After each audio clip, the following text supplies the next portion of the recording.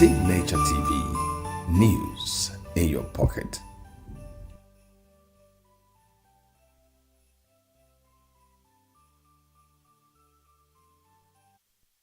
The ENUGU state government has pledged to support both public and private higher institutions in the state, particularly in advancing research and innovation aimed at solving Nigeria's development challenges.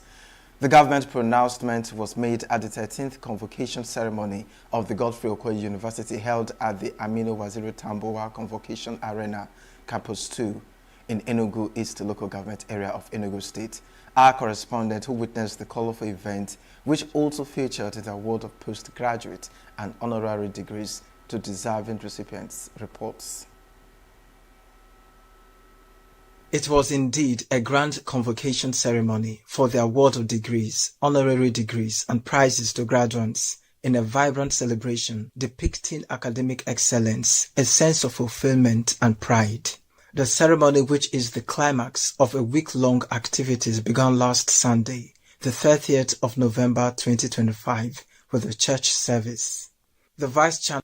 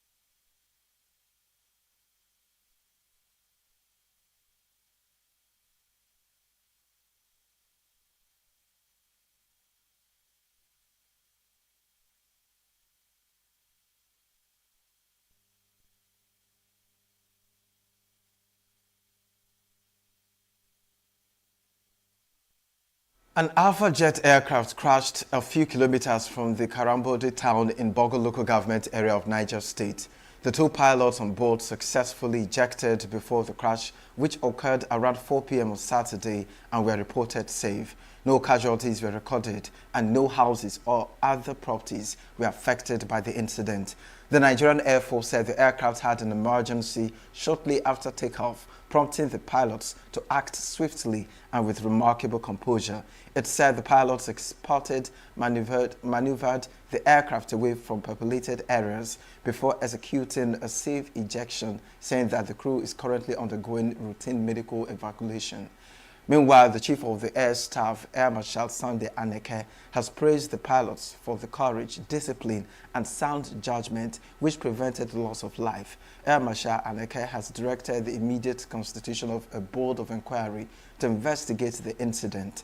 The Nigerian Air Force reassured Nigerians of its commitment to stringent safety standards and operational excellence, stating that it remained dedicated to safeguarding its personnel while protecting the lives and property of citizens in line with its constitutional mandate.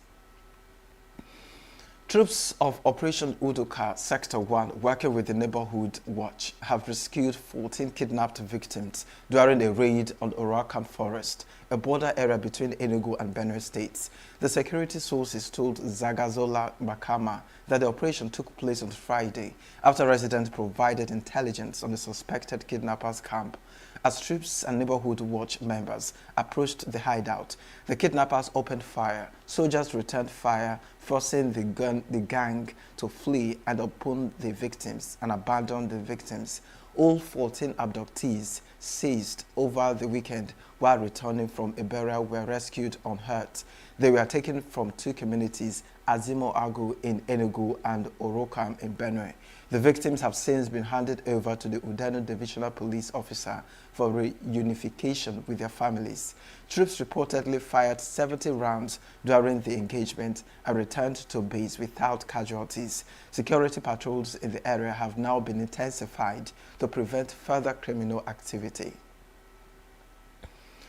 Operatives of the Benue State Police Command have arrested a suspected notorious armed bandit believed to be behind multiple attacks on security personnel in the state. Security analyst Zagazola Bakama reports that the suspect, identified as ENUGU Makwak from Kadoka in Nasarawa State, was apprehended around 8 p.m. on Friday at Barkoni Bak in Makodi after months of sustained surveillance.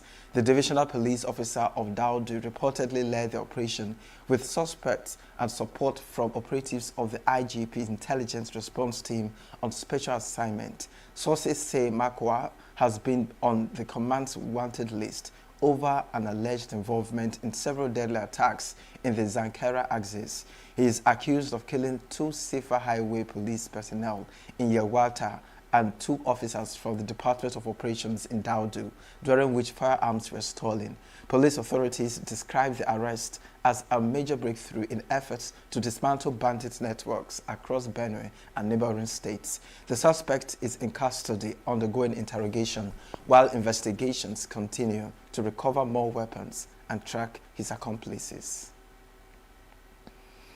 The Edo State Police Command has launched a manhunt for the assailants responsible for the killing of a police inspector during a routine stop and search operation. In a statement on Friday, the command's public relations officer Moses Yamu said all available intelligence and operational resources have been deployed to apprehend the perpetrators. Commissioner of Police Monday Agbonika urged the public to remain vigilant and report any sightings of a vehicle marching with a description to the nearest police station or through the command's emergency hotlines. The commissioner reassured the public that the command is working tirelessly to ensure the safety of all residents, especially during the Yuletide season. Borno State Police have confirmed that 4 children died in an explosion caused by an improvised explosive device, IED, in Banki Town, Bama local government area. Police Public Relations Officer ASP Kenneth Dasso said the blast occurred on Friday behind the Banki Motor Park in Wajari ward. According to the police, a 12-year-old boy, Mustafa Tija, was injured while playing with 4 friends in a makeshift structure behind the motor park. Mustafa was rushed to the clinic and is currently receiving treatment. The 4 children who died are Awana Mustafa, Malu Modu, Lawan Ibrahim, and Modu Abacha. Police have restored normalcy in the area and investigations are ongoing. The Commissioner of Police, Naziru Abdul Majid, urged the public to avoid handling unknown objects or to report suspicious items immediately. As Nigeria prepares to mark the 2025 International Anti-Corruption Day, the Independent Corrupt Practices and Other Related Offences Commission and Step Up Nigeria said the fight against corruption must now focus on strengthening institutions, empowering young people, and celebrating citizens who show courage to do the right thing. Correspondent Chimeze Nzedimma reports.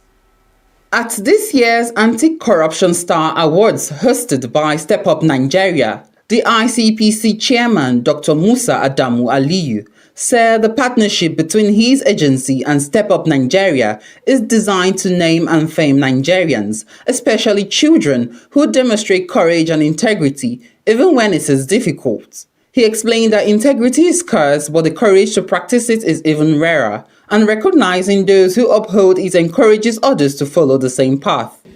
When you now see a set of people, children, teachers, adults generally, a community practicing, having the courage to practice integrity, then the recognition for such people is not misplaced, and it is an attempt to be able to engineer other people to do the same thing. And I think that is one major impact of this Star Award by Step Up Nigeria. We have been partnering with Step Up Nigeria in the last 6 years since the award started, and it's just that this year we have taken the partnership a little bit higher. I mean, offering the use of our auditorium for the event to show that yes, we really want to name and fame people that are doing the right thing. It's part of the strategy for anti-corruption crusade in Nigeria, naming and faming integrity practitioners. For Step Up Nigeria, the challenge is even deeper. The organization warns that weak systems, poor accountability, and declining societal values are enabling corruption to thrive. Director of Programs, Ferami, said corruption persists because institutions are not strong enough to resist pressure. Sanctions are weak and society increasingly rewards greed and unethical behavior. She added that young integrity champions often face bullying, isolation, or backlash for reporting wrongdoing, and schools must be equipped to protect them. At Step Up Nigeria, our goal is to work on the systems, society, and sanctions in a way we call social sanctions. And that is empowering people to know the difference between what is right and wrong and giving them the tools to choose what is right, but also to hold other people accountable who are doing the wrong thing, to correct them, but also being accountable to do the right things themselves. If we change what we believe and we change what we value, then we'll be able to continually choose to do the right thing. Some of our champions being bullied. We've had some champions who were taunted and had to change schools. We've had champions who have actually faced backlash for some of the things that they've done.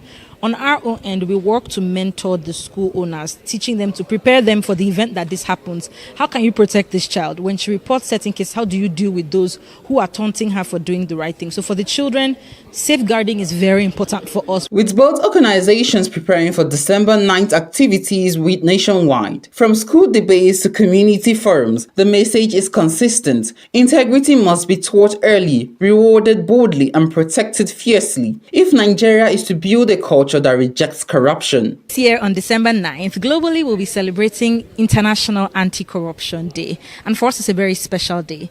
This year's theme is in uniting with youth, shaping tomorrow's integrity. And that means the future of integrity globally is with the youth. We have to prepare the next generation globally to withstand the pressures of corruption, give them the power to resist corruption and to choose integrity. On the 9th of December, there's going to be a high-level stakeholder summit, something like that, at the Yaradua Center in Abuja. For anti-corruption units in MDAs, ICPC will be gathering at specific places. NDIC here, the Consumer Protection Agency, FCCP. We will be gathering with our anti-corruption units for a commemorative panel discussion and lecture presentation, and there will be some media events too on the 9th of December. Whether through naming and faming honest citizens or empowering young voices to resist corruption, stakeholders say the 2025 Anti-Corruption Day is a reminder that a better Nigeria depends on the choices made today. In Abuja, Chimeze Zadima reporting for Signaturetv News. Edo State Governor Monday Okpebolo says the recent rise in abductions across the country is part of a political plot aimed at weakening the resolve of President Bola Tinubu.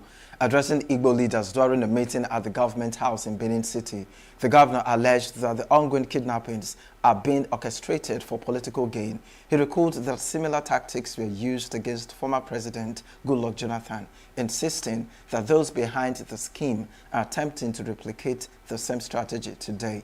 Governor Okpebolo cautioned that these incidents are not random acts of violence, but part of a deliberate political plan. He stressed that the intention is to create fear, undermine public confidence, and embarrass the presidency ahead of future elections. According to him, those responsible are hoping to weaken President Tinubu's administration, but he believes the strategy will fail. He said the kidnappings are being carried out to rattle the president and create the impression that he is losing control. He added that the masterminds used the same playbook against former President Jonathan, and it worked then. But this time, they understand their tactics and won't allow them to succeed. His remarks come as Nigeria faces renewed security concerns. In November, armed bandits attacked the Christ Apostolic Church in ENUGU, Kwara State, abducting worshippers and mid-service. Elsewhere in Kano State, gunmen believed to be bandits kidnapped 10 residents and in the community of Sanyawa local government area.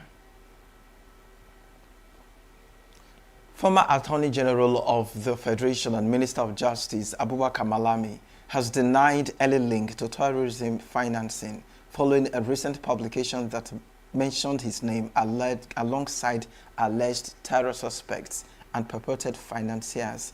In a statement posted on his Facebook official handle, on Friday, Malami described the allegations as unfounded and unfair, insisting he has never been investigated, interrogated, or charged by any security or intelligence agency within or outside Nigeria over terrorism financing or related offenses. He explained that the retired military officer cited in the report had clearly stated he was not accusing Malami or any individual of financing terrorism.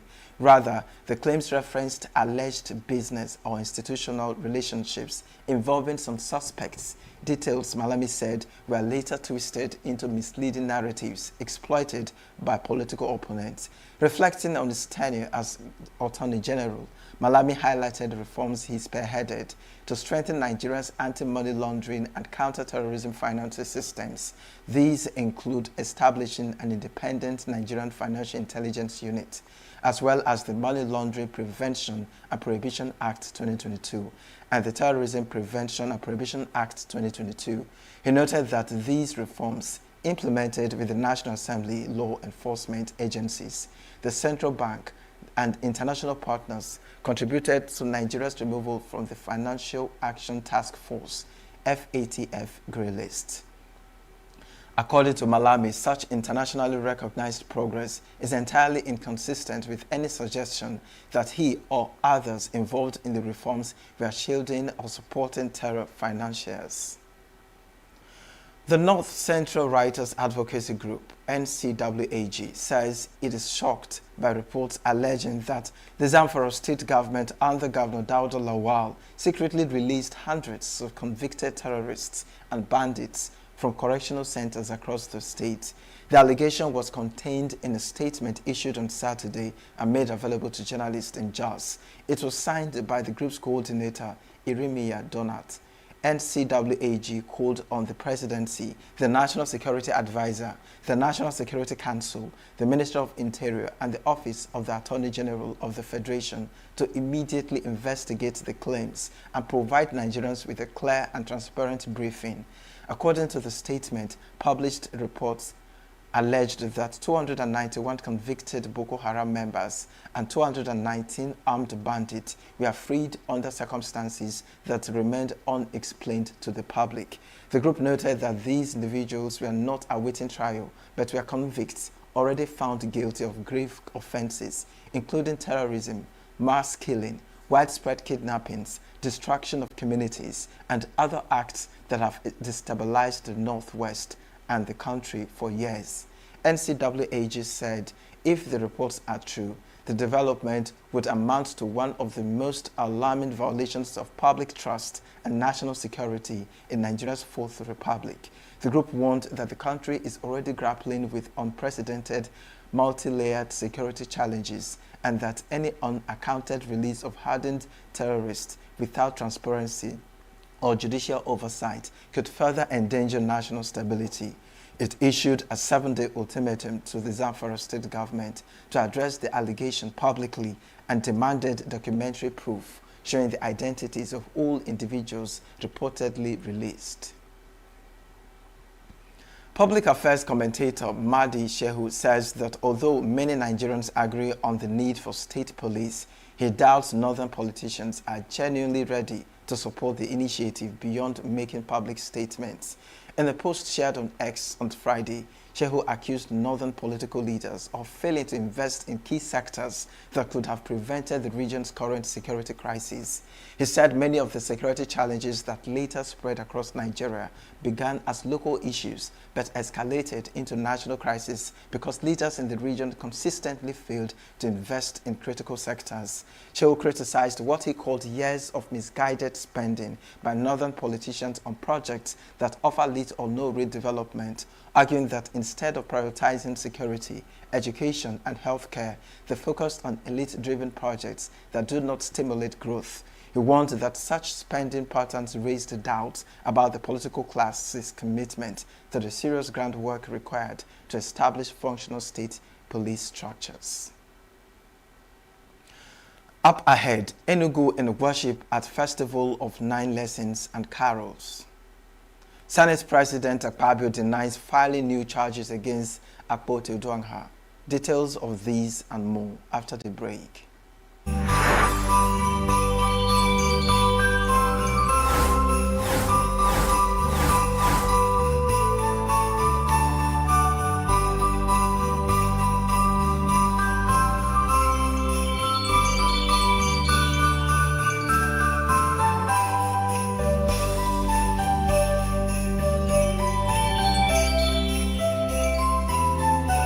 Signaturetv, news in your pocket. It was an evening of scripture, song and solemn reflection as worshippers gathered for the 2025 edition of the Festival of 9 Lessons and Carols. With the theme A Night of Comfort and Joy, the annual event brought together readers, choirs and instrumentalists in a rich blend of tradition and worship. Correspondent Princess Ken Ochoma captured the night of excitement, warmth and spirituality.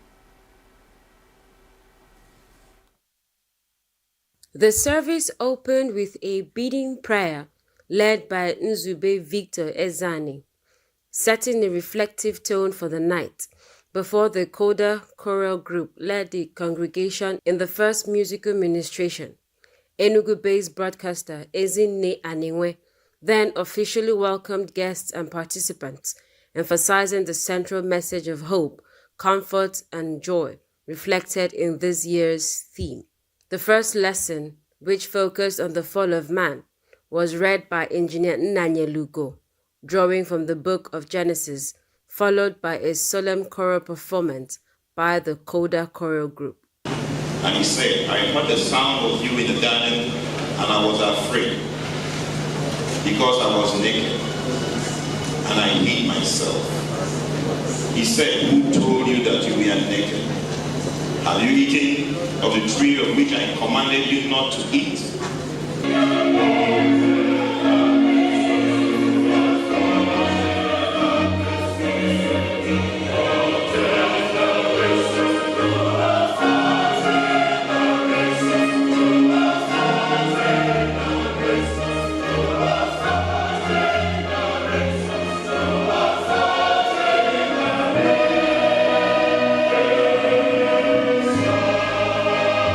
Then other lessons spiced with hymns and solo performances and congregational songs.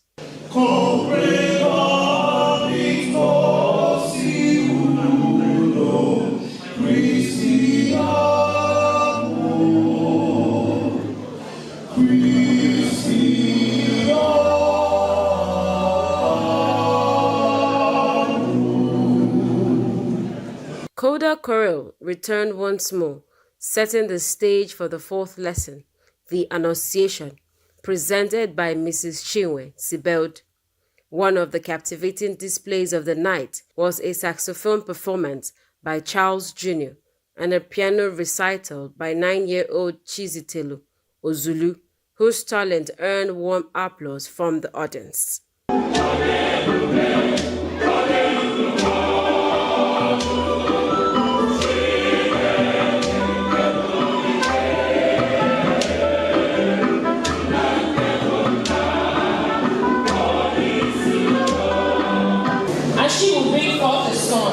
And you shall call his name Jesus, for he will save his people from their sins. So all this was done that it might be fulfilled, which was spoken by the Lord through the prophet, saying, Behold, the virgin shall be with child, and bear a son, and they shall call his name Emmanuel, which is translated, God is with us.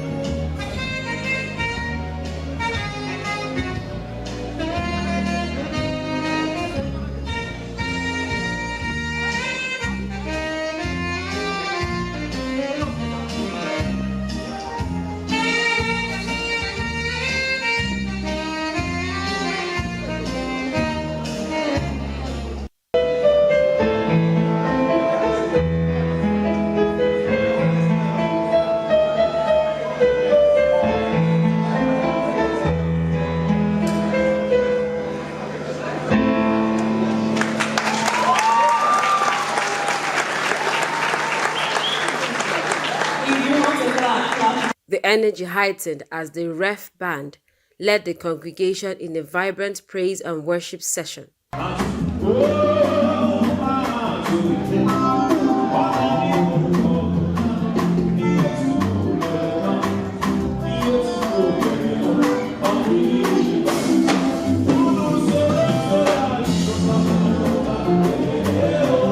The concluding Bible lessons were delivered by Ben Etiaba, Rob Anwatu, and Emeka Wandu, and ended with an uplifting rendition of Oh Happy Day. Today, in the town of David, a Savior has been born to you. He is the Messiah, the Lord. This will be the sign to you. You will find the baby wrapped in clothes and lying in a manger.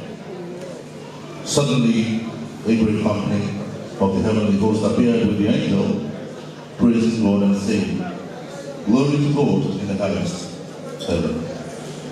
When they saw the star, they were overjoyed. On coming to the house, they saw the child with his mother Mary, and they bowed down and worshipped him. Then they opened their treasures and presented him with gifts of gold, frankincense and myrrh. And having been warned, this is the word of the Lord. Yes, to all who receive him, to those who believe in his name, he gave the right to become children of God. Children born not of natural descent, nor of human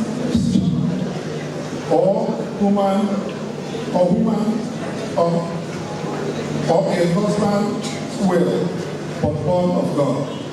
When Jesus born, when Jesus born, when Jesus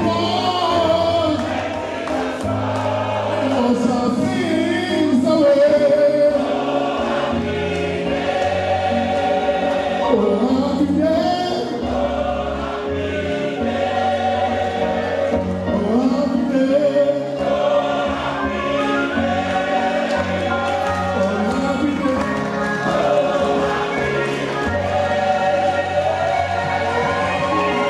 Coda Chorale then closed the musical experience with the 12 Days of Christmas, after which the director of Coda Chorale and Events delivered a brief appreciation speech to all who participated and contributed to the success of the program.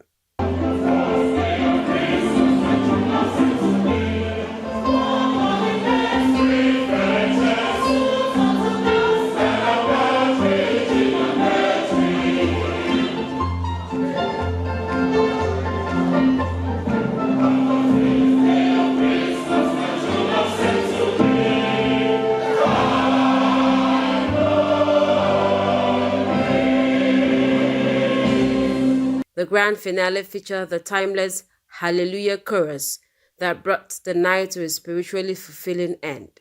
With its powerful blend of scripture, music, and tradition, the 5th Festival of 9 Lessons and Carols once again lived up to its purpose, offering a night of comfort, inspiration, and joy. An unforgettable experience that continues to unite hearts and strengthen faith. From ENUGU, Princess Ken Ochama, Signaturetv News. Akpoti Uduagha, Senator representing Kogi Central, said that Senate President Godswill Akpabio has filed a 200 billion naira defamation suit against her over sexual harassment allegations made against him. In a Facebook post on Friday, she noted that the suit was instituted at the Federal Capital Territory High Court in Abuja. The Kogi Senator attached the order of UP Kekemeke, the judge, directing that she should be served through substituted means through the clerk of the National Assembly. The order was issued on November 6, while the case is expected to commence on January 21st, 2026. Akpoti said the case will give her a chance to prove how she was sexually harassed and how her refusal to give in to his demands unleashed a series of unprovoked and unprecedented attacks on her. Meanwhile, Senate President Godswill Akpabio says he has not filed any new charges against Senator Natasha Akpoti Odoha, dismissing claims that he recently initiated a fresh 200 billion naira lawsuit. In a statement released on Saturday by Special Assistant on Media, Jackson Udom, Akpabio described the report as misleading and incorrect. Udom clarified that the defamation suit in question was filed over 3 months ago, not recently, as alleged by Senator Akpoti. According to the statement, progress on the case was briefly slowed by routine administrative and judicial processes. It added that court bailiffs made several unsuccessful attempts to personally serve Senator Natasha with the originating processes. Failures the statement attributes to her deliberate evasion of service as contained in an affidavit before the court. The court subsequently granted an order for substituted service in November. The Senate President maintained that legal matters should be resolved in courtrooms and not through what he described as orchestrated narratives or social media outrage. He said the online support Senator Natasha seeks cannot replace evidence, legal procedure, or judicial scrutiny. The statement further accused the senator of a pattern of using social media to delegitimize lawful processes, citing her previous 6-month suspension from the Senate, which she eventually served in full. Akpabio urged her to present whatever evidence she claims to have before a competent court, rather than relying on sensational commentary aimed at attracting sympathy. He advised her to properly brief her lawyers, file her defense, and respond to the lawsuit through due legal process. The federal government is calling for strong pan-African cooperation to tackle the continent's rising cancer burden, warning that cancer now kills more than Africans each year than HIV, AIDS, malaria, and tuberculosis combined. Minister of State for Health, Dr. Isaac Salako, made the call at the African Oncology Collaboration and Innovation Forum in Luxor, Egypt.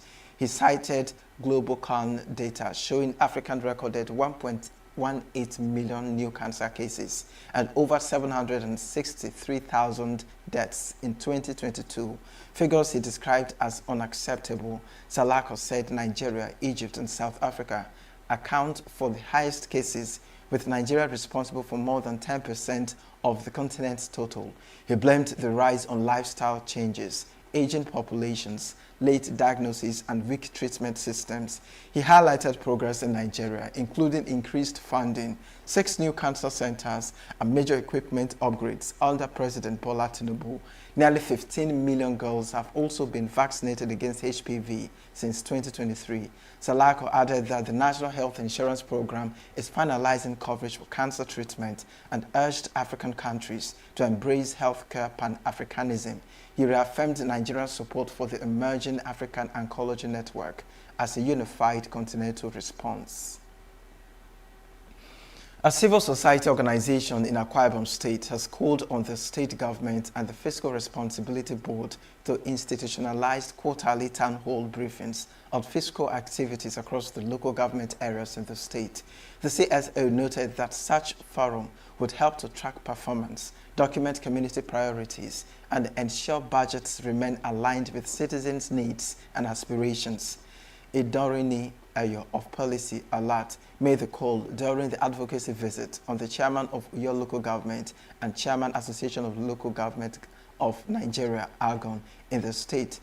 He actually mentioned that the UDO at the local government secretariat Oyo, that the visit was part of the project tagged Prioritizing Communities, Enhancing Transparency and Accountability in Local Government Administration, implemented by Policy Alert with support from the Nigerian Youth Futures Fund, NYFF. Ayo stated that public participation in the budget process is not just a legal requirement, but a democratic tool that strengthens trust, ensures accountability, and guarantees that public spending truly reflects community priorities. Responding, the AGON chairman stated that his administration has been passionate in open governance, noting that since the inception of his administration, he has been having budget briefing, town hall meetings for needs assessment of various communities. On sustaining the town hall briefings, even when he leaves office, the chairman promised to meet with the legislature on how to make a bylaw that would institutionalize it.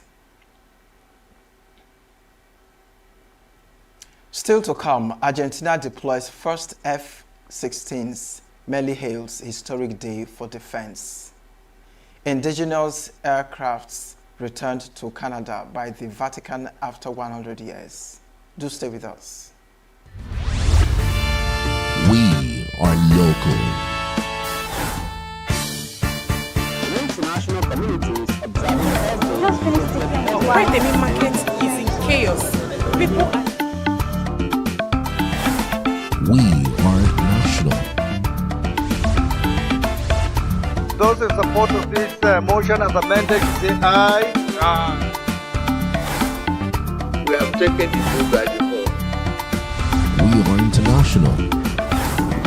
Israeli airstrikes. Donald Trump left us the worst unemployment.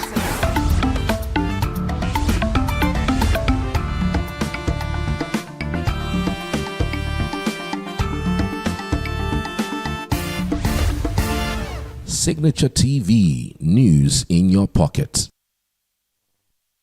U.S. troops were seen coming ashore in Ponce, Puerto Rico on Saturday amidst a U.S. military buildup in the Caribbean. The ongoing buildup comes after months of U.S. pressure on Venezuela, including strikes against alleged drug smuggling boats, threat of military action, and the designation of cartel, the Lost Souls, as a foreign terrorist group. On Saturday, U.S. troops, soldiers, as well as military equipment that a reporter saw disembarking from a U.S. military vessel were filmed in Ponce.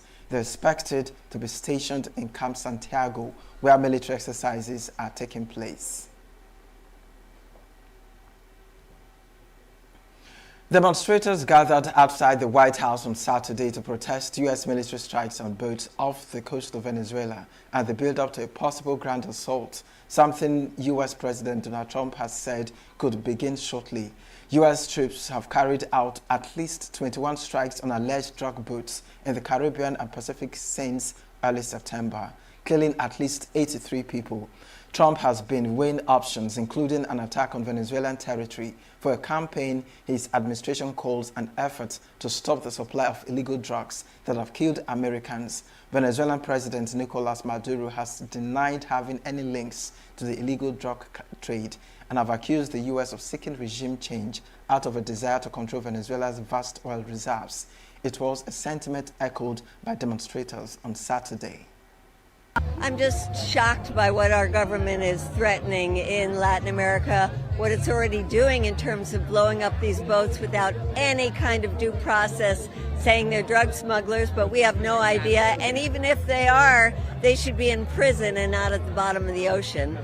This administration, the U.S. government is no stranger to waging wars to seize the natural resources of other countries. We saw it in Iraq, we saw it in Afghanistan, we see it today with this war they're trying to push in Venezuela, and they've been very honest about the fact that what they're after is Venezuela's oil resources. They have the largest oil reserves on the planet.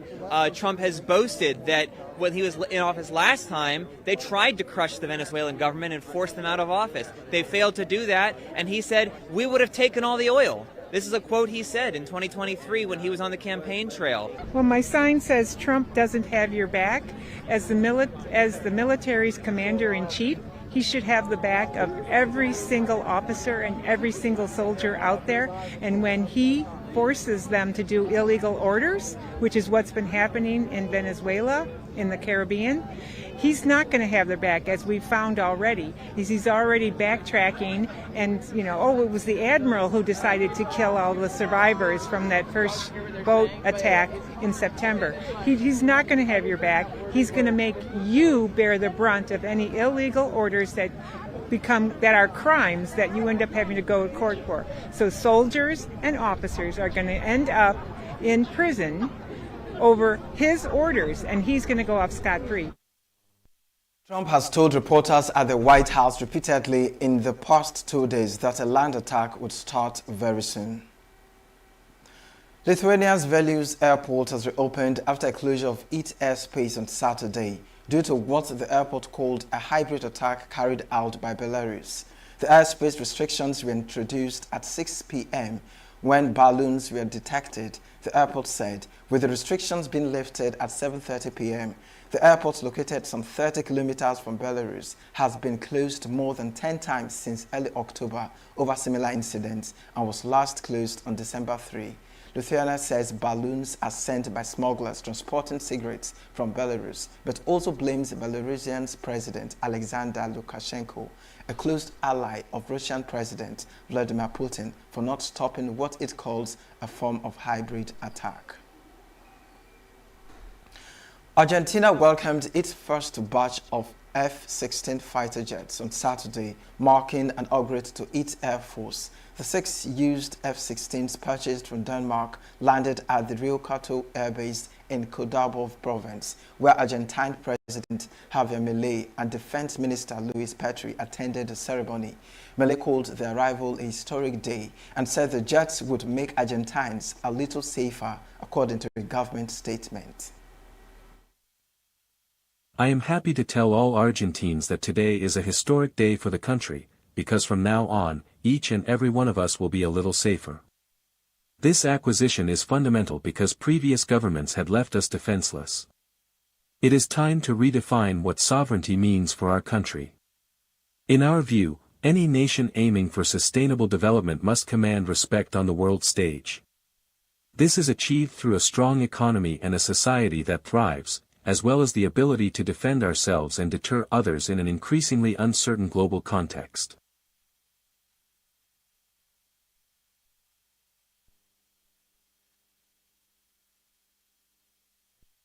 $300 million deal, which could rise to over $900 million, including armaments, is Argentina's largest military aircraft acquisition in decades. The country had lacked modern combat jets since retiring its Mirage 3 fleet in 2015, following years of underinvestment and losses during the 1982 Falklands War. Argentina chose the F-16 over China's JF-17, reflecting Milei's closer ties with the U.S. and a renewed focus on defense. The jets, though older models, represent a significant improvement over Argentina's aging aircraft and align with Milei's push to modernize the armed forces. The purchase comes as Latin American nations cautiously expand their military capabilities, with Chile and Venezuela already operating F-16s and Brazil and Colombia investing in advanced fighters. Some 62 artifacts connected to the indigenous peoples of Canada that had been in the Vatican's possession for a century arrived at Mount Read's airport on Saturday. A group of First Nation leaders were on hand to greet the Air Canada plane returning the artifacts, which included a rare century-old Inuit kayak. Pope Leo gifted the object to the Canadian Conference of Catholic Bishops, CCCB, following a meeting earlier this year with their representatives. In November, the CCCB said it will proceed as soon as possible to transfer the artifact to the National Indigenous Organization, NIOs, in which it said will ensure the artifacts are reunited with their communities of region.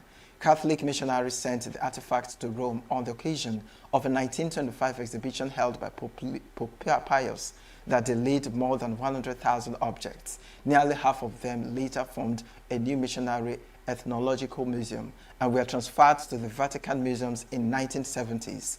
In 2022, the late Pope Francis issued a historic apology to Canada's indigenous peoples ahead of his visit to the country for the Catholic Church's role in residential schools, where many children suffered abuse and were buried in unmarked graves. 4 people were arrested at the Tower of London on Saturday after food was thrown at a display case containing the Imperial State Crown Police said. A group called Take Back Power, which describes itself as a civil resistance group, posted footage of the incident in the British capital on social media, saying 2 of its members had smothered and displayed case with apple crumbled and custard. London police said in a statement that 4 protesters were detained following the report of criminal damage to the display case shortly before. The Imperial State Crown is worn by King Charles on some official occasions, such as the state opening of Parliament. He also wore it on his return to Buckingham Palace after his coronation in Westminster Abbey in 2023. There was no immediate comment from the historic royal palaces, which manages the 1,000-year-old fortress. Take Back Power said its protest was to highlight its demand for the government to tax the super-rich. Israeli protesters gathered on Saturday in Tel Aviv to demand the Israeli government appoint a committee to initiate a state inquiry on the events of October 7.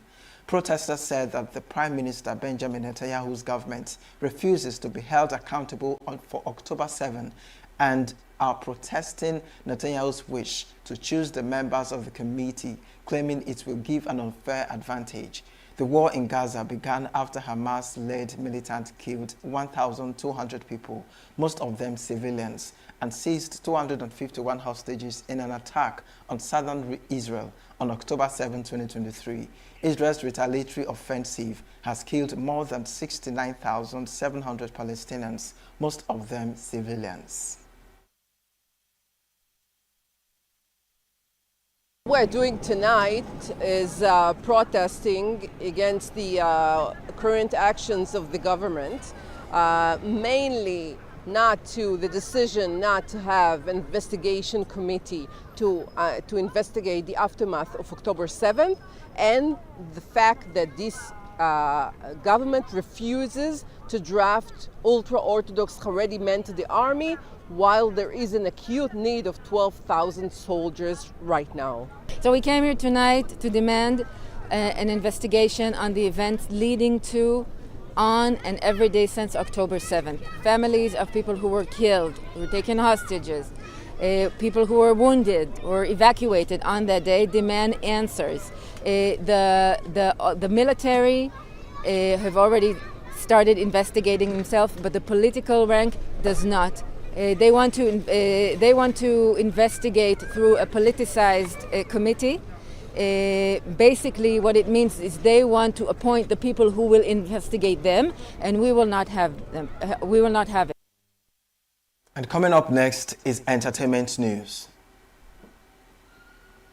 On Friday night, Grammy Award-winning artist Damini Ebunoluwa Ogulu, popularly known as Burna Boy, electrified a packed 20,000-capacity venue with pyrotechnics, vibrant flags, and relentless energy as part of his No Sign of Weakness World Tour. The explosive performance came on the heels of another sold-out show, effectively silencing earlier doubts surrounding ticket sales following previous cancellations. Fans erupted in celebration, chanting throughout the night as Burna Boy commanded the stadium with trademark confidence. One enthusiastic concertgoer summed up the mood, declaring, "You can't cancel greatness." Social media critics Very Dark Man has admitted that he initiated the call that led to the arrest of activist Harrison Gwamnishu, who is currently in police custody in Benin, Edo State. Speaking in a Facebook video on Friday, he confirmed that Gwamnishu was picked up on Thursday night, adding that he personally contacted the police after receiving reports about an incident involving Gwamnishu in Auchi. According to him, he was disappointed by the details he gathered and had urged some persons not to publicize the matter online. However, a video later surfaced on social media, prompting him to challenge those involved. He said one of the individuals who posted the video claimed he did so to clear his name after being accused of having ties to the case. Very Dark Man, who faulted Gwamnishu's response video, describing it as gaslighting and an attempt to manipulate public sentiment despite knowing the facts of the situation. He added that the police had instructed those present not to record, but one person still managed to capture a clip showing Gwamnishu returning money connected to the case. He stated that Gwamnishu's truck is currently at the police station in Edo State. The influencer dismissed suggestions that he acted out of jealousy, saying he only intervened because he believed the truth needed to be upheld. He expressed hope that once Gwamnishu is released, he will publicly say the truth about the incident, warning that he may be forced to reveal more details if that does not happen. Nigerian music legend Innocent Idibia, popularly known as Baba, has accused members of his family of repeatedly interfering in his personal life, alleging that their actions contributed to the collapse of his marriage to Annie Idibia. The singer added that family members are now endangering his relationship with Natasha. In an emotional video shared online, the award-winning singer said the situation has escalated beyond normal family disputes, claiming that Natasha is now receiving death threats as a result of the ongoing crisis. According to him, his family destroyed his marriage with actress Annie Idibia through constant interference, false narratives, and internal conflicts. He warned that the same pattern of behavior was now being repeated, this time against his current partner, Natasha. Baba stressed that he is mentally sound, not in danger, and capable of making decisions about his own life, dismissing what he described as attempts to portray him as unstable. He expressed deep frustration that those claiming to save him are instead causing severe emotional harm, endangering Natasha, and escalating the situation to a dangerous level. The singer appealed to the public and especially to his family to stop the harassment, stop spreading unverified stories, and allow him to live peacefully. He added that he plans to reveal more details in the coming days, but could no longer remain silent as the situation spirals out of control. Nigerian Afrobeat singer Ayodeji Balogun, popularly known as Wizkid, has taunted his colleague Davido after his album Morayo emerged as Apple Music's most streamed album of 2025 in sub-Saharan Africa. Morayo beats Davido's 5, which ranks at number 2 on the list. Before the release of his project, Davido had boasted that his album would overshadow those released before it. Many believed it was a shade at Wizkid, who had released an album during the same period. Davido boasted in pidgin, saying, "Album go swallow album." Following Morayo's emergence as the number 1 sub-Saharan African album of the year on Apple Music ahead of Davido's, Wizkid appeared to have shaded Davido in a recent tweet, referencing the earlier boost. Wizkid wrote in pidgin saying, "Dem say album go swallow album. Dem dey ground they smell now." His tweet has been interpreted by many as he directs shades at Davido, with some fans fearing it could reignite their social media rivalry. However, Davido has yet to respond. And that's the entertainment news. Queenette Mokunta's Signature TV News. And that's the news this hour. I am Christopher Lele. Thank you for watching.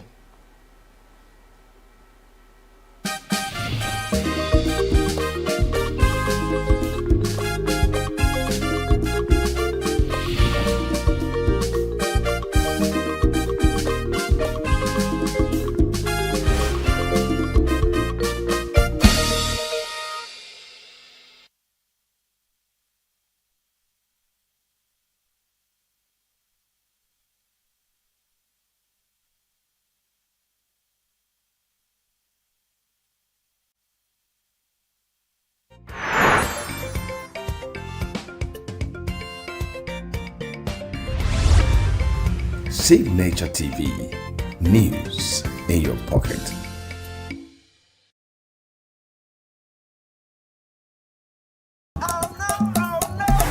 This is Diaspora 5, where we spotlight bold voices and African excellence across Europe and America. Big wins, big vibes, fired every week, just for you. Across Europe and America, a vibrant story is unfolding. From the boardrooms to the dance floors, from red carpet premieres to cultural festivals, Nigerians and Africans in the diaspora are making waves. I am Dike Udechime. Join me as we highlight the voices and victories of Africans living in the diaspora. Welcome to Diaspora 5, where home meets the world.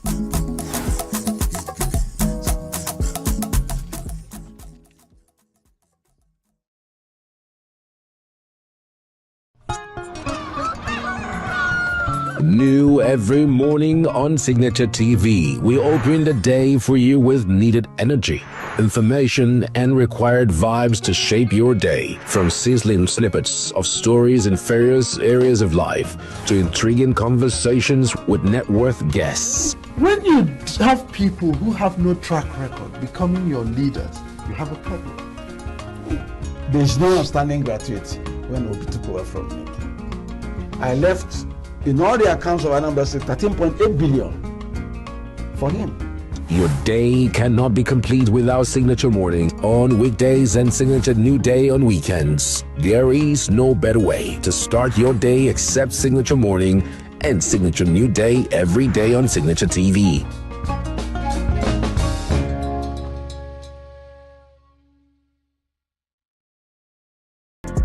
Get plugged into the heartbeat of entertainment on The Hub, your ultimate show on eVibes.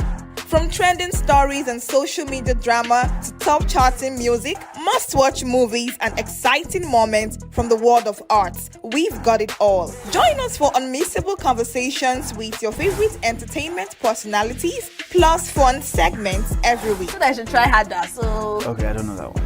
Outfit of the day. Oh, I don't do that. That's some Gen Z stuff. Oh, now you say it's a Gen Z stuff. It's everything you love about entertainment, served fresh every week at 1 p.m.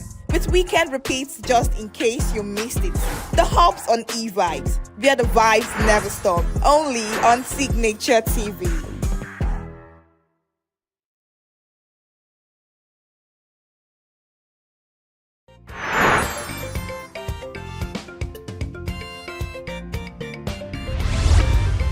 Signature TV. News in your pocket.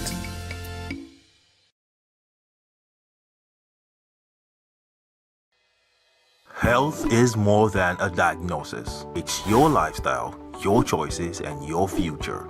Join us on Inside Health, your weekly deep dive into the stories, science, and solutions shaping your well-being. From expert interviews to real-life journeys of healing and hope, we cover it all. One of the complications of cancer management or treatment is they have some of them at one point in time, you see them having anemia.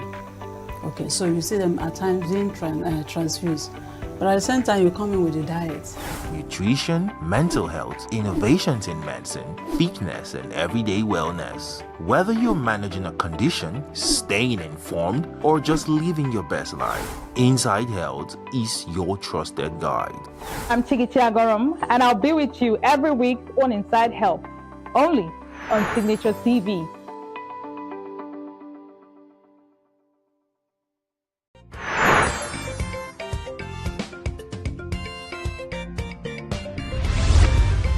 Signature TV. News in your pocket.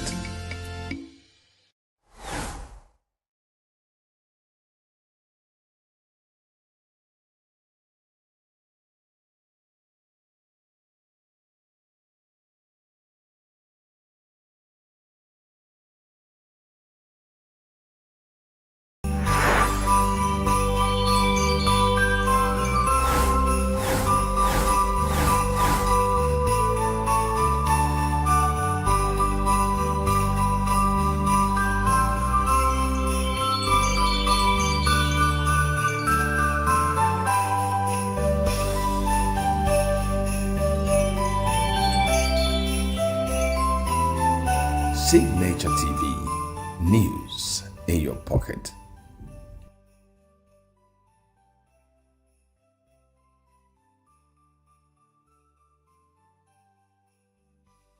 Every second, every minute, every day, news is breaking.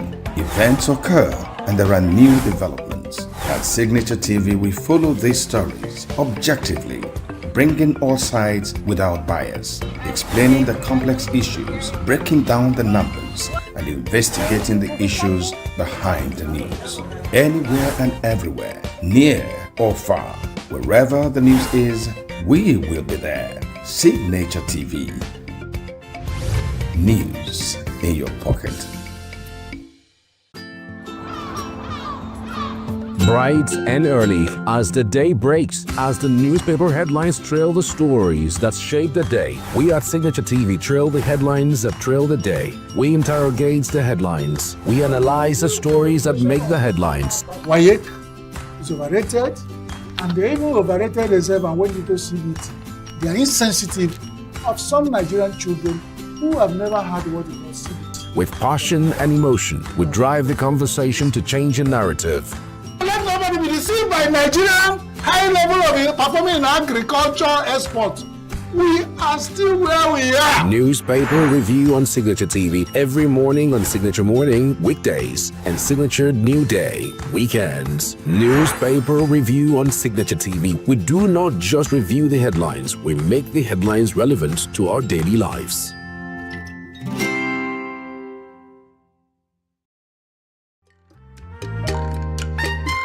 The way we see the world shapes the way we change it. Gender isn't just a checkbox, it's a lens, one that helps us understand the world more deeply and act more fairly. Gender Perspectives, a program for those ready to see more, do more, and be more. Designed to challenge assumptions, ignite conversations, and build inclusive solutions across every sector of society. We are not, fighting the men. We are not saying we are equal in terms of rights. We're only asking they should recognize our existence. Join us on Gender Perspectives, showing every Saturday by 4 p.m. Repeat every Wednesdays by 5 p.m. and Thursdays by 3 p.m. Change begins with perspective. Let's widen yours.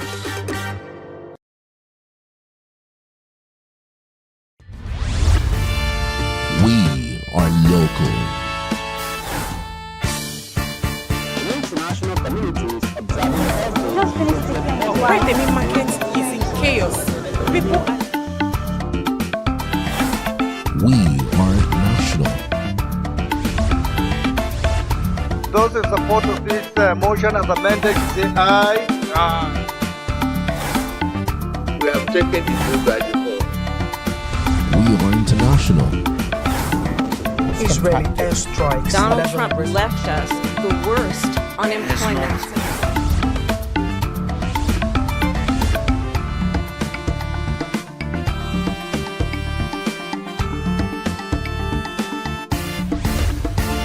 Signature TV.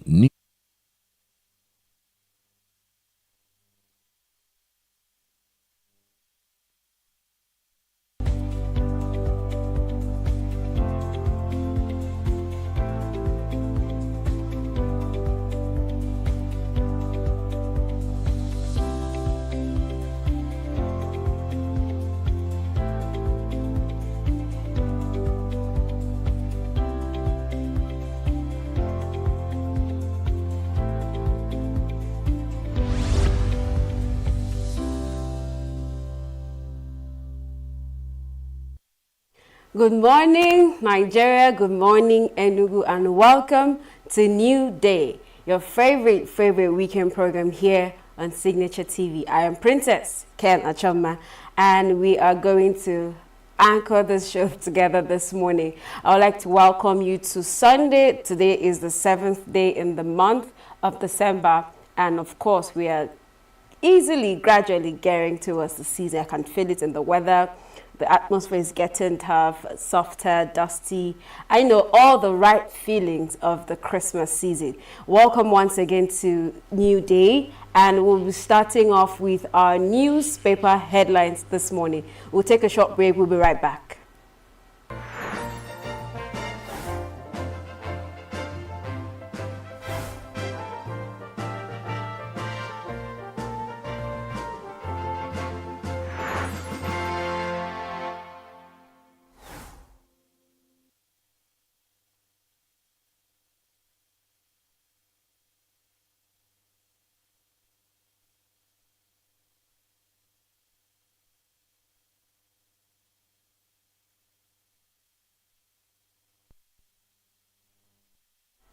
All right, we're starting off our newspaper headlines this morning with the Sunday Sun.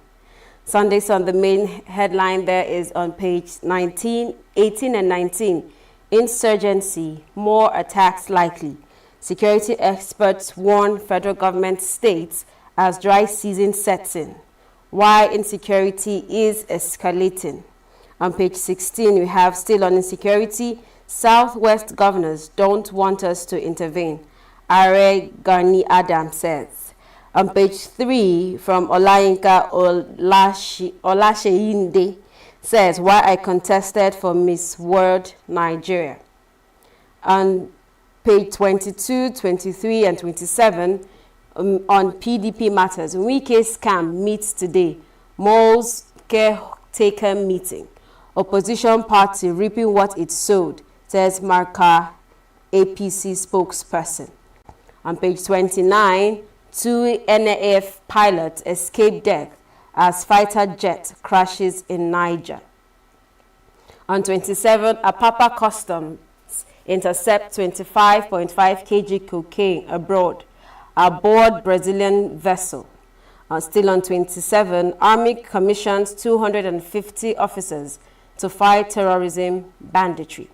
On page 26, APC governors back federal government security reforms, reaffirm support for Tinubu.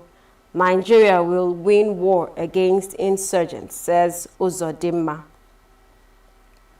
Okay, and moving on to the next newspaper this morning is, okay, hold on a minute. We have the Vanguard. Our main headline is a special birthday tribute message to Reverend Dr. Chris Oyakhilome. And then on page 12, South moved against northern bandits. Governors order enhanced security at the borders.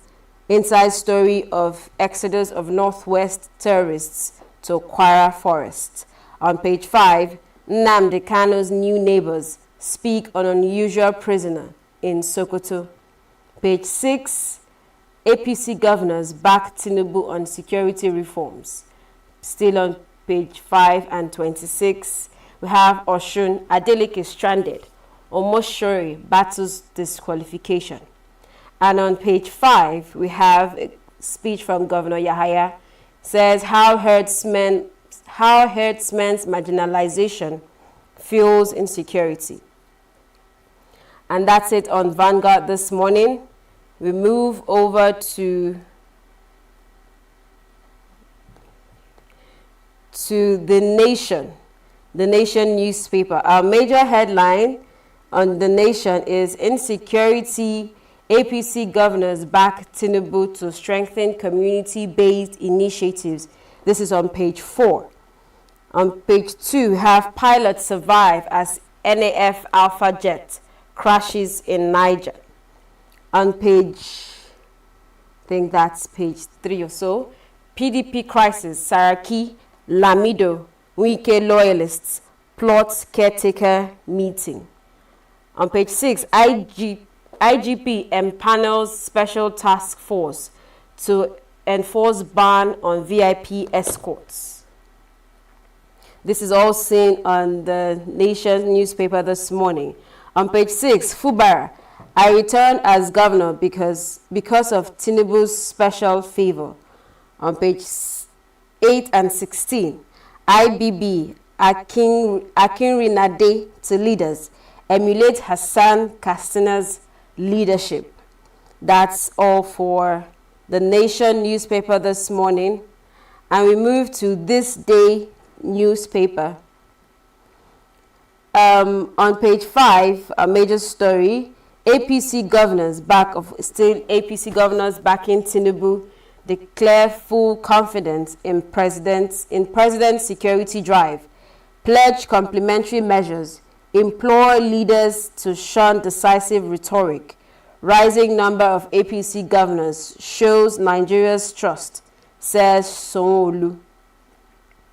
On page 5 of This Day, OPEC oil output slips in November amid Nigeria's production decline at $63.75 per barrel. Brent crude climbs to 2-week high. All right, on page 5, CAC announces January clampdown on unregistered POS operators to curb fraud. On page 60, amid rising insecurity, Babangida calls for northern reawakening. On page 60 still, Oshun 2026 cracks in APC as Omo Omishori. Others, false disqualification, blame Oyetola. Describe screening a huge joke. Then we'll move to the Guardian Weekend. Major headline, it's an interview on page 18. Igbos and their trouble with Nigeria. Ex-Defense Minister Aguiyi-Ironsi speaks. On page 3, Supreme Court strikes out Osun's suit on withdraw local government funds. On page 36, allegation of land grabbing is handiwork of mischief makers, says Obumawe. On page 35, Dangote assures of stable fuel supply ahead of Christmas. Our target is to become world's largest refinery by 2028. On page 3, courts remands 4 foreigners over alleged kidnapping, hostage taking in Ogun. That's on page 3. On page 2, insecurity, Gani Adams, Rivers Monarch, others, canvass stakeholders' collaboration to end menace. On page 2 still, Wike justifies defection of Rivers Speaker, 15 lawmakers to APC, says PDP fully functionalized. On page 4, it's a tribute, sunset at noon for scholar, mentor, bridge builder, Shion Oyewesho.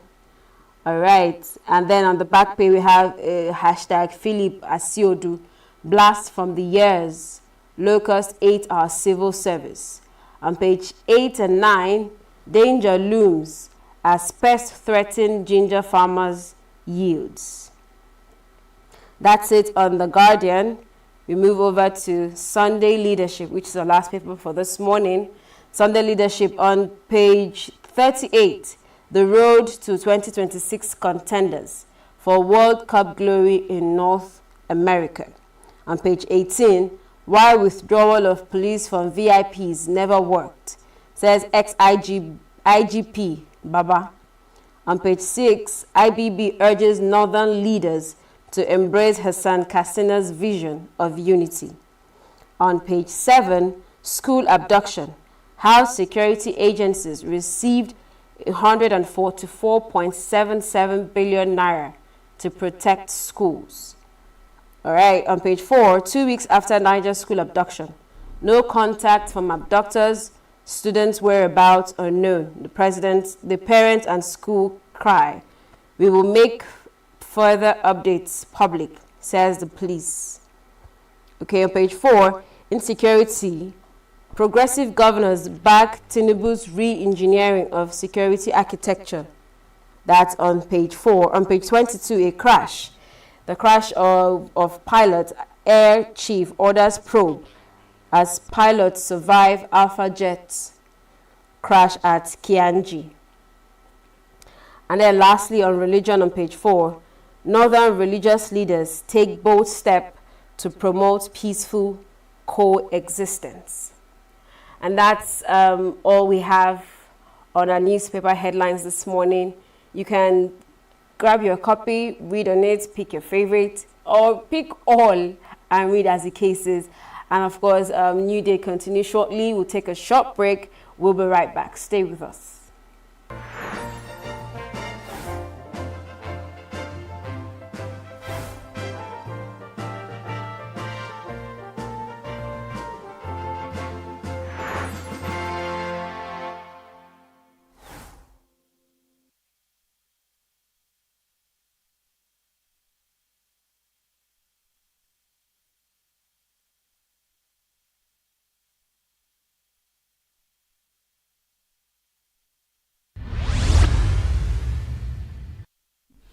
When we had opportunity of participating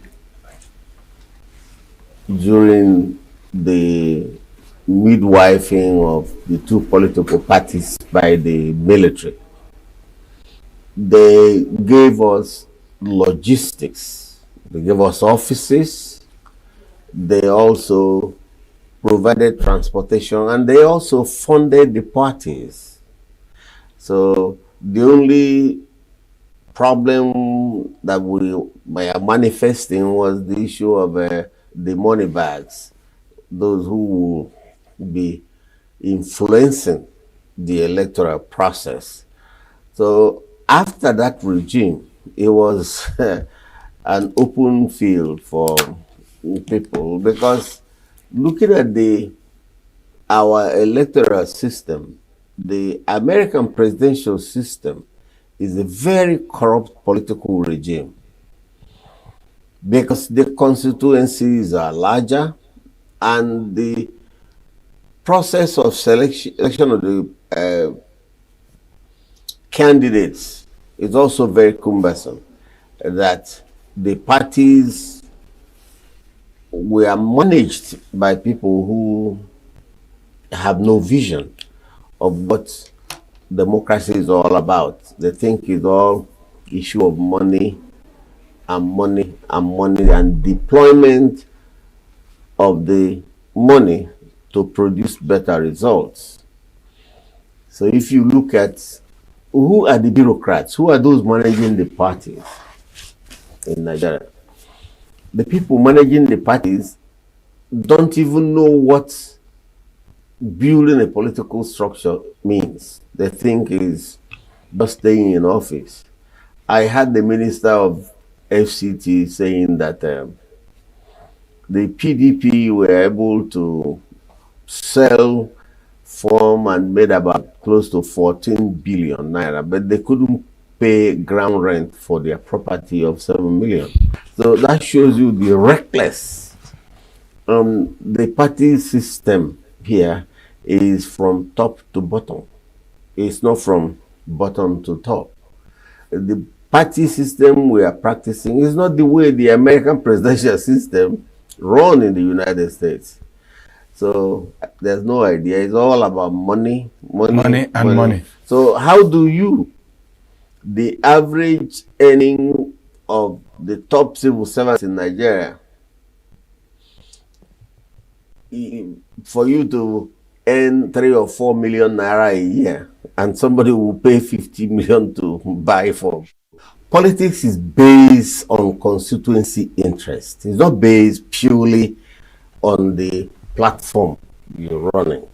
That will also have some tribute to your success. Let us look at the 3 candidates. 1, where do they come from in Anambra State? Soludo comes from Isuofia. He has only 1 ward in his political parish. The Okachukwu, his constituency, has about 2 wards coming from the neighboring town in Nnewi. So then the man from Nnewi, who is Dr. Moralo, has close to 20 wards in his primary constituency. Then look at the local government distribution. Soludo comes from Old Agwata, which are 3 local governments. Moralo and Okachukwu, Dr. Okachukwu, are sharing 4 local governments within themselves. Now, Anambra is a place where most of the politicians have no constituency. You have to have a constituency. Where do you think your votes will come from? Is it the youth? Is it the intellectual group? Is it the working class? Is it those who you feel that can do mobilization? Soludo is a governor in Anambra State with less than 115,000 votes, where the registration is about 1.8 million.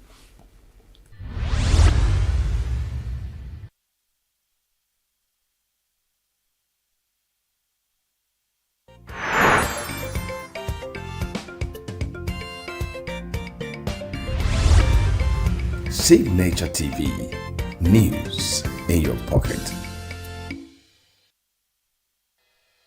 Health is more than a diagnosis. It's your lifestyle, your choices, and your future. Join us on Inside Health, your weekly deep dive into the stories, science, and solutions shaping your well-being. From expert interviews to real-life journeys of healing and hope, we cover it all. One of the complications of cancer management or treatment is they have some of them at one point in time, you see them having anemia. Okay, so you see them at times being transfused. But at the same time, you come in with a diet. Nutrition, mental health, innovations in medicine, fitness, and everyday wellness. Whether you're managing a condition, staying informed, or just living your best life, Inside Health is your trusted guide. I'm Signaturetv, and I'll be with you every week on Inside Health, only on Signaturetv.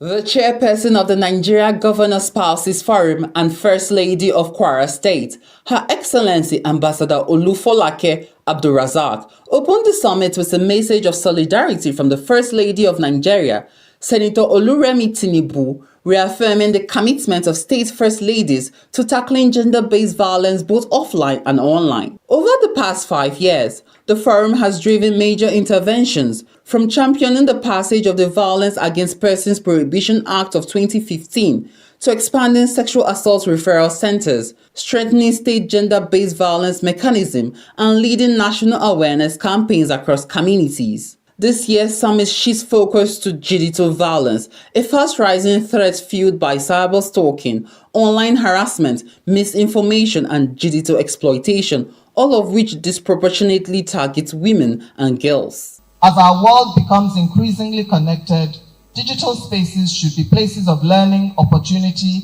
creativity, and empowerment, not platforms for intimidation or harm.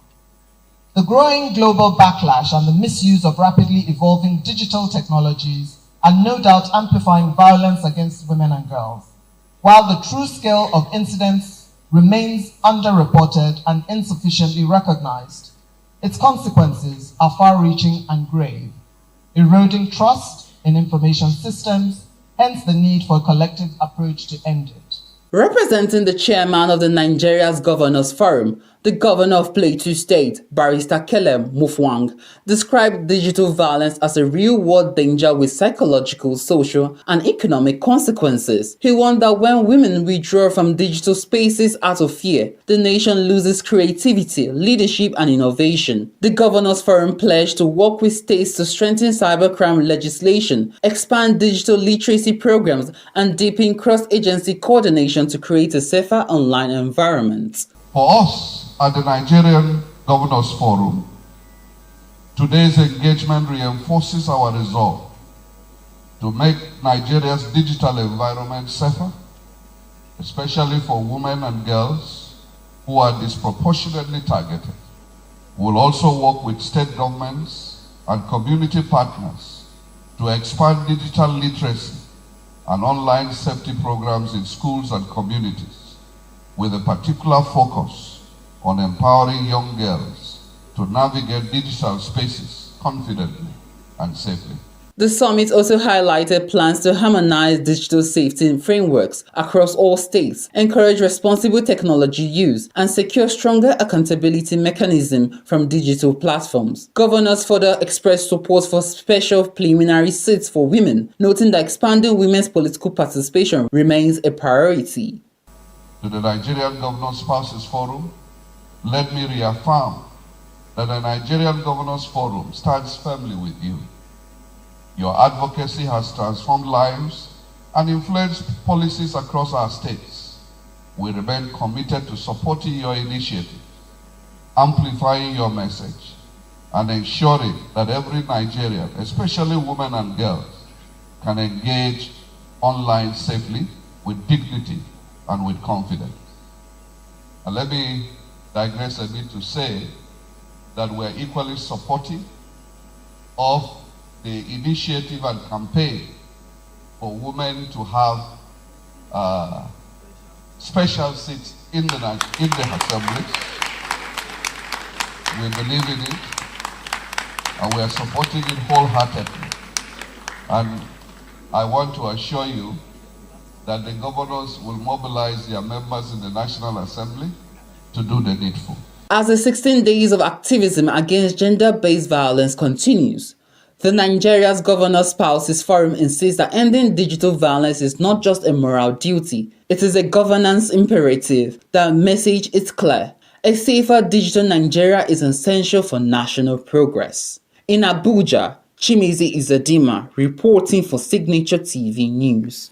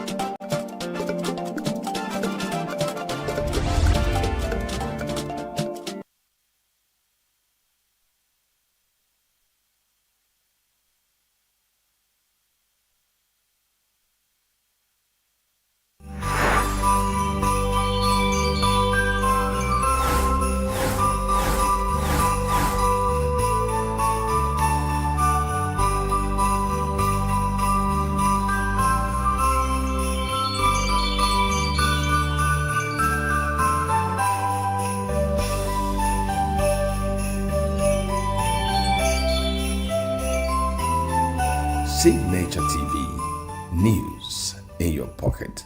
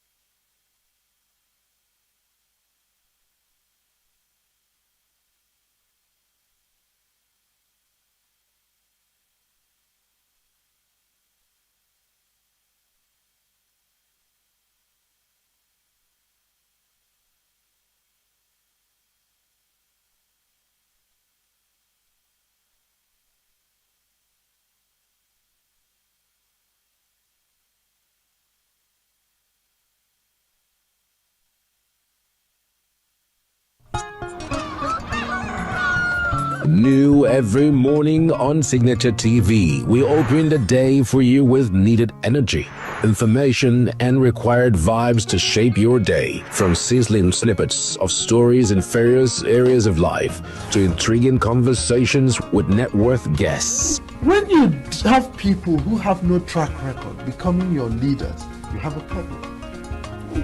There's no outstanding gratuity when Obi took over from me. I left in all the accounts of Anambra State 13.8 billion for him. Your day cannot be complete without Signature Mornings on weekdays and Signature New Day on weekends. There is no better way to start your day except Signature Morning and Signature New Day every day on Signature TV.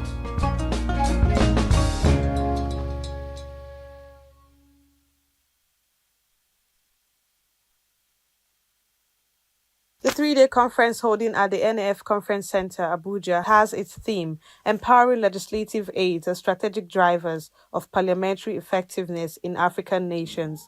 Those attending the conference include lawmakers, parliamentary aides, diplomats, and governance experts across Africa.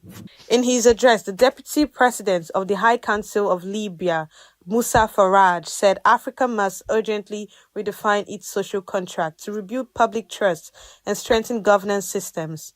Faraj noted that many African nations continue to grapple with weak institutions, limited civic participation, and declining public confidence, insisting that meaningful legislative reforms remain the most sustainable pathway to democratic stability. Delivering the keynote address, the Speaker of the Transitional National Legislative Assembly of South Sudan, Gemma Nunu Kumba, underscored the indispensable role of legislative aids in strengthening African parliaments. Kumba, who delivered the goodwill message of the President of South Sudan, Salva Kiir, described legislative aids as the quiet custodians of democracy. The aids, he said, preserves institutional memory, guide debates, draft reports, and support parliamentary oversight. She stressed the need for urgent digitalization of parliaments across the continent. Digital governance libraries, research workshops, innovative platforms, and peer-to-peer knowledge exchange, such as those planned for this conference, are essential for preparing Africa parliaments for the future. The continent is moving towards digital records. The artificial intelligence assisted research tools cloud-based committee systems, improved legislative monitoring, and data-driven oversight. For parliaments to keep pace with this advancement, we must equip our legislative aids with the skills, technology, and resources required for efficiently work efficiently in a rapidly changing governance. Every minute, every day, news is breaking, events occur.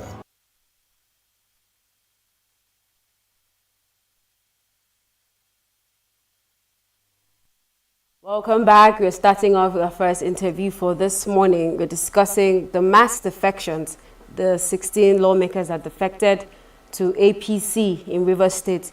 We're discussing these mass defections in the Rivers State House of Assembly and the political implications. And my guest this morning, he's a legal practitioner, Barrister Asim Adams. Good morning, Barrister. Good morning to you, Princess. Good morning, Nigerians. All right, thank you for joining. Now I'm starting off. What would you say led to this mass defection of these lawmakers in Rivers State? You see, what led to the mass defection of lawmakers in Rivers State is as a result of untoward political engineering, and a situation where it is very clear that politics in Nigeria is prescriptive and at the same time transactional. In politics, it is defined as there is no permanent enemy or no permanent friend, but permanent interest. So when you see defection of this nature occurring, it is as a result of the permanent interest that they have.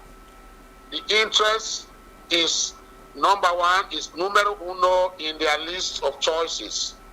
So that is why you find out that the defection will take place to cocoon their interest, political interest, that they will get better, feathers on their nest, as the case may be. Now, the second one is that PDP as a political party is a disgrace. I must say with due respect, PDP should not see itself as a political party. PDP has become a nest of gangsters and mobsters. That is not how a political party should operate. It tells you that the amalgam of people in PDP before were welfarers. They were not men of ideology, but they were men that were transactional in nature, as the case may be. PDP as a party is dead. I keep saying it. I've said it before now, and I'll still repeat, that PDP as a political party is dead. That is why you see this mass defection, out of PDP, in droves, as the case may be.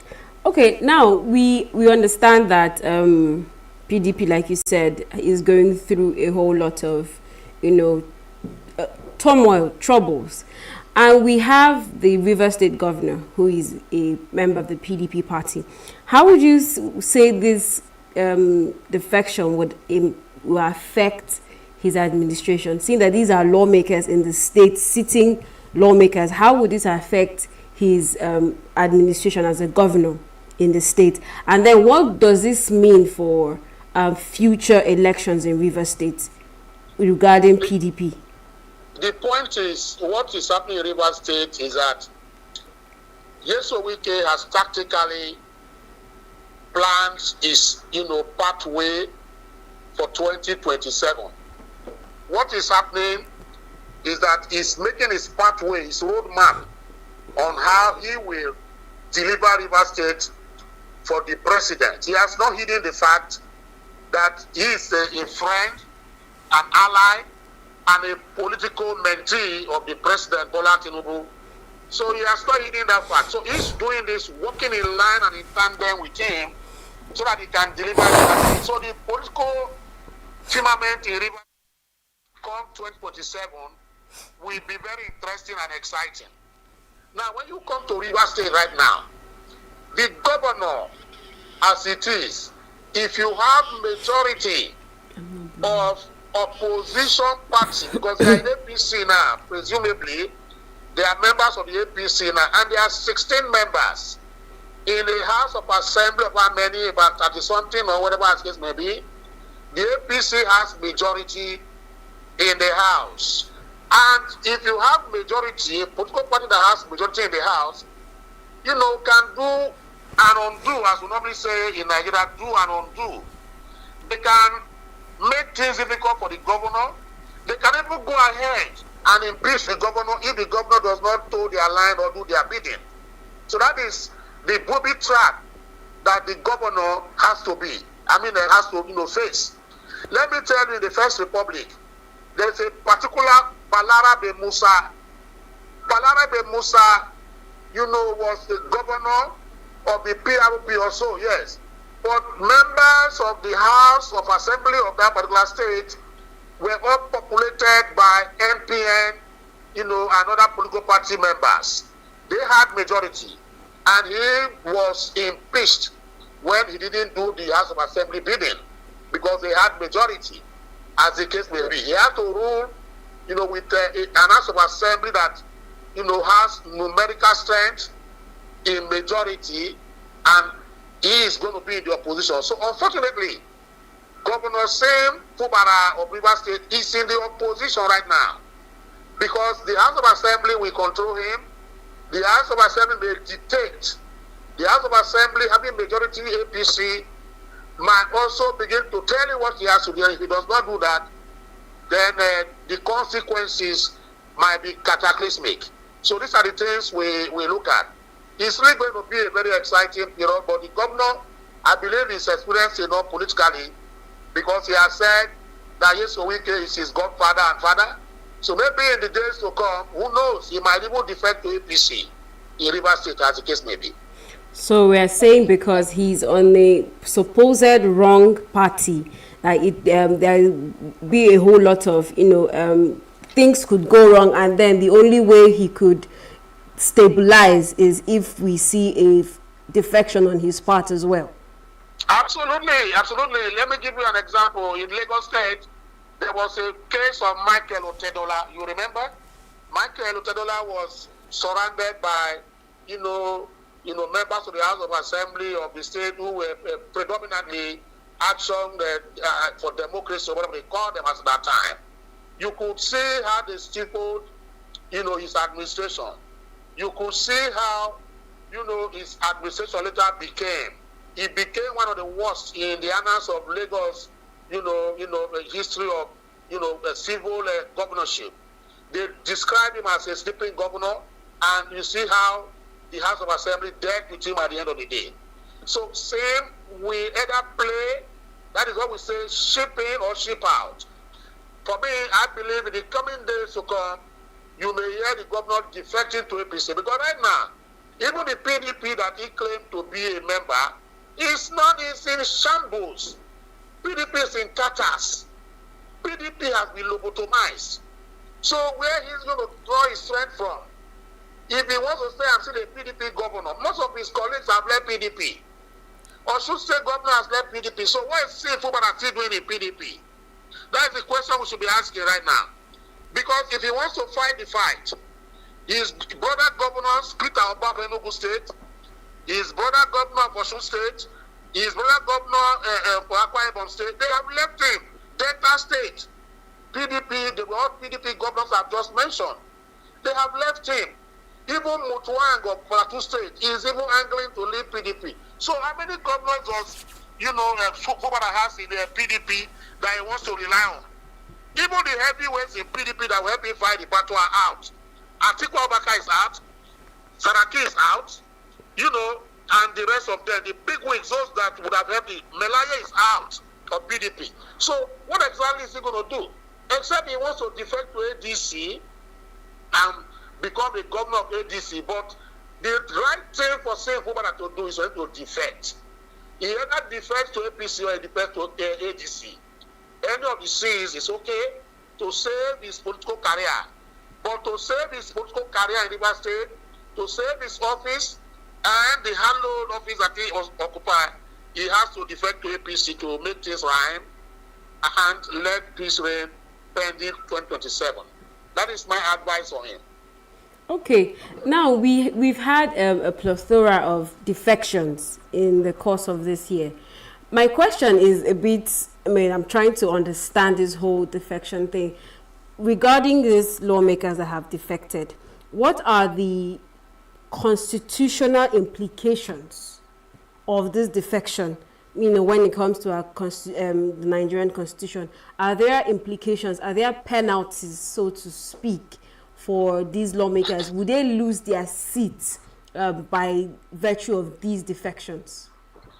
Thank you very much. You see, the importance of defection cannot be over. The importance of the cases against defection cannot be overemphasized. Now, let me tell you something.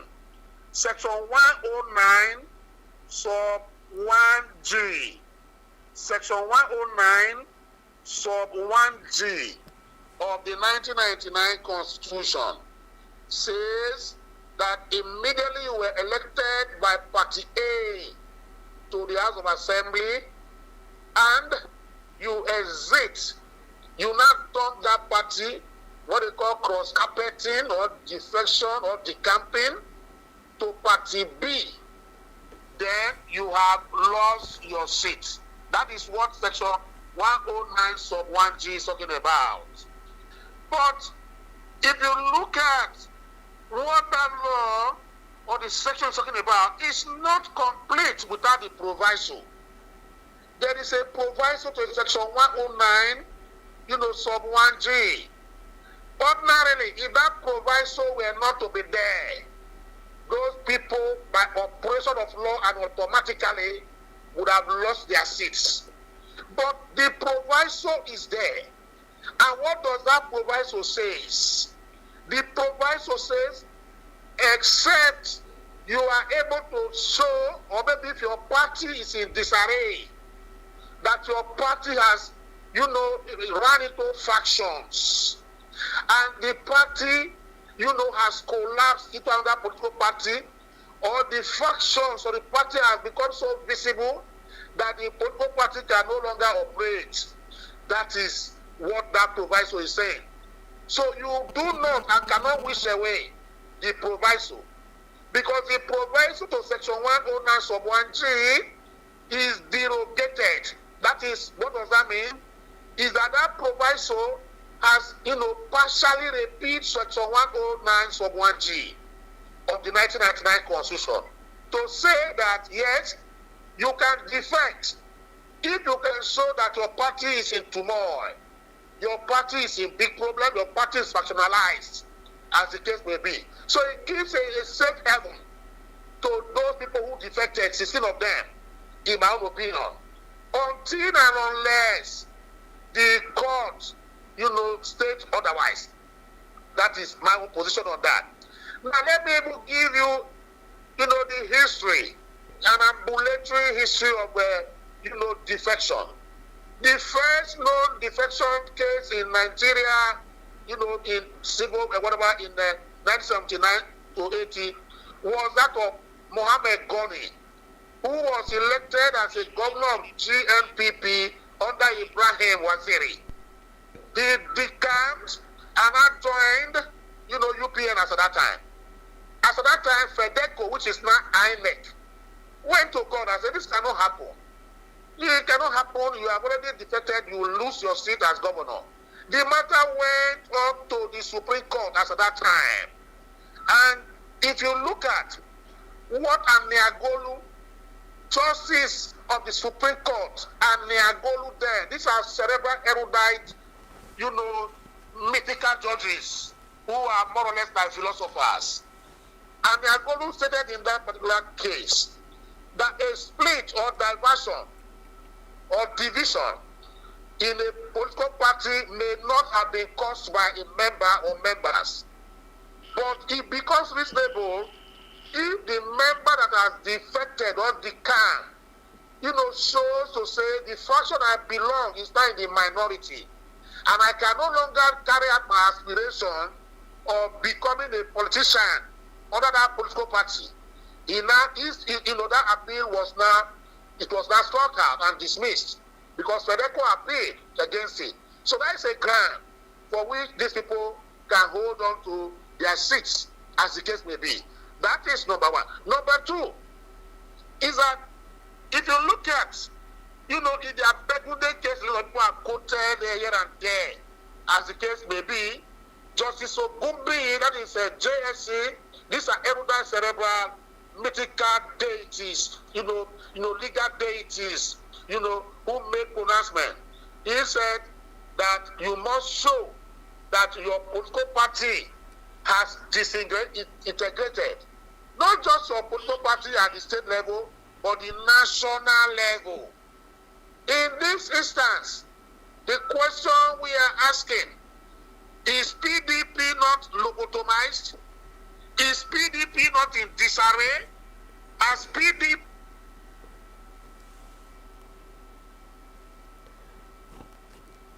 Barrister, can you hear me? I think we've been cut off. All right, that's almost the time we have with our barrister this morning. I'm sure we apologize that the conversation had to, end abruptly. But yes, it's a pressing issue, the issues of defections and the future of politics in Nigeria. New Day continues shortly after this break. We'll be right back.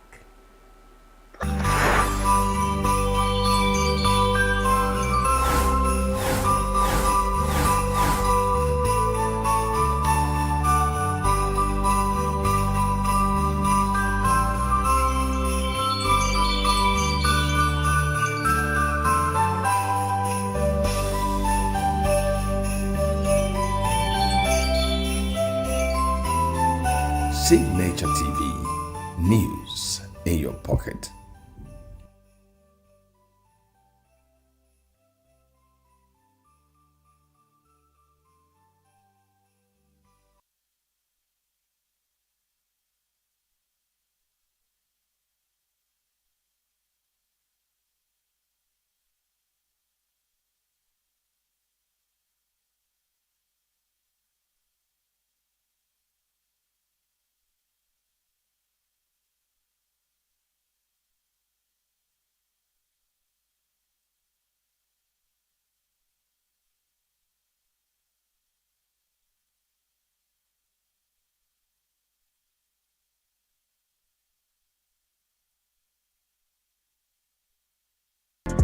Get plugged into the heartbeat of entertainment on The Hub, your ultimate show on e-vibes.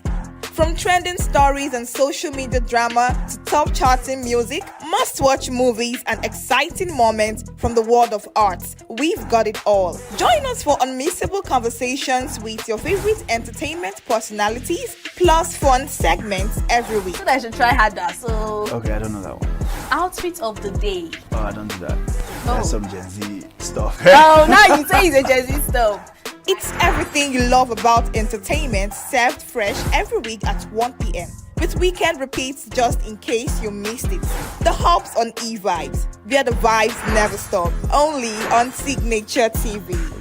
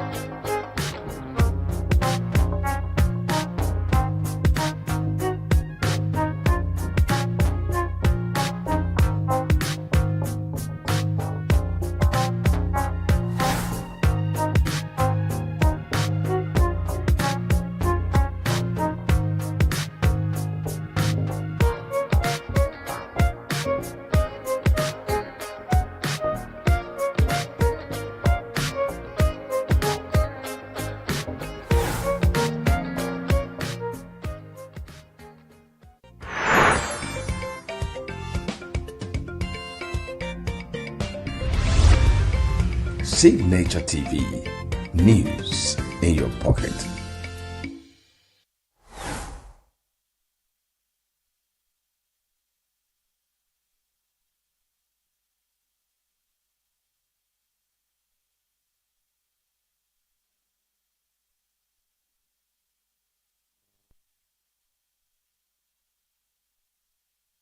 The new council chairman, Dr. Aminu Yusuf, told reporters that after he was sworn in that the National Population Commission performs other critical functions than headcount. He, however, stated that the Commission was aware of the importance which Nigerians attach to census, promising that he and his team of commissioners will deliver not just accurate but acceptable headcounts in the country. This country needs a transparent, acceptable, are you getting what I'm saying? Census, which I have promised. I've taken an oath there with my commissioners. By the grace of God, we will be transparent in whatever we do, in the conduct of census, so that at the end of it all, it will be acceptable by Nigerians. This is a promise. And by the grace of God, we will achieve that. With the team, with the caliber of team that I have as federal commissioners, a very versatile and experienced Director General, I don't have any fear, because it's the mandate that the President has given us, and he has given us a marching order. We have the mandate already of the Nigerian Population Commission. Dr. Yusuf took over from Honorable Nasir Issa Kwara, whose tenure ended on 28 October 2025.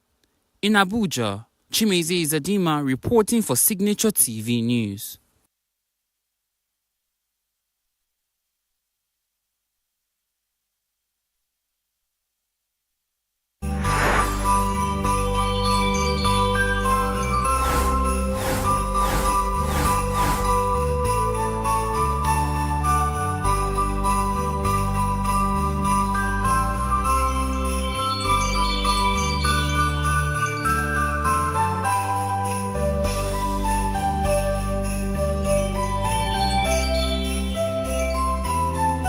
Signature TV, news in your pocket.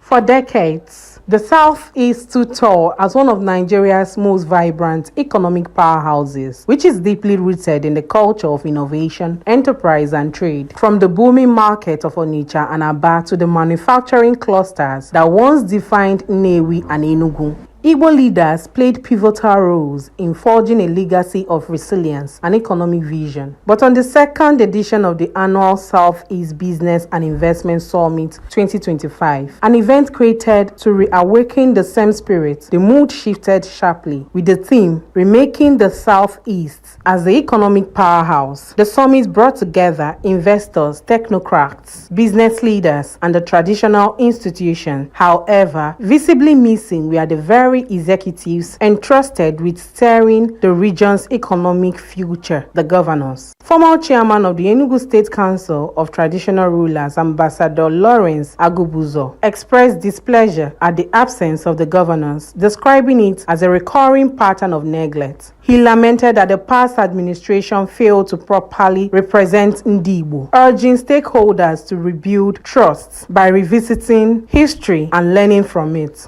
We must go and read our own history and understand it and apply it. We shouldn't follow others.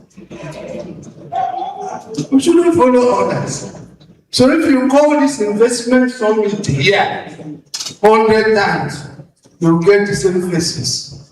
Business mogul Chika Okafor was equally dismayed, but connected it to the reality of regional entrepreneurs. He recalled how his industries, once thriving 3 decades ago, were forced to shut down due to unstable power supply, a reflection of long-standing infrastructure decay. He insisted that meaningful progress cannot be achieved when key decision makers absent themselves from crucial conversations about the region's economic pathway. Your Excellency, please, when you get up, speak to our able governor to see what can be done. Let our Southeast governors work together. Number one challenge we have is insecurity. The Southeast has the best brains in terms of business. We have people that are willing and interested in investing in Southeast. The same challenge is what everybody is facing. Deputy President General of Ohanaeze Ndigbo Okenwa Dinobi, alongside other stakeholders, questioned the commitment of executive leaders who failed to participate in gatherings dedicated to regional development. They warned that such disengagement undermines collective planning, weakens unity of purpose, and poses a serious threat to the quest for economic revival of the Southeast region. Each time our people are called together to brainstorm, to come up with programs on how we can begin to build a league. You see almost an empty hall. We have key people that we know have special roles to play. And why is it that when they're invited, we do not find them? But no academia here. They ought to be here. We want all heads to be put together to make it what should be. That's why this emphasis is on our governors, the political actors, and the royalties and organizations. Put heads together to make things work. You see, speaker after speaker is talking that our governors should come together. We have enough papers, and this sum is created for the governors. His chop is ready, food is ready. It's for them to just take it and eat. As the curtain are drawn on this year's summit, the singular message is that the Southeast has the potential, the manpower, and the historical advantage to reclaim its position as an economic giant. What may perhaps be lacking is the much-needed synergy between leaders, investors, and the people, without which that dream may remain out of reach. In Enugu, Chinemere Mikebuna, Signaturetv News.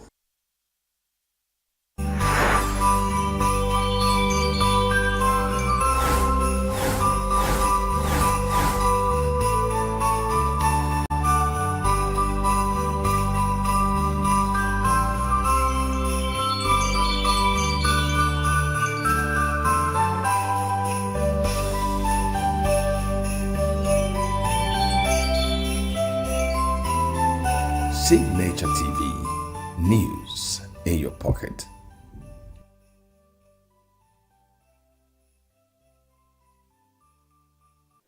The Minister of Budget and National Planning, Abubakar Bagudu, who provided insights to the provisions of the 2026-2028 medium-term expenditure framework, explained that the document was the product of wide stakeholder consultations, technical input from development partners, aggregation of the interests of the organized private sector, and detailed work from ministries, agencies, and economic experts. He explained that for the first time, Nigeria is targeting daily oil production of 2.06 million barrels per day, but predicating its 2026 budget on 1.8 million barrels. In other words, if the production target is achieved, Nigeria will have excess production of 0.26 million barrels per day. Federal Government of Nigeria revenue from all sources is projected at 34.33 trillion, inclusive of 4.98 returned by government-owned enterprises. And this figure is lower by 6.55 trillion, or 16% lower than that of the 2025 budget estimate.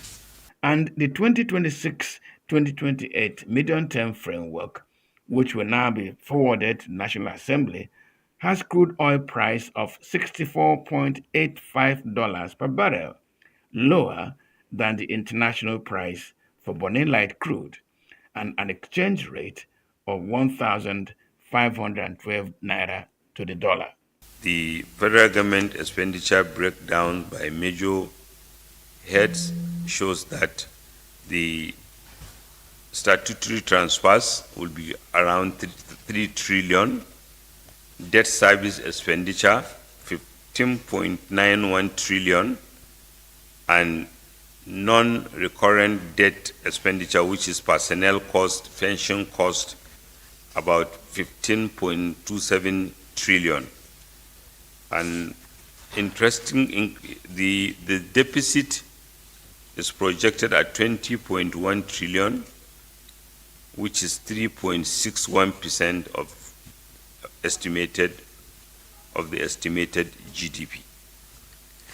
In addition, the Federal Executive Council took comments and approved the medium-term expenditure plan as fiscal strategy paper for presentation to the National Assembly.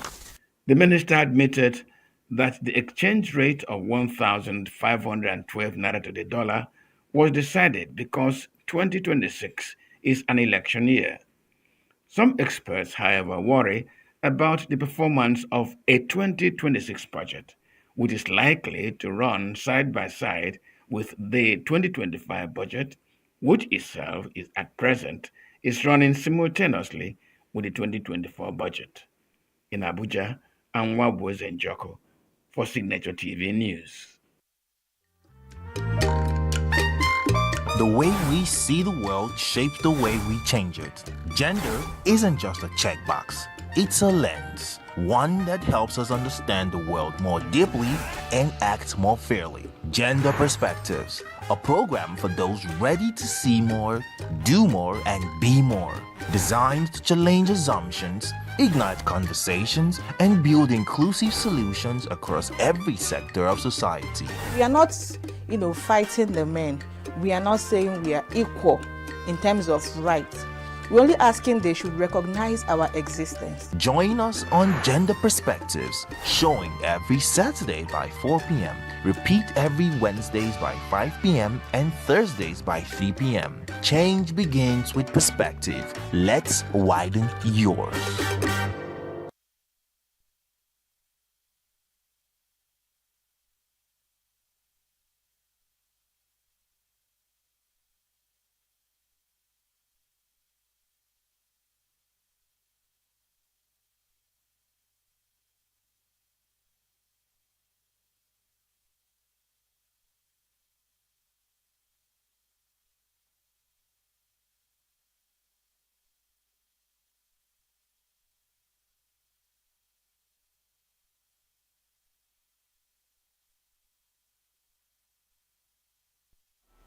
Welcome back. Now, I'm joined by a very special, interesting person, a very big uncle of mine this morning. We're discussing the imperativeness of Igbo cultural renaissance at a time like this. He is Ikukuzomo, Dr. Erojekwe Ikechukwu. He's a director, a playwright, and everything Igbo cultural reservist. Good morning, doctor. Good morning. It's good. It's good. I don't even know how I feel this morning sitting. After, I think the last time we saw was Homecoming. I think last year. Yeah, last year. That you were very, very busy.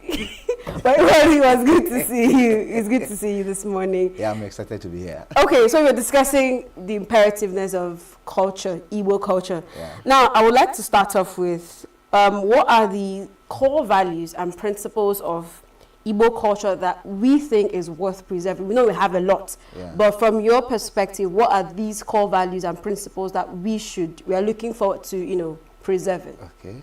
So when we talk about Igbo culture rebirth, renaissance, and you ask what are the core values we should preserve or we should look up to, Igbambo, akolo, idi uchu,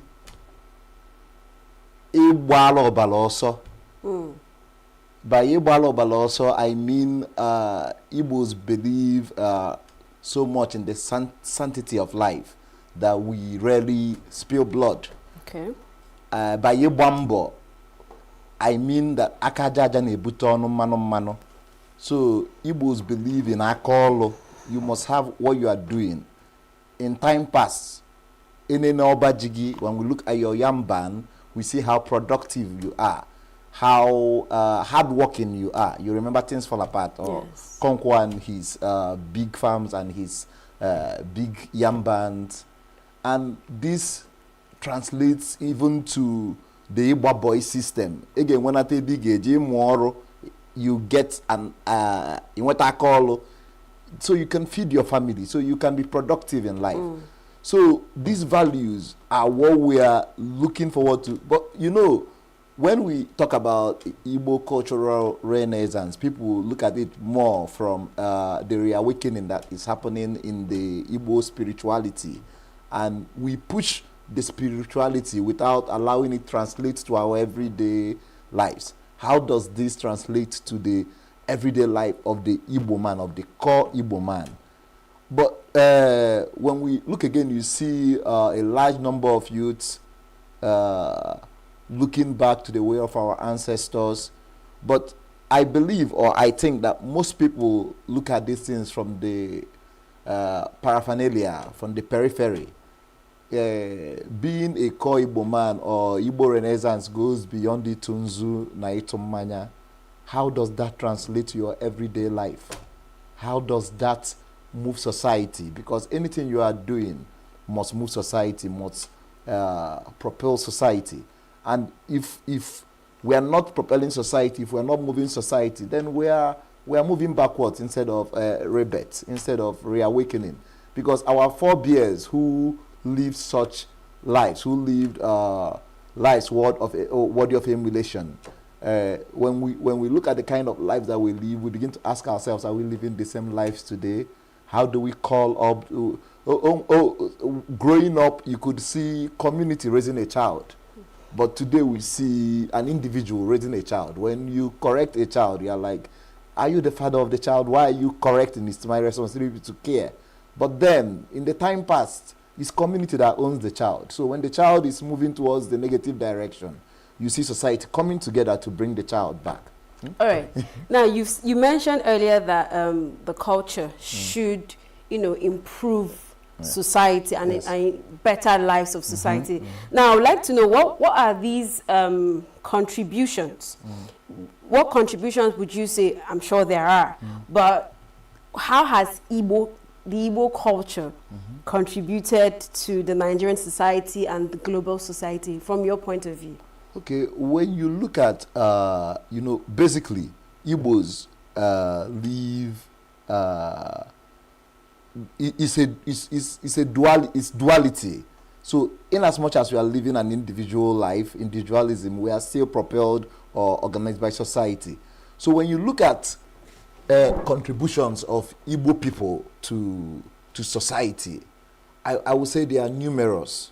When we and every single person from his art, from his perspective, has contributed in one way or the other.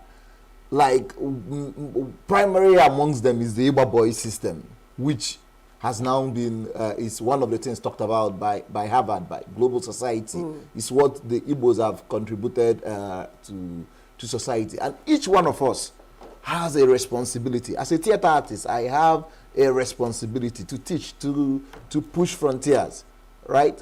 Last year we had a performance in Arochukwu where we pushed out the 73-year-old monarch who ruled Arochukwu who ruled Arochukwu for, he's not 73 years, but he ruled Arochukwu for 73 years. So he's the longest lasting monarch. This year we are doing King Orizu. Orizu is 100 years in October. So we're doing a stage performance on him. And by doing that performance, we are doing of the longest serving monarch alive today. And through the performance, we are pushing out core values of Igbos. Ife Jimalumdi Igbo. Do you understand? So we are bringing it up from the time of his forebears, from Orizu 1 to Orizu 3, looking at how life was in the 19th century to the 20th century to the 21st century. So we are chronicling all these, and in chronicling all of them, we are bringing out core things that Igbos are. And as a person, that's my own contribution to Igbo culture, to Igbo cultural renaissance, as the case may be. And every person, no matter the art people in Kanozo, right? All right. Now we are speaking, you said our forefathers has, transferred the culture. What would you say are the major challenges facing Igbo culture today, and how can we get this addressed? Okay, you know, when we talk about culture, because culture is dynamic and culture goes hand in hand with tradition. So the major problem we have is that, like, you know, I mentioned so many people today want fast wealth, what we call egombute, and it begins to put us into the negative aspects of our culture. You know, like I said, it's dualism. Once you have positive, you have negative. So you see most youths today going out to get themselves in the negative aspects of our culture. And when people see it, they say Igbo culture is bad. But that's not Igbo culture. All this Ukite and all whatnot, that's not Igbo culture. You understand? When you look at Igbo culture from the primary aim of Igbo culture, Igbo culture, a very strong cultural advocate or cultural enthusiast knows that every core Igbo person knows that spilling the blood of another is bad. But because people today believe that anything we do, we must survive. So you see them getting into the negative aspects of culture. And when you enter, honestly, when you enter Igbo culture, anything you want, you see it there. And anything you want, you get. If only chokofo, you understand. It is there. But then we preach and we talk about the positive aspects of the culture. That's what, when we're talking about rebirth, renaissance, that's what we want to see come alive. Not everybody, all the whole bandwagon going into and saying, we are an aina amenity Igbo. No, it's not if Igbo couldn't amenity, right? So would you say this major globalization and modernization, you know, we trying to modernize our culture, would you say it has, you know, led to the decline of the maintaining of the core Igbo values as we know it? Well, I would say, and being reflective now, I would say that the culture never dies, right? No, it can only change, right? So sometimes we see people moving along with the time with global trends, right? It's not how it was before that it will be today. Now, it seems, of course, that there are things that are happening which we do not want to happen, or we do not believe they are aspects of our core culture, our core values, right? But then this is what life is all about. Every religion, every society has their own negative things happening around them. But what we should try to address is to allow the positive to counter the negative at every point in time. So from a personal point of view, yes, these things are happening, right? But that they are happening does not mean that it did not happen in the past. In the past, when you read something like Arrow of God, you could see Ezolo and the brother. You understand? The brother was also a core traditionalist, a Dibia like Ezolo. But while Ezolo's brother was into the negative aspects of culture, which made Ezolo to distance himself from him, Ezolo was there propelling the good aspects of culture as at that time. So that is how it is. We can't really run away from it. Okay, now we have 3 major tribes in Nigeria. Of course, we have over 70 of them. Now, what are these things that you would say differs, makes Igbo different from other culture?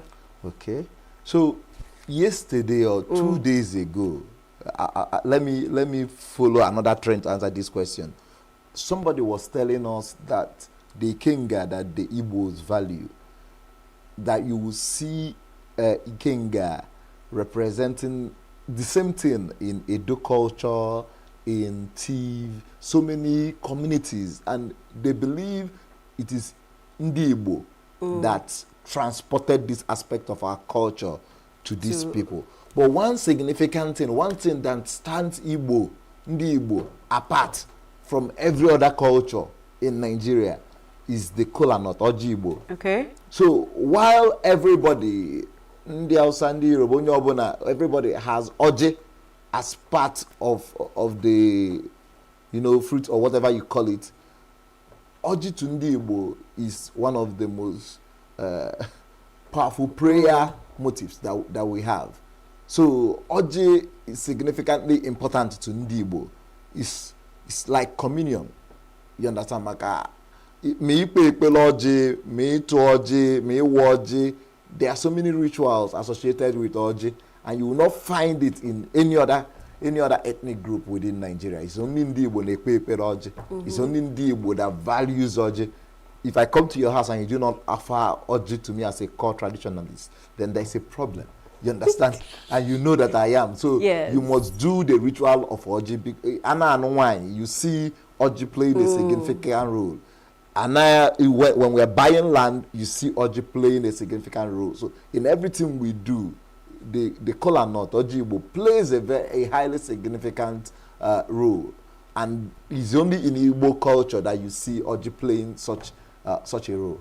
Okay, now we've established the Iwoji, the Iwambo, Iwaboi system that is becoming prevalent. It is known. But now we are speaking of a rebirth, a renaissance, a revival.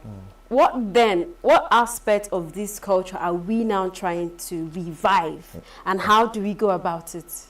Okay, truth be said is that give it 10 years ago, 15 years ago, say 2010, when you meet a growing, even an old person, and you begin to talk about Nzu and Oji and all these things, they see it as diabolical. Okay. Especially the Nzu they do, and all the ritual paraphernalia that we have in Igbo culture. Or you see somebody drinking, and before he drinks, he pours someone pouring libations. People say, this I won't eat with this man again. So at a time in our lives as Ndi Igbo, most of the things associated with Ndi Igbo are seen as diabolic. But today, the cultural revival is making a lot of people look again, look back, because it's looking back and looking forward. That's what Renaissance is. Yes. You know? So it's looking back and looking forward. What aspects of this culture can we revive? Can we give rebirth? So you see, most people today, they now understand that these things are not diabolic. It's misconceptions that have been put in our mind, misconstructs that have been put in our mind. So you begin to see the core relevance of praying with kola nuts. So if I come to your house today and you see me Jim, you wouldn't say again that this person wants to use me for ritual, as the case may be. Or you see me do my, if I finish what I was doing and I came in here with Izunto, some of you will not allow me, maybe you not allow me enter the studio, say, please, who is this? Please, can you clean it off? You understand? Yes. So then we go into the exhibitionism. Okay. So you mustn't be exhibits about your religion, about your spirituality. I mustn't go around showing everybody that I am this. It doesn't matter. It's between me and my ancestors and my forebears and my chi. You understand? So I mustn't go about before I come in here. I turn around, then I walk in to show that I'm reviving. To show that I'm reviving Igbo culture. Yes. No. Okay. So that's the part that some people want to show. So they want to be too exhibits about their spirituality, and being spiritual does not mean you have to show yourself. Showing yourself means spirituality. So it's the spiritual, is the personal awakening. Yes. To the consciousness of your culture. Exactly, that's the word. So there's a new consciousness that is happening. That at a time it was more, but as of today, people want to know more. What is this? What does this Nzu mean? What does this mean? What does this mean? You understand? Because, ask one even so maybe this kola nut I used to pray for life, some people use it and do rituals, and things may happen. You get what I'm saying? So it's good that the knowledge is happening. It's good that you expose all this knowledge. And you know that in the time past, there are so many things our forebears covered, because probably they saw that our generation, if I must say, it's a terrible one. That as we start running, right? Things like Ibuikili, you understand, the aspect where man can teleport to anywhere he wants to. That's a thing? Yes, it's a thing, yes. Yes, it's a thing. Yes, it's a thing. Ibuikili, that's what it's called. So, but the negative part of Ibuikili is Obuayaleodo. You understand? So these two, you see, I told you about duality. So Ikwikili means is the positive one. Is if you read Professor Ume's After God is Dead Here, Ikwikili is a transport system that where you travel 10,000 times faster than the speed of light, according to Professor Ume. I know about this. It's existent. My great grandfather don't know Ikwikili or Kafru Bumba. Then you talk about Ihiago, Ihiano, where man shape shifts. You know, it was a thing too. But imagine, just for a second, imagine that we know of such things. Imagine what our people would do. We abuse it to the core. you understand? And Utibuanya Fuzo, where you are here, I'm seated here and you cannot see me. The Ibunde, where I can pass through walls and do. Banks will not survive. Now you'll be counting money. Somebody will come and take the money from your hand. So what our forebears did was this is now this aspect of deep esoteric rituals is now covered in Epuchi. So it's rare where you see it happening, because it's only in the hands of the good man that you can give such rare spirituality to, or else society will not survive. And that's the truth. People will, or you know these things are, though it's scientific, but it still has some ritual. A little story. Growing up, I had an uncle that was deep into Igbo spirituality. I went to him, I was still in university then. I went to him and said to him that I want to learn how to make rain. He looked at me and said, you have too much anger in you. Wow. In Igbo, he said, that if your lecturers annoy you, you send rain on them. So, but later on, when I've advanced, he called me and said, come and learn. I can now teach. I can now see you are more calm. Yes. You are now ready to learn. I said, no, I don't want to learn again. He said, why? I said, no, I'm okay the way I am. Because too much knowledge, one day you'll be tempted with the knowledge that you have. So as a person, I like knowledge, but there are some knowledges I do not want to have. I'm good the way I am. Let me know that they exist. Let them stay and let me stay. Because one day I might say to them, I'm coming to Signaturetv. Let me show them that I'm coming. And small rain will precede me before I come. All right. So you've said a whole lot that honestly, I'm just learning right now. Now, what role does Christianity and Western education play in shaping the Igbo culture? We've mentioned the modernization, globalization, but coming from the point of, Nigeria is fast becoming a Christian society, and then we have things like going through walls, shape-shifting, teleporting, and then there is this notion of it's a diabolic, like you said. How does this affect, knowing this Christianity and the Western culture, how does this affect the shaping of the Igbo culture? So I think that because of the level of research I've done, I think that most Christians, normally when we look at Christianity and Igbo tradition or Igbo spirituality, they are at par. You understand? Because every Christian already thinks they've gone to heaven, and you that is doing any other thing, you will rot in hellfire. So they want to save your soul. Yes. So soul in quote here. But I know that I've met priests that are aware. And all these things are a balance, right? Okay. Nobody owns God. God is there for for all. So it depends on how you want to approach God and how you want to push spirituality. So I've met somebody like Father Arazu, who is deep. He's a Catholic priest, very, very strong Catholic priest, but knows core things of Ordinana. You understand? Knows, and he's also a trado medicine man. You understand? Okay. So he was administering at the time. He was even the chairperson of traditional healers in Anambra State, right? So he's late now. We talk about somebody like Fade Ekunife, right? Late Father Professor Ekunife, who was teaching at UNN. So there are some people that are aware that each person should, like I told you, is when you begin to practice the negative aspect. Because when you look at people, the Buddhists, the Hindus, and all these other religions, everybody's approaching God the way they believe they would approach God. So you sitting down and condemning, and that's what the early church did. So the early church demonized aspects of Igbo culture.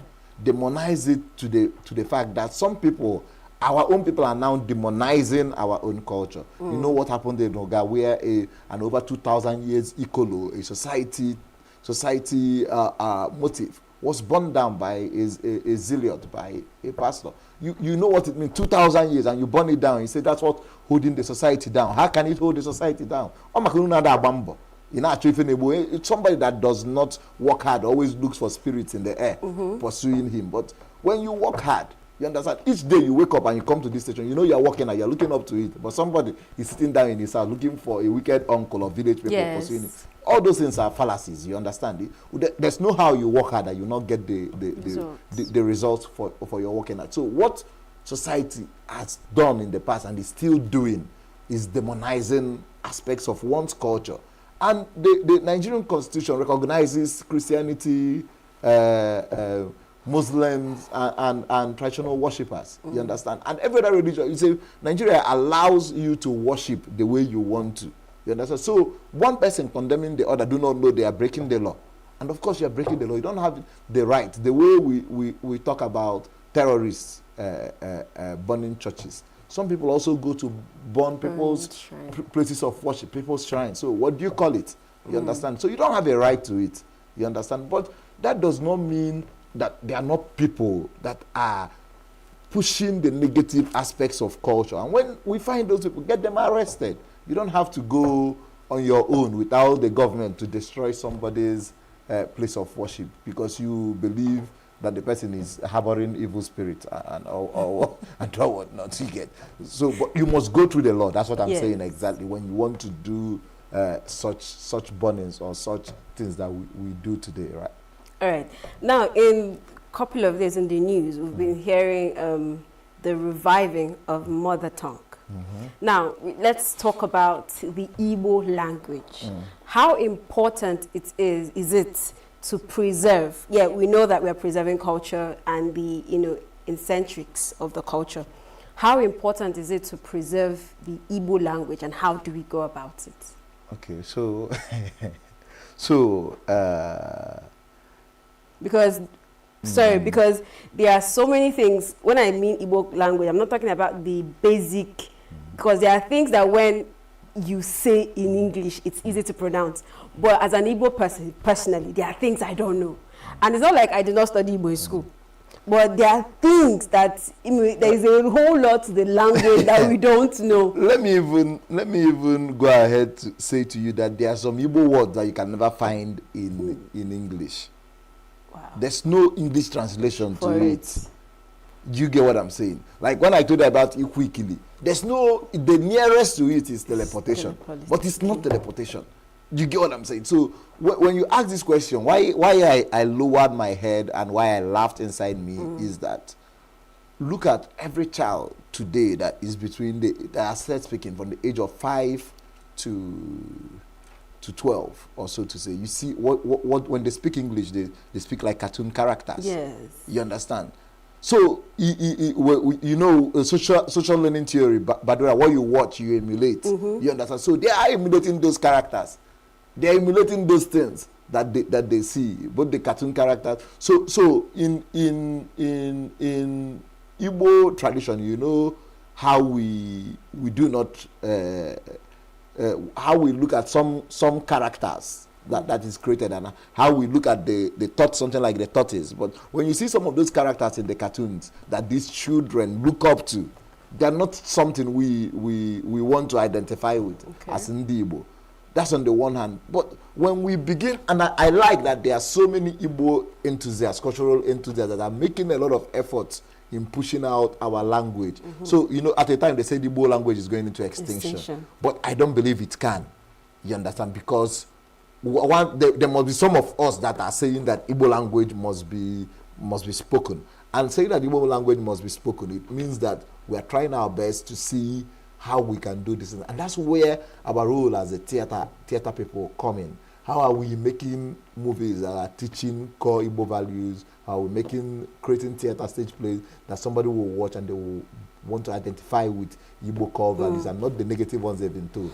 how do we create content for children in Igbo so they can see and learn and participate in the revival or renaissance we are talking about. So language, when you come to ENUGU alone, yes, ENUGU has about 17, 20 local governments, and in one state, one local government alone. Let me use my local government as an example. There are diverse people speaking it's diverse. Different. Yes. So I think that somehow creates a confusion in the minds of persons who want to. That's where I'm coming from. How do we that promote it's good that you raise language. You know, our forebears are very deep people. That's their philosophy is very deep. So remember that Ndimbo say na mbanasu no.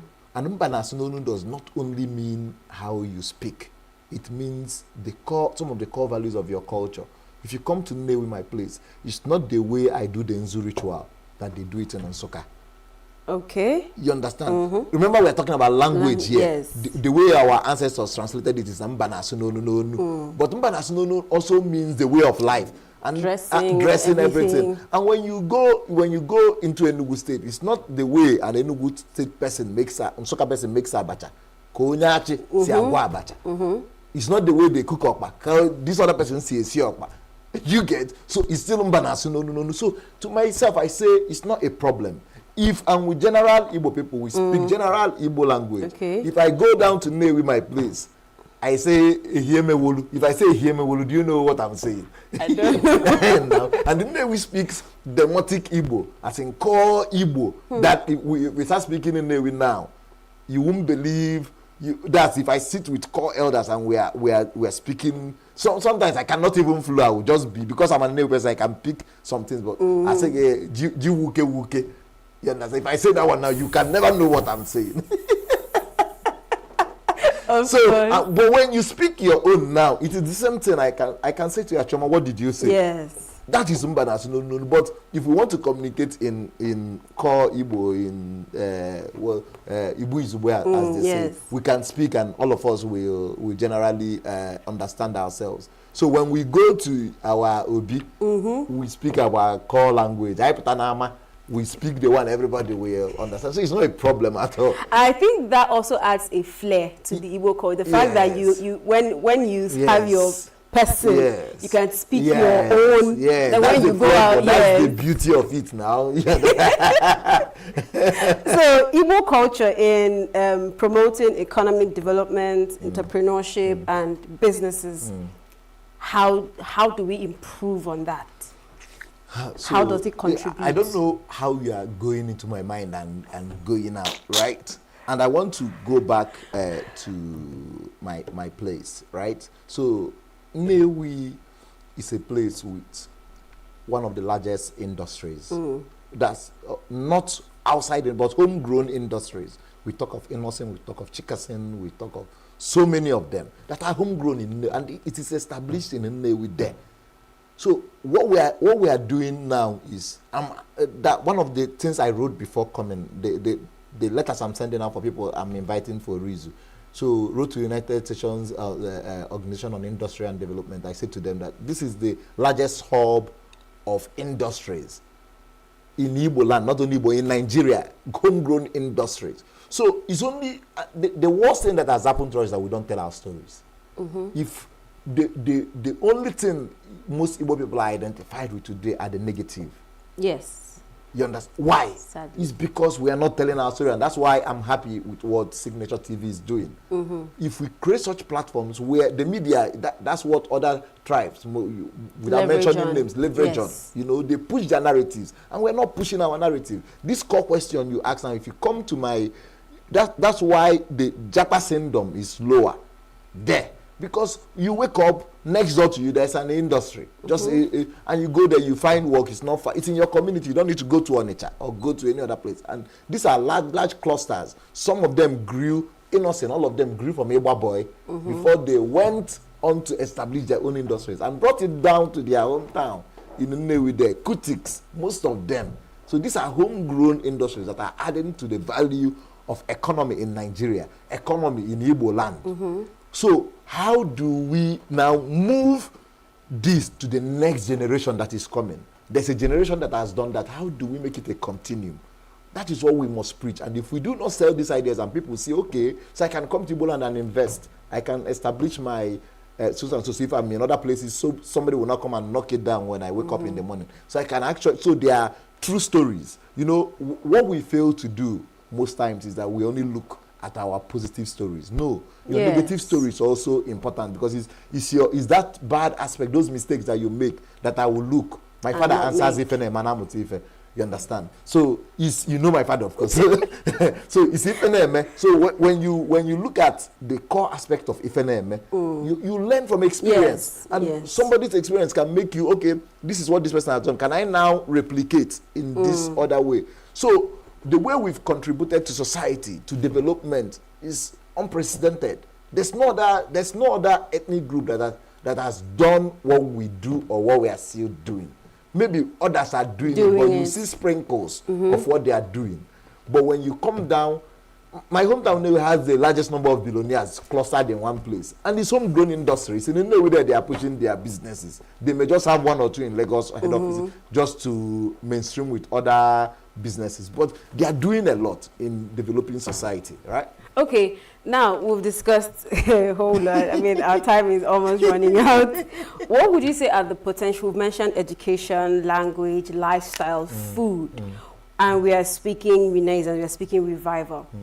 Now, we know all of this. What would you say are the potential challenges and obstacles in achieving this rebirth that we're talking about? Okay, most times, I think we've mentioned it when we were proceeding, that most people want fast wealth, and fast wealth leads to pushing negative frontiers, right? But when we look at FNMA, when we look at experiences and we want to learn, then we know that actually we are trying our best to achieving those optimal goals we want to achieve. But most especially, what I say to people is, we must tell our stories, Shoma. It's very important that we tell our stories. But it's as if our mouths are covered. We don't want to speak out. We don't want to share experiences. Imagine where you do something where we have an avalanche of people, Igbos, that are doing well, and we begin to interview them and get their own narrative and get their own life story. You see what it will do to a lot of young people. That it's not, like I said before, it's not about carrying unzu and saying I'm reviving Igbo culture. It must translate to your everyday life. If it does not translate to your everyday life, by improving society all over, how are we doing all over? How are we improving the place you live in? You understand? Even though how you do it, what's your civic responsibility? What's your citizen responsibility to the society you live in? Our forebears believe so much in that. You see the role of the Omuada, you see the role of Omuabo by Igbo Egwu. You see Umonna. Everybody has a role in society. So those are the core things I want us to look back to. What is my role now? If I go back to my place, do I associate with my Omonna? Am I living away from them because I think I'm a university don? No. I must go there and eat with them and know what their challenges are. And see, by the time they hear what I'm doing, they learn from me and I learn from them too. And together we push society.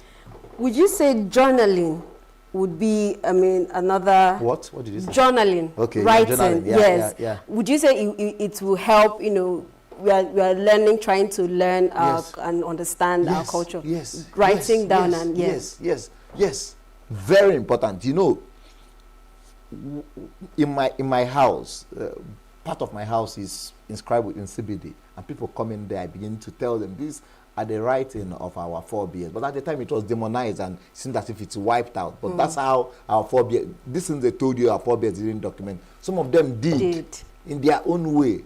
But now, aside from journaling, how do we preserve such journaling? You understand? I tell people, like for instance, going back to you as my protege, as the case may be, what you wrote in the university, the project you wrote is dumped in one library. Yes, true. You get what I'm saying? So journaling is not when you journal you keep. It's about us pushing out these writings. You see, the Chinese, they do one small thing, they push it out. Americans, one small thing, they are making noise about it all over the place. how are we making noise about what we are doing? That's what we must do. And we are doing a lot. So it's not only the negative things that they must hear about us. We must try and push frontiers through journaling, through film, through theater.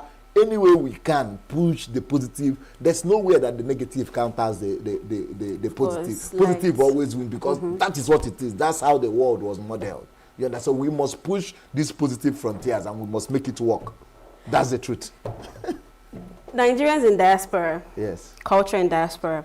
How do we, I know some people have been, over the years trying to do young festivals, dances, marriages in abroad. How much more do we need to do to promote the Igbo culture in diaspora? The beautiful thing today is diasporan Igbo, Ndi Igbo, are looking towards home. Okay. And they are looking towards home more than we can imagine. Right. For instance, you know that most of them are descendants of slaves, right? Okay. Or people that were taken away. Now they are trying to reconnect. They are doing DNA to find out if they are Igbos. Wow. There's an Igbo town coming up in Virginia. They want to build an Igbo. I think they are advanced. I don't know how far, but I know when they were doing it.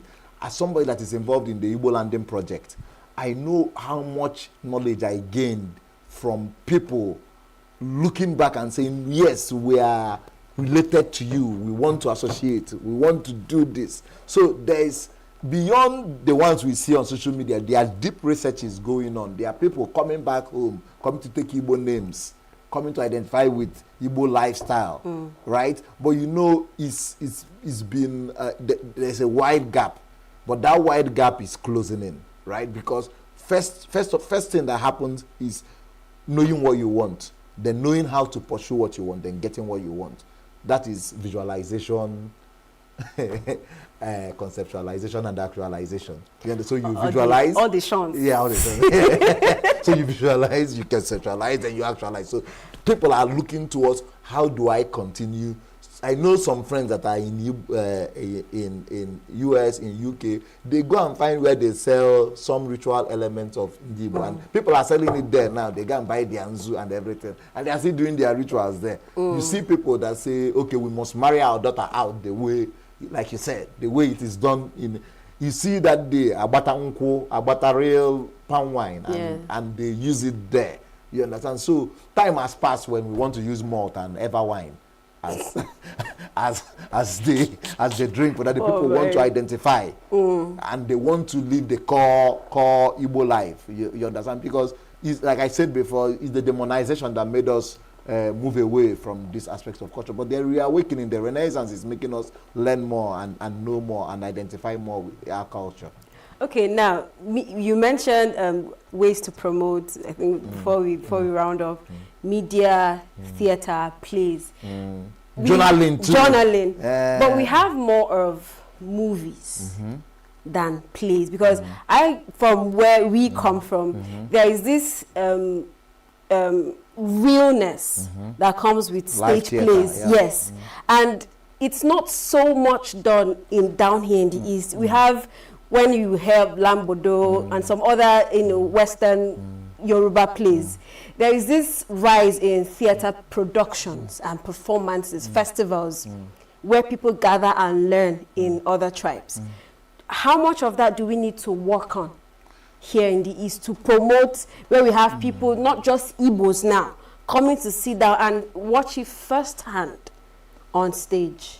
So, like I said, I don't know how you just the spirit of a man lives in a man. Run in and run out. So see, if you do not talk, nobody will help you. If you do not push frontiers, we like complaining. We like sitting down and say nobody is giving us. See, nobody is helping us. Look at how the other people are. They are doing theater and they are doing this. Nobody is doing this. No, it's a lie.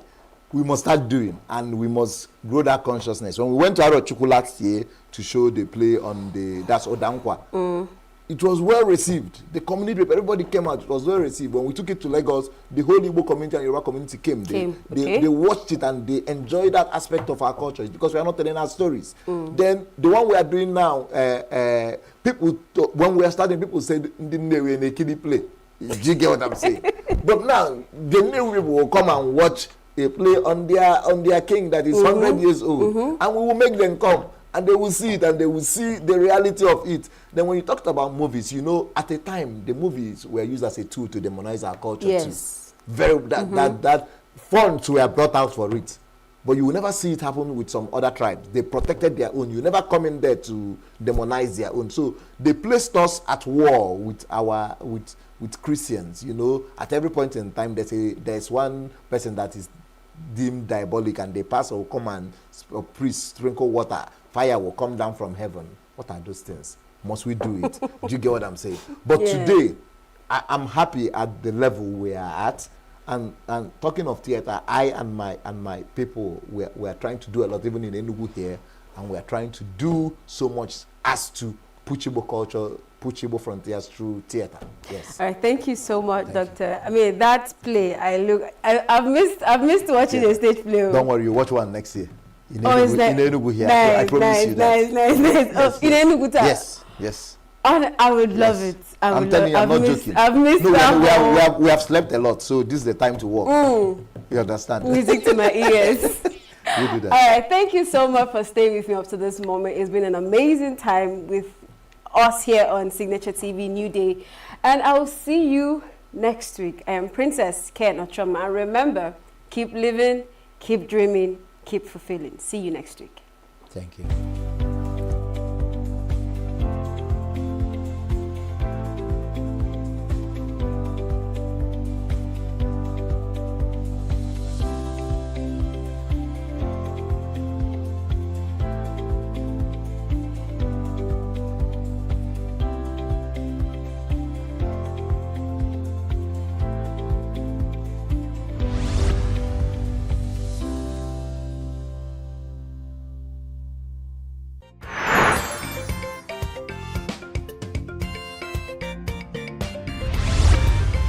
Signature TV, news in your pocket.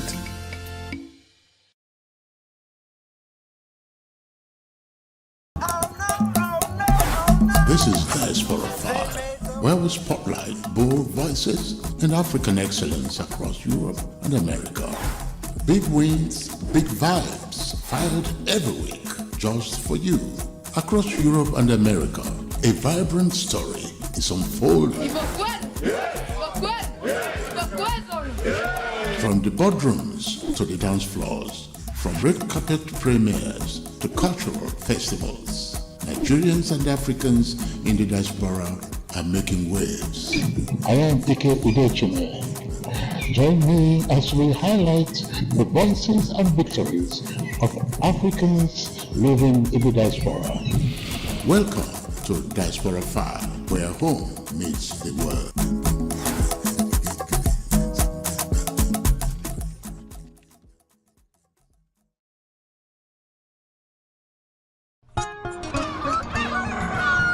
New every morning on Signature TV, we open the day for you with needed energy, information, and required vibes to shape your day. From sizzling snippets of stories in various areas of life to intriguing conversations with net worth guests. When you have people who have no track record becoming your leaders, you have a problem. There's no outstanding gratuity when Obi took over from me. I left, in all the accounts of Anambra State, 13.8 billion for him. Your day cannot be complete without Signature Morning on weekdays and Signature New Day on weekends. There is no better way to start your day except Signature Morning and Signature New Day every day on Signature TV.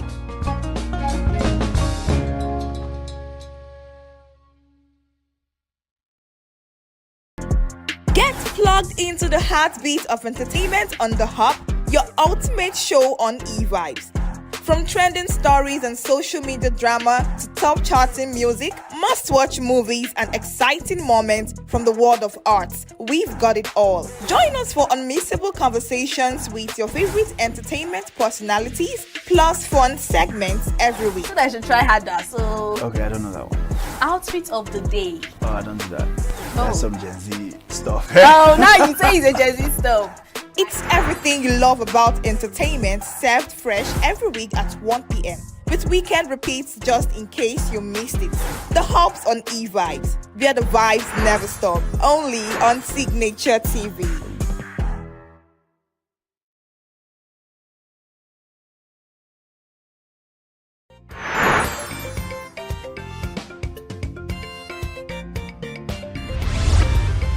Signature TV, news in your pocket.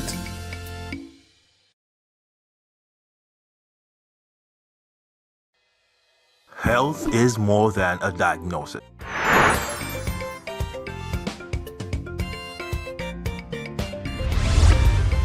Signature TV, news in your pocket.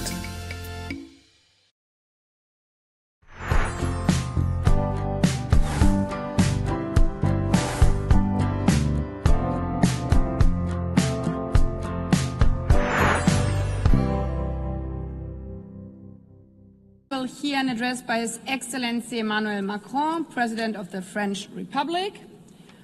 I request protocol to escort His Excellency and invite him to address the Assembly.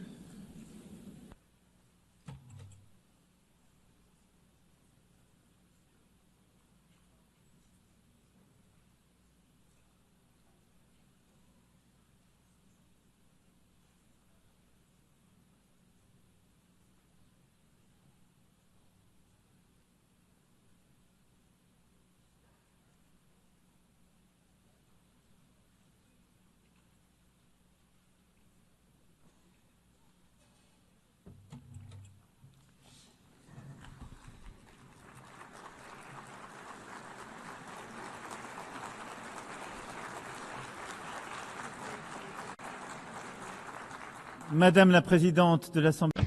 President of the General Assembly, Secretary General, Deputy Secretary General, ladies and gentlemen, heads of state and government, ministers, ambassadors and delegates. I am delighted to once again stand before you to issue an address at the 80th session of the United Nations General Assembly. 8 decades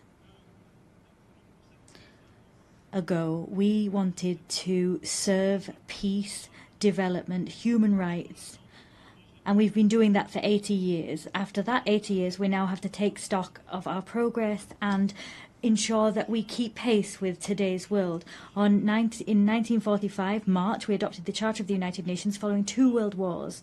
At that time, war was still raging in Asia. Decolonization had scarcely begun. The Soviet Union was extending its empire, and we counted deaths in the millions, and we unveiled the horror of the Shoah.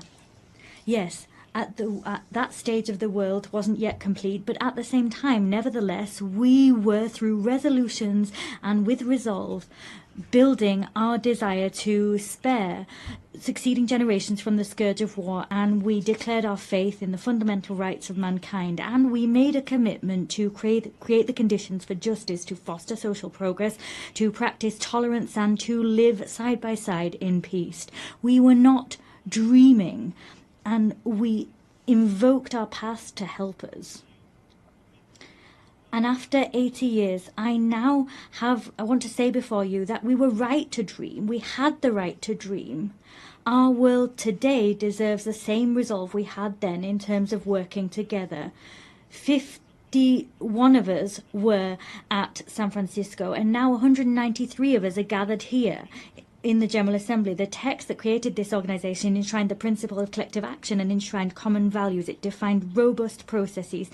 And I know, nevertheless, how great frustration is. We see that states are unequally represented, particularly on the Security Council, and that fuels frustration. And that's why I unequivocally support its expansion, the reform of the Security Council, particularly its expansion for the African continent. I also know the extent to which political and social balances and states of place have changed, and different actors have taken on more responsibilities. Many people are asking about whether the United Nations promises have been upheld, whether it's in sync with reality, and whether it brings with it any benefits. Let us not kid ourselves.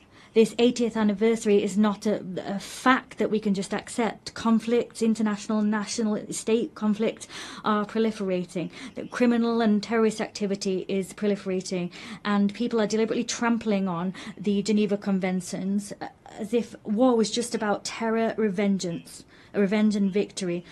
Haiti, Burma, Ukraine, the Democratic Republic of the Congo. The list is as long as it is unconscionable. There are more and more cases of violence being weathered by people whose nations are at war. Major transformation is also underway for us all across the globe. Climate change is not under control. Biodiversity is collapsing. Efforts that the majority of us are ready to make are coming up against the obstacles of the cynicism of a few that can make a difference but refuse to do just that still. And we see the technology picking up pace. They pave the way to horizons of opportunity, but they also pave the way for dangerous forces because they're not regulated. Global trade is weathering tariff wars, and that's another form of imbalance, globally speaking. Alarm bells are ringing out loud, but that doesn't extinguish hope. Our divisions do not mean a lack of hope did not mean Syria wasn't able to free itself from war. Ukraine is staying the course, and peace is possible in the Great Lake regions. We've also adopted treaties, ambitious agreements that some people thought were impossible. A treaty on pandemics, a treaty to protect the high seas, another to finance development. The world's complexity is not a reason to throw in the towel on our principles and our ambitions. To a certain extent, ours is a moment of paradox. We need, more than ever before, to restore the spirit of cooperation that prevailed 80 years ago. And however, in spite of that, we're isolating ourselves. There's more and more divisions, and that's plagued the global order. The world is breaking down, and that's halting our collective capacity to resolve major conflicts of our time and stopping us from addressing global challenges. France is proud to be among the people of the United Nations and pay tribute to all the people that serve them, soldiers wearing blue helmets that maintain peace where no one else wants to go, humanitarian personnel and healthcare workers that come to the aid of the most vulnerable, legal specialists, observers, rapporteurs that bear witness to the reality, ensure that the rule of law can prevail, that arbitrary whims do not rule the day. I'm talking, of course, about our NGOs, our nurses, our journalists, and many other people who bear witness to the fact that this organization cannot be replaced. It is for this reason that those that are its harshest critics are also those that want to change the rule of the game because they want to exert domination. And these are people that do not want the common good to prevail. They want to serve their interests, and that is the major risk of our time. The risk of seeing the facts as they are just become the ongoing state of play. We don't want to see might is right prevail, but that's the risk. We don't want to see the selfishness of some people win the day. That's the risk. The risk is that some people, an elite, will decide the course that the world will run, and that they will forget that there's an international community. There needs to be respectful relations between peers. There needs to be cooperation between peers.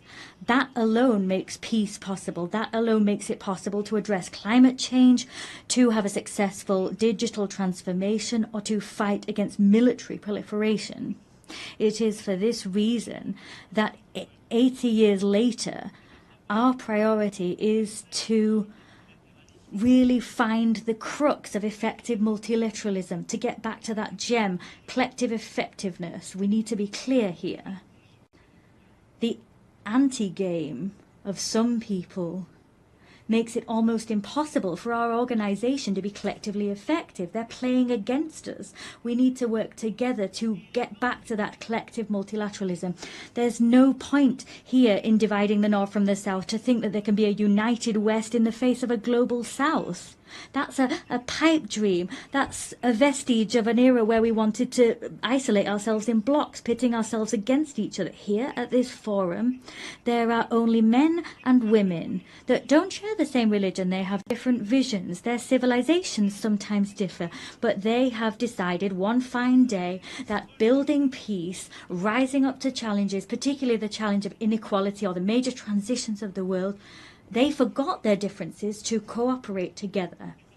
It is for that reason we need to consolidate existing rules and the institutions that guarantee our collective authority and our collective effectiveness. Human rights remain the very fundamental pillar of the United Nations House, and they give coherence to all of the action we undertake. And at a time when conflicts spread and increase in number, we also have mass human rights crises that we're facing at the same time. Our duty is to ensure that there is a respect for international humanitarian law. We proposed ensuring that as part of the global initiative that we champion alongside a number of counterparts: South Africa, Brazil, China, Jordan, Kazakhstan, and the ICRC. Let us support the ICC in its fight against impunity. Let us allow the orders of the ICJ to be implemented, their rulings be upheld. The authority, the force of law is our best chance in stopping the rule of might is right from prevailing. Upholding our values is the only way of throwing out a double standards principle. We've always called out that principle since we came together as a global parliament. Peace and security are everything. For that reason, it's so important for Ukraine to resist Russia and have peace. They need to get their territory, their children, their wealth, and their future back. The Russian aggression is not a problem of Europe, but rather a problem which plagues us all. It's our problem. It poses the eternal question of the force of law against might is right, freedom against imperialism. Ukraine didn't want war. Ukraine wants peace. France too wants peace. The Europeans want peace. The United States of America want peace. As such, Ukraine has a fundamental right, that is to live in security and to no longer fear that Russia will attack once more. It is for this reason France, with the United Kingdom, built a coalition of the willing, bringing together 35 nations to give Ukraine crucial security guarantees for the long term. As such, we're creating the conditions for a robust, just peace which will allow the Ukrainian people to really be masters of their own fate. And what happened in recent weeks in Poland's airspace, Mr. President, Romania, the provocations that we saw in Estonia and elsewhere are the proof that all European people are also challenged by threats of Russian destabilization. And unity can thwart those.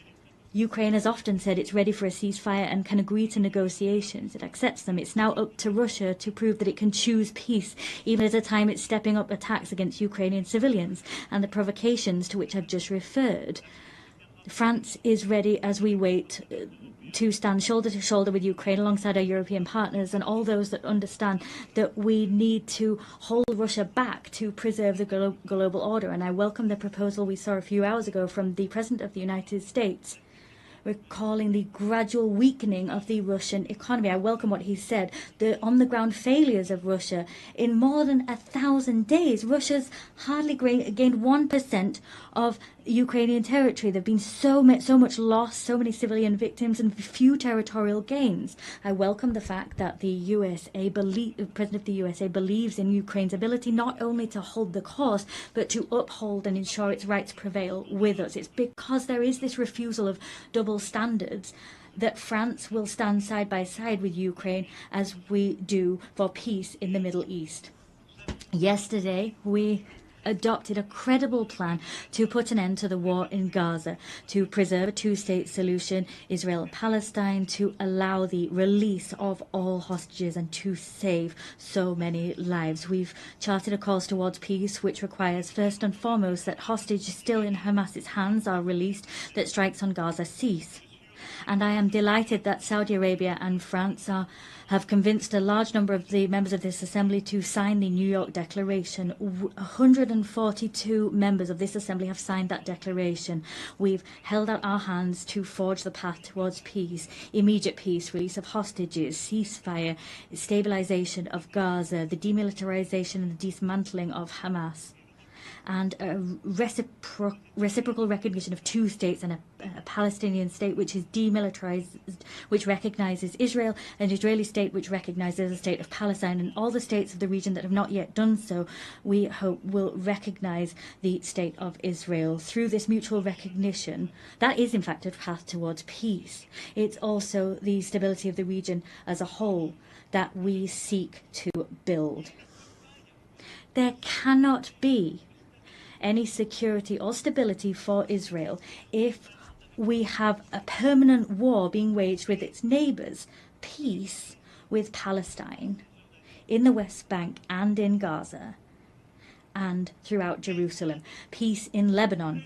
There, the struggle against terrorism cannot be waged to the detriment of sovereignty of the Lebanese people. And it's for that reason I am delighted at the work that we have undertaken hand in hand with the United States of America, with the United Nations and UNIFIL to build this path that will make it possible to restore Lebanese sovereignty, to make the Lebanese armed forces once again able, with UNIFIL, to really anchor their sovereignty and to build this monopoly over weapons, a monopoly that can only be held by the Lebanese armed forces.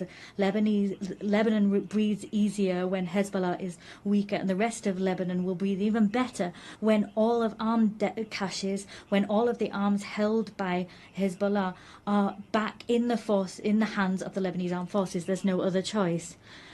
We'll soon hold a support conference for the reconstruction of Lebanon. And we'll also support the conference that our Saudi friends will hold, supporting the Lebanese armed forces.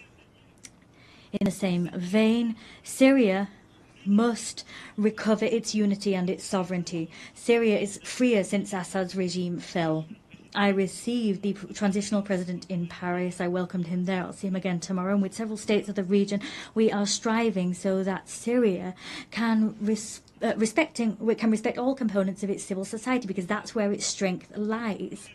At the same time, it's in finding that unity once more, they will be able to also fully recover their sovereignty. The region can only be in peace if the Iranian nuclear program that has been partially destroyed is once again fully under control. It is for this reason France, Germany, the United Kingdom triggered by way of a collective agreement a process leading to the restoration of all international sanctions previously imposed upon Iran. That alone Iran alone is responsible for being in breach of its obligations, but they have decided to open the doors to the IAEA and allow them to inspect HEU stocks and to conduct inspections. The next steps to come will be decisive. Either Iran makes a gesture and goes back to the path of peace and accountability that make it possible to get back on course and for the IAEA to do its work and for stockpiles to be transferred, or sanctions will have to be imposed. I'll have an occasion to meet with the President, if needs be, tomorrow. On each of these crucial issues, France puts forward concrete proposals, solutions. The plan for the war to stop in Ukraine exists. The plan to make peace in the Middle East is on the table. A plan to put the Iranian nuclear program back under proper control exists. The plan to restore the full sovereignty of Lebanon in the south exists.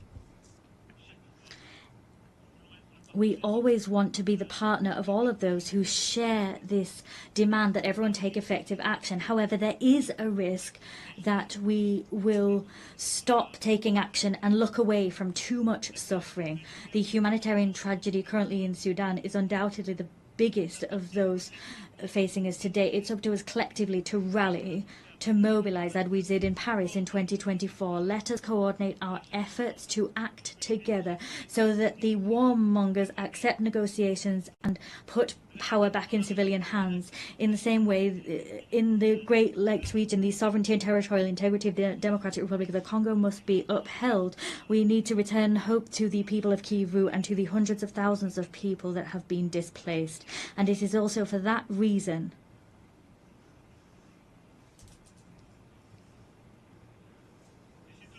and it's also for that reason that we will meet next month in Paris, all of those able to respond to the humanitarian urgency and bring together initiatives of peace. And I'm delighted at what's been done by the African Union, by so many neighbors, Qatar, USA, but the humanitarian emergency needs to be addressed. We cannot forget any of these conflicts. We have no right at any time to lose heart. This capacity to take a leap of action is our source of strength. That's what brought us together 80 years ago. We have no right to get tired, to show fatigue. Well, there are so many crises, one after the other.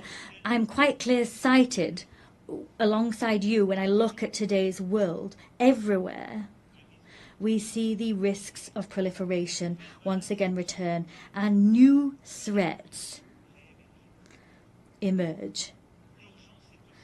There is an urgent need to rebuild a credible framework, a verifiable framework to combat any nuclear proliferation, to rebuild a credible framework to once again contain these threats, ballistic proliferation. I'm not forgetting bacteriological, chemical threats, or the new risks that posed by AI, cyber technology, space technology, quantum technology. We have common frameworks, but they've been weakened in all of these domains in recent years, sometimes because some people sort of said they were outdated, and sometimes because the rules for verification weren't properly observed, sometimes because the pace of technological development meant that these frameworks, their capacity to innovate, was not enough. Technological change was going too quick. However, we've got no right to give up. Ours is, we have to build that crucial framework for peace. The same demand for effectiveness, effective multilateralism is one that we need to uphold for our global challenges. The Secretary General attaches great importance to our organisation, and he has ambition for it, and that's shown through his initiative UN 80, and I share his concerns about our organisation. Yes, we need, at this time of disarray that I talked about as a result of these major issues of war and conflict, we can't forget there are so many global challenges that mean that we must all come together. Let us stare straight in the face global imbalances, all economies affected. All economies, and I'm speaking as one of the richest among them, but also middle-income countries, developing countries, and of course the poorest nations among us. All of us, if we can't have organized international debate on major global imbalances, if our response is a fragmented one and we don't work together, we exacerbate these problems. Today, our challenge is to look at how we can help China to develop the internal demand that it really needs. How can we ensure that productive capacities that China's been able to develop in recent years, these technological capacity, sometimes there's technological transfer, and that's good, but they need to be conducted hand in hand with harmonious development and respectfully the environment. How can we correct US trade imbalances? How can we do that through corrective measures, not through tariffs that takes the rug out from under international trade? There's Europe that needs to respond to collective needs for collective investment, and we need to shoulder that responsibility. These challenges mean that we need to cooperate. There needs to be cooperation between major economies, but we can't pit the G7 against the BRICS, and that's the very rationale behind our agenda for the French G7 of 2026. Of course, we'll work with the Canadian presidency of G7 and the upcoming presidents of G20, we need to return to that spirit of cooperation that is vital, because that's what will allow us also to have a common agenda to finance our global challenges. Let's take a look at things today. Everywhere we're eroding our common ambitions to finance major global challenges. Collective financing for healthcare is plummeting, as is financing for food security, as is financing for education. These challenges are, however, our challenges, even more than they were before the pandemic, the COVID-19 pandemic. And so it is absolutely pivotal that together we prove ourselves able to develop concrete solutions and find new financing to address our challenges.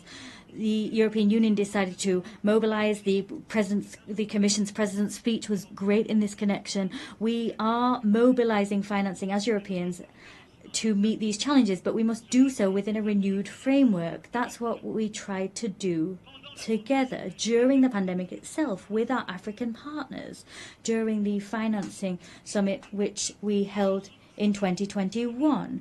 The work we did there was work we continued at the 4P summit, where we developed this pact for the prosperity of peoples and the planet. Ultimately, the agendas were the same.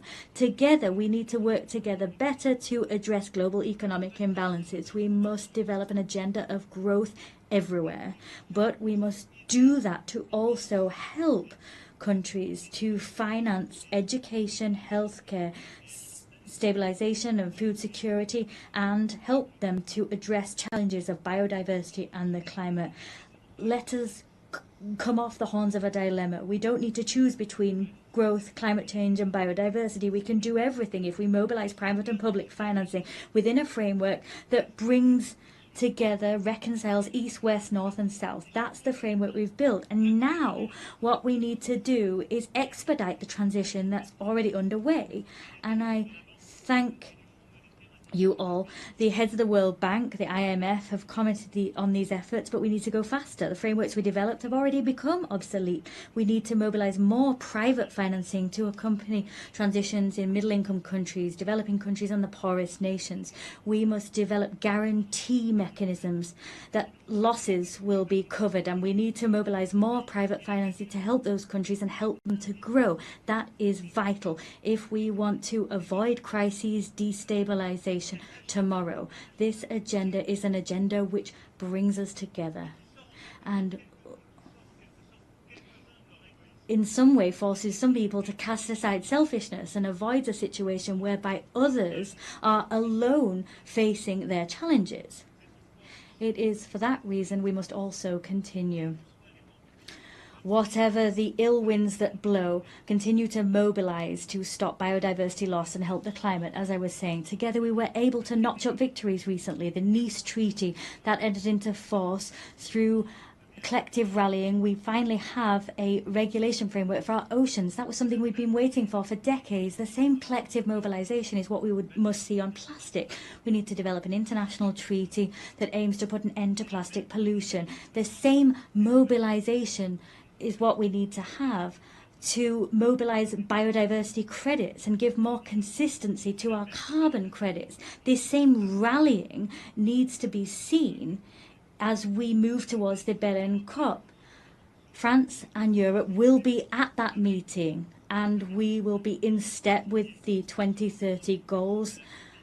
We will mobilize all financing necessary to usher in this transition, whether that be public or private financing. We have no right to turn away, stray from the course towards the goals we set ourselves. We have no right to simply crumble and become isolated. As you've seen, all of these global challenges, education, healthcare, agriculture, food security, biodiversity, climate, the fight ultimately against all inequalities that destabilize our global order require the same spirit of cooperation, the same spirit that I talked about, the spirit we showed in the face of war and destabilization. Our challenge is the fact that crises, there's a plethora of them, they're growing in number.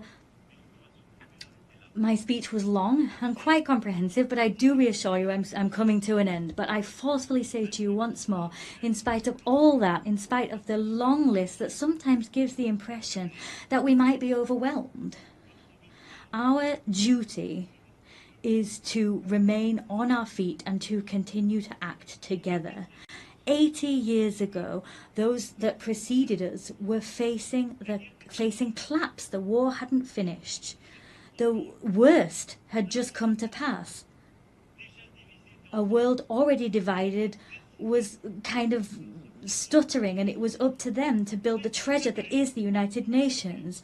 We could overwhelm our assembly, level criticism against it, reproach it for everything. Not all reproaches are fair, some are. This assembly is us. If it's ineffective, it's because some people are blocking it. Sometimes it's the most powerful. If it's not going fast enough, it's because people don't have enough resolve to make things move forward. The United Nations is all of us. There's one thing. It's that we don't have a right to be cynical. We don't have the right to get fatigued. We can't have this defeated heart, because our world is here before us, and our risk, the risk that we face, is that of fragmentation, that the law might is right will prevail, the status quo prevailing, cynicism, and to some extent that we will lose control. Yes, the loss of control. That's what all of our peoples are experiencing. Fear in the face of a future they no longer control. The fear in the face of migrations that they're weathering, a climate that we can no longer control, fear of inequalities that we can't bring under control, a fear in the face of a war we can't stop. This fear has one friend, the strongest friend, the mightiest person that was able to prevail, the cynic that was allowed to prevail.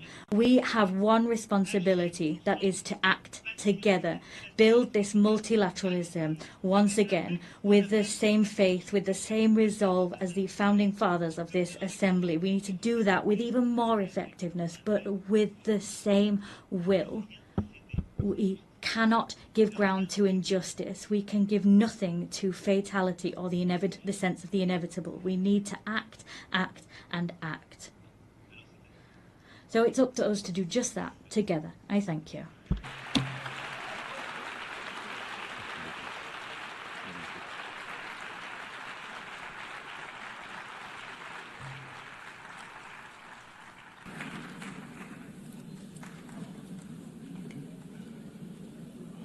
On behalf of the Assembly, I wish to thank the President of the French Republic.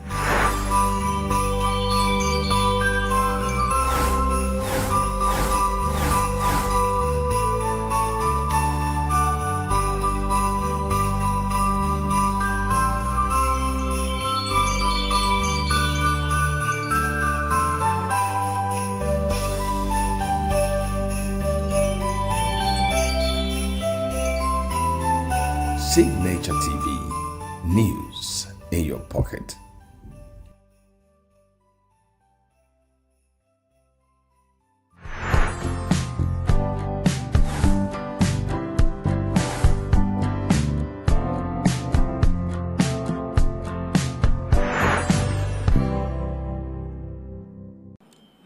I now give the floor to the Secretary General of the United Nations, His Excellency Antonio Guterres.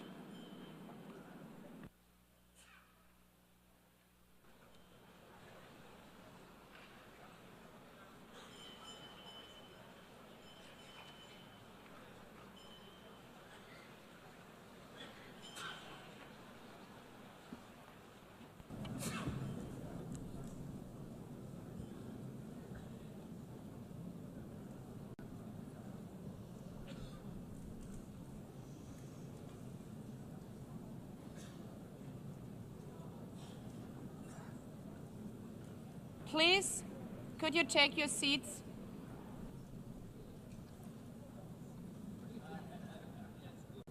Let me begin with two words we have not been able to say often enough in this hall.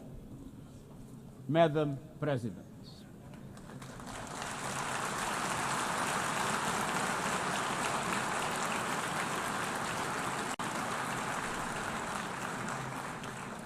Excellencies, ladies and gentlemen, 8 years ago, in a world scorched by war, leaders made a choice. Cooperation over chaos, law over lawlessness, peace over conflict. And that choice gave birth to the United Nations, not as a dream for perfection, but as a practical strategy for the survival of humanity. Many of our founders had seen firsthand the hell of the death camps and the terror of war. They knew that true leadership meant creating a system to prevent a replay of those horrors, a firewall against the flames of conflict and World War III, a forum for sovereign states to pursue dialogue and cooperation, and a concrete affirmation of an essential human truth: we are all in this together. And this General Assembly Hall is the heartbeat of that truth. It is why for decades, world leaders have come to this one-of-a-kind podium. It is why you are here today. Because at its best, the United Nations is more than a meeting place. It's a moral compass, a force for peace and peacekeeping, a guardian of international law, a catalyst for sustainable development, a lifeline for people in crisis, a lighthouse for human rights, and a center that transforms your decisions, the decisions of member states, into action. 80 years on, we confront again the question our founders faced, only more urgent, more intertwined, more unforgiving. What kind of world do we choose to build together?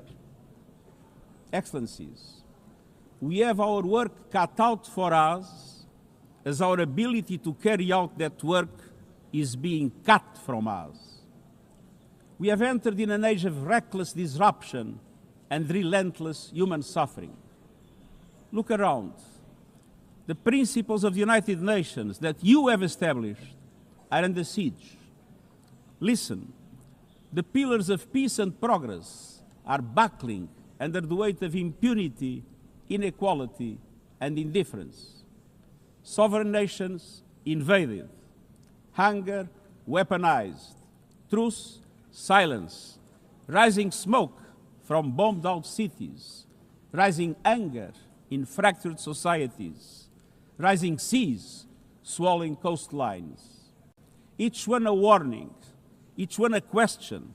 What kind of world will we choose? A world of raw power or a world of laws? A world that is a scramble for self-interest or a world where nations come together? A world where might makes right or a world of rights for all? Excellencies, our world is becoming increasingly multipolar, and this is positive, reflecting a more diverse, dynamic global landscape. But multipolarity without effective multilateral institutions can court chaos, as Europe has learned the hard way, resulting in World War I. It was multipolar, but there was no multilateral institutions. So let's be clear. International cooperation is not naivete. It is hard-headed pragmatism. In a world where there's leap borders, isolation is an illusion. No country can stop a pandemic alone. No army can halt rising temperatures. No algorithm can reveal trust once it is broken. These are global stress tests of our system, our solidarity, and our resolve. I'm convinced we can pass these tests, and we must. Because people everywhere are demanding something better, and we owe them a system worthy of their trust and a future worthy of their dreams. And so we must make the choice, an active choice, to reaffirm the imperative of international law, to reassert the centrality of multilateralism, to reinforce justice and human rights, and to recommit to the principles that gave rise to our organization. and to the promise contained in its first words, we, the peoples. Excellencies, the choices we face are not part of an ideological debate. They are a matter of life and death for millions. As I scan the global landscape, we must make 5 critical choices. First, we must choose peace rooted in international law. Peace is our first obligation, yet today wars rage with a barbarity we vowed never to allow. Too often, the Charter is brandished when convenient and trampled when not. But the Charter is not optional. It is our foundation. And when the foundation cracks, everything built upon fractures. Around the world, we see countries acting as if the rules don't apply to them. We see humans treated as less than human, and we must call it out. Impunity is the mother of chaos, and it has spawned some of the most atrocious conflicts of our times. In Sudan, civilians are being slaughtered, starved, and silenced. Women and girls face unspeakable violence. There is no military solution. I urge all parties, including those in this hall, end the external support that is fueling this bloodshed. Push to protect civilians, because the Sudanese people deserve peace, dignity, and hope. In Ukraine, relentless violence continues to kill civilians, destroy civilian infrastructure, and threaten global peace and security. I commend recent diplomatic efforts by the United States and others. We must work for a full ceasefire and a just, lasting peace in accordance with the Charter, UN resolutions, and international law. In Gaza, the horrors are approaching a third monstrous year. They are the result of decisions that defy basic humanity. The scale of death and destruction are beyond any other conflict in my years as Secretary General. The International Court of Justice has issued legally binding provisional measures in the case named Application of the Convention on the Prevention and Punishment of the Crime of Genocide in the Gaza Strip. Since then, a famine has been declared and the killing has intensified. The measures stipulated by the ICJ must be implemented fully and immediately.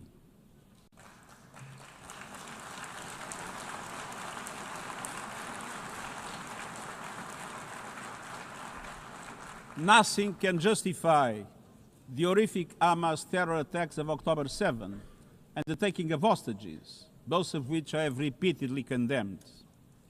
And nothing can justify the collective punishment of the Palestinian people and the systematic destruction of Gaza. We know what is needed. Permanent ceasefire now. All the hostages released now. Full humanitarian access now. And we must not relent in the only viable answer to sustainable Middle East peace, a two-state solution as so eloquently reaffirmed yesterday. We must urgently reverse dangerous trends on the ground. Relentless settler expansion and violence, and the looming threat of annexation must stop. Everywhere, from Haiti to Yemen, to Myanmar and the Sahel and beyond, we must choose peace anchored in international law. The past year has brought glimmers of hope, including the ceasefire between Cambodia and Thailand, and the agreement between Azerbaijan and Armenia brokered by the United States. But far too many crises continue unchecked. Impunity prevails, lawlessness is a contagion, it invites mayhem, accelerates terror, and risks a nuclear free-for-all. When accountability shrinks, graveyards grow. When UN staff and facilities are attacked, violating legal obligations, so too is the core of our ability to serve and deliver. The Security Council must live up to its responsibilities. It must be more representative, more transparent, and more effective. And beyond crisis response, we must tackle the injustices that ignite conflict: exclusion, inequality, impunity, and corruption. The surest way to silence the guns is to raise the volume for justice. Real security is born of fairness and opportunity for all. Excellencies, this leads me to my second point. We must choose human dignity and human rights. Human rights are not an ornament of peace, they're its bedrock. Human rights, economic, social, cultural, political, and civil, are universal, indivisible, and interdependent. Choosing rights means more than words. It means choosing justice over silence. It means protecting freedom and civic space, advancing equality for women and girls, confronting racism and discrimination in all its forms, protecting human rights defenders, journalists, and freedom of speech, and upholding the rights of refugees and migrants so that mobility is safe and in accordance with international law. Human rights are a daily battle, online and offline. They require political will. But dignity is not only about the protection of rights. It is about rights fulfilled through inclusive and resilient development. Rights that put an end to poverty and hunger. Rights that open doors to education, health, and opportunity. The Sustainable Development Goals are our shared roadmap for achieving these rights. But in order to make progress down this road, we need fuel. And that fuel is finance. We've seen what development done right can deliver. In the past decade, millions more have gained access to electricity, clean cooking solutions, and to the internet. Child marriage is in retreat. Women's representation is growing, but cuts to aid are wreaking havoc. They are a death sentence for many. For so many more, a stolen future. This is the great paradox of our time. We have the solutions, but we are siphoning off the fuel that would make it possible to make progress. To choose dignity, we must choose financial justice and solidarity. We need to reform the international financial architecture so that it drives development for all.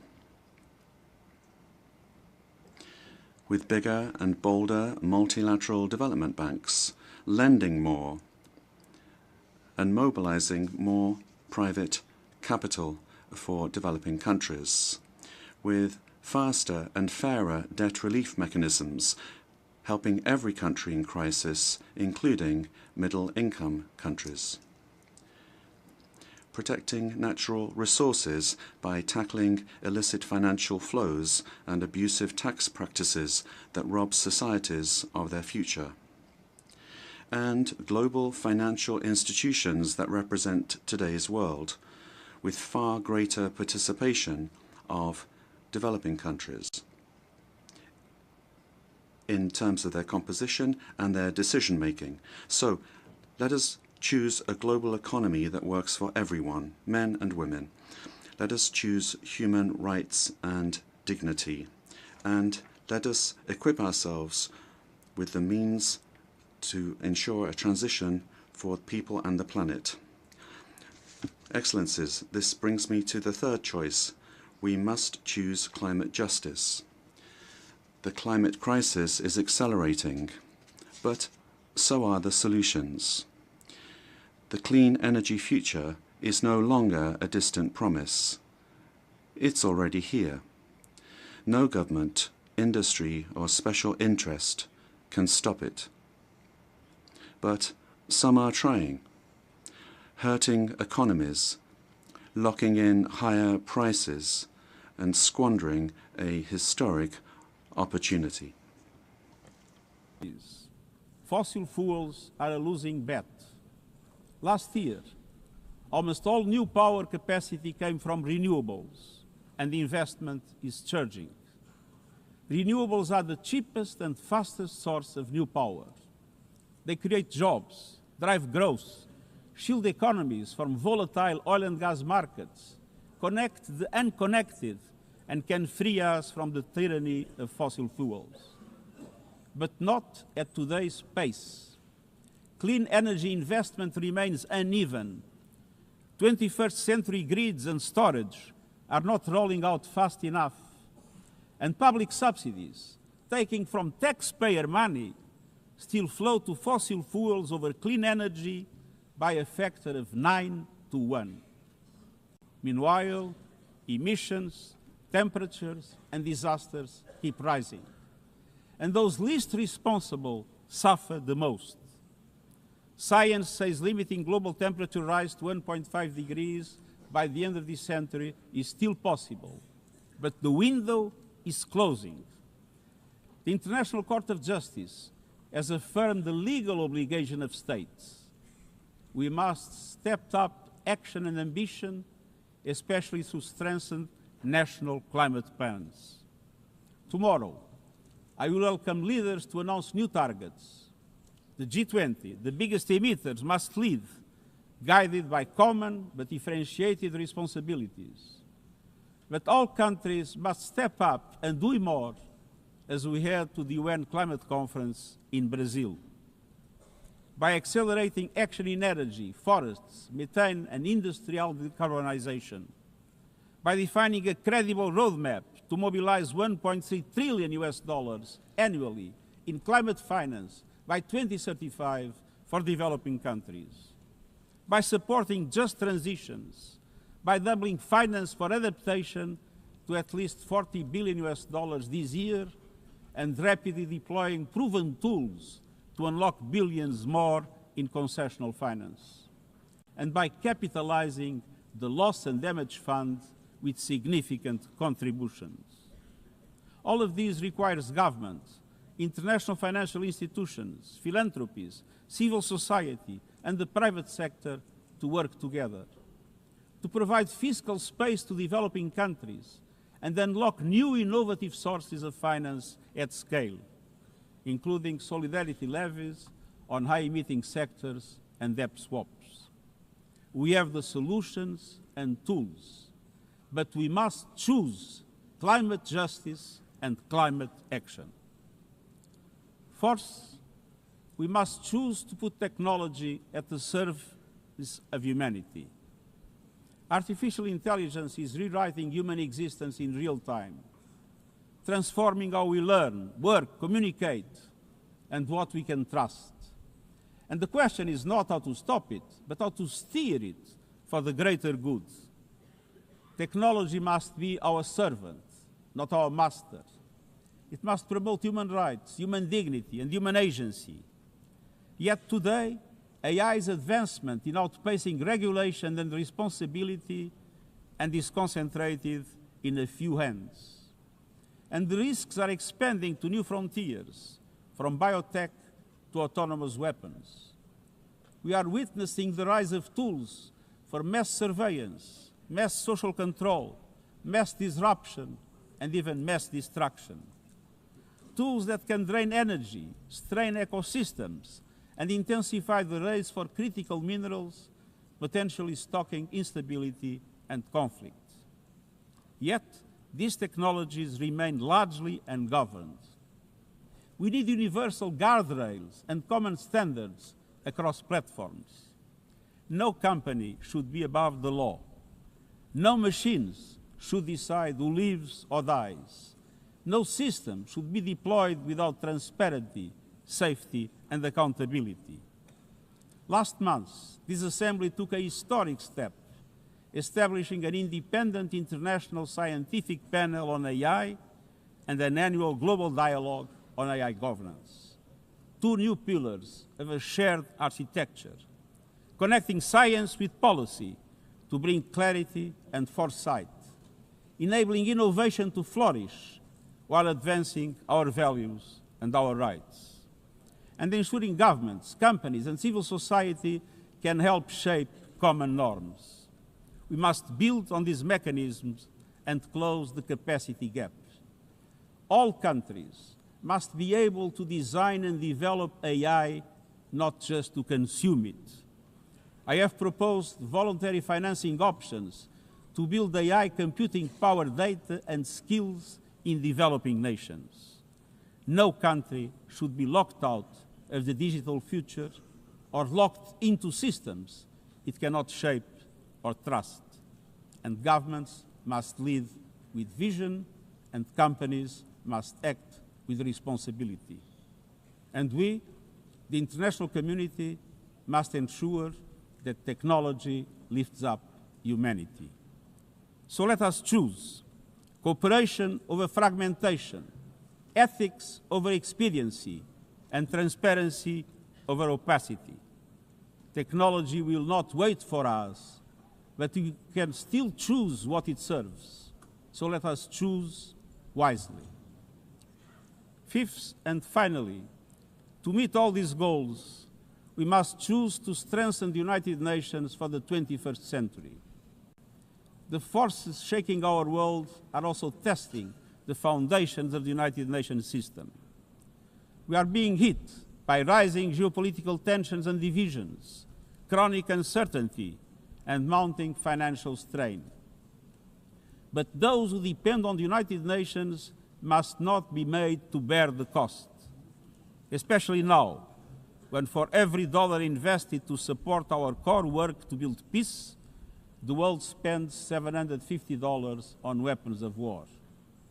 This is not only unsustainable, it is indefensible. In this moment of crisis, the United Nations has never been more essential. The world needs our unique legitimacy, our convening power, our vision to unite nations, to bridge divides and confront the challenges before us. The Pact for the Future has shown your determination to build a United Nations that is stronger, more inclusive, and more effective. That is the logic and the urgency of our UN80 initiative. We are moving swiftly and decisively. I put forward concrete proposals, a revised budget for 2026 that strengthens accountability, improves delivery, and cuts costs. Practical reforms to implement mandates more effectively and efficiently with greater impact. And ideas to spark a paradigm shift in the structure of the UN and how its parts work together. Most of these decisions rest with you, the Member States, and we will move forward in full respect of the established procedures. Together, let us choose to invest in a United Nations that adapts, innovates, and is empowered to deliver for people everywhere. Excellencies, my overriding message comes down to this. Now is the time to choose. It's not enough to know what the right choices are. I urge you to make them. I grew up in a world where choices were few. I was raised in the darkness of dictatorship, where fear silenced voices and hope was nearly crushed. Yet, even the bleakest hours, especially then, I discovered a truth that has never left me. Power does not reside in the hands of those who dominate or divide. Real power resides from people, from our shared resolve to uphold dignity, to defend equality, to believe fiercely in our common humanity and the potential of every human being. I learned early to persevere, to speak out, to refuse to surrender, no matter the challenge, no matter the obstacle, no matter the hour. We must and we will overcome.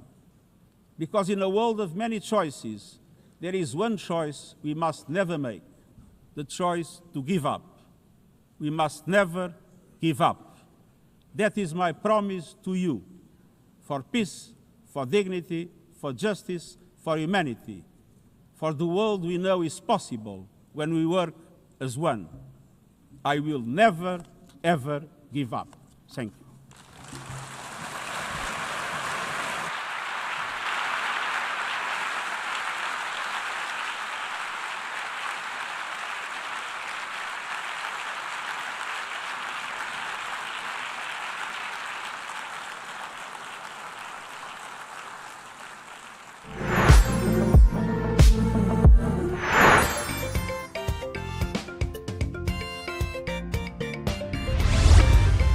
Signature TV, news in your pocket. The way we see the world shapes the way we change it. Gender isn't just a checkbox, it's a lens, one that helps us understand the world more deeply and act more fairly. Gender Perspectives, a program for those ready to see more, do more, and be more. Designed to challenge assumptions, ignite conversations, and build inclusive solutions across every sector of society. We are not, fighting the men. We are not saying we are equal in terms of rights. We're only asking they should recognize our existence. Join us on Gender Perspectives, showing every Saturday by 4 p.m. Repeat every Wednesdays by 5 p.m. and Thursdays by 3 p.m. Change begins with perspective. Let's widen yours.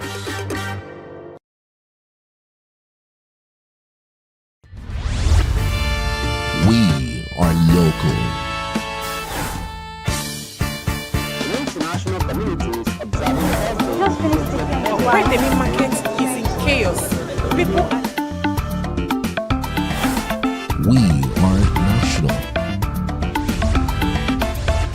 Those in support of this motion as amended, say aye. Aye. We have taken it through by default. We are international. Israeli airstrikes. Donald Trump left us the worst unemployment.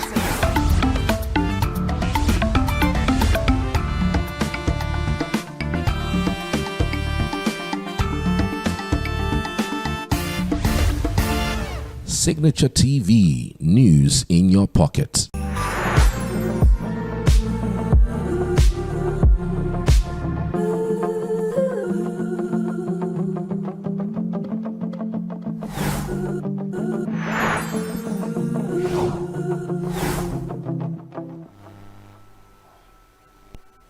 Hey there, I believe you and yours are doing great.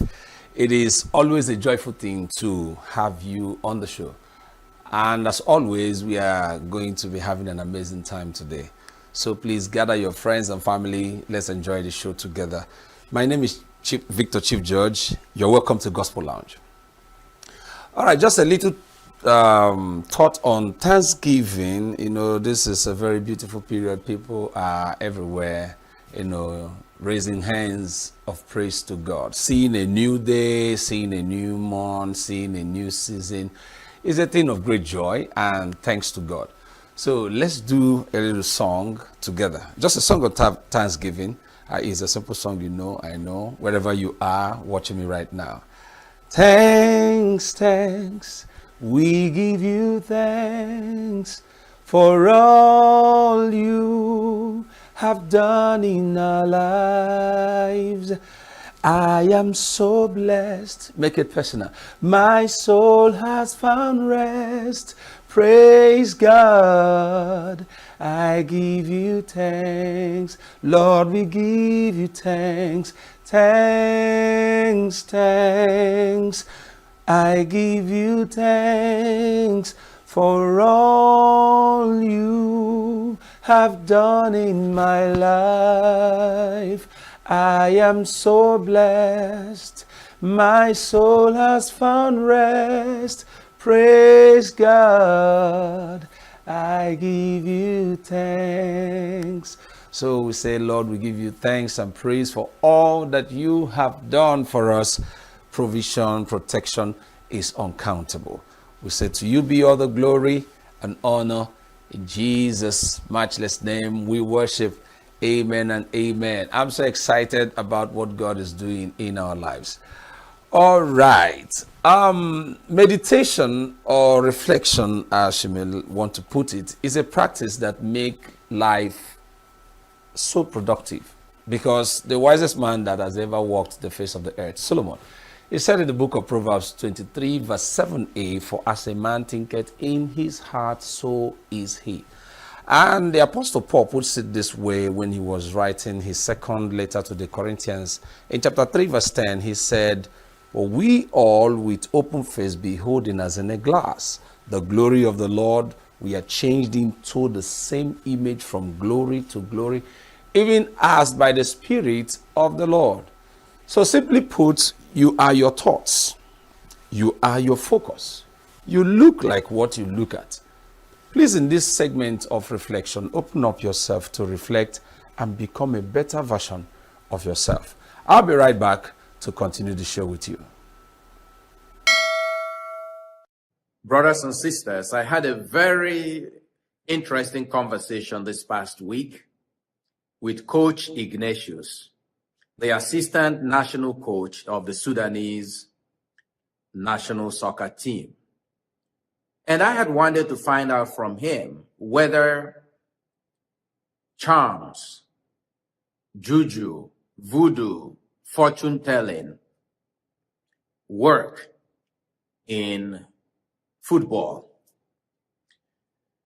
Because as many of you know, those of you from Nigeria who are listening, that the national team of Nigeria, the national soccer team, that is, the Super Eagles, did not qualify for the World Cup, and they were beaten by DR Congo after a penalty shootout. And at the end of that game, that shootout, Nigeria's coach was so irate, so furious, and had to be restrained. Later, at the post-match news conference, he said, Nigeria should not have lost, that he suspected that DR Congo had used voodoo on the Super Eagles of Nigeria. So I was asking this coach whether this really works. Coach Ignatius told me, the first evidence is to say, if this voodoo and charms and fortune telling and casting spells work in soccer, why don't Africa's national teams use it in the World Cup to win the World Cup? He says, in order to win any soccer game, you need the tactical, the technical, and the physical aspects. But none of these will work unless you train and prepare. Preparation is the key. So your national team, he said, the Super Eagles, lost. Not because of voodoo, but because they did not prepare well. When you prepare, you have a better chance of victory. And so, I don't know about you and your spiritual or personal journey. There are still many people I know who believe in fortune telling. There are those who believe in palm reading, astrology. There are Christians who consult with witch doctors and witches, sangomas, all in search of success in life.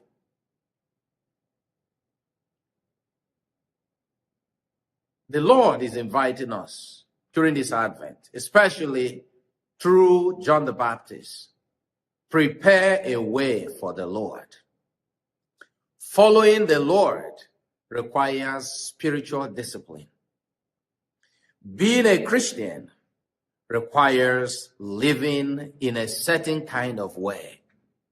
The Lord says, if you want to follow me, take up your cross every day, come follow me. Being a Christian is a choice that you have to make to live like Jesus Christ, to follow the example of Jesus Christ. It is not a walkthrough. It is not you choose and select what you want. It is the whole package. I think that that is the message of John the Baptist to us. For many of us Christians out there are often feeling that God should do things for us simply because we ask God. Everything, like someone said, in this life depends on God. But also, you work so hard as if everything depends on your effort. So John the Baptist is inviting us to come to the Jordan. Advent is our invitation to come to the Jordan. For that Passover, for 40 years, the people of Israel were wandering in the desert, moving from Egypt to the promised land. Jordan carried a rich symbol for them of their Passover into the land of promise. Jordan, you remember, was also the place where Naaman received healing, where he dipped himself in the water. Jordan was also where Elijah went into the heavens on a fiery chariot. And when we think of the message of John, prepare the way of the Lord, we think of John himself, not just his message. John prepared himself. He lived in a very austere way. He was dressed in camel hair and wearing a leather belt like Elijah. Even Jesus referred to John the Baptist as Elijah. John reminds us of that great prophet Elijah who stood strong against the prophet of Baal, who stood strong against Ahab, who brought paganism, idol worship into Israel. At a time where the rest of the people of Israel had fallen to this dictator, to the idols of Jezebel, brought in by Jezebel, the wife of Ahab, Elijah was the one that stood strong. John represents to us this face of the new Elijah. Just as Elijah prepared the way for the coming of Elisha, who took on the ministry, John prepares the way for the Messiah that is spoken of in the first reading. And he's inviting us to the Jordan to make our own exodus from a life of anger and bitterness to a life of joy and happiness, from a life of hatred, envy, to a life of love, celebrating each other, celebrating the accomplishments of others. Like John said to the Pharisees and the Sadducees and all who came to the Jordan, God's judgment is upon this world. The axe is laid upon the tree. The tree that does not bear good fruit will be cut down and burned. Are you bearing good fruits?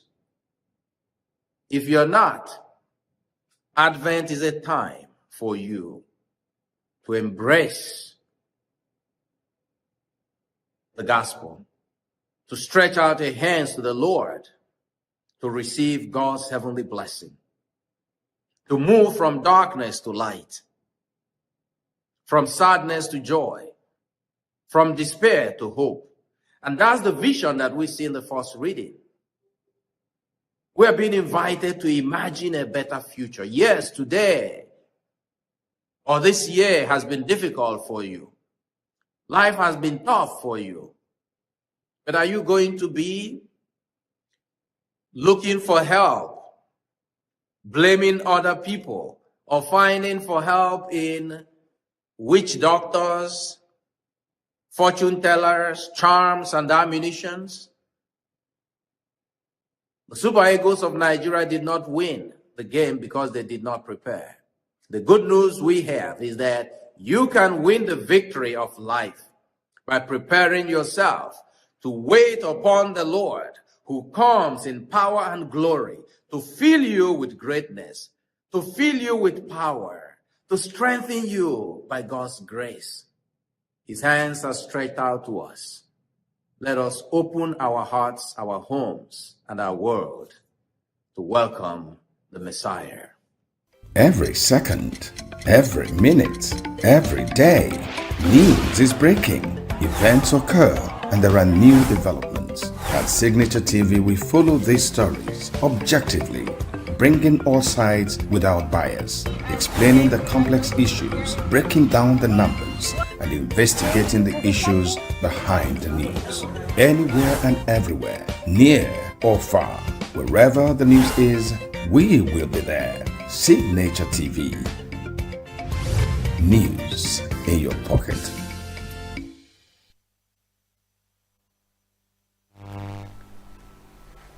All right. Thank you for still being there with us. This is Gospel Lounge on Signature TV. I believe you were highly blessed and inspired by that wonderful session of reflection. Please do well to follow everything that you have learned in that very session.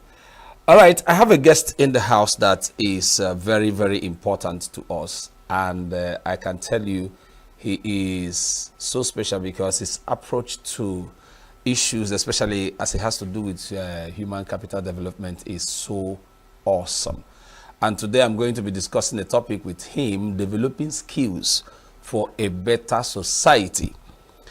Joseph Nnaji, popularly known as Joe Sachs, is the lead consultant and instructor at Signaturetv Initiative. Is a transformative hub where young people are mentored in purpose, leadership, relationship, and finance.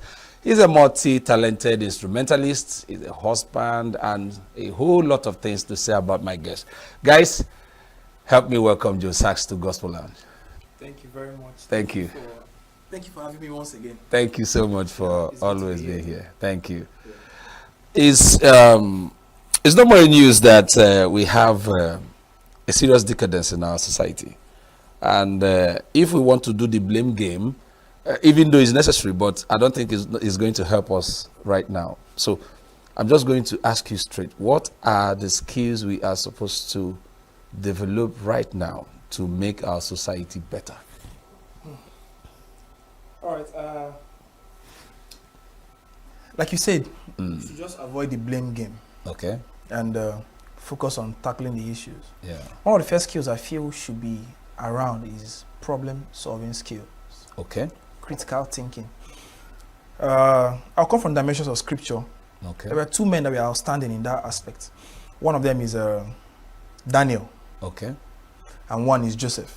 Yeah. Now, if you read through their stories, you would see that their approach is what we need. We need people that should be able to break down things into structures and systems, break down our problems to actionable steps. Okay. Not just Joseph did not just tell Pharaoh, we'll have a famine. He suggested solutions. I don't know if you're getting me. Yeah. So it's what it should be. It should not be, this is a problem. We have people everywhere talking about the problems, and nobody is really bringing solutions that are looking like what we need. People are bringing solutions, but sometimes when you look at it critically, you see that there are multiple flaws within it. Critical thinking is not something that comes off your head. It's something you go back, sit down, and you don't do critical thinking without data. You should know the problems. Like I always tell people, being able to outline them. Exactly. I always tell people, if you must make progress, you need to know where you are supposed to be. Then know where you are and backtrack from there to where you are. it will now show you the steps you need to take to get to where you're supposed to be. Okay. So now, someone that's trying to solve a problem needs to be able to sit down critically, evaluate, and there is no proper evaluation without data-driven decisions. You must be able to make data-driven decisions. In fact, like someone is saying, people, like let me use the instance of this current Christian genocide and all that. We don't even have a census of the number of Christians in this country. True. We are guessing, and we are I don't know if you understand. We have not had a proper census. We don't know people that we are just, how will I put it? Everything is just on hearsay and guesswork. So there should be people that are critical thinkers and problem solvers. Now that's for that aspect. Now we need proper leadership skill. Okay. And now there is no way you can lead a people if you've not led yourself. Some of the people that we have sent into government per se, we are not disciplined people when they were regular people. If you want to know, in fact, the problem we have as a nation is not fully government. Okay. A regular person, a normal person, a common person that is not even in government, when they act, you will be able to know how they will act when they are given leadership positions. Okay. So it's not really what they develop when they enter into the leadership position. No, you are just going there. What you are going there, you are going there to amplify who you are. Oh my God. What that place does for you is that it amplifies your nature. You see, someone is not a thief because he steals. It's because he has a nature and the mindset of stealing. So it's possible that you're a thief and you will never steal because you don't have the opportunity to steal. I don't know if you're understanding me. I get you. You may be a thief, but you will never steal because you don't have the opportunity. Have not called. And that is what one of the things that when you understand the aspect of regeneration in the salvation story, this is what happens. Nature is changed. So when we put people in government, in leadership, some of them, they are not even leaders per se. They are not leaders per se. They are people with political ambitions looking for money. You know, leaders are people that should be able to manage humans, manage other humans from a point of managing themselves. You see, that's for this. Basically, these two skills I feel should be given more, how will I put it? It should be given more concern for us as a people in this nation at the moment. In as much as there are other skills we need to, call to play, like digital skills and all that. That's on a personal development part of it. You understand? Digital skills where because the world is changing. We just talked about AI, not quite long and all that. The world is changing, and as a people in this country, we don't even know it yet. There are many processes that we still do in government that should be done automatically. When I mean automatically, we still have to go and queue to do some things, and that it's not supposed to be. We are supposed to make, at this point, the idea of technology is to make life easy and to increase productivity. Some of the files we are carrying around in school were unnecessary. I went to a school that the internet way of viewing results came to play, and professors kicked against it. Wow. Yes. Because the reality is that in Igbo they say, True. Somebody is benefiting from the fact that we are having the decadence we have in the society is of someone's benefit. There is war, is someone's benefit. Someone is selling the guns. Do you understand? True. So, I think from basically these three things, if we look at it critically as a people.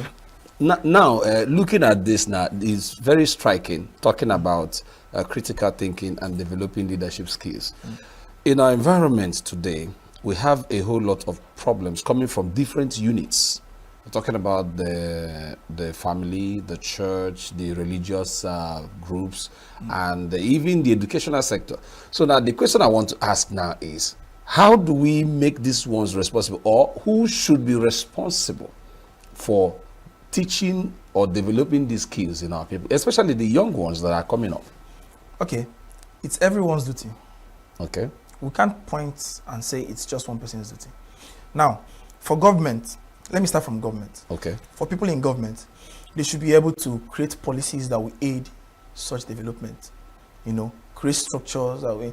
Our government, they are trying. Every day you're hearing that this policy is coming out and they are creating this ministry. You know, they're having parastatals that take care of different things. But the idea is this: if they don't know what the main problem is, we're beating around the bush, creating policies around things that are not actually useful to us at the moment. Yeah. So you see that in the past year, there have been many policies created, but very few of them have direct impact on the problems we have in society. Very, very few of them. And outside the government, there is family. Yeah. There is family. If we get it wrong on the family aspect, that is where there is even problem in government and society. True. You see, you've seen that we talk about Yahoo boys and all that. Yeah, Yahoo boys and their parents are supporting them. The other day, I saw a video that really troubled me. A young man that just finished secondary school. Yes. Came back home and was spraying money on the mother. Yeah. I was like, what is this? And the woman was dancing. A boy that just finished WAEC. Hunger is a tool. It's very dangerous. So if you look at it from that aspect, you see that the family has a lot of role to play in this. If we get it right in the family aspect, I think we would have solved part of the problems, you know. And then the religious institutions also. Okay. You know, the way things are going, they are almost losing relevance. I agree with you. The religious institutions are almost losing relevance. If you check scripturally, I like making reference to scripture because that is my foundation. Scripturally, there are prophets and there are kings. Prophets don't answer to kings. If you check, true, prophets, priests don't answer to kings. They direct kings. In fact, every king that made it, that was properly, and every king that did well in scripture had a prophet and a serious priest. True. Either a prophet or a priest. You see, David had Zadok the priest, and Zadok continued with Solomon. I don't know if you get the same way. You understand? Even when Absalom wanted to take the throne from David, he needed a prophet and a priest.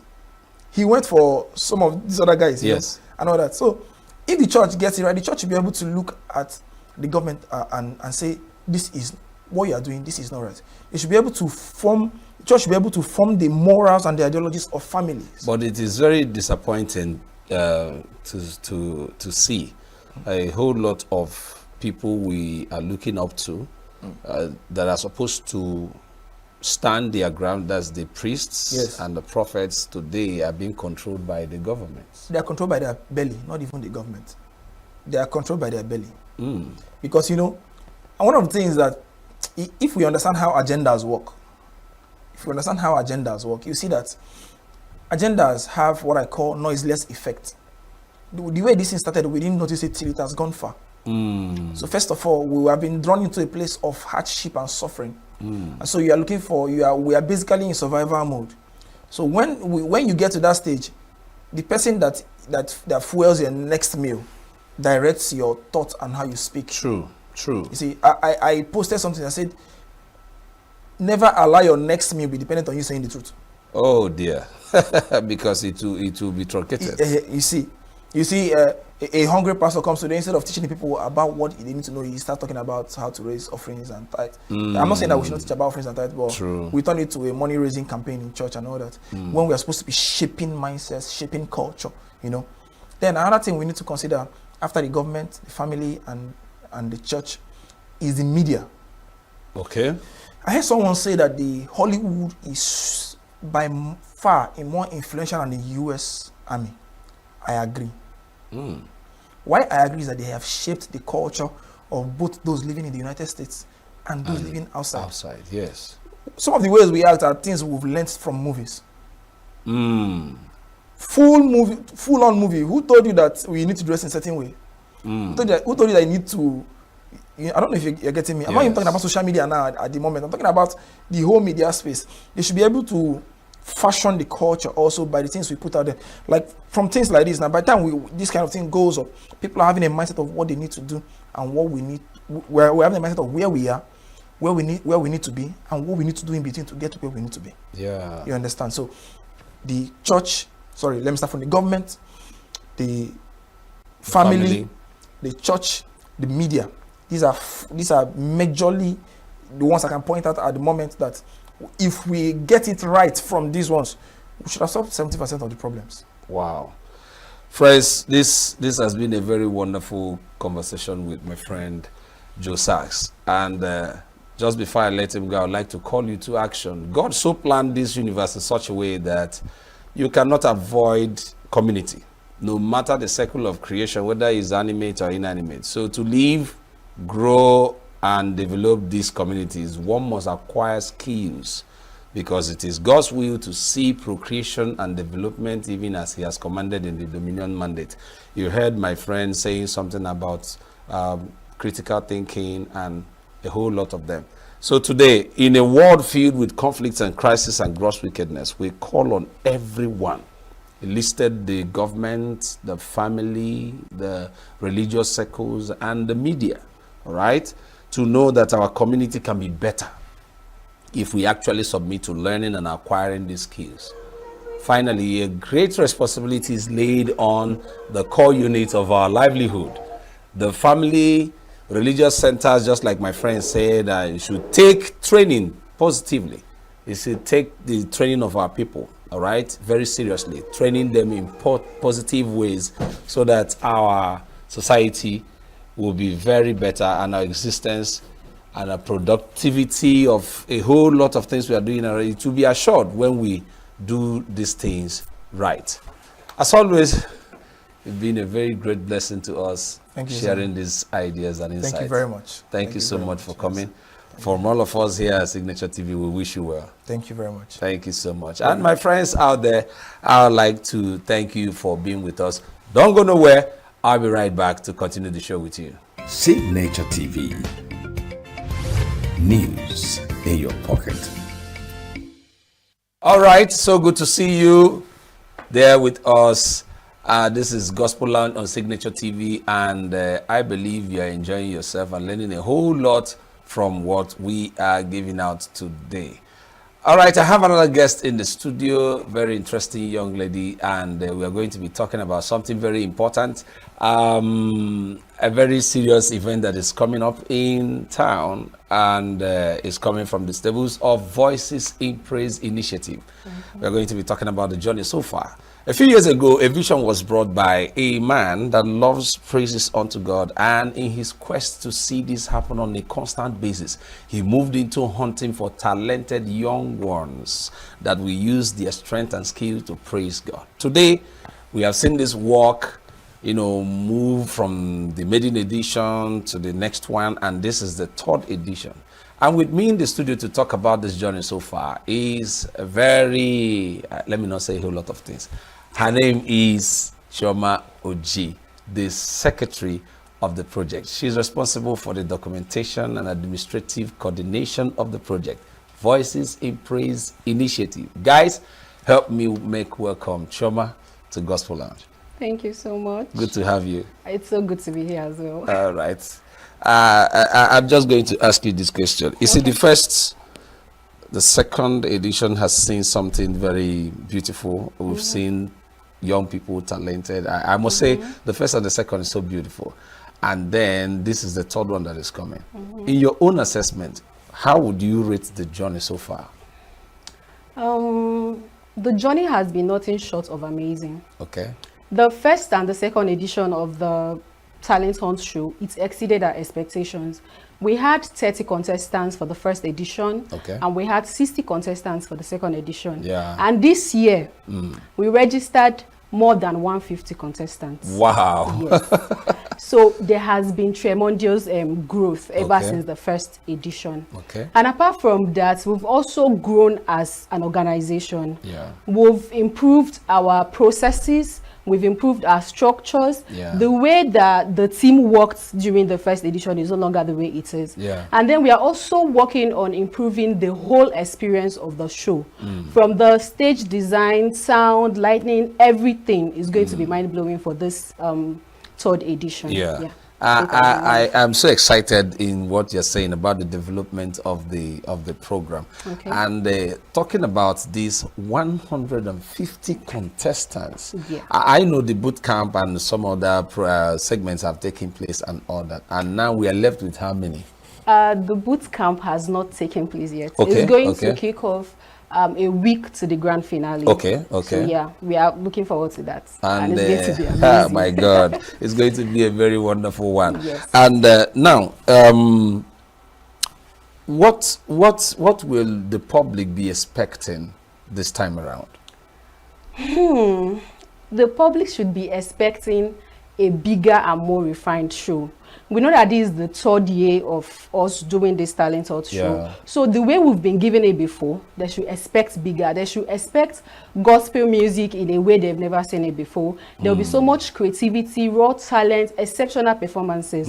So we are ready for them. We are going to give them a very good and wonderful show. And as an organization, is there any expectations from the community or the people out there? Yes, of course, it's a two-way thing. Okay. So we are expecting the public support. Okay. Not just their support in attendance, but they should share the contestants up, Okay. support them with their votes, Yeah. push them and push out the message that gospel music is powerful and worthy of investment. So we are expecting the public to come around, both in their support, love, and active participation. Active participation. That's a great emphasis Yes, there, yes. active participation. Yes. And now, just lastly, before I let you go, Okay. this event, the grand finale, is coming up on the 14th Of December. At the Bay, at the Bay's event The Bay's center. Landmark Event Center. Now, a whole lot of people are asking questions, especially as it has to do with the engagement of the public. Okay. And as you know, the first edition, the second edition, the voting patterns. This time around, do we have any suspense, or are we going to see any change in the voting patterns? Because, you know, a whole lot of people, let's not do this like it's a political stuff. Something. If it is going to be a suspense, why not leave it as a suspense? Yeah, it's going to take place on that same day. So we are not releasing any pattern of voting until that same day. So we are encouraging our contestants to bring their people, because that will actually help them very much. So since it's not a political something, we want it to happen that day live. Okay. Yeah. So that's how it is planned. And it's a suspense as well. So it's going to be an awesome one. All right, friends, let me call it to action before I let her go. It's a wonderful thing to know that every human exists on earth. He has a deposited talent in them by God. So when we discover and acknowledge this talent, give it all it takes to develop them, we will become great blessings, not just to ourselves, but to the communities where we live in.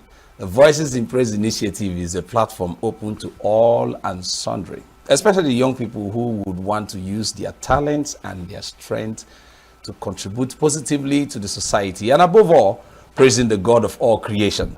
So everyone is invited to this grand finale of the third edition happening on the 14th of December 2025. The red carpet will start by 3 p.m., right? 4 p.m. 4 p.m. But if you come by 3 p.m., it's okay. acceptable. And again, there will be tattoo sangotos every day. Obviously. Wow. Oh, frankly speaking, it's been a very wonderful time Same here. talking with you Same and here. sharing the journey so far with us. Thank you so much for coming on the show. Thank you too. Yeah. And to you, my wonderful friends out there, thank you so much for always coming up and being with us on Gospel Lounge. Till I come your way next time, be the reason why this society is better. My name is Victor Chief Judge. God bless you.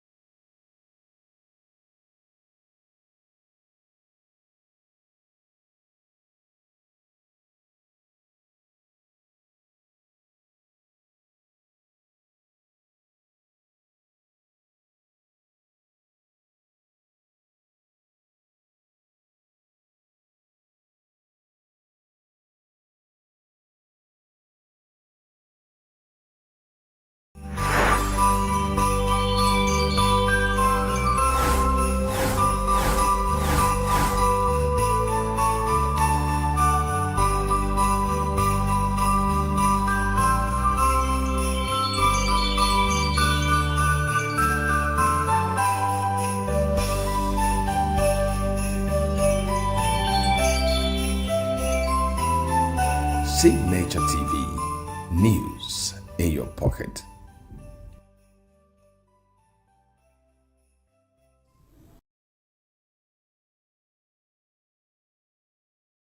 Brothers and sisters, I'd like to begin this reflection for the 31st Sunday in Ordinary Time by sharing with you an inspirational story from the life and ministry of Mother Teresa.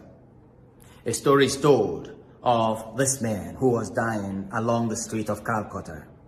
Mother Teresa and her sisters came to assist this man. Mother Teresa said to her sisters, "Let us take him home to the convent. Let us surround him with love. He may have spent his whole life on the streets without love, but let this last moment of his life be surrounded by love." And as they were cleaning this man, he was breathing his last. And with the last energy he had, he opened his eyes, beholding the loving and smiling faces of Mother Teresa and her sisters. She asked this one question before he died: "Who is your God?" That was a moment of revelation. For this man, beholding in the faces of Mother Teresa and the others, saw the face of God. You're welcome back. This is Gospel Lounge on Signature TV. I believe you had a good reflection in that segment. Please do something positive with what you've heard.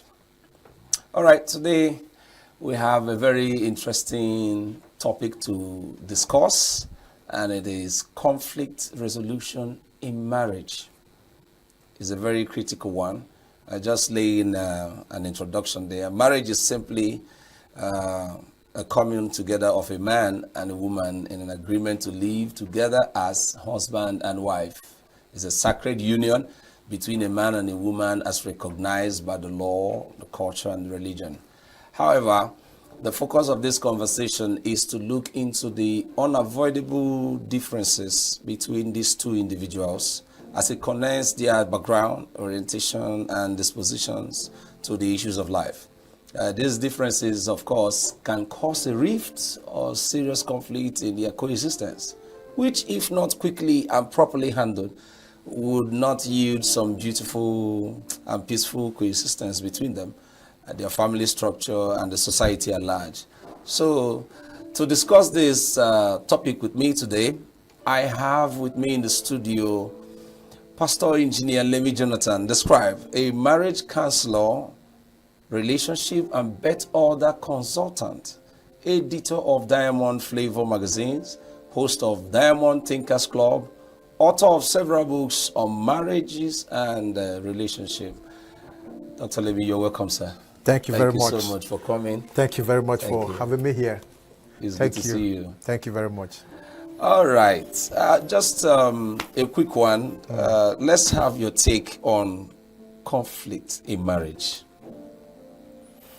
Yeah, conflict in marriage is normal. It's a normal thing. It's normal.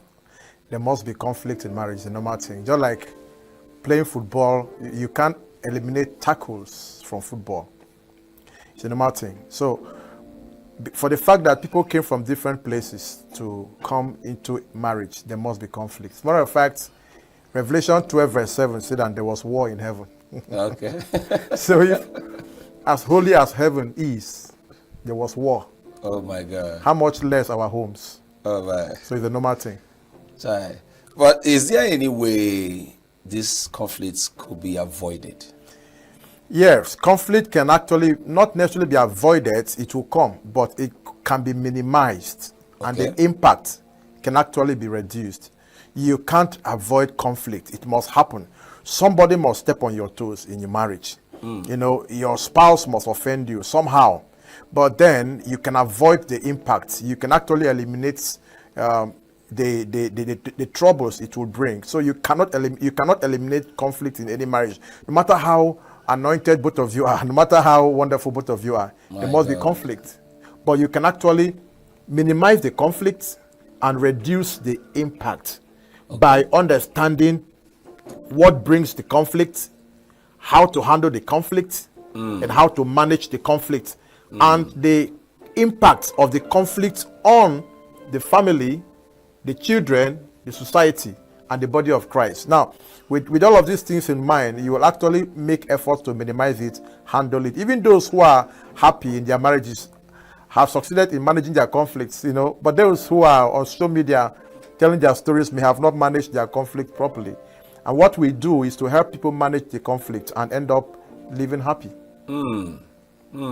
You can't avoid it, but you can minimize it. Yes. Even the effects and the damages it will cause is a very critical thing. And I want to quickly ask you, what are these ways or steps to minimize this time around? You say it cannot be avoided. What are these ways you can minimize these conflicts? Now, first and foremost, we need to understand the areas of conflict.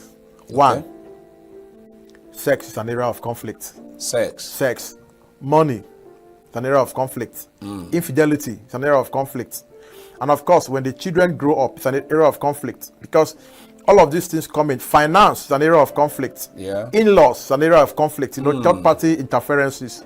And then we have all of these things. Then we have what is called personality change, because most times you get married to somebody and you met the person before marriage, like 2 years, 2 months or thereabout, 3 months, 6 months, 1 year. Now you wouldn't know much about the person, all about the person. Now marriage helps you to know more in details about the person, and most times there are conflicts in personality. The person you knew before is not the person you are seeing now. Not because he faked his life, but because there was not enough time for him to bring out his real self. And marriage now makes him to be relaxed. So you now see him snore, you now see him misbehave. And then if you're not prepared for that, now most people got into marriage without being prepared and equipped. Some were prepared but not equipped. Some were equipped but not prepared. Some were neither prepared nor equipped. So these are two different things. Different things entirely. Preparation and equipment. And being equipped. Now you're preparing yourself for an examination. You study, you read, that's preparation. Being equipped means you have your biro, you have all your ID card and all of that. So some people have read for exam, but they forgot their ID card, their biros, writing materials. You know. Now you want to make a travel, you want to make a journey. You have a car. Now that is being prepared, but are you equipped with the things you need, the tools to fix the car if there is an issue, like a spare tire, a jack and all of that? Now, most persons got into marriage without these things now. So when marriage comes in, when marriage begins, a lot of things happen.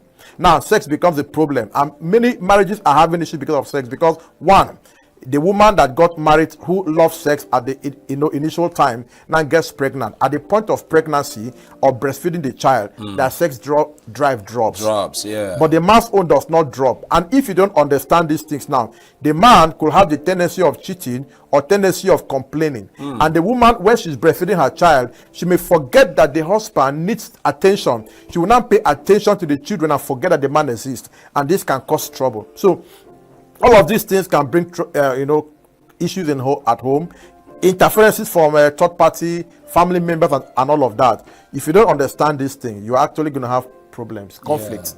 Now, understand that there are conflicts. These are the reasons, these are the areas from which conflict will come.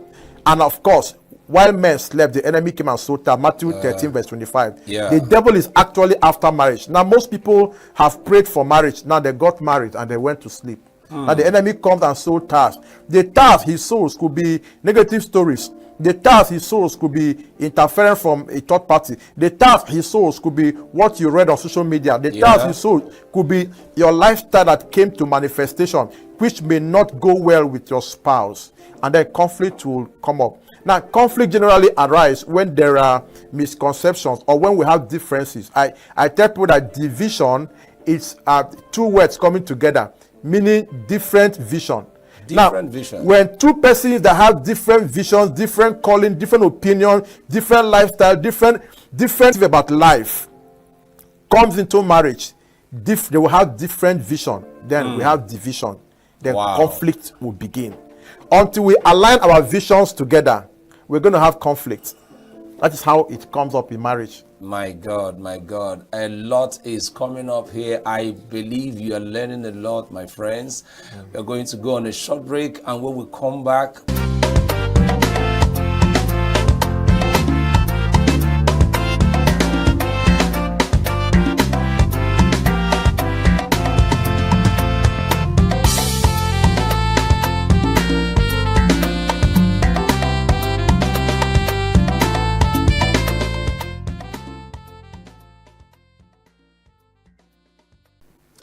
You're welcome back. This is still Gospel Lounge on Signature TV, and I am here talking with my friend, Pastor Lemi Jonathan, the scribe. We're discussing conflict resolution in marriage. He's been saying a whole lot of things, and my head is seriously blowing. Before we went on that short break, you were saying something about division. Yes, sir. That's a great light that you put forth there. Different people coming together and with their different visions and all that. Conflict is very, very, very close. Yes. Because they will misunderstand each other if it is not managed. But now, going further, I think this is a very good link to my next question. Okay. The rate of divorce in our society is so alarming. What can we do? What are your recommendations for us to forestall this beautiful institution that God has instituted and then enjoy the bliss that is in this marriage? Okay. I always tell people that one of the ways you can enjoy that is more prone to conflict, is a marriage between two firstborns. Because we have two types of firstborns, aggressive firstborns and compliant firstborn. Okay. And if two aggressive firstborns come together, because one, a firstborn is bossy, authoritative, orderly. They want things to be done their way, and they like taking credit for everything. Firstborns are exceptionally good in arranging things. They are perfectionists. They want things to go their way. Now, when such two persons come together, and the man is a perfectionist, the wife also is a perfectionist, that is a problem. There's going to be power tussle. So they'll be arguing, fighting, quarterly. The wife thinks she's doing it the best way. The man says, no, you're not doing it the right way. So all of that. And then the conflict also comes from a combination of a firstborn wife married to a lastborn husband. Oh my God. So most times they tell me, when they're telling me want to have a divorce, so the fact is, this issue of divorce, many people have come to me to tell me, oh, want to have a divorce, but we felt like, let's meet you for counseling before we can go ahead with the divorce. And by the time they come, and I talk about birth order, they leave happily. A couple came together. The first day they came, they told me that they want to have a divorce. When I look at the man, typical firstborn, look at the woman, typical lastborn, I began to explain to them what happens in their home. And they were looking at me, say, how did you know? And I say, your husband is not a wicked man. He's only acting by his birth order. Your wife doesn't have a banje. She's acting by her birth order. So understand, when I was done, two of them held hands and they left the office. So you can see, birth order have destroyed many marriages, and birth order understanding will help. That's why I've written books on birth order. I've published books on birth order. I talk about it anywhere because birth order is the key. One other issue, a lady came to me and she was telling me what's happening in her marriage. And I was looking at what she has done, how she's misbehaving, how she's causing trouble here and there. I looked at her and I laughed. Her husband, her birth order of being a lastborn, was making her to shake tables. People are shaking tables without understanding the foundation of the table. Oh yes. And if you're shaking table, a lot of people are shaking tables. First, understand, is this table strong enough? Some marriages are not strong. Some marriages were built on deceit. The guy snatched the girl from another person. The girl deceived the guy to marry her. It's under deceit. Now, the marriages are built on dysfunctional homes, from polygamous home, from all kinds of things. Now, that kind of a marriage, the foundation is not strong. And if you're in that marriage, don't shake tables. Oh yeah, don't shake tables. When you start shaking tables, it will crash. But a solid marriage, like Bible says in Luke 6 verse 47, 48, 49, if a marriage is founded on a solid rock, winds will blow, things will come, tempest will come. That is the conflict. It will come, but it will not break. It will not lead to divorce. It has a very strong foundation. But by the time the marriage is not on the solid foundation, you had sex before marriage, or you married her because she was pregnant for you, and all of that. Trust me, when wind blows and trouble comes, if you're not able to manage it, divorce will be the option. So marriage built on a solid foundation can withstand any kind of conflict. But a marriage that was built on deceit, built on manipulation, built on internet, Facebook and all of that, if you don't deal with this kind of conflict issues by meeting experts to talk to you, many times when people come, we just find out that what they have magnified to be too big is just a very little misunderstanding. When we simplify them, they go home happy. So divorce is not an option. And before you think of divorce, sit down with a counselor. Sit down with us. We will give you reasons why not to divorce, and you'll be happy. My God, I can tell you my head is so spinning. Can you flow with the fire that is inside this very studio now? We have a lot to do. My friends, I call you to action today. Marriage is very beautiful as designed by God. The union and bond in marriage is God's idea, and if it must blossom and yield fruit, it must be followed by the rules found in the Holy Scriptures and other useful and godly materials too.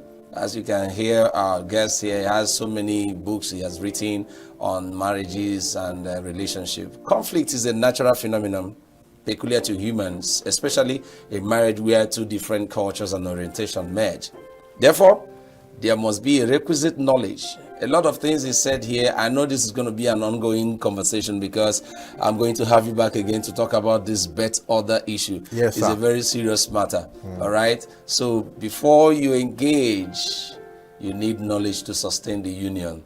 The reason for this discrete assignment is because a peaceful family bets a peaceful society, and a peaceful society gives birth to a peaceful and productive nation. Many thanks to you, sir, for finding time to come to the studio today. Thank you very much. Thank you very much for coming to Gospel Lounge. Thank you very much. And to you, my lovely guests, my audience, please, I want to say thank you very much for being there. It's been wonderful with you. All our social media handle is there on the screen. Follow us and you will be very, very happy you did. I'll be right back to continue this very show with you.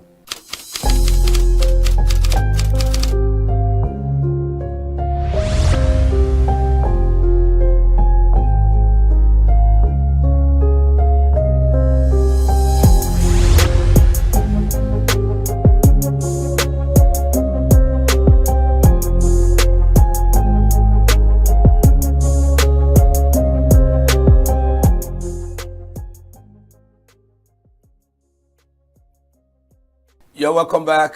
This is still Gospel Lounge on Signature TV and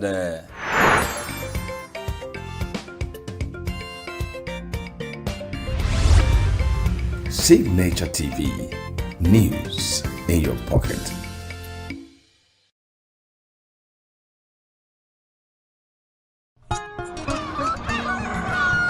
New every morning on Signature TV, we open the day for you with needed energy, information, and required vibes to shape your day. From sizzling snippets of stories in various areas of life to intriguing conversations with net worth guests. When you have people who have no track record becoming your leaders, you have a problem. There's no outstanding graduate when Obi took over from me. I left in all the accounts of Anambra State 13.8 billion for him. Your day cannot be complete without Signature Morning on weekdays and Signature New Day on weekends. There is no better way to start your day except Signature Morning and Signature New Day every day on Signature TV.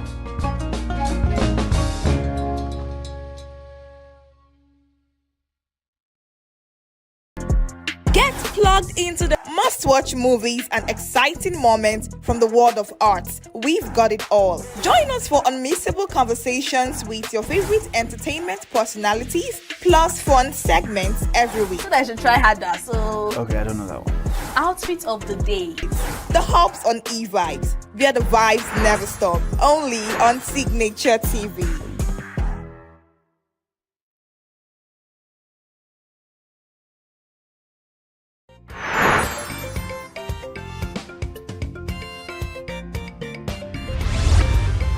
Signature TV, news in your pocket.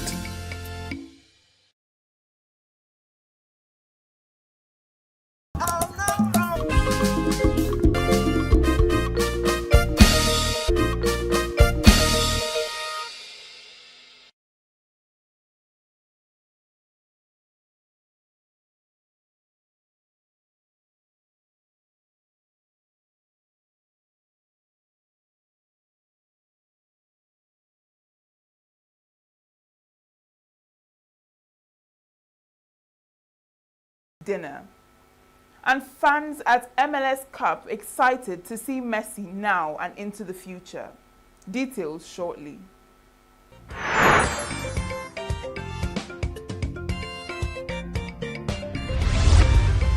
Signature TV, news in your pocket.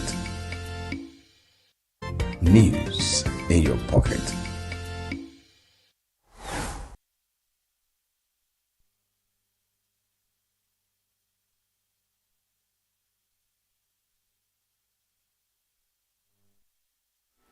The Enugu state government has pledged to support both public and private higher institutions in the state, particularly in advancing research and innovation aimed at solving Nigeria's development university, held at the Aminu Waziri Tambuwal Convocation Colorful event, which also featured the award of postgraduate and honorary degrees to deserving recipients. It was indeed a grand convocation ceremony for the award of degrees, honorary degrees, and prizes to graduates in a vibrant celebration depicting academic excellence, a sense of fulfillment and pride. The ceremony, which is the climax of a week-long activities, began last Sunday, the 30th of November 2025, with a church service. The Vice-Chancellor, Godfrey Okoye University, Very Reverend Father Professor Christian Aneke, said from the first convocation in 2013 till date, the school has produced 4,431 graduates who are in almost all countries of the world. He said that the Enugu State Governor, Peter Mba, is partnering with the institution for the expansion of the university's DNA Learning Center for paternity tests, forensic analysis, and state-of-the-art laboratories. From our first convocation in 2013 to date, we have produced 4,431 graduates who are in almost all countries of this world, studying and working and spreading the sweet aroma of Go University values, especially the three-pronged core values of dialogue, hard work, and spirituality. And to further encourage research and development in the state and the country, the Enugu State Deputy Governor, Ifeanyi Osai, who stood in for Governor Mba, charged tertiary institutions in the country to do more in the area of research and development. He assured that the state government will support both public and private institutions in the state in funding research efforts that would provide solutions to the nation's teething development challenges. We welcome all universities in the state, both private and public, to share with us findings from your research that you think has value for human growth and development. As a government, we are minded to embrace them. We want to thank the church finally for the role it has continued to play in our lives. The Chancellor of the University, Most Reverend Dr. Ignatius Kayagama, formally received the graduating students for the 2024/2025 academic year. By the authority vested in me by the Godfrey Okoye University law, I hereby declare this assembly constituted as the 13th convocation of Godfrey Okoye University for the purpose of conferring degrees and awarding prizes. The Catholic Bishop of Enugu Diocese, Most Reverend Dr. Callistus Onaga, expressed immense joy that the College of Medicine of the university, owned by the diocese, which started just a few years ago, has been accredited by the Medical and Dental Council of Nigeria. The College of Medicine, which just started a few years ago, has been accredited by the Medical and Dental Council of Nigeria for Bachelor of Medicine, Bachelor of Surgery examinations. The best graduating students at both the first degree and postgraduate levels shared their joy and how they were able to excel. You cannot take objective goals without first knowing who you are. That's like trying to treat yourself when you don't even know your symptoms or your medical history. You have earned your degree. For some, it is exactly what they want it to be. For others, maybe not. But regardless, whatever you choose to do from here is your decision. I'm so excited and I'm so grateful. I'm so grateful to God. I'm so excited. And I also congratulate myself because I put in a lot of work and I'm so happy that the hard work paid off. It's not easy being the best graduating student, School of Postgraduate Studies. I'm so happy and I'm so grateful. Another best graduating student shared his plans after the convocation. After this current convocation, I will furthermore to do my master and a PhD, which I have also gotten a scholarship on. So I will go further with my studies, and I also encourage Nigerian students to keep pursuing their dreams. There was also the conferment of Doctor of Management on Deserving Individuals, Mr. Nnamdi Ozo, and Chief Everest Nnaji, who said he chose to accept the conferment because of the peculiarity of the Godfrey Okoye University. I give thanks to God for the gift of this day and for the honor that has been extended to me. This recognition means a lot to me. It reminds me that every effort counts, and it encourages me to strive even harder in all that I do.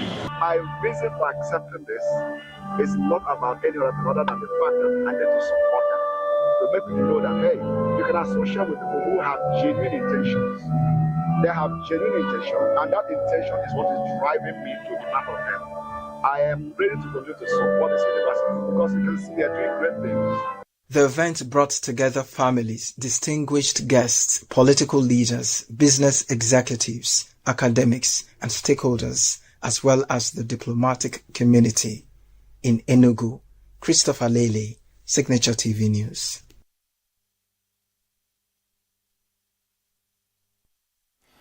The Nigerian Air Force has released photographs of 2 pilots who escaped death after bravely ejecting from their aircraft when it developed an in-flight emergency in Niger State. An Alpha Jet aircraft crashed a few kilometers from the Karabonde town in Borgu local government area of Niger State. But the 2 pilots on board successfully ejected before the crash, which occurred around 4 p.m. on Saturday, and were reported safe. No casualties were recorded, and no houses or other properties were affected by the incident. The Nigeria Air Force said the aircraft had an emergency shortly after takeoff, prompting the pilots to act swiftly and with remarkable composure. It said the pilots expertly maneuvered the aircraft away from populated areas before executing a safe ejection, saying that the crew is currently undergoing routine medical evaluation.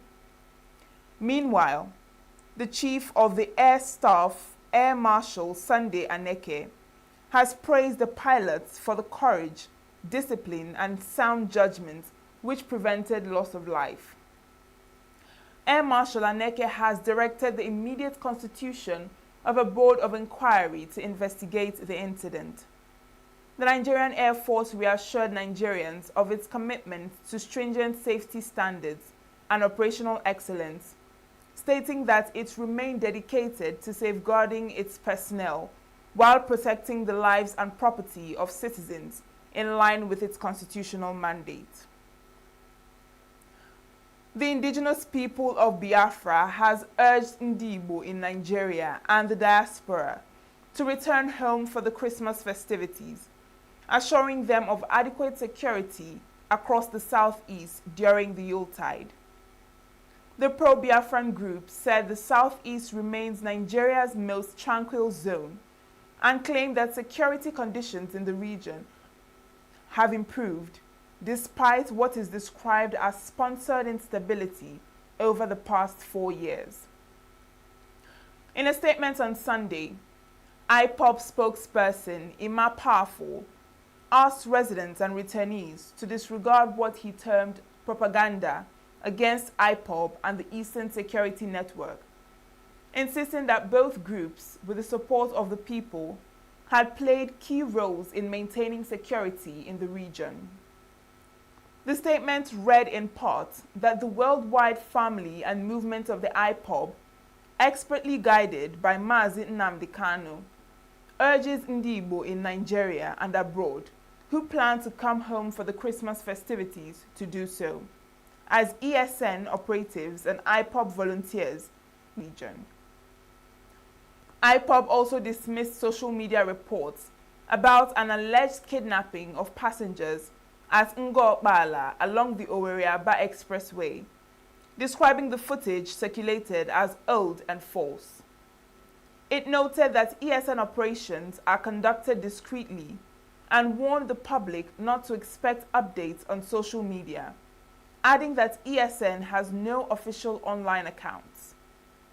Powerful said, "The absence of continuous killings and abductions in the southeast region serves as evidence that there are lions guarding the land." He accused the federal government and some Igbo politicians of attempting unsuccessfully to break up IPOB and ESN, adding that the Biafra restoration movement remained a sacred initiative. The group encouraged Igbo to return home in large numbers for Christmas and invest in the region, urging them not to allow fear or insecurity narratives to discourage them from visiting. Troops of Operation Udoka Sector 1, working with the Neighborhood Watch, have rescued 14 kidnapped victims during a raid on Orokam Forest, a border area between ENUGU and Benue states. Security sources said the operation took place on Friday after residents provided intelligence on a suspected kidnappers' camp.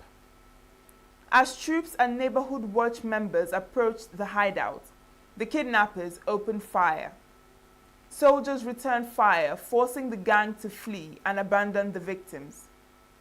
All 14 abductees seized over the weekend while returning from a burial were rescued unhurt. They were taken from two communities, Ezimagu in Enugu and Orokam in Benue. The victims have since been handed over to the Udenu Divisional Police Officer for unification with their families. Troops reportedly fired 70 rounds during the engagements and returned to base without casualties. Security patrols in the area have now been intensified to prevent further criminal activity.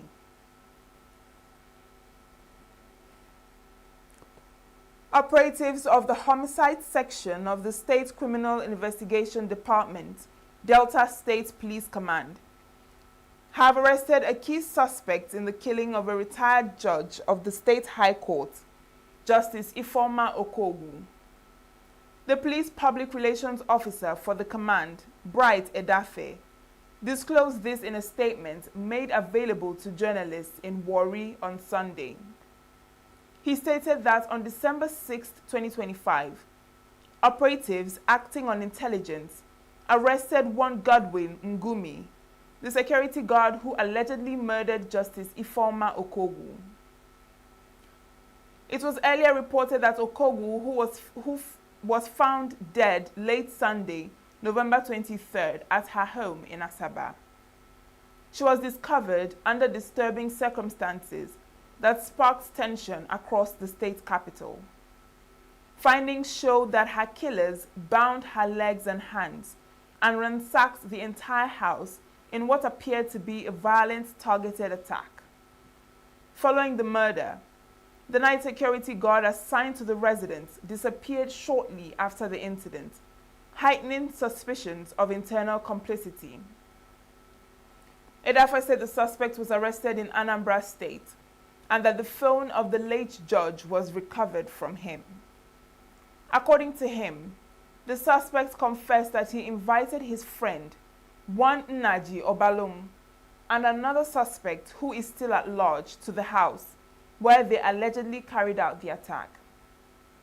The victim's brother, Oweshi Okogu, who broke the news of the death, said he only received the news on Monday morning, so we presume the incident happened during the night. Okogu added that the family provided the police with the identity and details of the private security company that deployed the guards.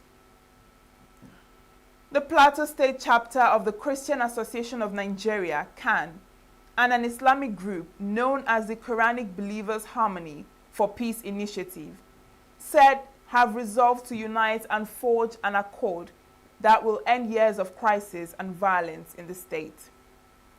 The accord was reached on Saturday when the chairman of QBHI, Sheikh Yahya Masusuka, paid a visit to leaders of CAN in Jos to discuss ways to end years of religious crisis and promote harmony between Muslims and Christians. During the visit, Masusuka, a popular Islamic scholar in the state, noted with regret that most of the crises that have engulfed the state for over 20 years can be traced to religious intolerance stemming from ignorance and a lack of understanding. He highlighted the devastating effects of religious crisis in the state. Sheikh Masusuka noted that religious leaders from both Islam and Christianity are in the best position to rebuild interreligious bridges in the state through dialogue, mediation, and preaching, while calling on the government to prioritize industrial restoration, create sustainable employment for youths, and invest in skill acquisition and vocational training as part of measures to tackle youth restiveness and violence. One of the leaders of CAN, who spoke on behalf of the Christian body, emphasized that both Islam and Christianity command tolerance, peaceful coexistence, and respect for human dignity, citing scriptural support for their position. Still on security matters, operatives of the Benue State Police Command have arrested a suspected notorious armed bandit believed to be behind multiple attacks on security personnel in the state. The suspect, identified as ENUGU Makwa from Katago in Nasarawa State, was apprehended around 8 p.m. on Friday at Balcony Park in Makurdi after months of sustained surveillance.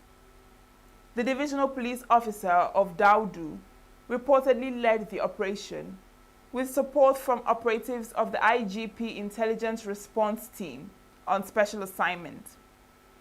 Sources say Makwa has long been on the command's wanted list over alleged involvement in several deadly attacks in the Sankera axis. He is accused of killing 2 Safer Highway Police personnel in Yelwata and 2 officers from the Department of Operations in Daudu, during which firearms were stolen. Police authorities described the arrest as a major breakthrough in efforts to dismantle bandit networks across Benue and neighboring states. The suspect is in custody undergoing interrogation, while investigations continue to recover more weapons and track his accomplices. Edo State Governor Monday Okpebolo says the recent rise in abductions across the country is part of a political plot aimed at weakening the resolve of President Bola Tinubu. Addressing Igbo leaders during a meeting at the government house in Benin City, the governor alleged that the ongoing kidnappings are being orchestrated for political gain. He recalled that similar tactics were used against former President Goodluck Jonathan, insisting that those behind the scheme are attempting to replicate the same strategy.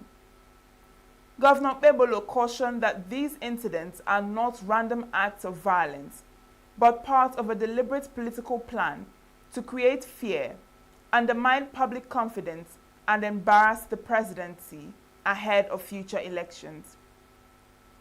According to him, the kidnappings are being carried out to rattle the president and create the impression that he is losing control.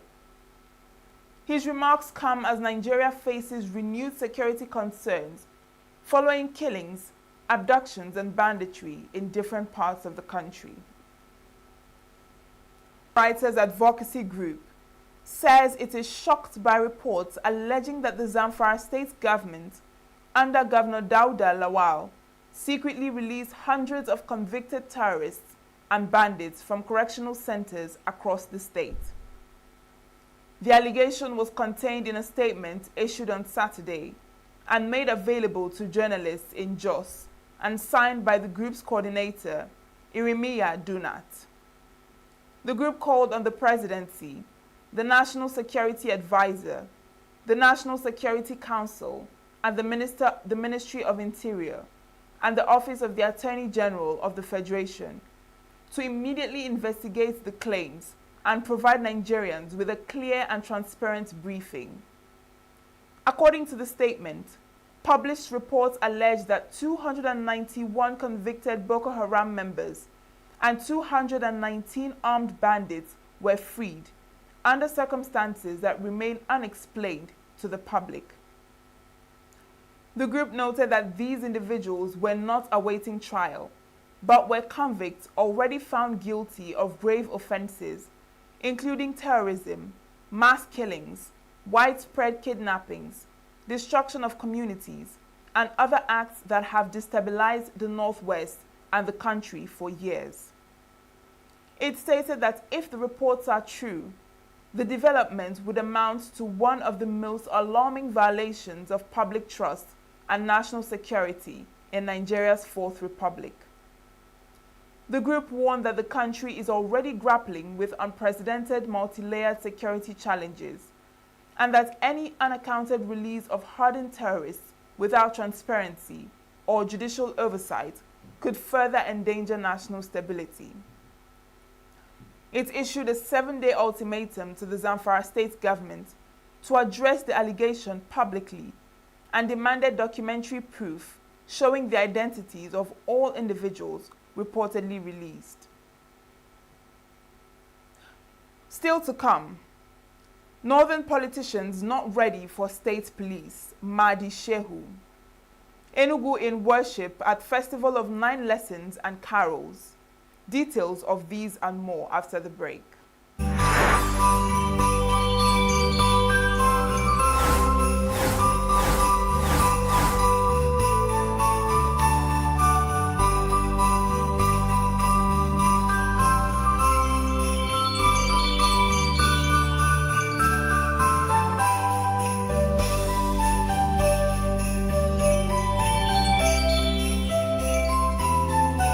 Signature TV, news in your pocket.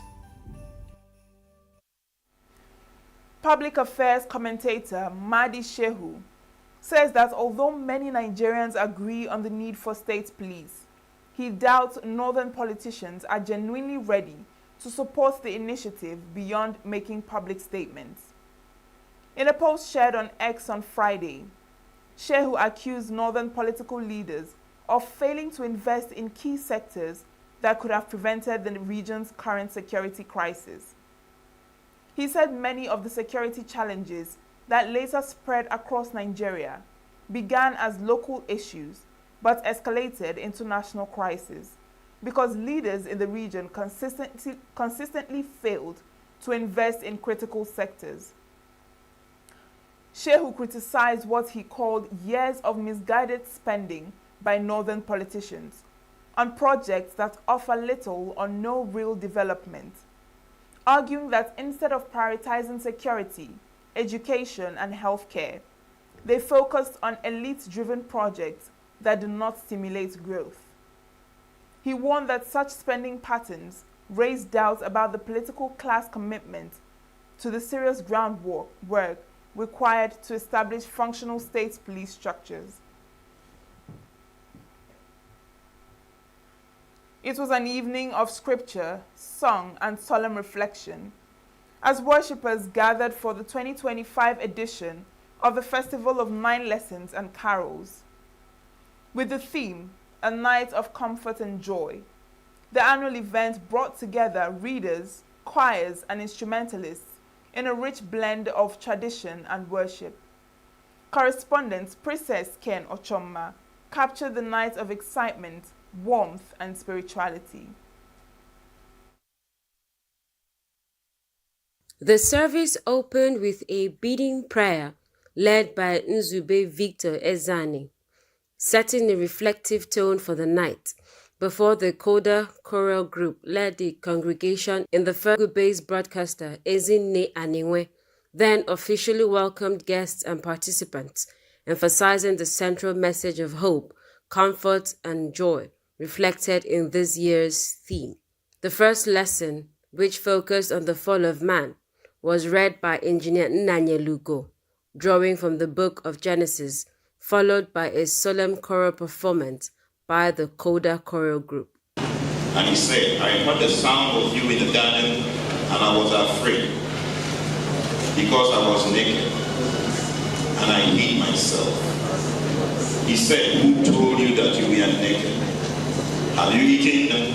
And I was afraid, because I was naked, and I hid myself.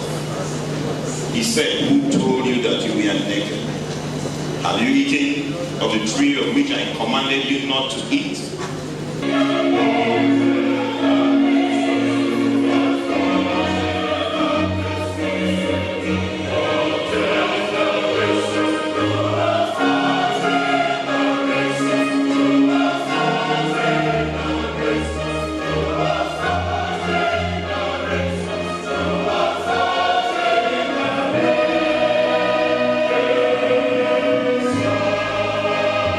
Then all the lessons spiced with hymns and solo performances and congregational songs.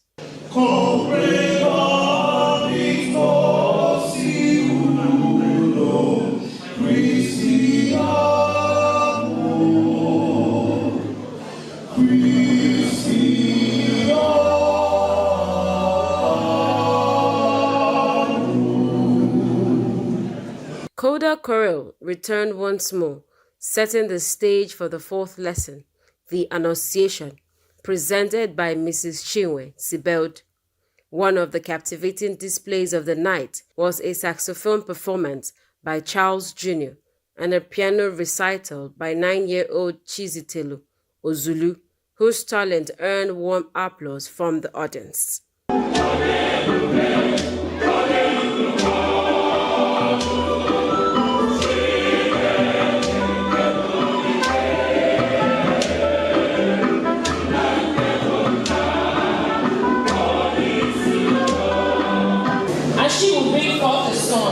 And you shall call his name Jesus, for he will save his people from their sins. So all this was done that it might be fulfilled, which was spoken by the Lord through the prophet, saying, Behold, the virgin shall be with child, and bear a son, and they shall call his name Emmanuel, which is translated, God is with us.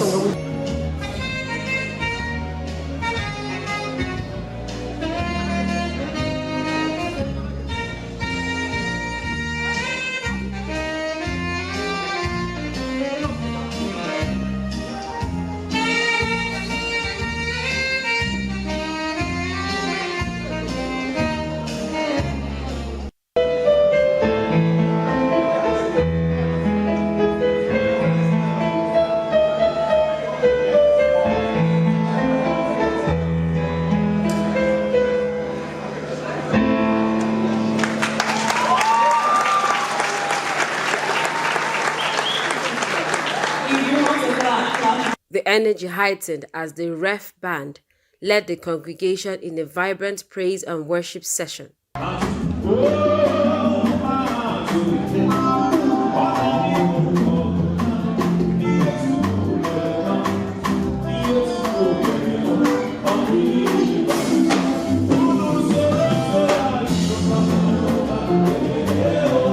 The concluding Bible lessons were delivered by Ben Etiaba, Rob Anwatu, and Emeka Wandu, and ended with an uplifting rendition of Oh Happy Day. Today, in the town of David, a Savior has been born to you.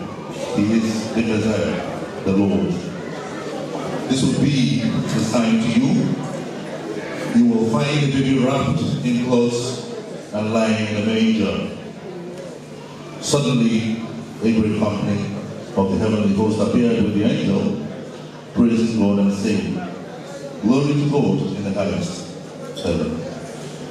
When they saw the star, they were overjoyed. On coming to the house, they saw the child with his mother Mary, and they bowed down and worshipped him. Then they opened their treasures and presented him with gifts of gold, frankincense and myrrh. And having been warned, this is the word of the Lord. Yes, to all who receive him, to those who believe in his name, he gave the right to become children of God. Children born not of natural descent, nor of human or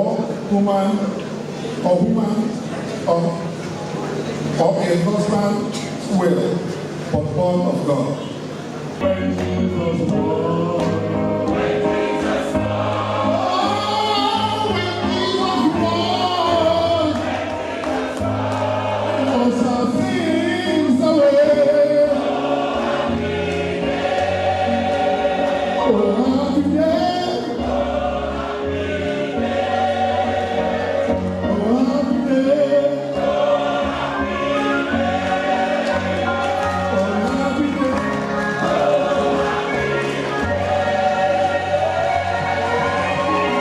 Coda Chorale then closed the musical experience with the 12 Days of Christmas, after which the director of Coda Chorale and Events delivered a brief appreciation speech to all who participated and contributed to the success of the program.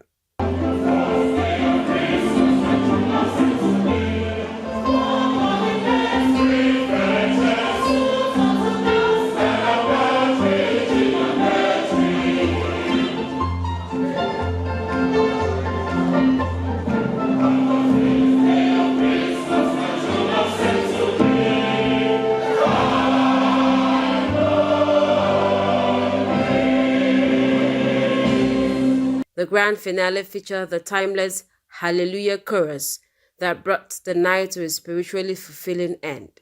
With its powerful blend of scripture, music, and tradition, the 5th Festival of 9 Lessons and Carols once again lived up to its purpose, offering a night of comfort, inspiration, and joy. An unforgettable experience that continues to unite hearts and strengthen faith. From ENUGU, Princess Ken Ochama, Signature TV News. Former Inspector General of Police, Sunday Ehinderu, has warned that the growing visibility of the military in Nigeria poses a risk to the country's democratic system.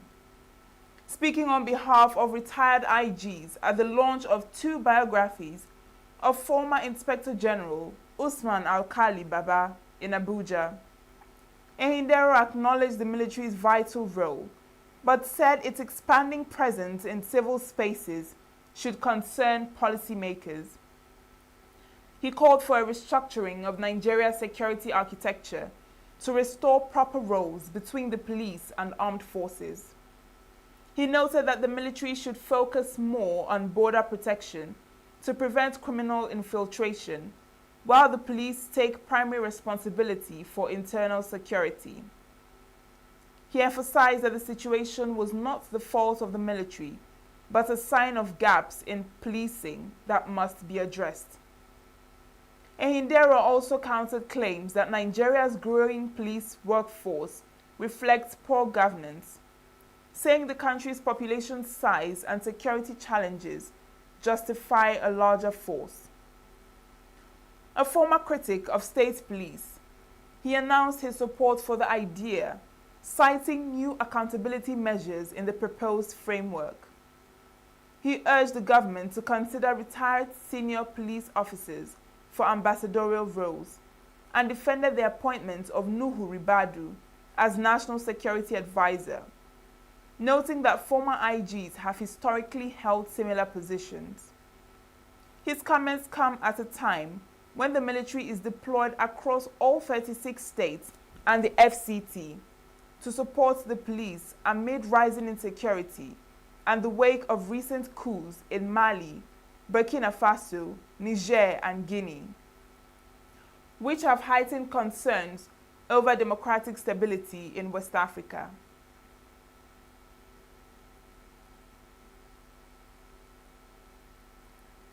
Meanwhile, Senate President Godswill Akpabio says he has not filed any new charges against Senator Natasha Otiuduan, dismissing claims that he recently initiated a fresh 20 billion naira lawsuit.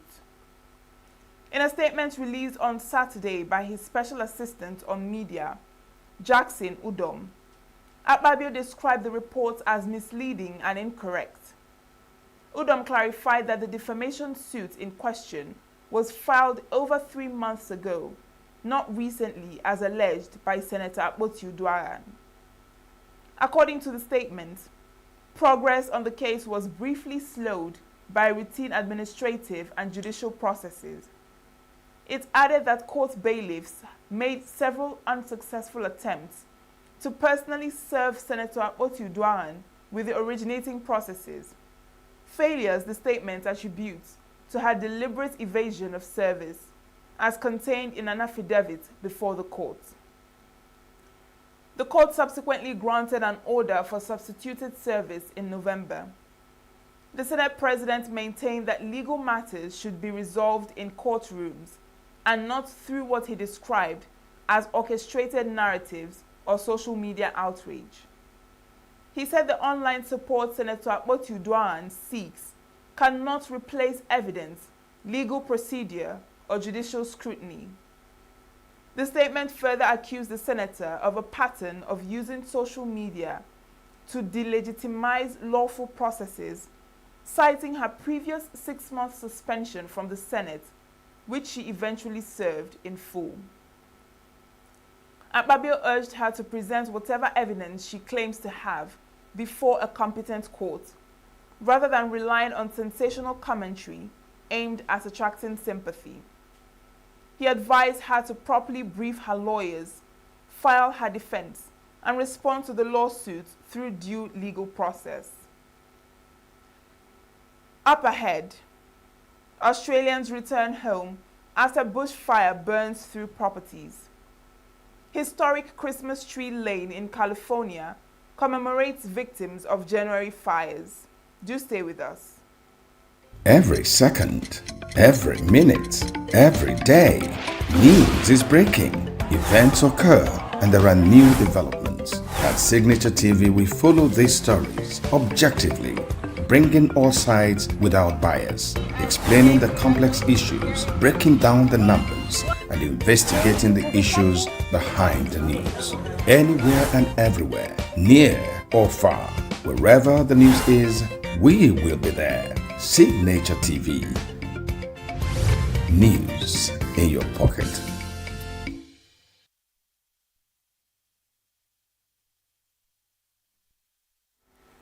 U.S. President Donald Trump hosted actor Sylvester Stallone and other celebrities at a dinner at the White House on Saturday, after presenting Kennedy Center honors to a slew of actors and musicians earlier in the day.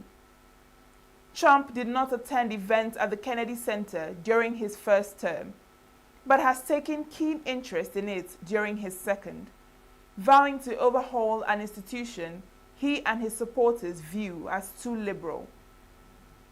During a speech, the Republican leader lauded Secretary of Homeland Security Kristi Noem and Border Caesar Tom Homan's work in his administration's recent mobilization of the National Guard in the U.S. cities, notably New Orleans, Memphis, and Chicago. Democratic leaders of those cities have accused Trump of manufacturing pretexts for militarized shows of force to punish political foes. I want to thank our National Guard. They've been unbelievable. The National Guard has been great. And Kristi and Tom Homan and all the people that work so hard on that. And as you probably noticed, we just went into New Orleans, and we went into Memphis, Tennessee. We went in a light way because we have a lot of opposition there with these people. They want to have crime. I mean, it's the craziest thing, Chicago. But we've brought down crime and just given it a little dose of what we do really well. But we'll, at some point, just go in and do it exactly the way we want. We won't have any crime, and we'll have very little crime in Chicago, almost none.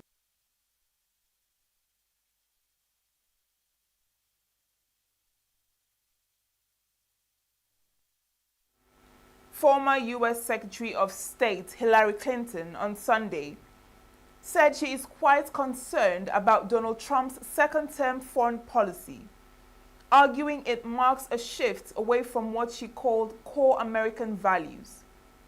Speaking on a panel at the Doha Forum in Qatar, she accused Trump of effectively supporting Russia's invasion of Ukraine by rarely criticizing President Vladimir Putin and pressuring Kyiv toward a ceasefire deal that she said would leave it vulnerable to further Russian aggression. Impact, because there has been a very heavy emphasis on moving away from what I think are core American values in a number of ways.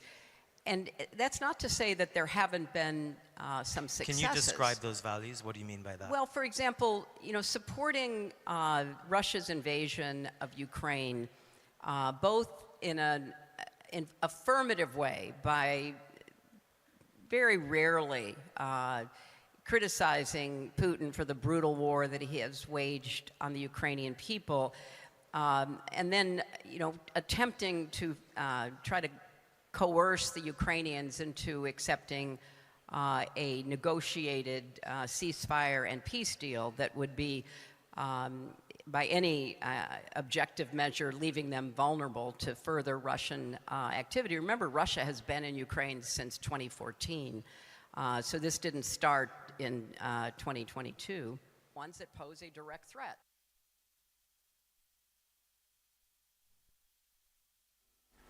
Japanese Defense Minister Shinjiro Koizumi took his Australian counterpart Richard Marles out for a jog at the Defense Ministry headquarters in Tokyo on a chilly Sunday afternoon.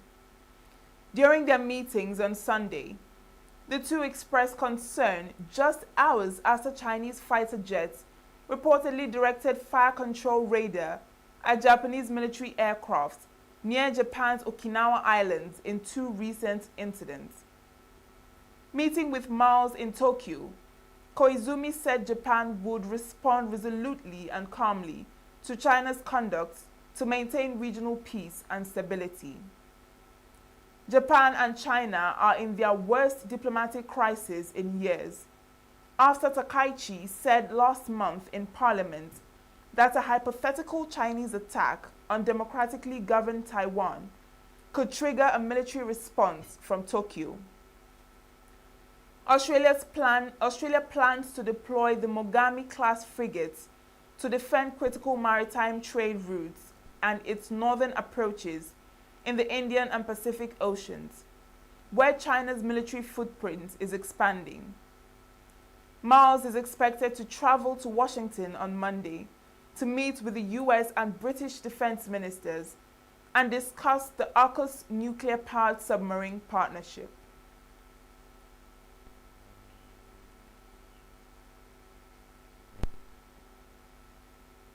Up next is entertainment news. Nigerian singer Shola Allyson has finally opened up about why she does not mention the name of Jesus in her songs. Allyson, often classified as a gospel artist, faced backlash on social media in March 2025 for not explicitly referencing Jesus in her music. Responding to the criticism in a post on X, she wrote, "No one can bully me into joining their darkness that looks like light simply because indolent souls find comfort in it." In a recent interview released on Saturday, Allyson clarified her stance, saying that Jesus never instructed her to serve as his PR representative, a perspective she says guides the way she expresses her faith through music. Meanwhile, the gospel artist revealed that she is currently not living with her husband. Speaking about her love life, the 54-year-old singer, who rose to fame with her hit love album, Eji Owuro, explained that although she is married, she and her husband do not live together. Reflecting on her marriage, she added that she has never experienced the kind of happiness many people talk about. Nigerian music icon Innocent Baba Idibia has sounded the alarm over what he calls a dangerous campaign by some relatives and associates to damage his reputation, disrupt his relationships, and paint him mentally unstable. In an online video, the singer said he can no longer stay silent as the issue has escalated beyond normal family disagreements. Tubaba claimed the same interference that once affected his marriage to Annie Idibia to help him of endangering both him and Natasha, stressing that he's healthy and active, recently performing in Abuja and appearing publicly. Calling the alleged rumors unbearable, Tubaba urged the public and his family members to stop the attacks and respect his privacy and choices. He added that he will speak more openly soon, saying that he has endured enough. This whole thing has gotten dangerously out of hand. I'm not just gonna be quiet anymore. I feel I have to say some facts here. I'm a grown man, and I believe I have the right to be whoever I want to be. You understand? My family has,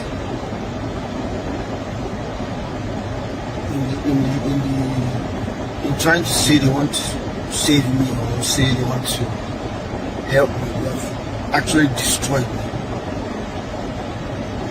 And they have killed somebody's daughter's character, like they've just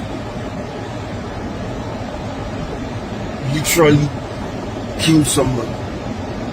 Because Natasha is getting death threats right now.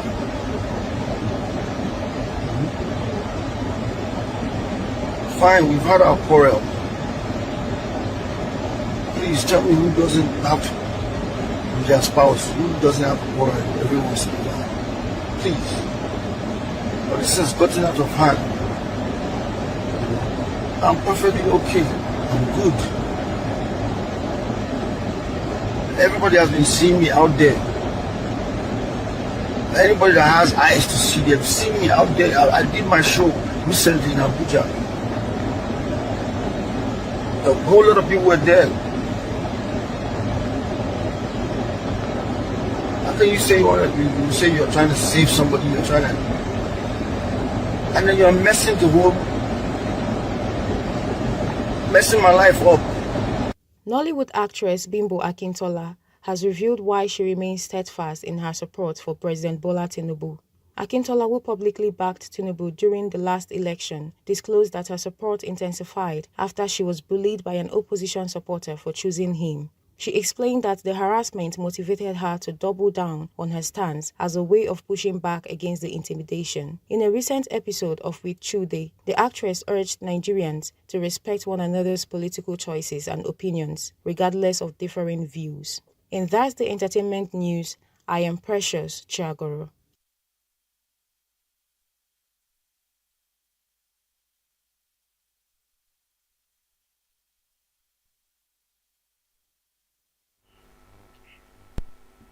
Up next is sports news. The friendly match between Egypt and Nigeria has been postponed to 16 December. The Pharaohs had been scheduled to face the Super Eagles on 14th December as part of preparations by both teams for the Africa Cup of Nations, which will be held in Morocco from 21st December to 18th January 2026. FIFA previously confirmed that players may leave their clubs to join national teams starting 15 December. The match was therefore moved to ensure the availability of key players including Liverpool winger Mohamed Salah and Manchester City winger Omar Mamouche for the Nigerian test. Seven-time African champions Egypt, seeking their first continental title since 2010, were drawn into Group B alongside South Africa, Angola and Zimbabwe. A member of Nigeria's amputee football national team, Michael Joel, has shared a strong testimony about the transformation of his life, revealing that he has reached places he could not get to when he had two legs. Joel added in an interview that taking up amputee football also helped him overcome the psychological downturn that hit him when he lost his left leg due to an injury he copped while playing regular football. The story of my life, it all started 2018. December 16th, 2018. I was actually playing ENUGU football. Yeah, it's, you know, a young boy growing up playing ENUGU football, feeding myself and taking care of my mom. You know, till 2018, the 16th December is on a Sunday. I was actually playing a tournament for my community that very Sunday when I broke my leg in the pitch. My left leg though. playing for my community, and from there it led to my amputation, and here we are. All right, I won't say it's an easy job or an easy road though. It's been tough, it's been difficult. You know, having your two legs, all of a sudden, boom, you have one. I think it's something psychologically, something that you have to work on. You fight depression, you fight your mental state of mind, you fight your surrounding, the society, friends, look down, talks, a lot. It has to go with many things, but I think I fought my way out, you know, to be here that I am right now. Playing ENUGU football, I had my two legs. All of a sudden I have one, but I decided to, you know, let go of the past and focus on what the present has brought to me. Playing with one leg has taken me very far than when I had two legs. He said he had picked positives from the setback, pointing out that what he could not achieve with two legs, he has been able to surpass with just one, and reckoned that it might not have been possible had the amputation not taken place. Super Eagles 2025 Africa Cup of Nations AFCON opponent, Uganda's national team coach, Pol Pot, has announced a 30-man provisional squad as the Cranes gear up for what could be one of their most challenging tournaments. Put, who continues to reshape the team's identity, named a roster featuring a heavy attacking lineup and a mixture of experienced and emerging talents. The team will be reduced to a final 28-man squad before the deadline on December 11, in line with CAF regulations. Lionel Messi achieved a major success once again in his stellar career as he helped Inter Miami CF win their maiden MLS Cup title with a remarkable 3-1 victory over Vancouver Whitecaps in the final track-up. On the back of his impressive form throughout the season, Messi ended up lifting the most significant club trophy in the American domestic football system. The Argentine superstar was instrumental once again, providing 2 assists and guiding the David Beckham-owned franchise to the pinnacle of Major League Soccer for the first time in the club's short history. Since joining Inter Miami from Paris Saint-Germain, Messi has transformed the club, both on and off the pitch.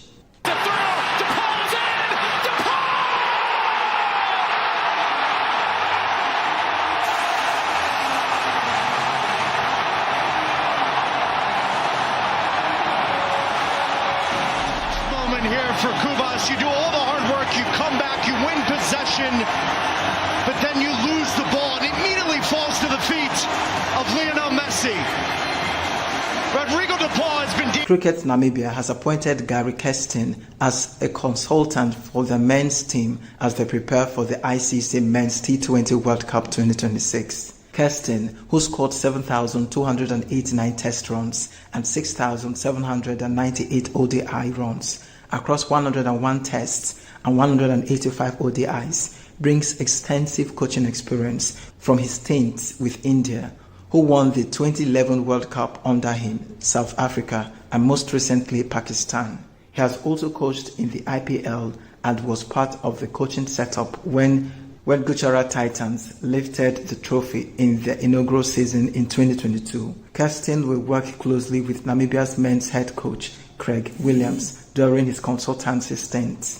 That's sports news on Signature TV. I am Christopher Lely. That's the news this hour. I am Uchenna Chimdi Oluoha. Thank you for watching.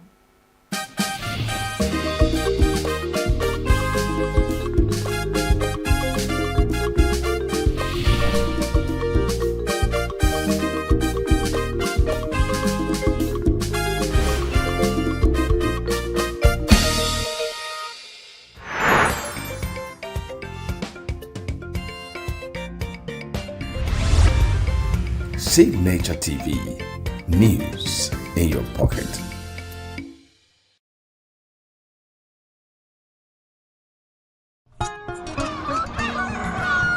New every morning on Signature TV, we open the day for you with needed energy, information, and required vibes to shape your day. From sizzling snippets of stories in various areas of life to intriguing conversations with net worth guests. When you have people who have no track record becoming your leaders, you have a problem. There's no outstanding graduate when Obi took over from me. I left In all the accounts of Anambra State, 13.8 billion for him.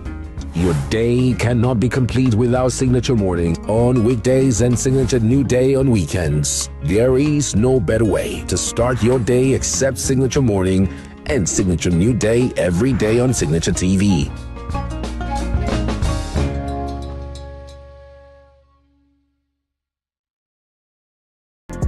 Get plugged into the heartbeat of entertainment on The Hub, your ultimate show on eVibes. From trending stories and social media drama to top charting music, must-watch movies and exciting moments from the world of arts, we've got it all. Join us for unmissable conversations with your favorite entertainment personalities, plus fun segments every week. I should try harder, so... Okay, I don't know that one. Outfit of the day. Oh, I don't do that. That's some Gen Z stuff. Oh, now you say it's a Gen Z stuff. It's everything you love about entertainment, served fresh every week at 1 p.m. with weekend repeats just in case you missed it. The Hub's on eVibes, where the vibes never stop. Only on Signature TV.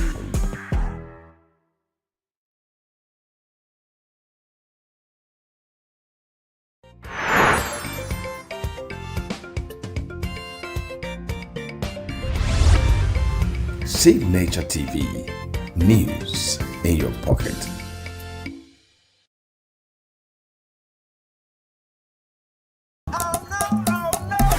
This is Diaspora 5, where we spotlight bold voices and African excellence across Europe and America.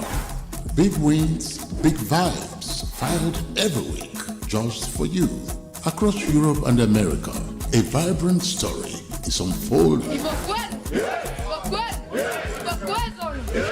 From the boardrooms to the dance floors, from red carpet premieres to cultural festivals, Nigerians and Africans in the diaspora are making waves.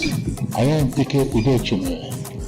Join me as we highlight the voices and victories of Africans living in the diaspora.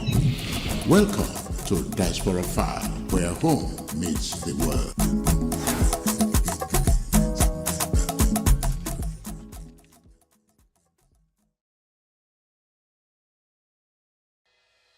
Health is more than a diagnosis. It's your lifestyle, your choices, and your future. Join us on Inside Health, your weekly deep dive into the stories, science, and solutions shaping your well-being. From expert interviews to real-life journeys of healing and hope, we cover it all. One of the complications of cancer management or treatment is they have some of them, at one point in time, you see them having anemia. Okay, so you see them at times being transfused. But at the same time, you come in with a diet. Nutrition, mental health, innovations in medicine, fitness, and everyday wellness. Whether you're managing a condition, staying informed, or just living your best life, Inside Health is your trusted guide. I'm Tigiti Agorum, and I'll be with you every week on Inside Health, only on Signature TV.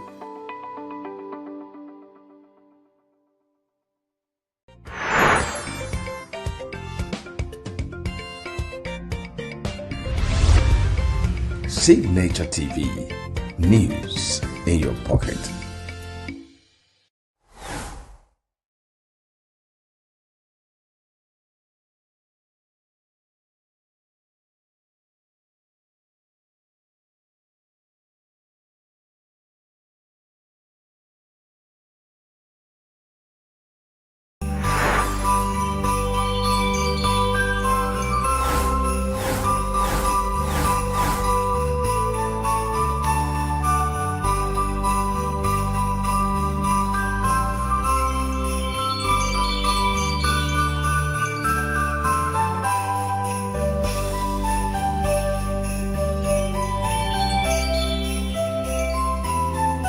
Signature TV. News in your pocket.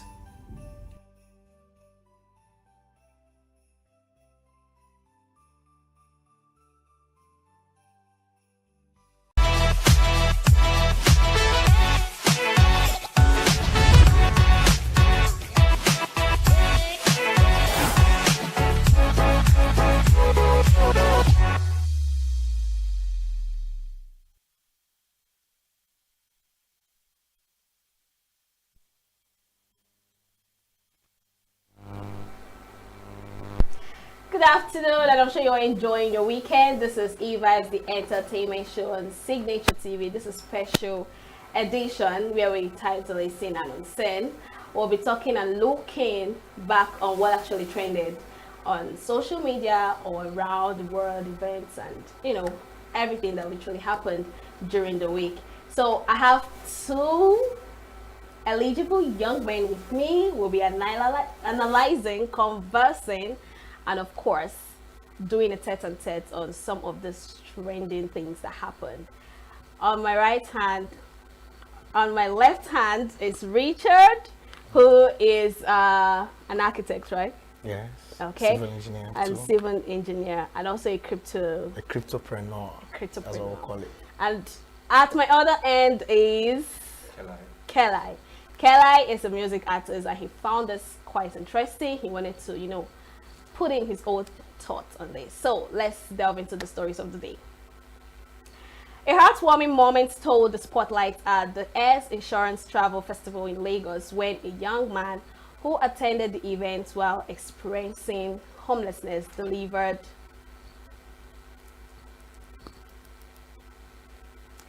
an impromptu song during an interactive talent segment. His soulful performance captivated the audience, including Air Holdings chairman Tony Elumelu and VFD Group CEO Nonso Okpala, who rewarded him with a combined 2 million naira on the spot. Other attendees added cash gifts, business contacts, and job offers. The unexpected outpour of support became the festival's standout moment, celebrated as a powerful reminder that opportunity meets those who are prepared, and making a hopeful new chapter for the young performer. Take a look. Health insurance, they're not yet to joke. Anywhere they insure them. Health insurance, they get promotion, the street and the vibe for free.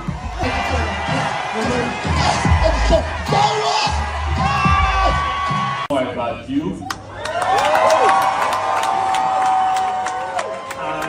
I will try to help you develop your talent further. Sorry, dear.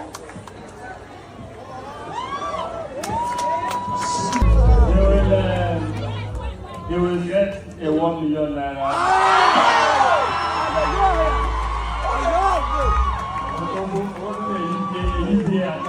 On Monday, you want to come here. You have a UBA card. Well done. Thank you, sir. What's your name? Thank you, sir. Thank you, sir. What's your name? Tony. For the last guy that performed and won, I will give him 1 million naira.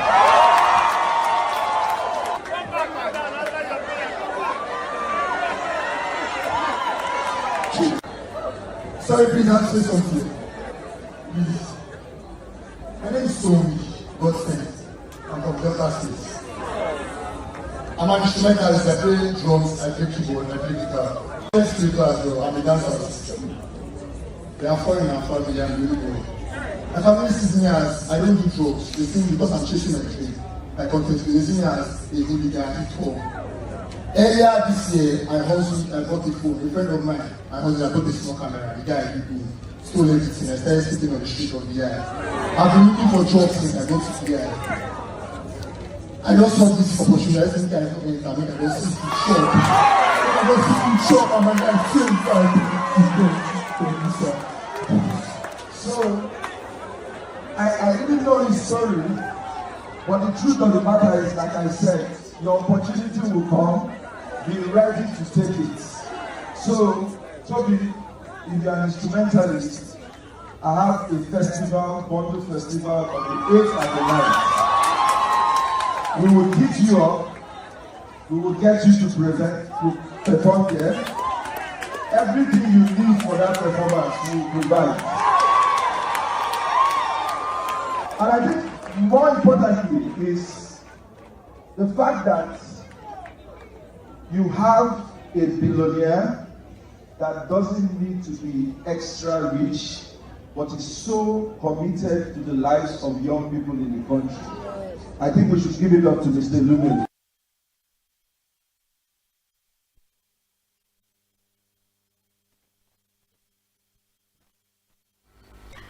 So you said you have a similar experience to this. Well, I said I can relate. Okay, you can relate. So how did you think he must have felt, or how you could relate to it? Well, for every creative, especially for music artists, it's like a dream come true. You know, being at the right place at the right time. You know, I know I've been to places, karaoke, and I probably didn't want to go, and my friends like forced me and told me, "Guy, let's go," and stuff like that. And I ended up singing, and I had people give me cash. You know, so it's usually a good feeling that people can recognize your gift, your talent, and are willing to support you. You know, and on this scale, it's very, very big. So it's a dream come true for him. You know, yeah. So Richard, what's your thoughts on that particular video? The beautiful thing about that is, I'm pretty sure when the guy was stepping out, he wasn't looking forward to that. He wasn't counting on it. So it was just one of those events, let me just show up and stuff. Then he decides to go ahead and show his ability. And even at the point where he was performing, I'm pretty sure he wasn't counting on what he would benefit at that level. So you can imagine his joy when Tony Elumelu You get recognizes him personally, and he gets cash gifts that solves most of his problems. If you listen to his testimony, he was saying he didn't even have food to eat at the moment he walked in. So if I were to be the guy, that's a dream come true. Like, oh my goodness, it's an awesome moment. So two dreams come true, actually. It goes a long way to even teach creatives, artists to always be prepared. Yeah. You know, at some point. Yes, time and chance. You don't know when it's going to come. You know? So, like I said, it's on a grand scale. For me, on those small scales, you know, those places, I wouldn't be able to do those things that I did at those points that made people want to gift me cash or some other things. If I wasn't prepared. Yes. You know, I was always preparing myself, singing in my bedroom, singing in my bathroom, singing wherever I go, you know. So for everyone, it's a wake-up call to always be prepared. Yeah, actually a wake-up call. Yeah, because you don't know when your opportunity is. You want to say something, Richard? Boldness, competency. Boldness is a currency. Yes. It's possible that he's good at that level, but he wouldn't be bold enough to take the opportunity. Yeah, that's true. But he just stepped up, like, whatever. See the whatever for him. See the whatever. Grace spoke for this guy, actually.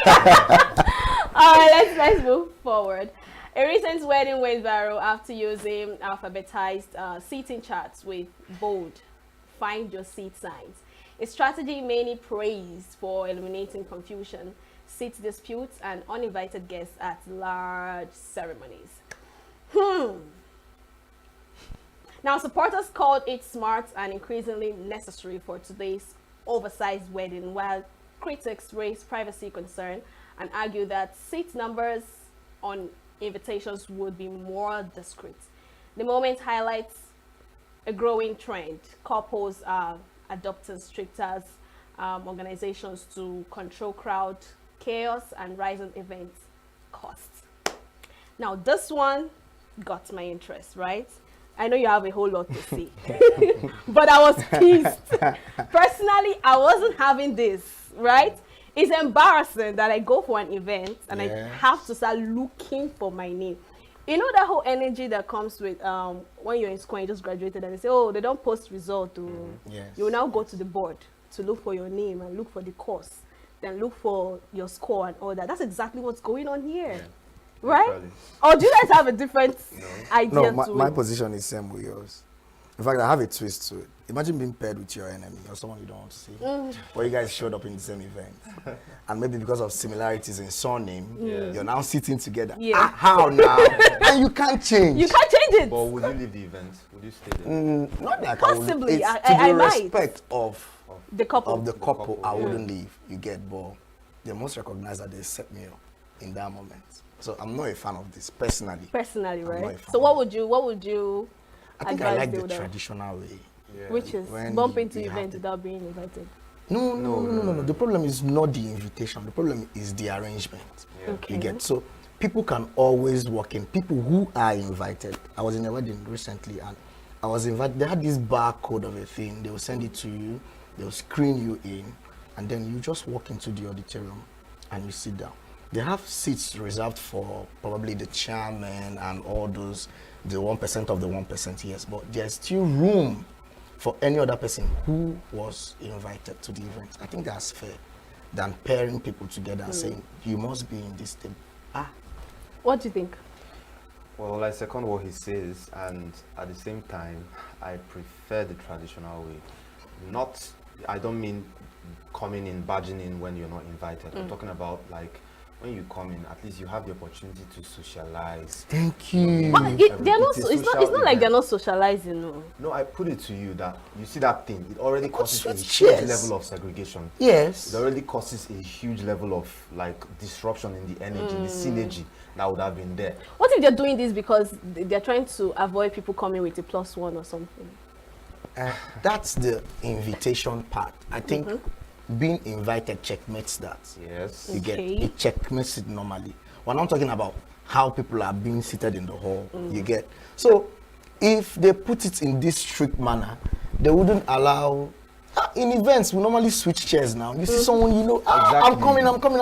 So there's like normally event. With this event, this model of it, there's a lot of conscription. You can't do it. You just sit in the chair given to you, and you're smiling from one end to the other. And then everybody goes. Personally, let's say, let's rule out the idea of maybe sitting with your enemy, right? Yeah. Let's say, for example, there's something called energy, right? Yes. I could literally sit with someone who I don't vibe with. Yeah. Right? And maybe I'm a conversationist, and then I'm trying to have a conversation with him or her, and he or she is not giving the vibe. Like, I won't be happy, to be honest. And you can't leave. And you can't leave. You're not necessarily there for the food. You're there for this is a pain on us. No, it's not cool. No. All right, let's go to another one. A brief clash between music icon 2Baba and his wife Natasha Osawaru under the Freeze's Instagram live raised eyebrows on Monday. The couple exchanged tense words, with Natasha attempting to grab the phone before the session abruptly ended.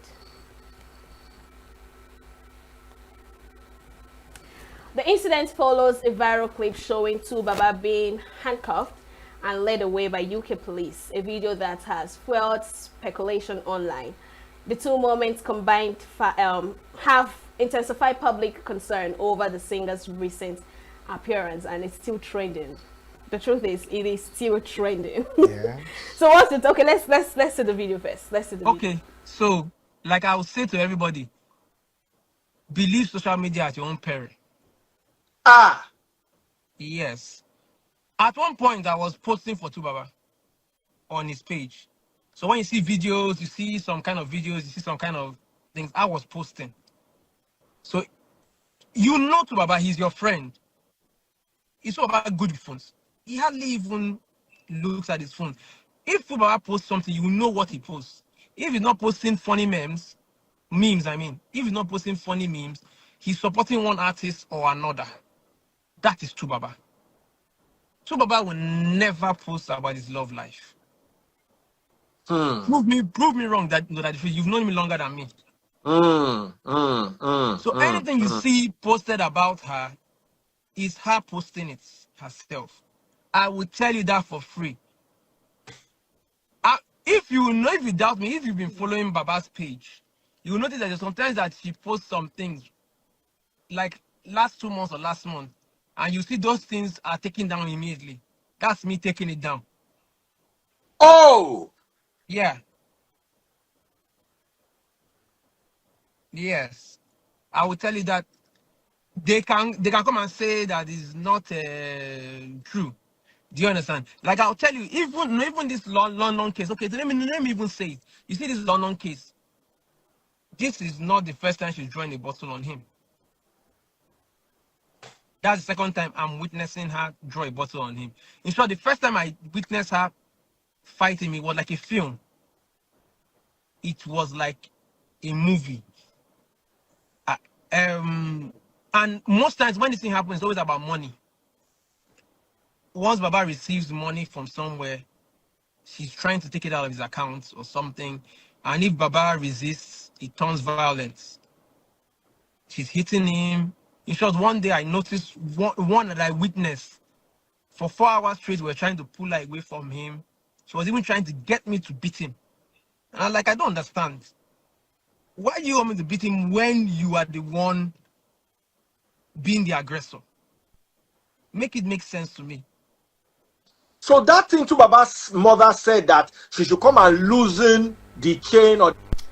So, I mean, I'm wild at Daddy Freeze's,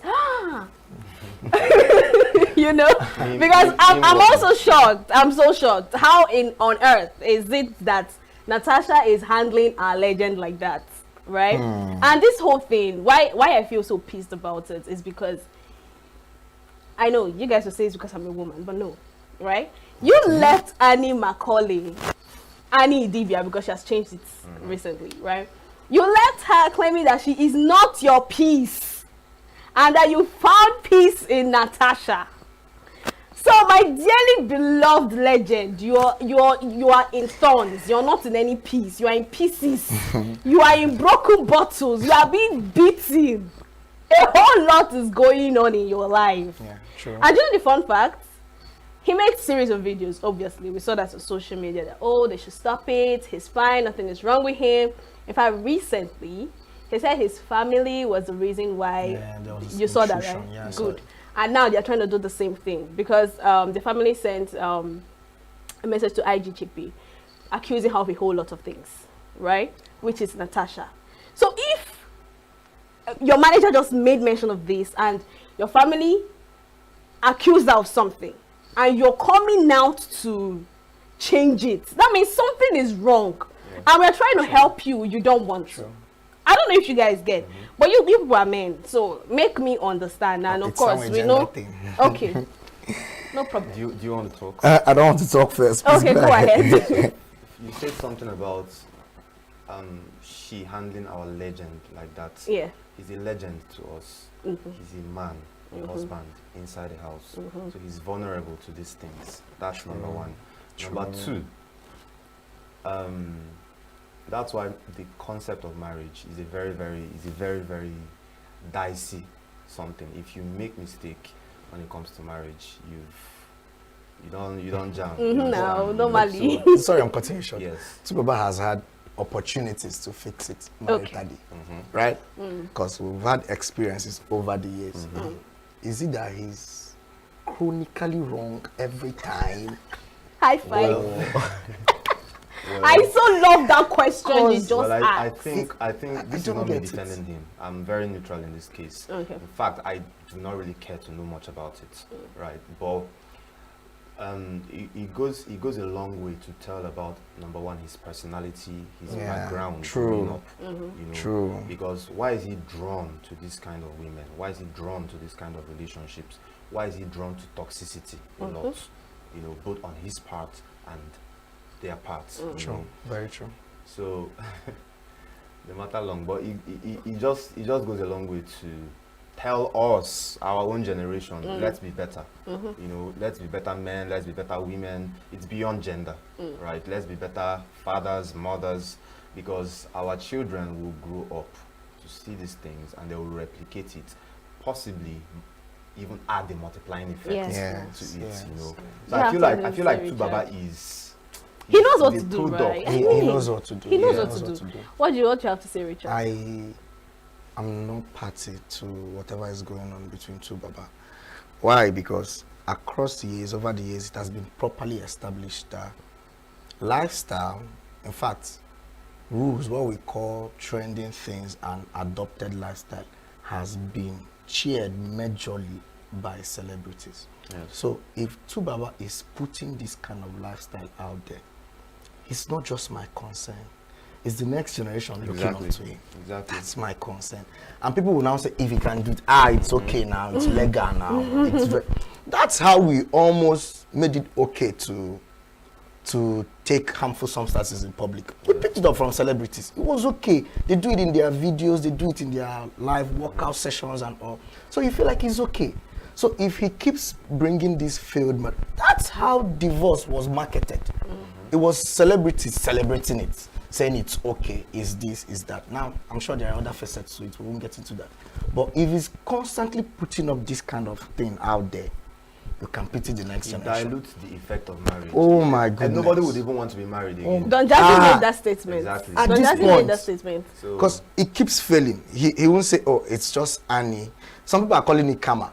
I wouldn't I don't argue think with it's them. karma. I wouldn't say it's too karma. fast. Karma doesn't come that fast. Sometimes it does.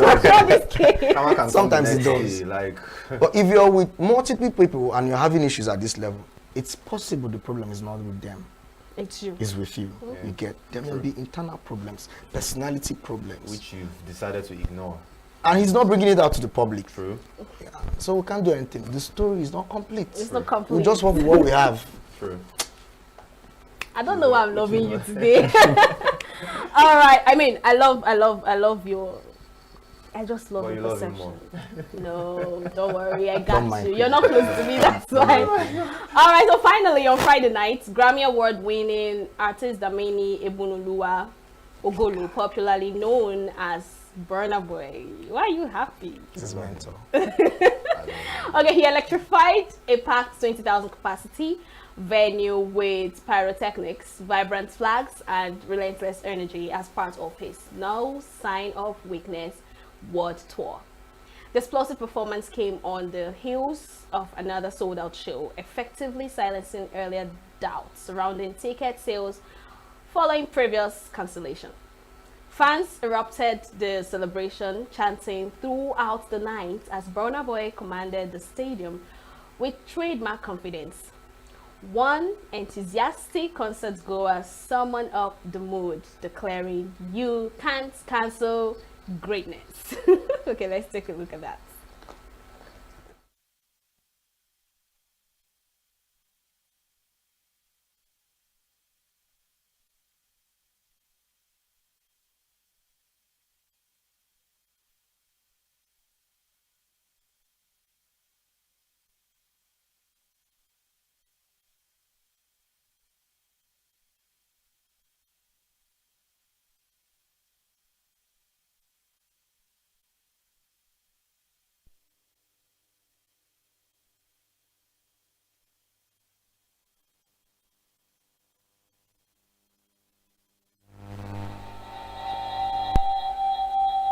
All right. So, what do you guys think? I mean, I'm a fan of Burna Boy, and you're also a fan of Burna Boy.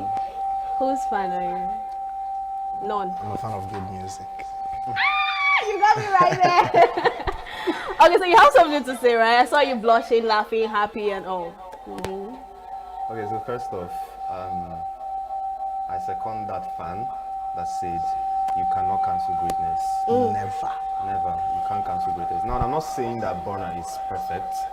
I'm not saying that he's the best of the best or something, but you can't take it away from him that he has worked hard to be where he is. True. And I don't really know why naysayers would, keep trying to cancel him. And I think Burna, it's safe to say that Burna is the most hated artist in Nigeria. Why? It's safe to say that. Why is he hated? Check it out. Why is he hated now? Why he's hated, I do not know. Really? Because the truth of the matter is, now like I said, remember I think he'll be dragging that title with that guy that sang Zazu. What's his name again? Portable. Portable. People love Portable. Portable is a street guy. People hate Portable more than they love him. Compare him to, like the hate that is exuded from people towards Burna. You'll be wondering whether he had a one-on-one altercation with everybody, every single person, millions of people. I think Burna has an attitude issue. That's the same thing you guys will keep saying. But that's the truth, bro. Some things have made its way to the public from Burna. I mean, you get giving people that perspective. Yeah, that you have an attitude issue. This is the thing, right? Like I said, he's not perfect. Nobody's perfect. Nobody's perfect. Now the problem I have with this thing is, number one, he's being judged from his past, like the mistakes he must have made in the past. Are you sure about that? Someone who recently kicked it. Do you get my point? Recently. Hold on. I'm coming somewhere. Okay. Or rather, I'm going somewhere. That's number one. He keeps being judged from the mistakes, or by the mistakes of his past. That's number one.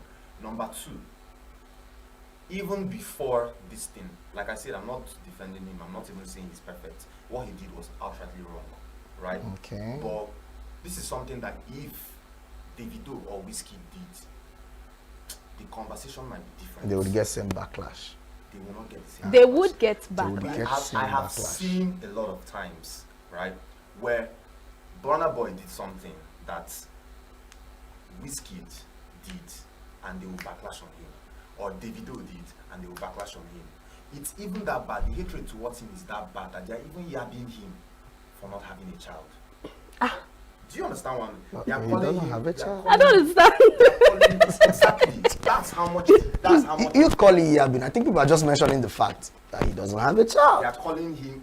Should I use the word impotent? Do you understand? But that's not even the case study right here. That's not the case study right here. You have something to say, Richard. Yes, I think as much as we have a lot of things to say about Burna, I think he needed this moment. Again, after the series of cancellations and all, he needed this win, and it brought him back to that status of him being a global star. He needed the sold out status. He could still command crowd at that level, and he summed it up with an electric performance. But it changes nothing that Burna has a lot of attitude problem, in my opinion. So much he brings it out to the public. You get, if I were to be a fan, as much as he gives good music, I may not really want to be in that gathering, especially in front, because Burna is not the person you run to express. He'll kick you. He'll kick you. You can't even close your eyes. We saw a fan sleeping. He sent him home. Both of them. Burna. You get. And that one got me pissed. You know why? Burna. Yes, we are in a concert. I paid for it, right? And I'm sleeping. Go ahead and sing to the people that are vibing, or better still, send me to the back. Sending me out of a concert I paid for is uncalled for. Did he give you that back his money? I don't even know about that. The annoying thing is, yes, we don't know what people go through and why they tend to come for most of these events and all. It got more annoying when we got to find out that that woman lost a child, and maybe she just came out to that gathering to, you know, get it off her head. She came with her husband, right? She lost a child, and she just came to get that stuff off her head, and maybe that's where she found peace and she started sleeping, and then you send her out. So that's an attitude problem. It could have been handled, and you're saying past. It's not past. These this things is are present. recent. They are judging him from them, and he keeps doing more. But he keeps doing more. Thank you. Look, I love Burna. I'm not even a fan of any. I love Burna's music, but if I see an attitude that is not good, I'll call it out. It's not good. He needs to change that. We love his music. He's been O2 Arena, you know, name them. He's been doing great things. He's our Odogu. We are proud. The African giant. Keep coming back home with Grammy and all. Great. But he needs to work on his attitude. And that whole thing that people are calling him impotent, they don't even have that right to, because people decide when they want to have kids. He's not ready to get married or have kids. And he doesn't want to have a baby mama. So he doesn't have anything to do with his craft or his music. So let's call a spade a spade. He has attitude issues, yes. And of course, congratulations to him on this beautiful performance. We know him as that person that gives us electrified, you know, stage coming and all that. Thank you so much, gentlemen. I had a great time doing this with you both. I had a great time with you. In fact, we're going to be friends because you're a Burna Boy fan. High five. Are you Richard? You know, I had fun doing this more with you. It's because you're not an entertainment person. No, I'm not. You're totally out of the box. But you're very vast, bro. You need to come out of your shackles. You need to be managing somebody, maybe an actor. He can sing. Let's not get into that. Yes, that's a story for another day. All right, the show has come to an end. Up next is an interview we had with some of our guests during the week. So enjoy the rest of your weekend. Bye. Get plugged into the heartbeat of entertainment on The Hub, your ultimate show on eVibes. From trending stories and social media drama to top charting music, must-watch movies and exciting moments from the world of arts, we've got it all. Join us for unmissable conversations with your favorite entertainment personalities, plus fun segments every week. So I should try harder. So Okay, I don't know that one. outfit of the day. Oh, I don't do that. That's some Gen Z stuff. Oh, now you say it's a Gen Z stuff. It's everything you love about entertainment, served fresh every week at 1 p.m. with weekend repeats just in case you missed it. The Hubs on E-Vibes, where the vibes never stop. Only on Signature TV.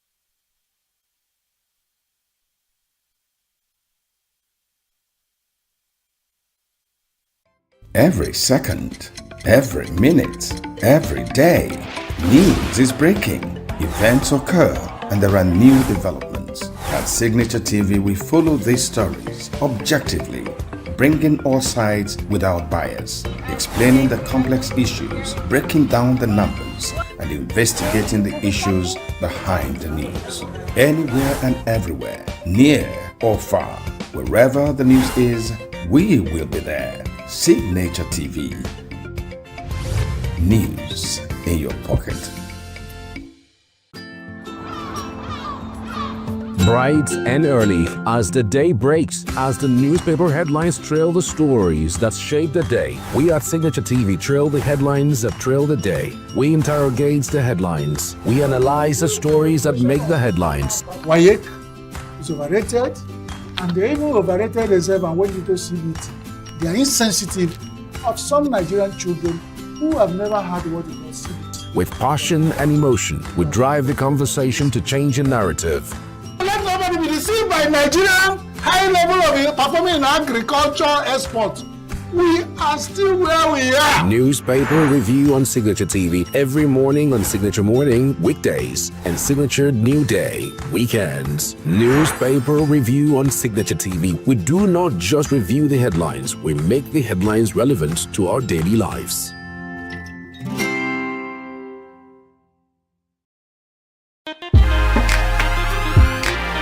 For your best music and entertainment, log on to our website, www.hitlistencruising.com. Do not attempt to adjust your dial. www.hitlistencruising.com. Hello, Nigerians. Welcome to your show, the best and the most rewarding TV show in Nigeria, Hit List and Cruising. My name is Musty Adenoy. This week, we're in Abuja, the Federal Capital Territory. Call everyone around you. Let's have 30 minutes of supreme entertainment. Welcome to your show. Hey guys, what's up? My name is Alex Akubor, and keep watching Hit List and Cruising. Keep it locked.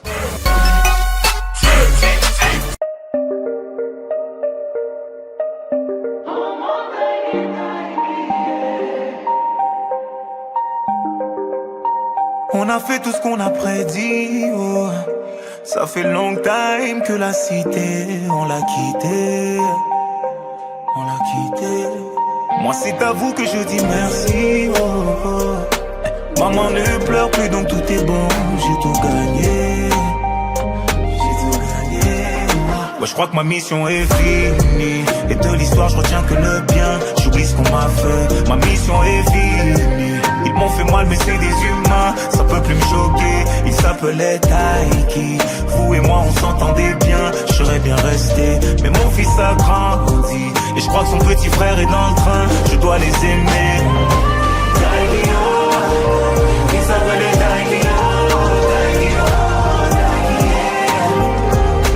Taiki, il s'appelait Taiki, oh, Taiki, oh, Taiki, oh,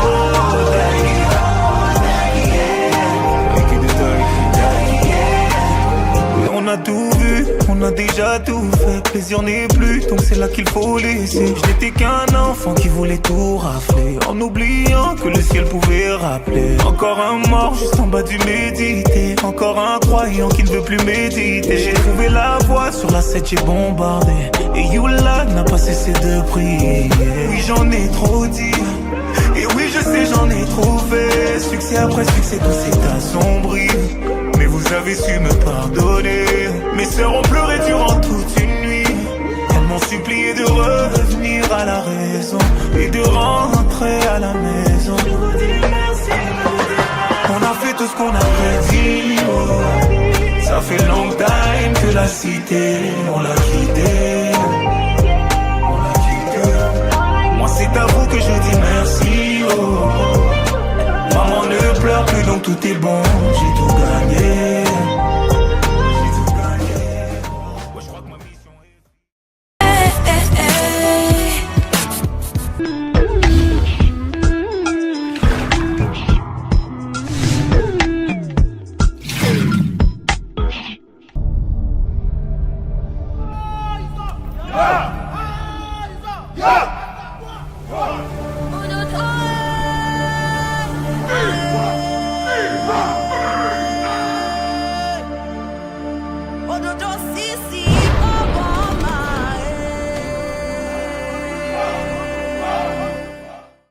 The Afrique International Film Festival is positioning itself as a distinct and memorable experience, setting a new standard in African cinema events. Set to hold in Port Harcourt, the festival aims to provide a seamless experience without the delayed screenings common at similar events. By celebrating authentic African narratives and offering a platform for filmmakers to connect with international audiences, Afrique International Film Festival hopes to strengthen the continent's creative industry and establish itself as a major player on the global film festival circuit.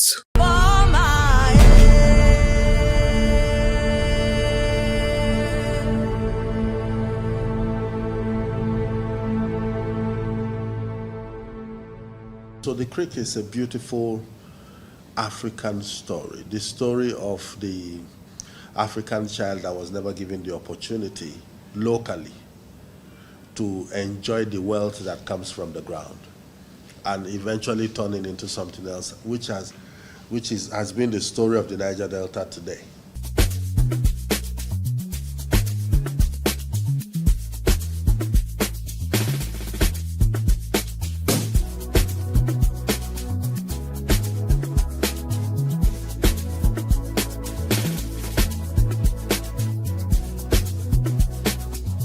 We have to encourage filmmakers. Of course, it's the basis of this. From January next year, we are already having a program, a masterclass, where we're involving filmmakers. If you're a good filmmaker, you come to our masterclass. You're a director, you're a screenwriter, whatever you can offer in the industry, you will come. We are inviting professionals to do finishing, to interview them and look at them. If you have good stories, you come. Then if you're a director, you're good, we'll give you a job, we'll sublet job for you, you do. So we want to invest heavily in the industry, but with professionals. For me, the most impactful thing that we're looking at creating is emerging filmmakers, people that are grassroots people that are just coming from the scratch. We're hoping that we're able to reach out to these people, support these people, and give them a headway to showcase what they're able to make. What you achieve in the long run is to just, to bring togetherness of all the professionals, all the filmmakers to come together. Because at the fullness of it, other foreign people too, who are interested in the African market will also be coming to our festival here in Africa.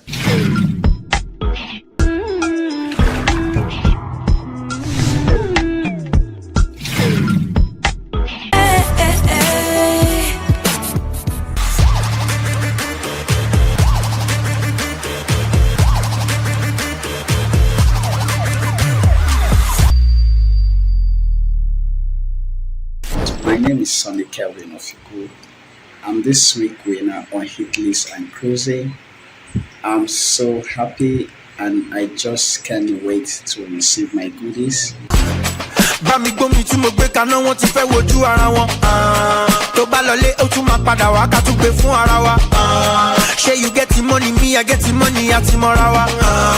Yeah, yeah, yeah, yeah, yeah. Ládùúgbò mi àwọn ọmọ líle wọ́n ti fẹ́ wojú ara wọn. Tabarẹ́ nìkẹ́ni tó fẹ́fẹ́ nìkẹ́ni kọ́ lọ ríra wọn. Ṣé you get the money, me I get the money àti mọ́ra wa. Yeah, yeah, yeah, yeah, yeah. Obodo Delu go get my money, I know they play with anybody. Shaving na money go turn you to man, my brother no be by Gucci. Gucci, Ferrari, Versace, and Fendi Ferragamo on my body. One ni mo ti ra Louis gan, wèrè kan lọ show me. Bá mi gbómi tí mo gbé kaná wọn ti fẹ́ wojú ara wọn. Tó bá lọlé ó tún máa padà wá ká tún gbé fún ara wa.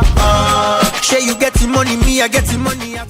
I know you love this show and I know you enjoyed Hit List and Cruising. Right now we are on Cruising Moment and I have the long list from my lucky winner. From this moment, we'll be going into the shopping mall to shop for the lucky one. I know you love the show, you want to be on the show. First thing you need to do is download Hit List and Cruising app, answer the question, send me, let me go shopping for you. Let's go. Bami gbómi tí mo gbé kaná wọn ti fẹ́ wojú ara wọn.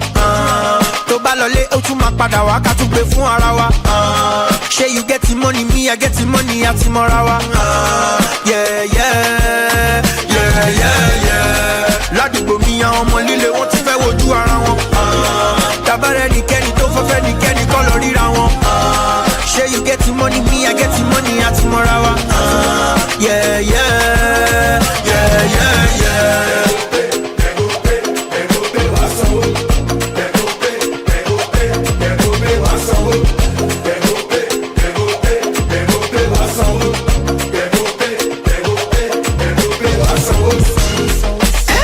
On a flight with a PG to Republic of Benin.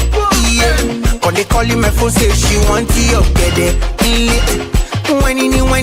Whiny Dangote. She the wine Dangote. The money long gone like Dangote. Dantata, Minu, Abubaka, all of them are my guys. Side. I know say when you see my bank account you go surprise. Why? Well I money plenty for my hand. Die. My lights they shine for nights. Bá mi gbómi tí mo gbé kaná wọn ti fẹ́ wojú ara wọn. Tó bá lọlé ó tún máa padà wá ká tún gbé fún ara wa. Ṣé you get the money, me I get the money àti mọ́ra wa. Yeah, yeah, yeah, yeah, yeah. Ládùúgbò mi àwọn ọmọ líle wọ́n ti fẹ́ wojú ara wọn. Tabarẹ́ nìkẹ́ni tó fẹ́fẹ́ nìkẹ́ni kọ́ lọ ríra wọn. Ṣé you get the money, me I get the money àti mọ́ra wa. Yeah, yeah, yeah, yeah, yeah. Now I have covered the list that you sent to us, ready to be taken to your house. So please, what would you tell Nigerians who are watching you right now? I think I feel celebrated. I feel happy. And in fact, I don't know how to express the joy.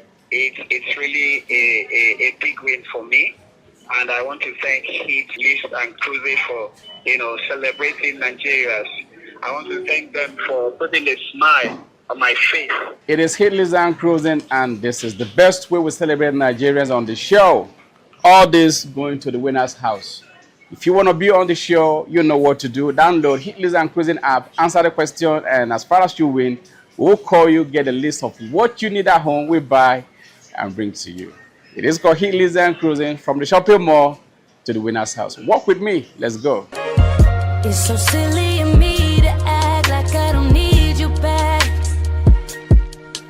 When all I can think about is us since I seen you last. I know I didn't have to walk away. All I had to do was ask for space. I'm telling you, be on your way. When I told you to fall back, so can you come pick up your clothes? I had them folded. Meet me at the door while it's still open. I know it's getting cold out, but it's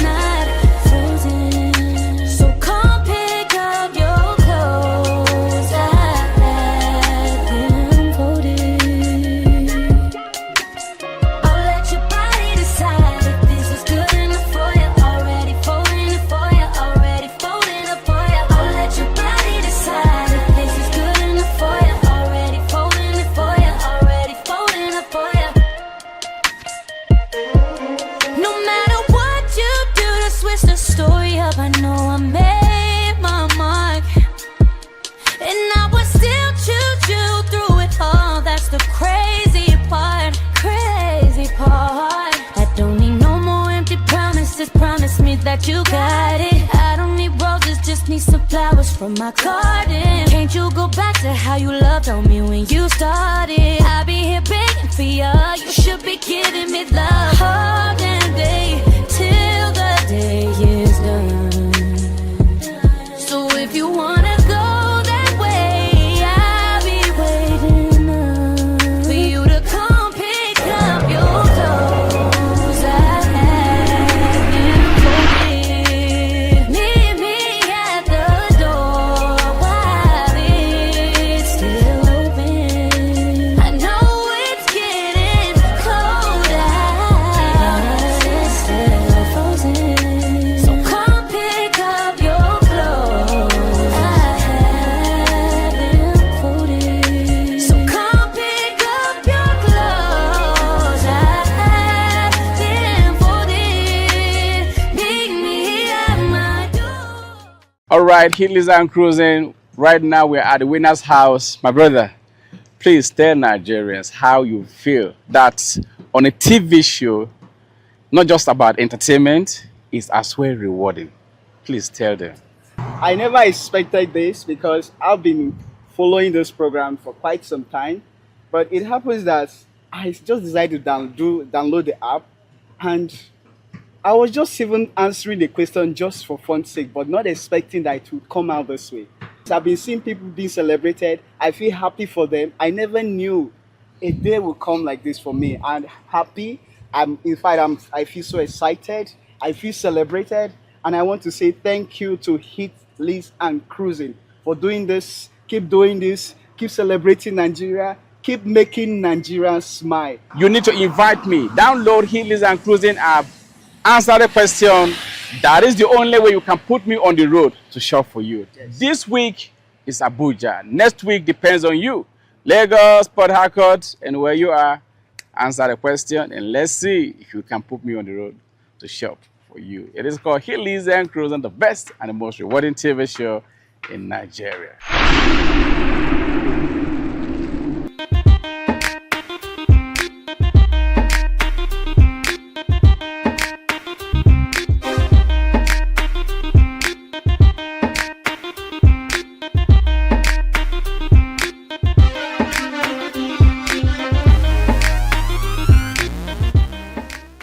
Download Hitley's and Cruising app on Google Play Store or iOS Store. Register and log in. After you log in, a question will be displayed.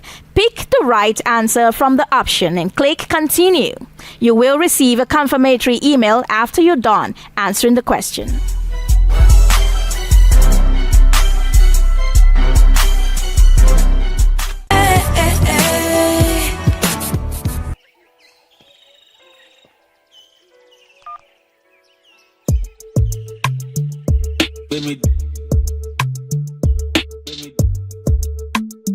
Get back.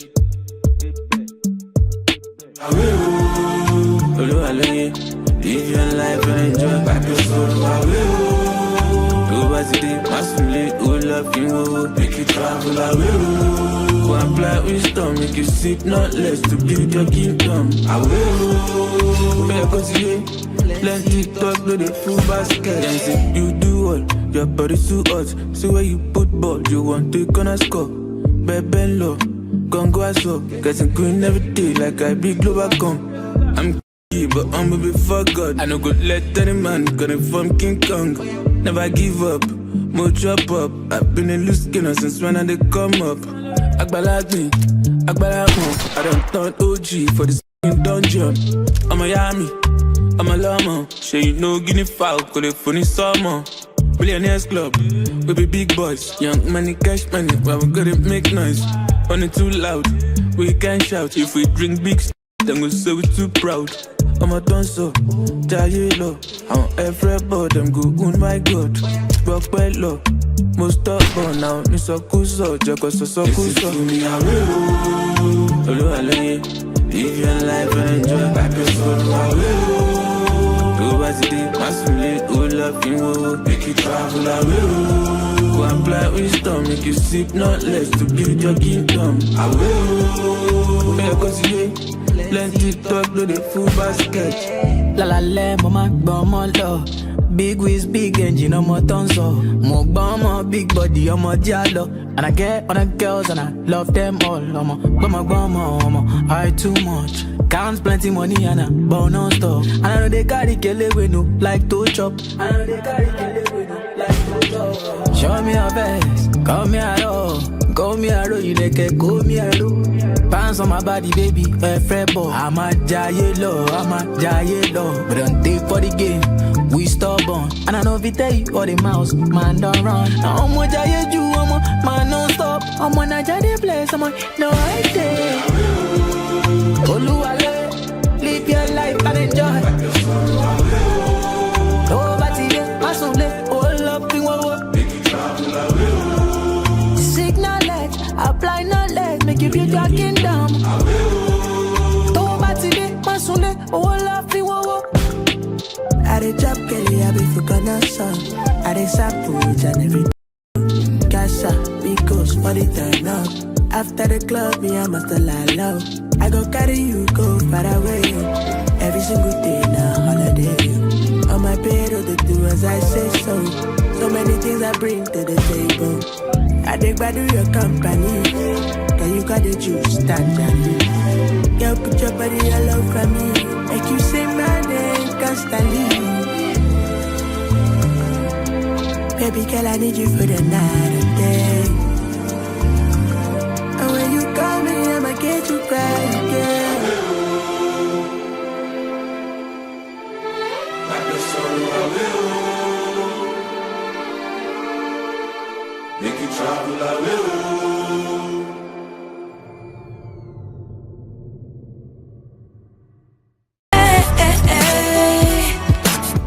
Realize that true happiness lies within you. There is no happiness in having or getting, but only in giving. From all of us at Hitley's and Cruising, we are inspiring our generation to give, and let's make Nigeria a better place. My name is Musty Adenoid. This is Hitley's and Cruising. Abuja this week, next week depends on you. So invite me to your city. Let me go shop for you. It is designed to celebrate Nigeria. It is called Hitley's and Cruising. Let's do it again next week. One love. Supreme Entertainment.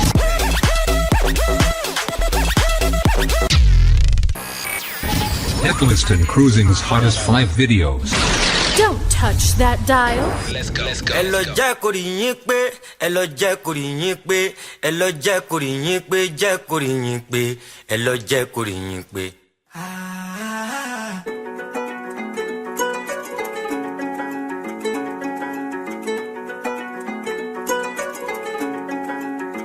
Let me tell you, so you no go fi stand 1 minute when we come back around. Feel it, move up your body right now. Mommy, don't never worry. Fake love, no they impress. I got vision. Burn them, free them, they never listen. We took $1 million and flip the precision, yeah.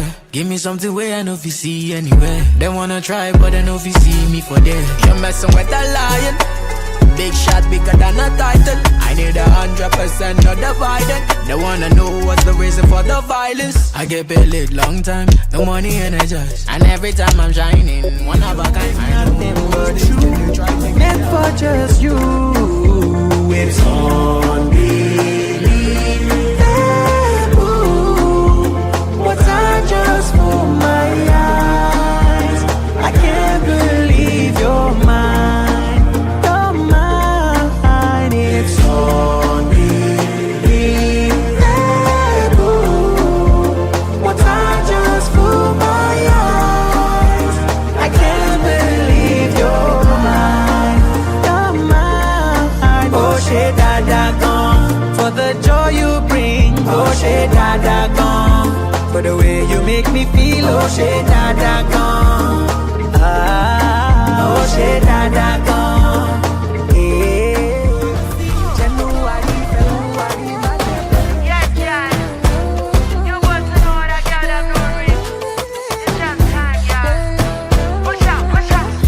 Party all balance, see body on my G's, they low-key pretty, take them easy on me, you get too much tease. If you give me body, I feel the empty. Black top of girl, I'm a villain, take me as a prisoner, since you stand for justice. And if I ain't no bad pass you, we better go like yo, champion, grace, shalom. You know, say you get rugged side, you know, be butty.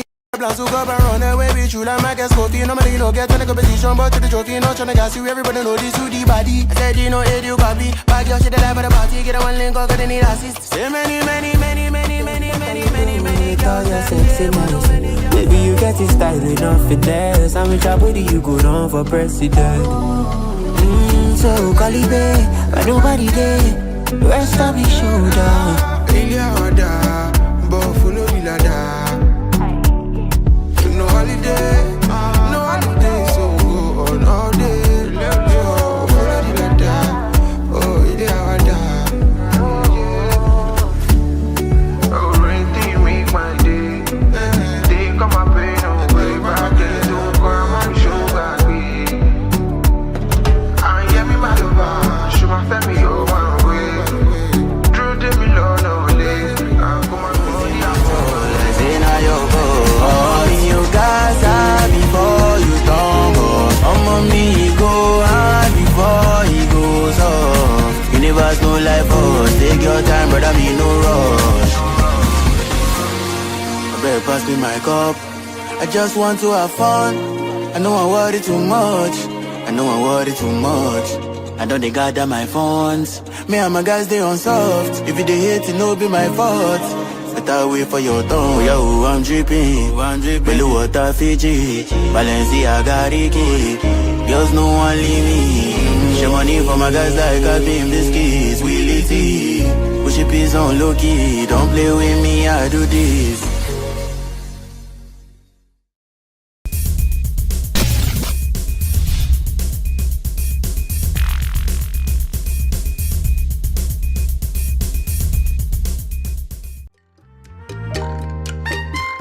The way we see the world shapes the way we change it. Gender isn't just a checkbox, it's a lens, one that helps us understand the world more deeply and act more fairly. Gender Perspectives, a program for those ready to see more, do more, and be more. Designed to challenge assumptions, ignite conversations, and build inclusive solutions across every sector of society. We are not, fighting the men. We are not saying we are equal in terms of rights. We're only asking they should recognize our existence. Join us on Gender Perspectives, showing every Saturday by 4 p.m. Repeat every Wednesdays by 5 p.m. and Thursdays by 3 p.m. Change begins with perspective. Let's widen yours.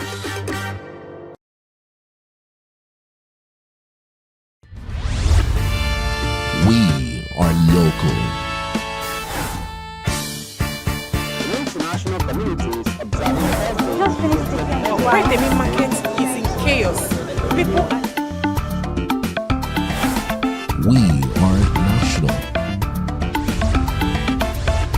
Those in support of this motion as amended say aye. Aye. We have taken the vote by default. We are international. Israeli airstrikes. Donald Trump left us the worst unemployment.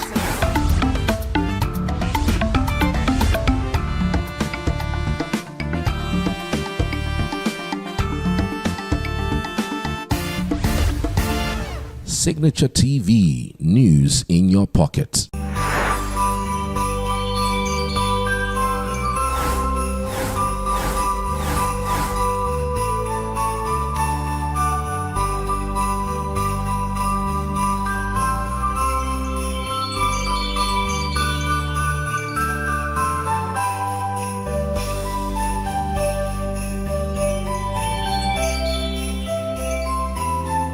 Signature TV, news in your pocket.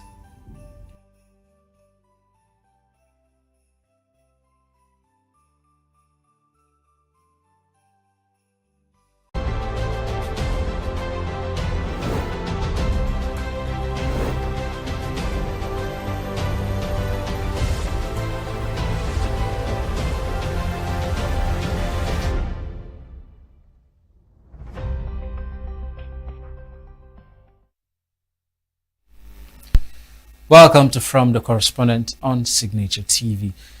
This is where our reporters bring you stories that shape Nigeria and beyond. I am Emmanuel Tewasi, and as always, we bring you stories done by our correspondents where they get to share their experience on the field. Top on our list today, Holy Mental Health Academy visited Signature TV's headquarters in ENUGU, igniting a powerful conversation on mental health awareness in a work environment. Then we'll look at Signature's President V. Martin Ilo made a bold wake-up call at Indigo at the Nkata Umuibe series, urging unity and introspection to overcome internal sabotage. Reaction to ENUGU's new electricity tariff slashes rates for Band A customers to 160 naira per kilowatt hour.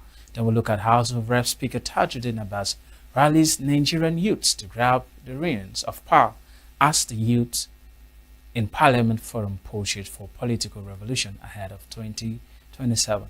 And lastly, we'll bring you the Minister of Information and National Orientation, Mohammed Idris, doubles down on bolstering media innovation and press freedom at the Media Sustainability Conference in Abuja. The program continues shortly after this break. Every second, every minute, every day, news is breaking, events occur, and there are new developments. At Signature TV, we follow these stories objectively, bringing all sides without bias, explaining the complex issues, breaking down the numbers, and investigating the issues behind the news. Anywhere and everywhere, near or far, wherever the news is, we will be there. Signature TV. News in your pocket.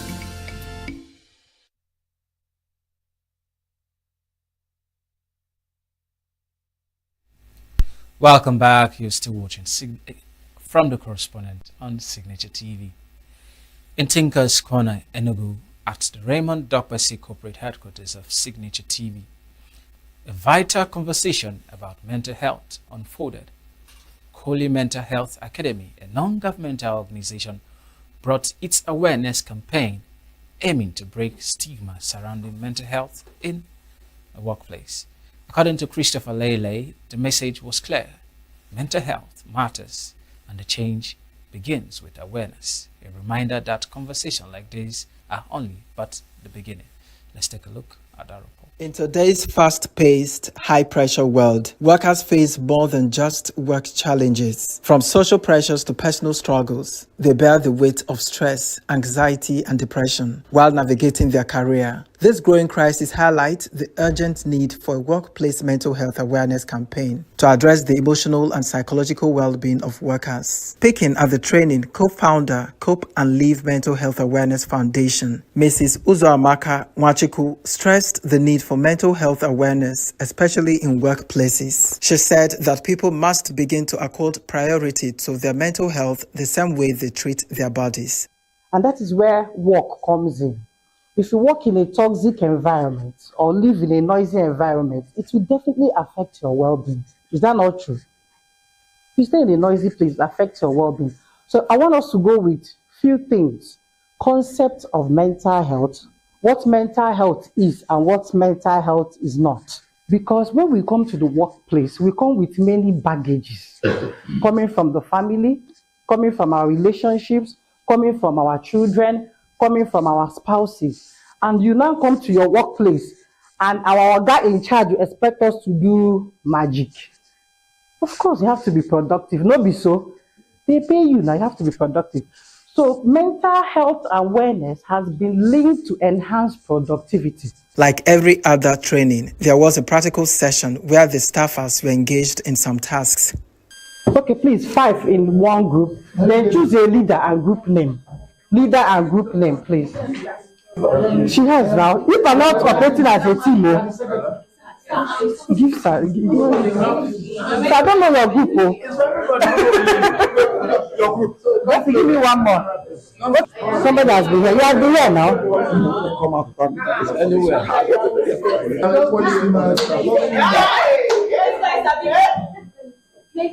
So Right. Right. FPP. You're right. No APC group. PDP. Somebody's not. Another resource person, Ebere Amarizu, took the people through some neurocognitive sessions and the importance of taking care of the brains as the root cause of mental health issue. He also talked about the digital footprint on social media. To be good and presentable. Good. Now, as you do those things, do you take care of one particular thing called brain? How many people understand the importance of brain? And now we don't have no problem. Hey, now I want to make this or that. You don't see people discuss about how to improve their brain health. So the brain enables you to think out something and come out with problem-solving mechanism measures. That's why it's quite important. That's why you have to enrich it. Eat something that will improve your brain health. Sleep well. Then social media, we are there. And social media makes you don't sleep, you don't rest. It affects you. And all that affects your brain. You don't need to relax. You don't do that. There were also questions and answers between the facilitators and the participants. What came to your mind? Who would like to share? Why are they disturbing us in the mental health? Just be sincere. What came to your mind? You are smiling. Tell us now.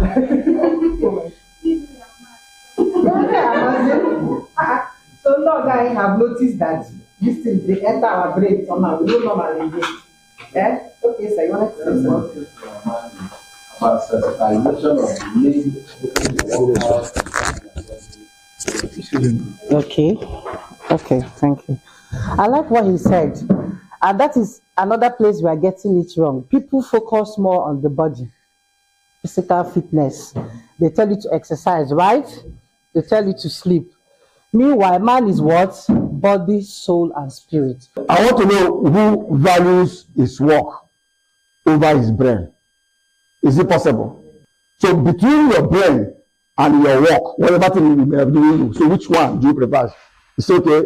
Madam said brain. This one said brain. Okay, now between your brain, how often do you take care of your body the same way you take care of your brain? Who does that? You take care of your body, right? You do your pedicure. Tell us now what you do to your body. Who can tell us what you do to your body? Huh? No, every person. Just tell us. No, every person be talking. Tell us, madam. Tell us what you do to your body. Well, we are practical session. I don't want to give you. Yes. Yes. The state of physical and mental well-being of every individual impacts greatly on his level of productivity, both at home and in workplaces. This makes awareness campaigns such as this necessity in every work environment for the good of both the employees and the organization. Christopher Lele, reporting for Signature TV. In a powerful address at the Nkata Umuibe Distinguished Speakers Series, hosted by Center for Memories, Vim Martin Obiora Ilo, president of Signature TV, challenged Igbo community to confront the difficult truth. Ilo dismissed the familiar narrative of marginalization, urging Indigo to look inwards and address internal sabotage by their own elites and leaders. He emphasized the need to re-strategize, collaborate, prioritize the region's shared interest over individual ambition. Chinemerem Ikegbunan says Ilo's speech was a clarion call for a regional reawakening and a reminder that progress begins with confronting uncomfortable realities. For here lies the legacy our fathers sought to preserve. Here lies the culture our mothers fought to conserve. Here lies that which Ndibo took a stand for. Here, dead, killed by our own hands, lies that which makes us Ndibo. The Center for Memories, ENUGU, once again lived up its mission of preserving and amplifying the history, culture, and collective aspiration of Ndi Igbo as it hosted the 41st edition of Nkata Umuibe Distinguished Speakers Series with the theme Igbo Ebezina, Reclaiming Igbo Voice in National Conversations. The keynote speaker, Vim Martin Obiora, a veteran journalist and president of Signaturetv, who delivered a moving and thought-provoking lecture, struck the heart of the socio-political and developmental realities confronting Ndi Igbo. In his rich and emotive presentation, Ilo called for unity and strategic collaboration among the Igbos, urging an end to lamentation and a fresh beginning based on purpose, planning, and partnership. Drawing inspiration from his own childhood experience during the Biafran War, Ilo echoed his message on the powerful Igbo phrase, Ebezina, stop crying, making a compelling argument that the time for tears was over and the time for action has come. Sometimes it's marks of inability of a person or group to identify challenges, confront it, overcome it, and rise above it. So today, I'm arguing that this crying by Igbo people needs to stop. Igbos have cried enough.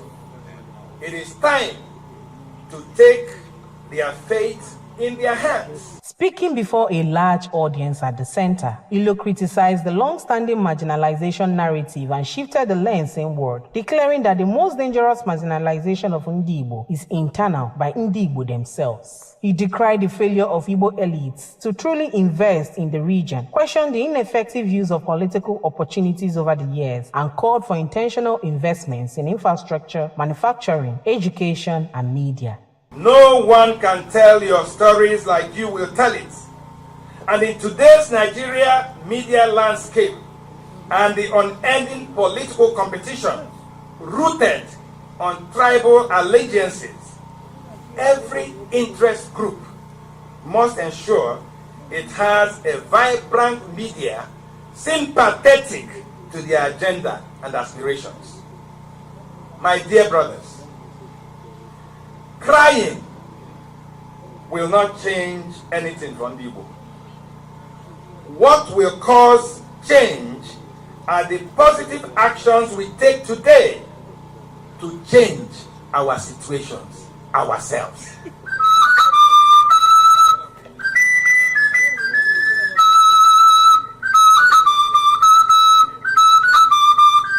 Speaking on sidelines, the traditional ruler of Aduachi in Oji River local government area, Igwe Sunday Ora, agreed with the keynote speaker that Ndi Igbo can achieve more as a team than in isolation. He said the much repeated phrase, Igbo Enweze, Igbos have no king, should not be a limitation, but an invitation to create a consensus-based leadership culture.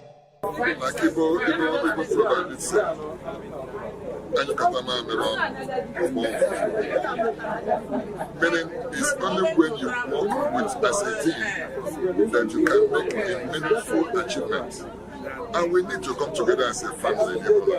The event's organizers appreciated Ilo for what they described as a rich and deeply reflective delivery, noting that the topic was not only timely, but that the guest speaker was accurately chosen to deliver on its weight and urgency. Speakers like Vin Martin, are rare to get. So you grab him, when you know he has a free space in his itinerary. So we grabbed him, when we knew he was free to speak this edition. And the choice of the topic, very apt.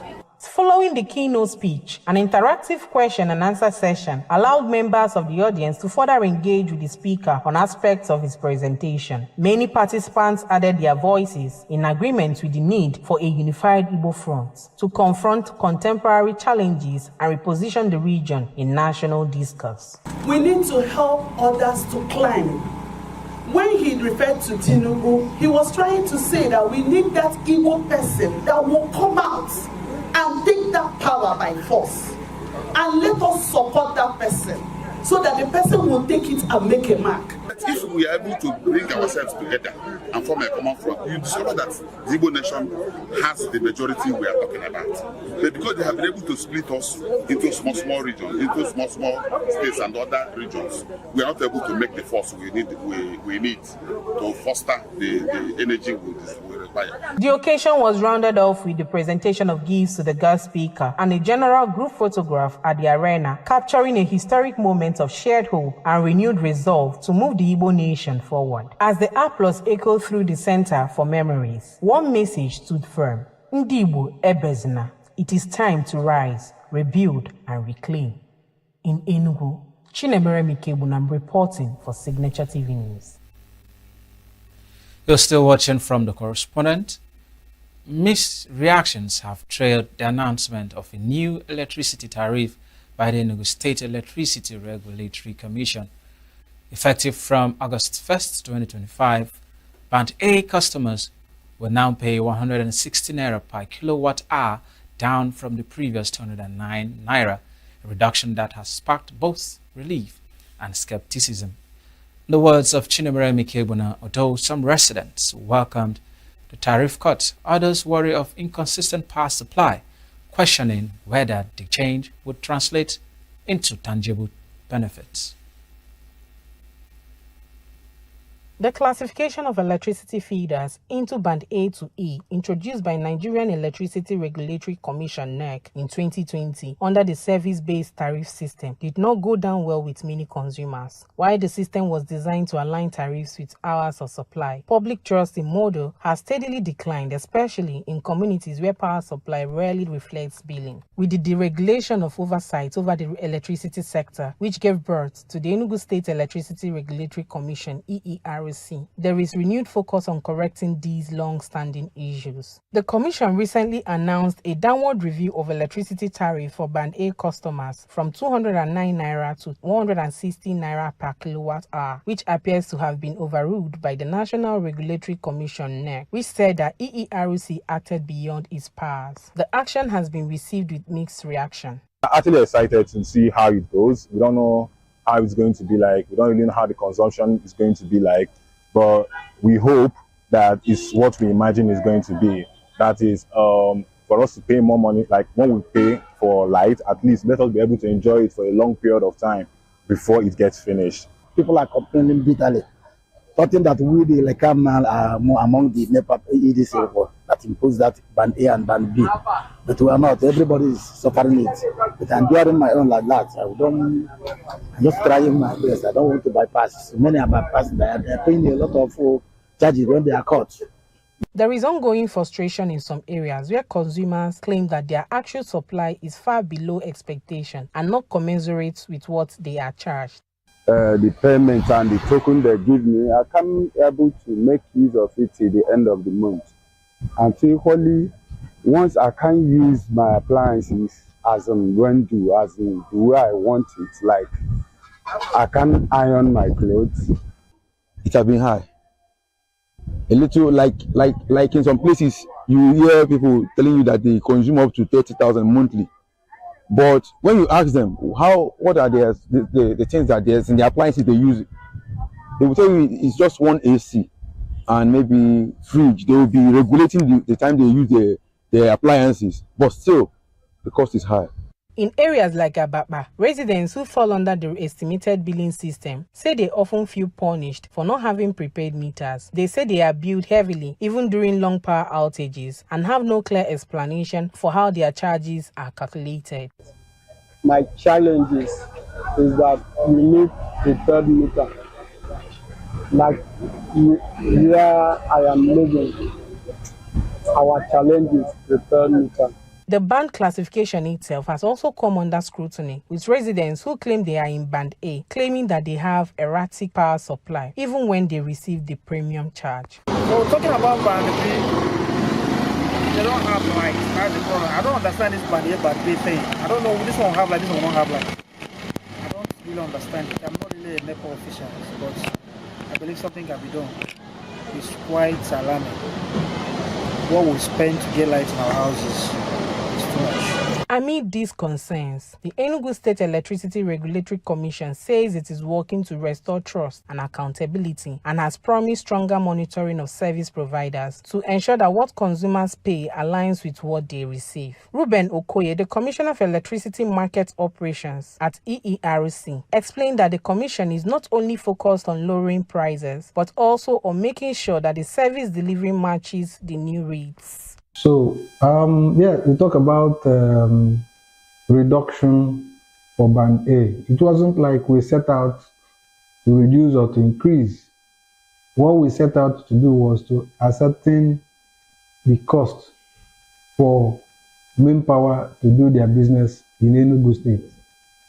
And they have different cost buckets. So they submit their data, information about their costs. What does it cost them to buy power? What does it cost them to do their expenses, the operating expenses? What will it cost them to invest in the network? We want to buy transformers, we want to do metering, and all those are investments that they need to make. So give us the costs. So they give us the costs. He further stressed that this intervention marks the beginning of a more transparent electricity market in Enugu, one that prioritizes fairness and consistent service. For residents of Enugu, the hope is that this reform will finally translate to reliable electricity at a cost that reflects reality. In Enugu, Chinemerem Ikebunam reporting for Signaturetv News. You're still watching from the correspondent on Signaturetv. This is where we bring you the other side of the divide that no one talks about, which is bringing you stories and reports from correspondents on their own experience on the field in a bid to investigate issues and gather information to put out meaningful information across to you, our listener and viewer. Journalists go through some processes, some experiences just to make this happen, and that is what this program is all about, getting firsthand the experience of reporters on the field. And today I am joined via Zoom by our correspondent Chinemerem Ikebunam, who will be talking to us about some of the reports which we have already watched and her experience while working on this report. Chinemerem, welcome to From the Correspondent.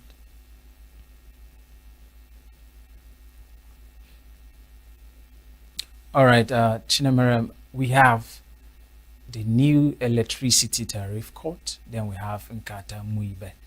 Let's start from the first report, which is the Nkata Muibe. This is such a very significant event in the progress of the Igbo people. You were there. Can you please give us an overview of what this event means? Why did we have this event at this time?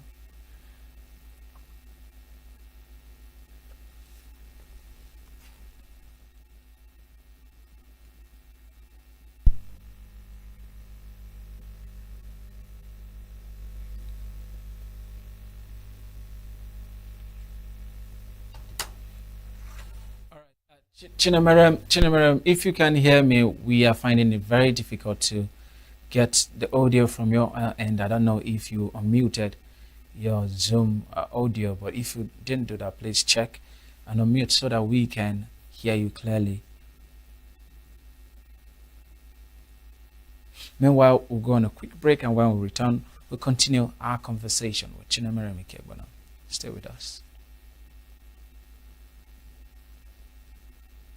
Every second, every minute, every day, news is breaking, events occur, and there are new developments. We follow these stories objectively, bringing all sides without bias, explaining the complex issues, breaking down the numbers, and investigating the issues behind. Anywhere and everywhere, near or far, wherever the news is, we will be there. Signature TV in your pocket.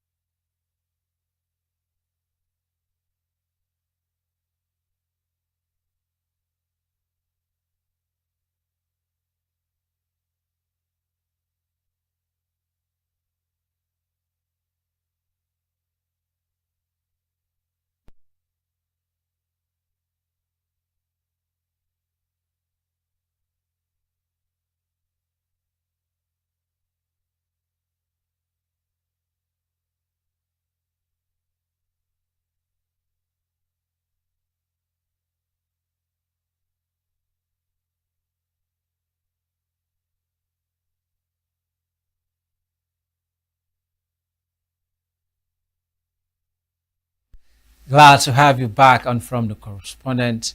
If you're just joining us today, we are discussing with Chinemere Mikegbana, our correspondent here in ENUGU, who is joining us via Zoom to discuss Nkata Muibe and the recent slashing electricity tariff in ENUGU State, its visibility, and if the ENUGU residents are already enjoying this said slash in tariff. I was speaking to Chinemere before the break, and Nkata Muibe, which was more like an in-house event, because it was this guest speaker is our own, and a very pertinent issue was raised at that event, which is calling on the Igbo race to look inward and address self-sabotage or internal sabotage so that they can foster the progress and development of Igbo land. Chinemere Mikegbana, please, can you take us through that event?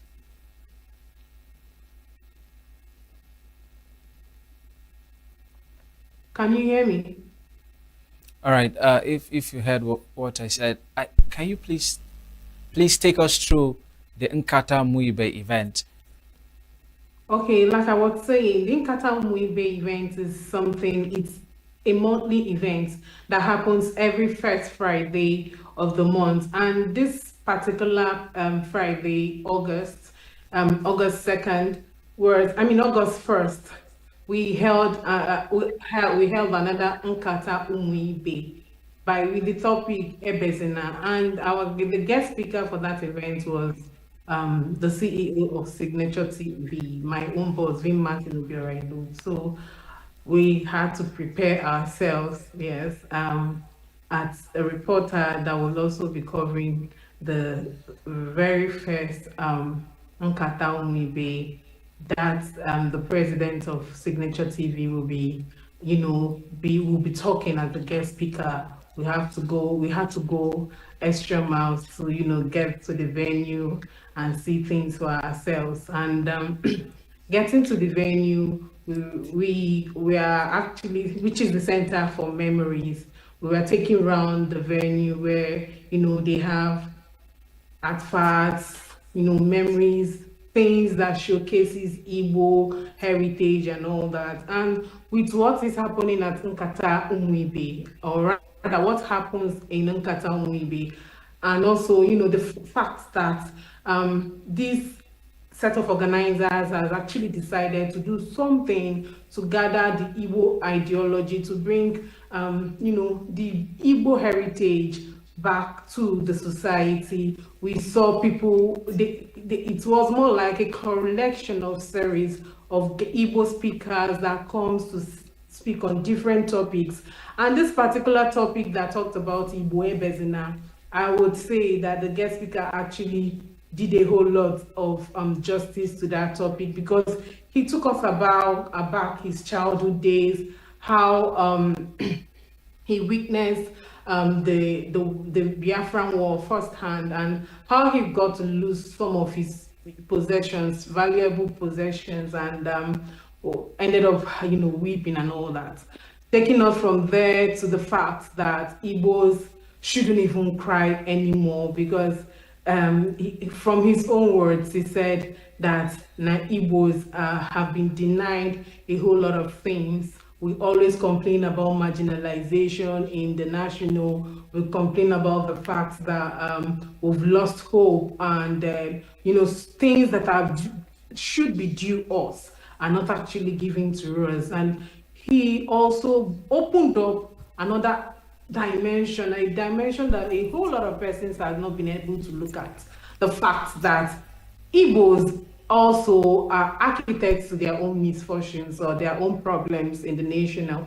He talked about Igbo leaders and elites that go beyond, that doesn't even, the little opportunity they are given, they will not still cater for the need and the desire of the Igbo people. So he is of the opinion that if we are taken aback, when we look beyond the fact that we are being marginalized in an Igbo nation, we should also understand the fact that we have 5 eastern states. Yes, we have 5 eastern states, Igbo states, core Igbo states, and we have 5 eastern governors. And going back to memory lane history, these governors have been given a whole lot of allocations, and yet there is no development that comes from the southeastern states. It goes also beyond the fact that we also have people at the national level. What has been their effort to also make sure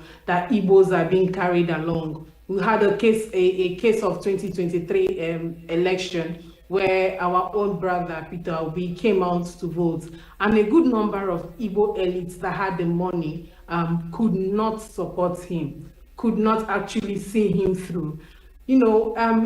I would say that the guest speaker, Martin Obiorelo, did actually make people, give us that opened up a whole lot of things that maybe we may or we may know, because a whole lot of persons will always say Igbo Wednesday, and that is why lots of things happen in an Igbo setting, because we don't have leaders, because we don't have a head that would direct. That is why we miss some certain opportunities. But the guest speaker on that occasion was trying to use His Excellency, use the President of Nigeria, Tinubu, to give us a reference on how this man called Jagaban single-handedly said it is his turn in Milokon, right? And was able to use that opportunity to do a whole lot, grab the power, seize the power, and he's still running with the power. So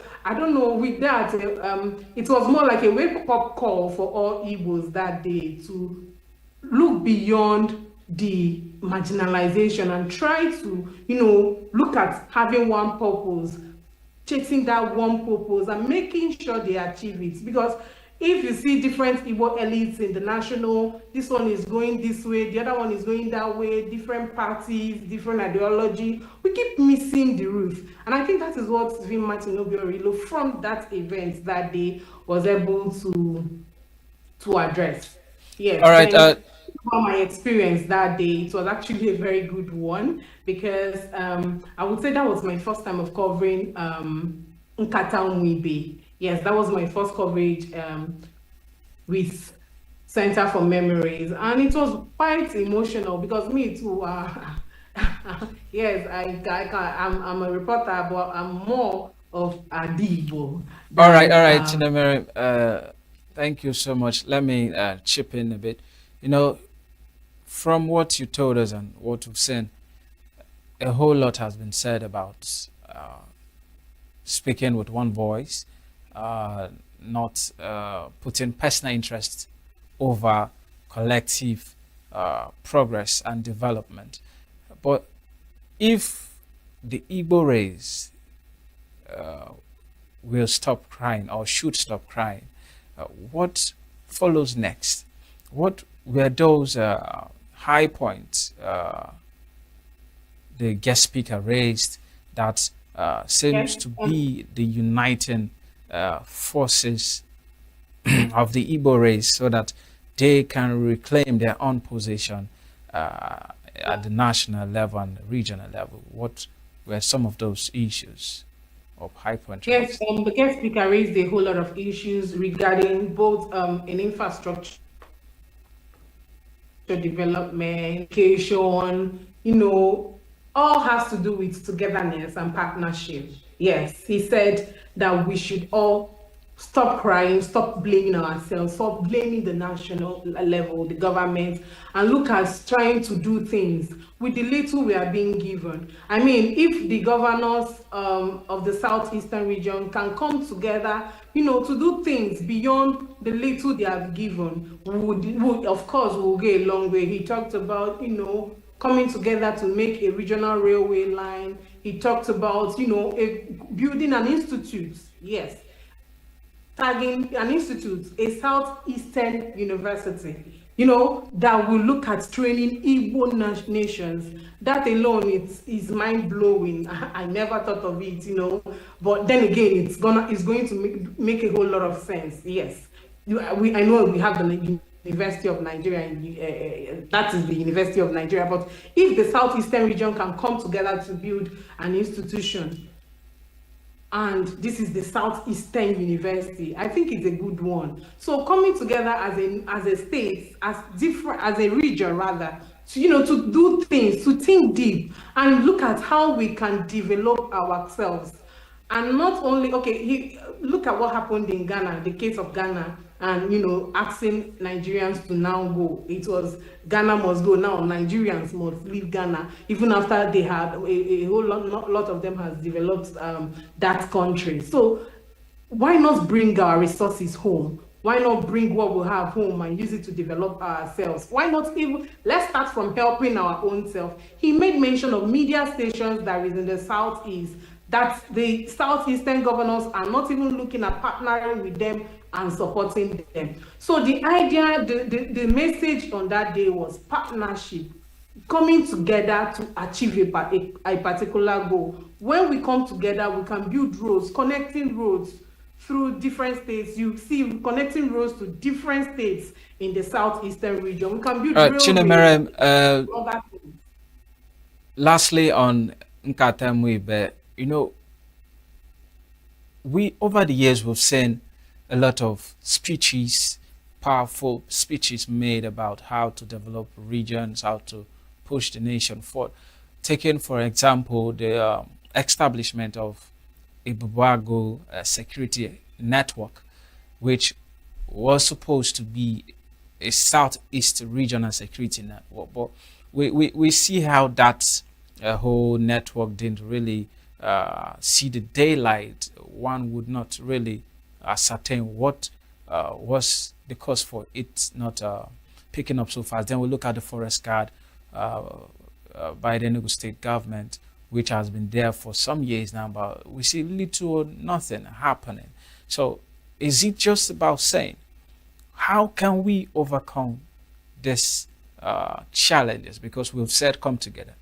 At least in the case of Ibubagu, we came together. But then again, what happened? We didn't see any change. We didn't see any sustainable development. So as from your own point as a journalist and someone from the Igbo land, what do you think should be the key or first issue to be addressed in order to move forward as Igbo nation?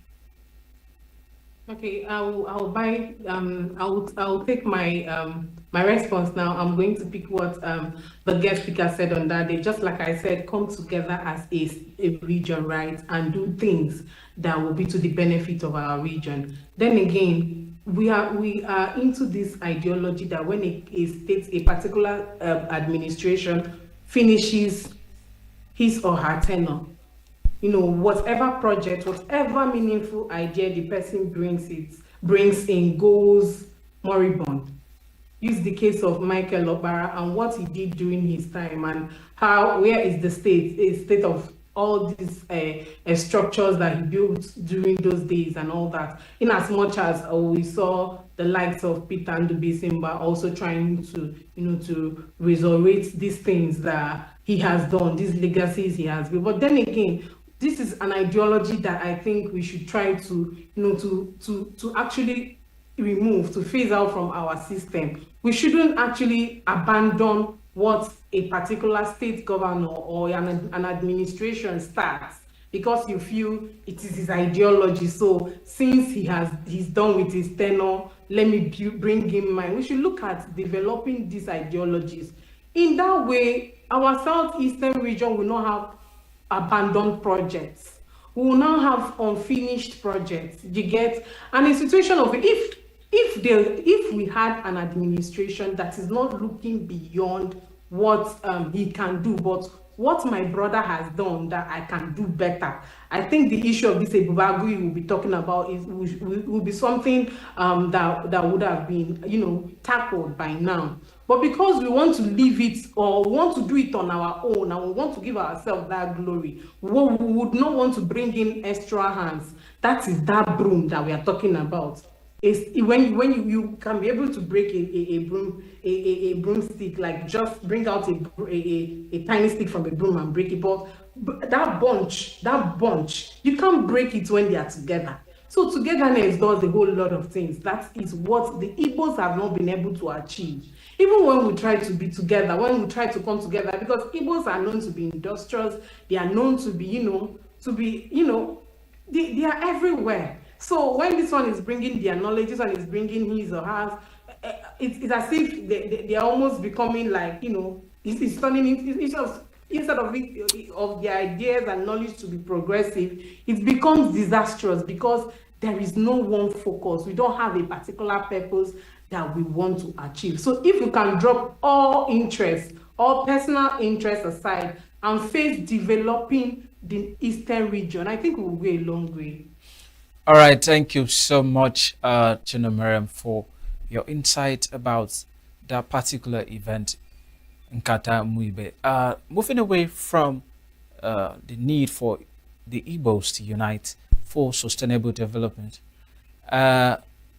Chinomeriam, please, can you give us what is happening out there as regards to the new slash in tariff? Have you started experiencing any cuts or slash in what you recharge on a daily or weekly basis? We are just in the 3rd of August, and in some persons I spoke with on Friday said they have not done any subscription yet to know if there has been a discount. But I also spoke to the market operation, that's Okechukwu Ruben Okoye, and he also indicated that their stance, the reduction still stands from 209 naira to 160 naira. Although the NERC also brought in issued a statement saying that they don't have the right or it's not in their power to reduce tariff regarding what the discos already have. But they also brought in their own rejoinder, which I also read, trying to list out what they can do and what the authorities they have as a regulatory commission to also look into these issues of tariff reduction and hike too. Yes, because there can also be a tariff hike, most especially when there is subsidy removal and fuel goes up and all that. So there is always something like that. So looking at what this recent reduction, none of them, everybody I spoke with has not really felt it yet. Maybe probably because it just started 1st of August. That was Friday.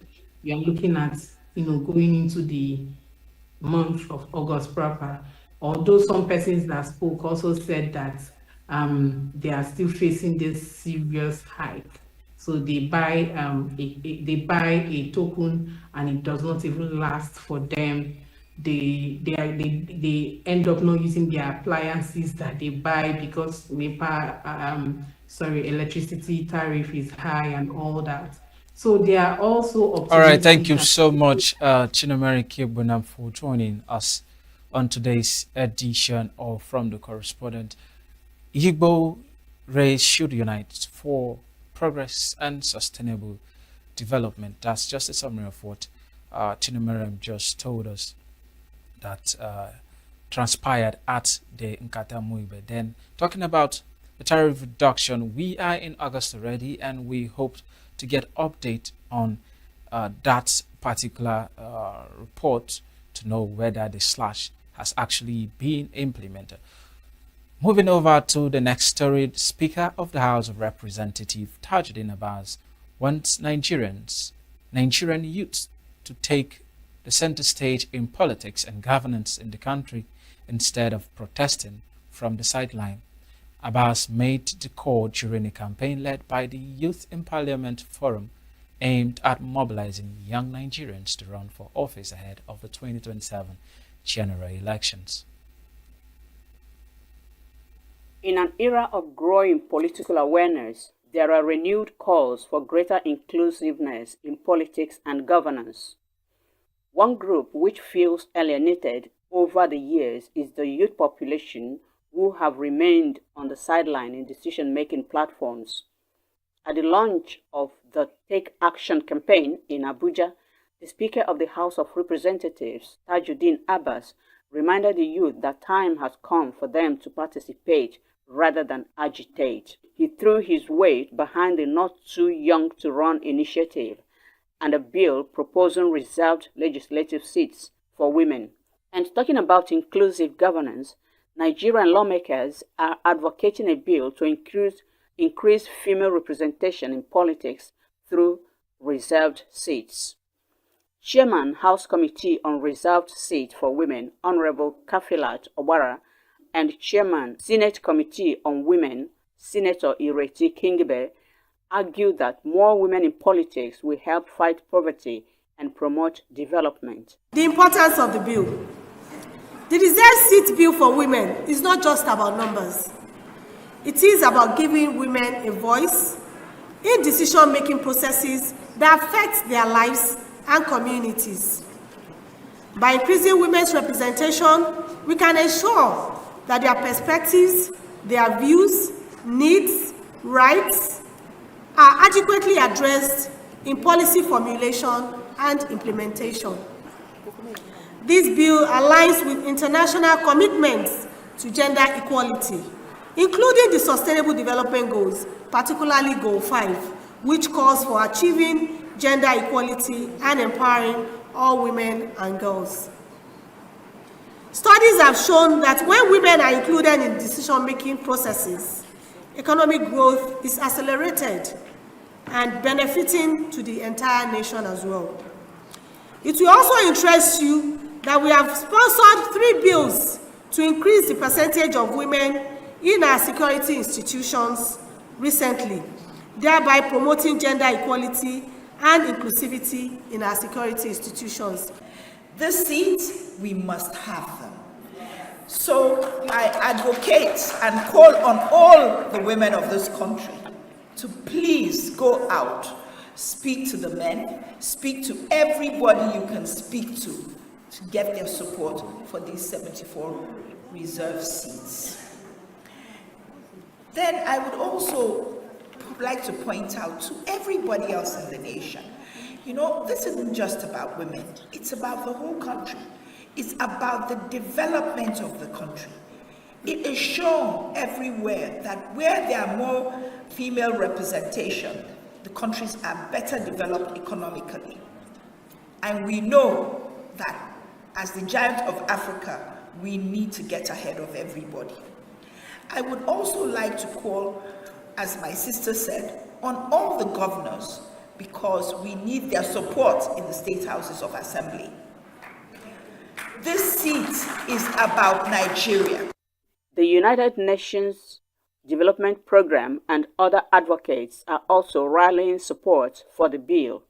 I want Nigerian women to know the movement, this movement we have for the advancement of women must continue. Honorable Kafilat, we need more of you in Parliament. I pray that the women that come to represent these 6 seats by God's grace, the special seats for women by God's grace will come and it will be a reality.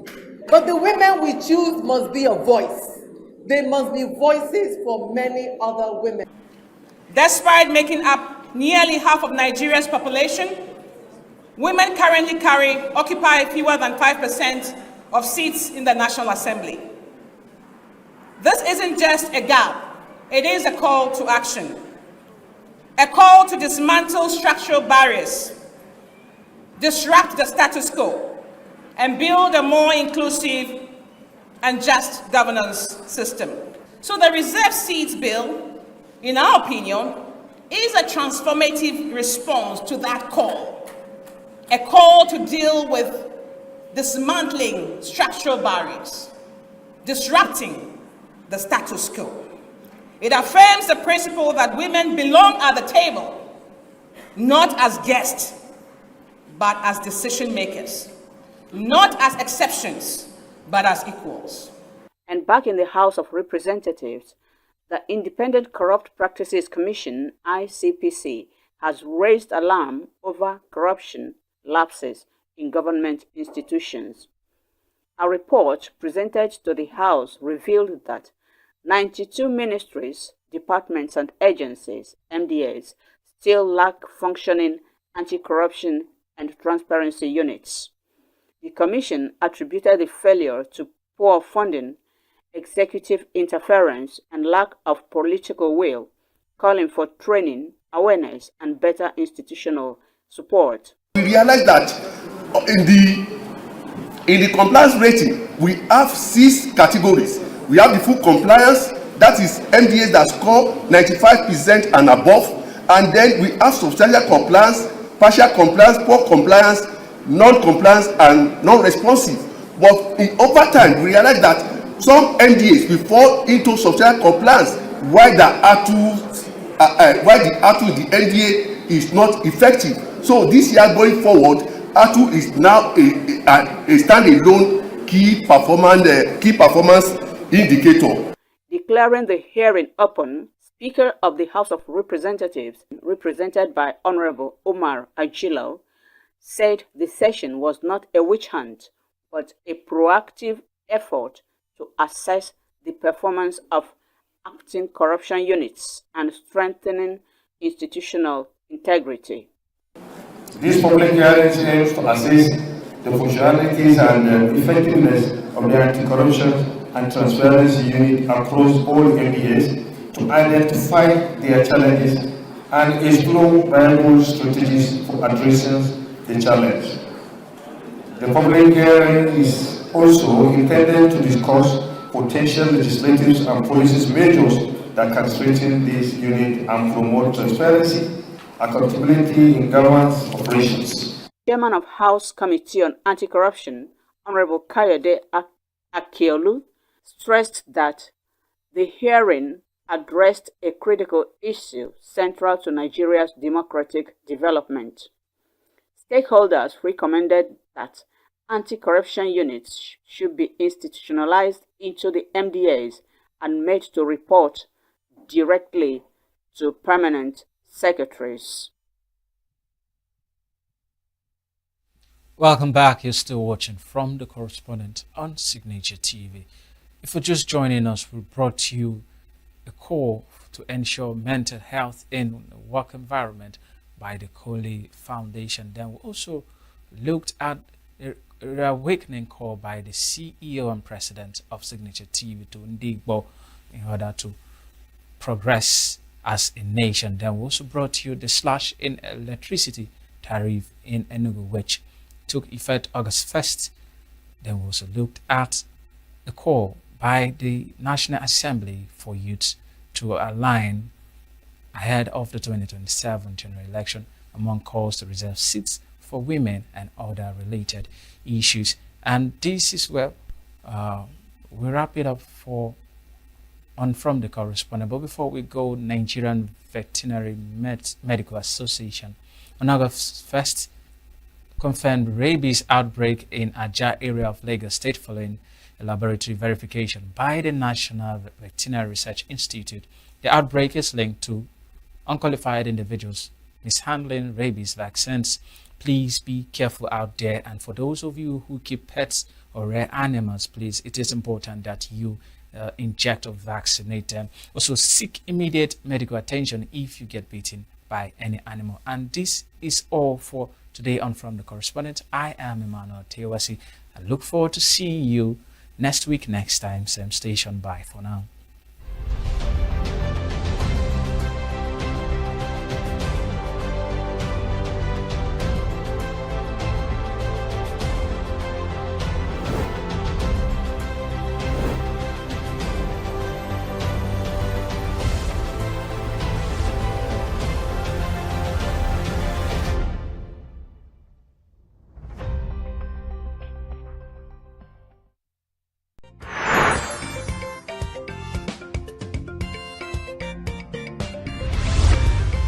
Signature TV, news in your pocket.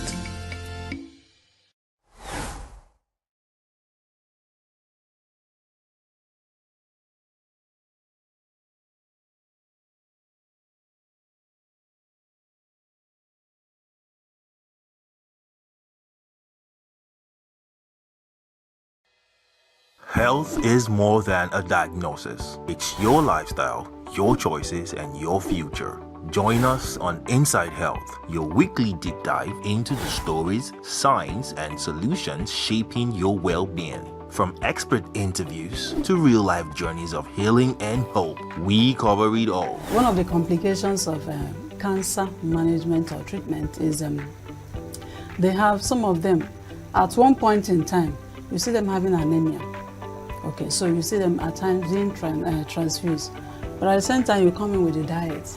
Nutrition, mental health, innovations in medicine, fitness, and everyday wellness. Whether you're managing a condition, staying informed, or just living your best life, Inside Health is your trusted guide. I'm Tigiti Agorum, and I'll be with you every week on Inside Health, only on Signature TV.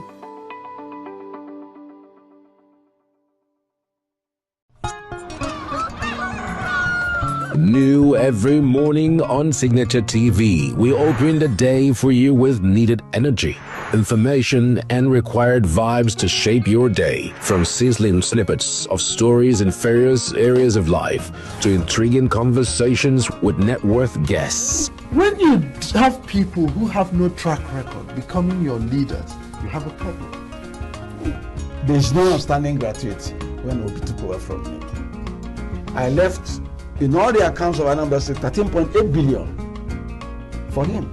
Your day cannot be complete without Signature Morning on weekdays and Signature New Day on weekends. There is no better way to start your day except Signature Morning and Signature New Day every day on Signature TV.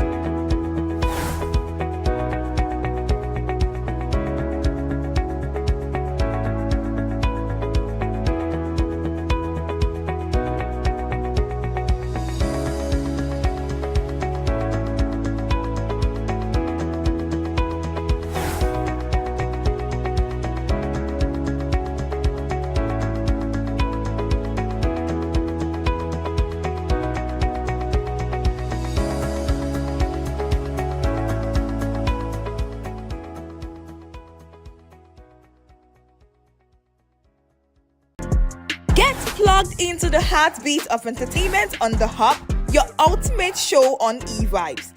From trending stories and social media drama to top charting music, must-watch movies and exciting moments from the world of arts, we've got it all. Join us for unmissable conversations with your favorite entertainment personalities, plus fun segments every week. I should try harder, so... Okay, I don't know that one. Outfit of the day. Oh, I don't do that. That's some Gen Z stuff. Oh, now you say it's a Gen Z stuff. It's everything you love about entertainment, served fresh every week at 1 p.m. with weekend repeats just in case you missed it.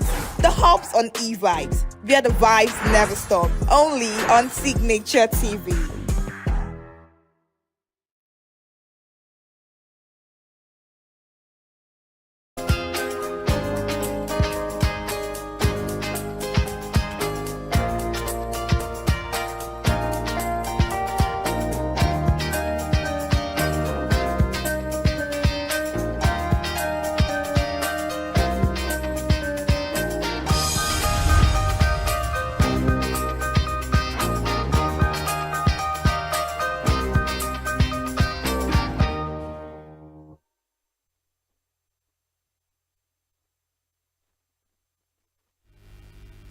Well, globally, the 11th and the 14th of June is designated World Prostate Cancer and Blood Donor Days.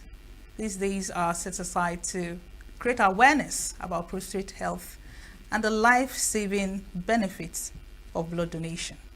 Well, today we are going to discuss prostate health and the gift of blood donation. We're talking about men's health today. I will introduce our guests after we go on a short break. I am Signaturetv. I'm your host on Inside Health. Inside Health is a show where we break down complex health issues into bite-sized information meant to help you take charge of your health and your well-being. Don't forget you can be part of this conversation, so go on over to our social media platforms on YouTube, on Facebook, and of course on TikTok at Signaturetv Official. Go like, comment, share. We want to hear from you. We're also live 247 on SLTV channel 265. And you can also download Signaturetv app from Google Play Store so you can keep abreast of all episodes of our programs once they drop. Again, I'm Signaturetv. Do stay tuned. Inside Health comes up after now.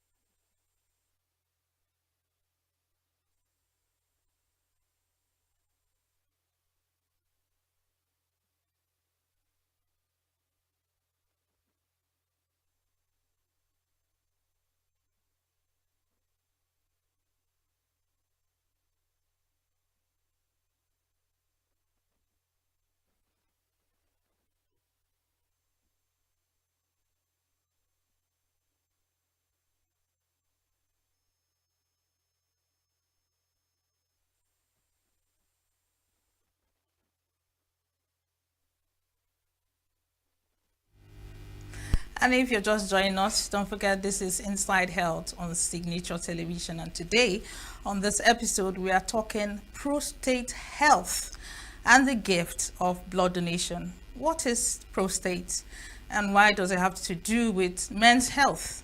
And why are some people, or most people, advised to go on blood donation intermittently? Well, you're going to find out, so do stick around. My guests in the studio are professionals, health professionals that are going to do justice to this very subject matter. Seated by my far left is Comrade Eddie Ohekwiro. He is the chairman, Association of Medical Laboratory Scientists of Nigeria, ENUGU.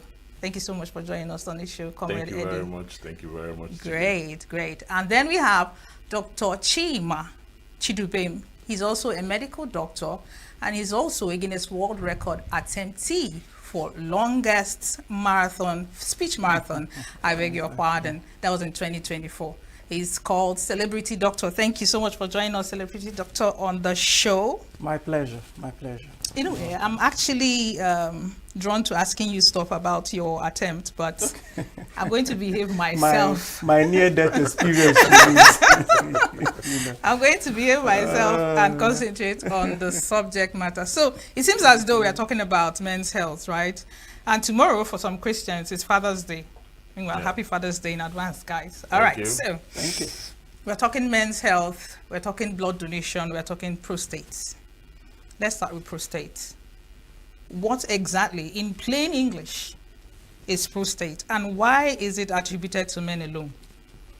All right, Chigi, thank you so much. Thank you so much, my brother. Thank you. I like the mention, plain English. Yes. You know, well, the prostate, because some people mention prostrate. That's something we'll have to get out there. Good. The prostate is a gland. It's part of the machineries of the body. And this gland is only found in men. Just in men. And it has to do with the reproductive health of the man. Now, the prostate gland is so important because of what it produces and the function of what it produces. Now, the prostate gland, let us say anatomically being where it is found in the body, okay, is just under the urine bag called the bladder. You have just under the bladder. Just under the bladder.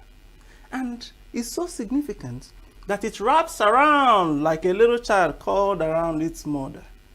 The ureter. That is the urethra now. Because we have the ureter, we have the urethra.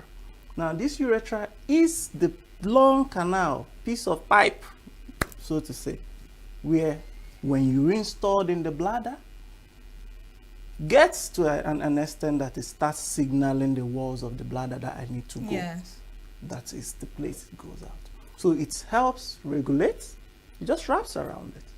So prostate is so important because it produces the prostatic fluid. Now, this prostatic fluid plays a part in making the sperm cells put together a semen. Okay. So you have the sperm cells. And inside these sperm cells, or more like engulfed by these sperm cells, is the seminal fluid, the semen. So when the prostate gland releases that prostate fluid, it completes the spermatozoa collection and makes it a semen. So you're saying that prostate gives the sperm the qualities that make a sperm cell a sperm cell? Yes, almost there. It just brings an adjunct, just like you're making a cup of tea and you've put in your milk. Okay. You now want to put in a chocolate beverage to make it a collective set. So that is just the picture. Okay. So this prostatic fluid with the prostate-specific antigen, because we call it that the prostate spits out some juice, they help the sperm cells or the semen to liquefy entirely when they get into the female reproductive organ. So that liquefaction is very, just like saying you should liquidate your finance, make it flow. So that liquefaction helps the seminal fluid travel and the spermatozoa travel, swim through the reproductive canal of the female. All right, thank you. That is it. That was very Explicit, simple to understand. Kudos to you. All right, let's get to you, Comrade Eddie. You're a medical laboratory scientist. Yeah. Interesting. And today, there was an awareness drive. There were activities attached to commemorate today being World Donors Day. But before we get into the significance of today, I want you also, in simple terms, to tell us what exactly is blood donation. Because for some people in our minds, once we mention blood donation, just go and give blood. So from a professional's perspective, what is blood donation and why? They are two-pronged now. What's blood donation and why is blood grouping important in blood donation? Okay, thank you very much, Chigi. Just like my friend here said, he likes simple English. Okay. Don't we all? I would also like to make it simple, and the way he made it bite simple. size and understandable. So you see, blood donation, our blood, our body, the fluid that moves oxygen and nutrients in our vessels, that moves nutrients and every other thing in our vessels is blood. And you see, blood is life. And blood donation is the act of a healthy human being presenting himself and donating blood, that is giving out blood for the use of treatment for another individual. Blood is not manufactured in the factory. So it's not synthetic. It's not synthetic. So it can only be given by a healthy human being. And you cannot get animal blood and give human blood and give to humans. So it's only a human being that can donate blood for the reasons of treatment. You see people that need blood, you have obstetrics, people on women, you have people that are going for surgery, you have people that are anemic, you have people that are involved in accidents of various kinds. Yes, trauma. They need blood, trauma. They need blood. So these are the things that they need. And there are some treatments that blood can solve more than drugs. So blood is highly needed. And when you now talk of why is blood grouping important in blood donation, you see, it's not just blood grouping that is important. It's a whole lot of series of activities that we call cross-matching, including the screening aspect of it. Can you take us through that process, the protocol? Yeah, briefly. The protocol, first and foremost, if you want to give blood, because there is, what we preach is voluntary blood donation. And that voluntary blood donation makes it a symbiotic relationship in the aspect that as the patient that is receiving the blood is benefiting, the donor that is giving out the blood has some benefits also. Okay, those benefits will be later. I'm sure that we'll discuss those benefits. We'll get to the benefits. Yeah, but the process, when a healthy person presents for blood donation, you take a sample of the blood and you take it to the laboratory and check all the details you need to check. First of all, the blood grouping of the patient, the donor. You screen the blood and make sure that the donor does not have any of those transmissible infections. And you check the quantity of blood the donor also has, because you're not expected to donate and slump. You must have to have sufficient for yourself to the extent that you can give out. Okay, these are the things you check in the lab. And when you come to grouping, there are some groups that are compatible with the patient and there are some that are incompatible. There are also some other things, we check in terms of antibody antigen that could be compatible or incompatible. So you must have to check all these things before you can certify that this particular blood that is being produced or donated is okay to be transfused to this particular Then Hollywood patient. has done us great disservice, because we see when there's an accident, somebody will just, improvise, bring a pipe, and then blood is transmitted. But it's not like that from what you're saying. You're saying that there are a whole lot of tests. There are a whole lot and of process. investigations that must take place before someone Of can course. be transmitted. Yes. Interesting. Now, Doctor, let's get to you, Dr. Chidubem. Yes, now, you've explained what prostate is, but you find out that it seems as though as men age, they begin to develop problems with their prostate. Now, why is that? I'll make it very simple once again. Yes, with my chairman's approval. Once you grow, you grow. There's no human being who is alienated from growth. And as you grow, your properties, I would put. When you say property, you mean I'm just trying my your best biological property to streamline it. Yes, your biological, the parts, the tissues, the organs in the body, the system, they grow with you. The prostate is not alienated from that. When you grow, your prostate grows. In fact, there's this saying that some persons end up not having prostate issues because they've not lived long enough to encounter prostate issues. Question is why? The prostate grows with you. It just increases in size as you continue to grow. Now the problem is, like we said in the anatomy, the location of the prostate, it is wrapped around the urethra, just beneath the bladder. When it continues to grow, just like when I continue to grow, the clothes I used to wear, they are no longer the same. The chairs I sit on are bigger now. So you begin to occupy space. And when you begin to occupy space, what happens? You need to impinge on a lot of things, on a lot of persons, just to gain that space. So that urethra is no exception.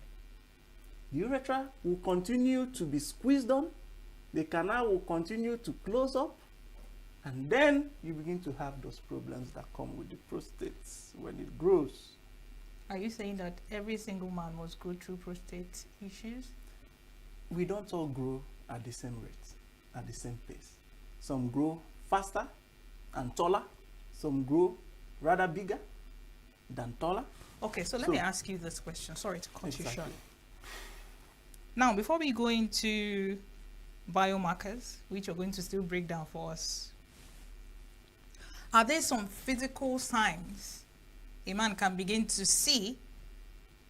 Some early signs a man can begin to see in his body or in his physiological activities to say, there's an issue with my prostate. For example, well, we joke about this, but it's someone has actually told us on the set about when a man is younger, the projectile of his urine is, you understand, you get that, yes, but as he ages, you think it's an indicator of prostate issues?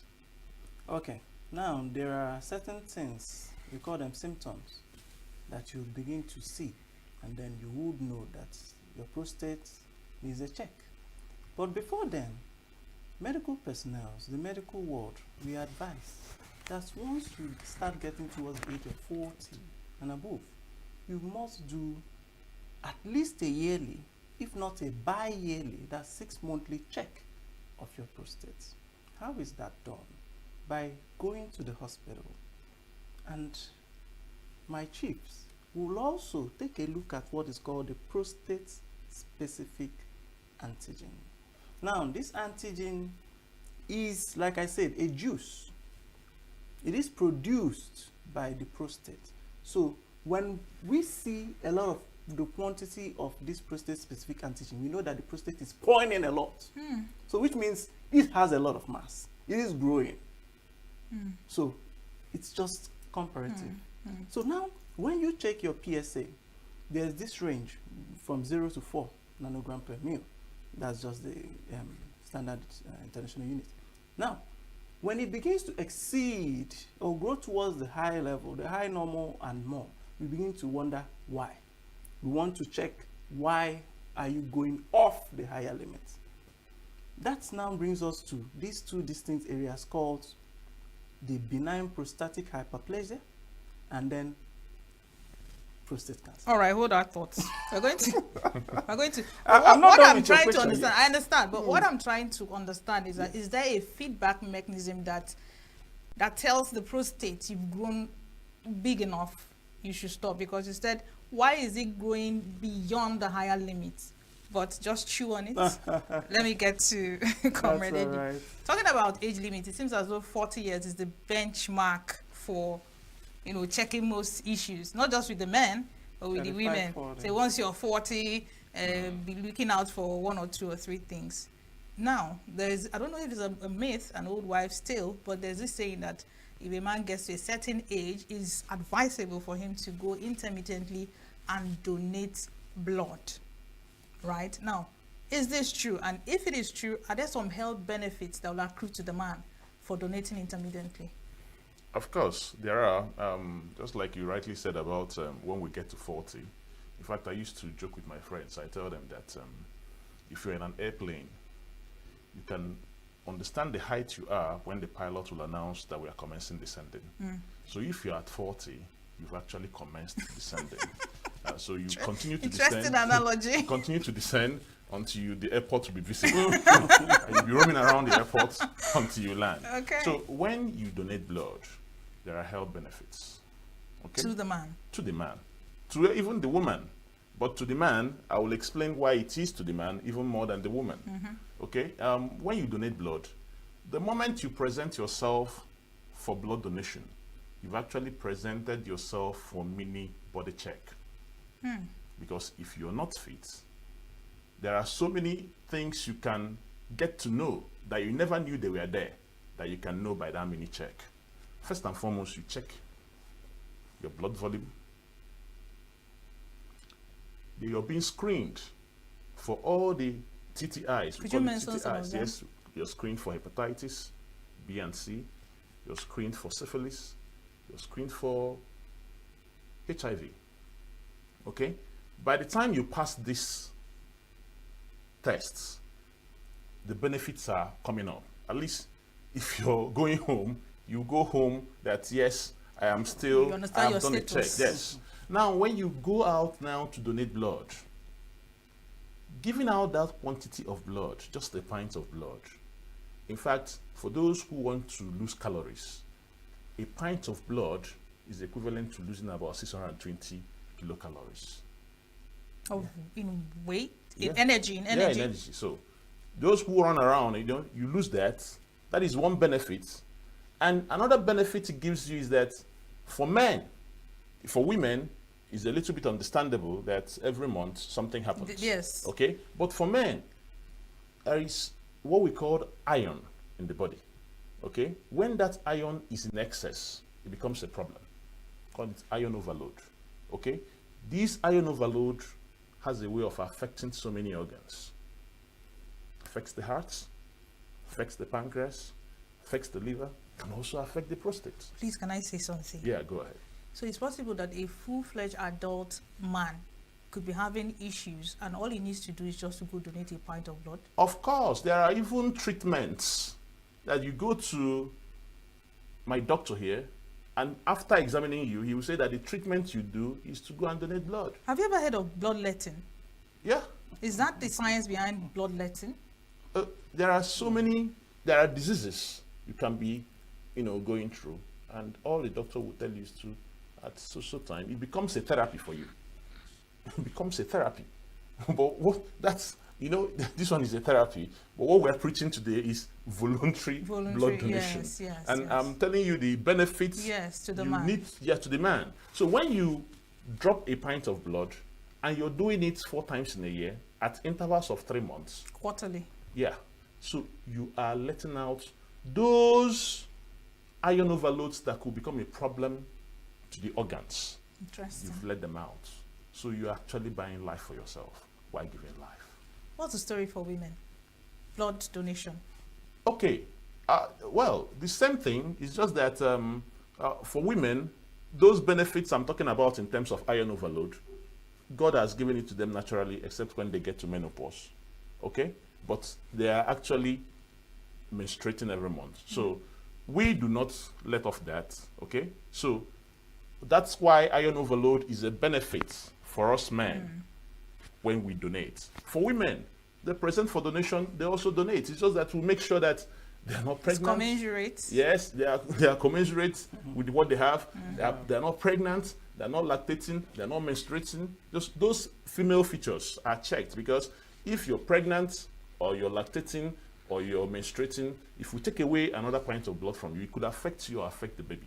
So we do not allow those people to donate. All right, so doctor, before I spoke with Comrade Ohekpiro here, we were talking about hyperplasia. Could you just expound on it so that we can understand? You said that there are 2 types. Please go ahead. Okay. Relatively 3 now. When you talk about, we are just going down to the symptoms you'd see. Yes. Yes. Before I mentioned that, there is something called the benign prostatic hyperplasia. You now have prostate cancer itself. Then you have the other, which is quite in the middle, prostatitis. Prostatitis is when there's an infection that is now roaming around the prostate or affecting the prostate. And whenever there's an infection, by whatever means, the body begins to tell you, I'm uncomfortable. What will be the source of this infection? Could come from the urine, could come from around the blood, and there it is. So once this coming, because you know the urine actually has this contact with the outside world. So most times you can have things going into the urine tract, you can have things coming out from the body. Now, for the males? For the males. Okay. And you have this thing called stasis that happens with urine. When you're pressed and then you're saying, I can take it for the next 30 minutes, maybe for the next 1 hour, and then you're bottling up urine. It's called stasis. So you've held that urine. Whatever organism that may have found its way by whatever chances has more time to relax in a particular environment and find its niche. Wow. So we don't advise that you keep urine when you're pressed. As much as possible, try to get it ease. But that's by the way. Yeah. Now, the benign prostatic hyperplasia. Hyperplasia is when there's a growth. Hyper. It's happening quickly and all that. So this growth in the cell makeup, genetic anatomical makeup of the prostate being benign, that it does not spread. It does not have the ability to move messages to other organs in the body and tell them, grow with me. That is now cancer. So when this come, they come with some signs, they come with some symptoms. Your doctor sees the signs anyway. The patient sees the symptoms. Okay. Now, we have what we call the obstructive symptoms. We have the irritative symptoms. Okay. So the obstructive symptoms, they're quite wonderful. That's when you begin to talk about retention. Urine retention. Yes. You have patients who come into the hospital, the emergency section actually, and he cannot pass urine. And the bladder is filled to the brim. You see a little bulge of, you'd think it's a pregnancy in a male. And he's screaming all over the roof. In fact, somebody will tell you that at that point in time, the man could give you his new car that nobody else drives except him. He could give you 3 landed properties if you'd want that. Just get him out of this pain. We've had some cases whereby I had a patient running all over the entire emergency room, naked. He didn't care. He was in pains. I had this lecturer of mine, wonderful lecturer of my former commissioner, Dr. Kuchin, who would always tell us to go out there and be heroes. Because when you relieve somebody of such an excruciating pain that is almost equivalent to childbirth or thereabout, you're a hero. Yeah. So, retention. Another you would see is straining. When the male goes to pass urine. When the male goes to the toilet to get the ease of himself, he stands for a little while, waiting for the urine to pass out. Interesting. And forgive me, that is hesitancy. Straining is he has to push in a lot of energy. Apply pressure. Pressure to push out the urine. And he strains, applies that energy, the pressure, before the urine starts flowing. You have poor stream, weak stream, urine stream.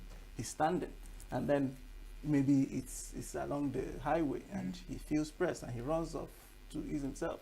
And others are done, and he's still there. He's still urinating. There's a weak stream. These are symptoms that actually are obstructive. You understand why they're obstruction? Because something is keeping the urine from flowing, having its adequate come out. Then you have the irritative symptoms. They are quite irritative too. To the patient or to the patient, of course, and everybody, even the doctor. Because sometimes you have people. Part of them is what we call urgent incontinence. You have urgency. Urgency is when the patient or the man sits and he feels like he wants to, the powerful urge to go and urinate, even though he just came out from the restroom.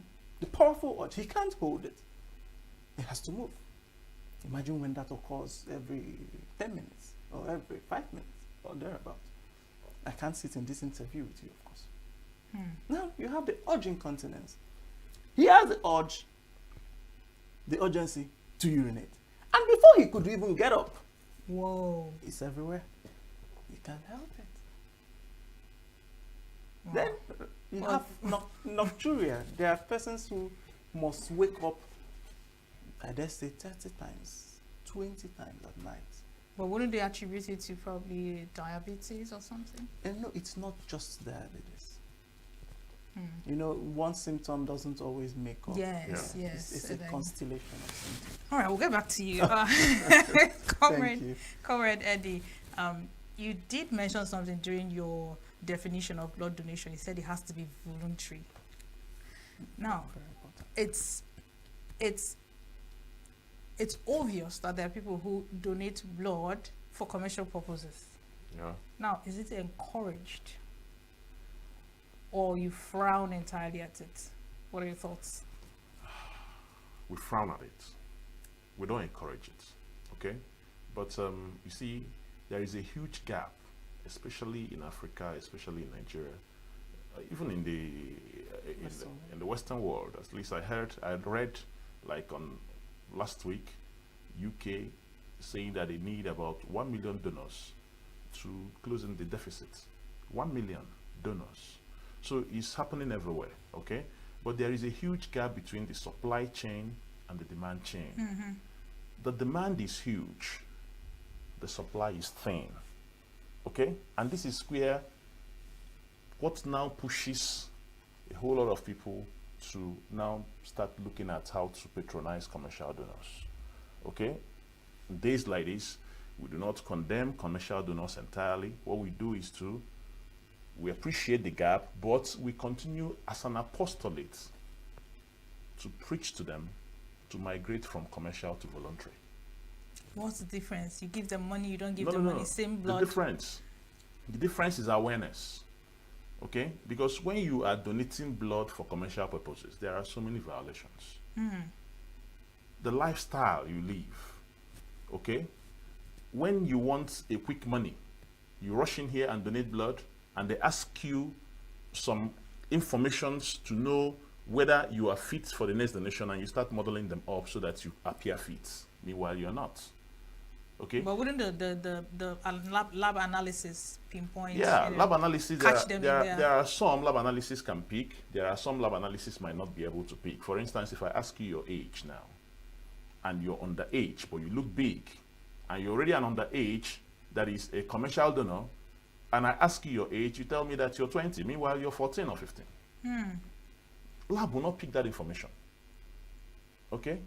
Somebody can actually, I would maintain that you need to donate at intervals of 3 months, minimum. And you donate at an interval of 1 month. And you want a quick money within that 1 month, you go in there and tell me that you donated 6 months ago. You might appear okay by all the other lab investigations, but my laboratory will not pick it that you donated 6 months, that you donated just last month. And you understand? So that's commercial. Because you're a commercial donor, you model up and, you know, give false information to the laboratory scientists, and that is why we do not encourage commercial donors. Is there any way that commercial blood donation is regulated in any form, even if it's in the slightest? You see, because you're the chairman yes, of yes. Association of Medical Lab Scientists. The truth about what is happening now is that so many people that did not even see the 4 walls of a university, talk less of being medical practitioners or medical laboratory scientists, are now the ones doing this. Okay? You see a tout who probably strolls into the lab and strolls out, or even was a commercial donor before now. He sees what is happening there, and he goes into his room and gets fellow commercial donors and starts doing it and starts pushing out blood. These are the quackeries we are combating. Okay? And you know, there are two ends. And that's a big one. It's a very huge problem. Big one. It's a very huge problem. So we're doing everything possible to take these people out. And the way we take them out is when we fish them out. As an association, we do not have the powers to regulate, but we have the powers to give information to the regulator. We fish them out. We know where they are. If you get a thief, you catch him, prosecute. If you get somebody that patronizes a thief, you also catch him and prosecute. Okay, because it's a two-way thing. If demand and supply. The demand and supply. If the supplier does not see, the illegal supplier does not see where to supply, he will not be in business. He won't be in business. Yeah, so we are doing that. There are some other things we are doing as an association to see that we clamp this aspect out, because it is a huge problem. As we are here, we don't know the next person, even within us, that will need the next blood. All right. Doc, there was something you agreed to. You just nodded and you said that's a huge one. And we understand that with cancer patients, they need a lot of blood. Yes, they do. What's the intersection now between blood and prostate? Thank you very much. I like the topic immensely. Blood donation is a gift, a very big gift. Now, when I'll try to make it very simplified. As we grow, if you used to eat half a plate of rice, you'd move to a full round plate of rice. You could even add some beans to it, and would demand for salad. And plantain even, if care is not taken. Because the size of the stomach begins to grow. That is just what cancer is. You had 10 persons in a room, now 10 persons suddenly moves to like 80, 100, 1,000. What would happen if they were demanding oxygen? Resources. The resources, the nutrients, the red blood cell depletion itself. They take more. So that is why blood donation is a gift, especially to cancer patients. Because they have what we call unexplained blood loss. So when you have unexplained blood loss, you're not losing through menstruation, there was no accident, there's no blood being passed through the gastrointestinal system, which is the stool, dark starry stool and all whatnot. You're not having hematemesis, that is vomiting blood. Where else could this blood be? You're not losing it in urine. So, which means either we've not found, but there is something. So, in men, the first place you're going to look is what? Prostate. The prostate. Because it's a state. on its own. So you have to go and look. Sir, when was the last time you checked your prostate? We don't even ask most times. We go ahead and send. And you would be shocked. The prostate-specific antigen level is on the roof. It's high. But when it's high, we don't say, okay, you have what? Cancer.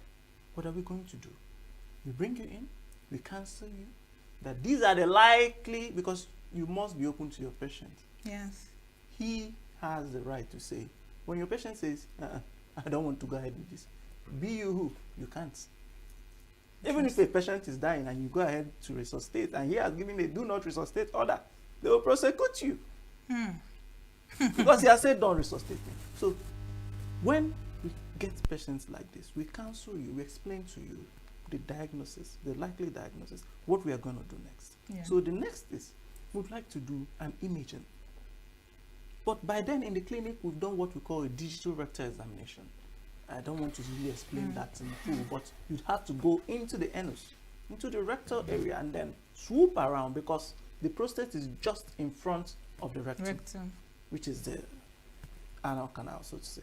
So you check around, we begin to see some changes in the structure, because it has the peripheral zone, it has the central zone that had some little sulci and so on. When you begin to lose all those indentations, we say, something is happening there. All right, hold that thought. Oh.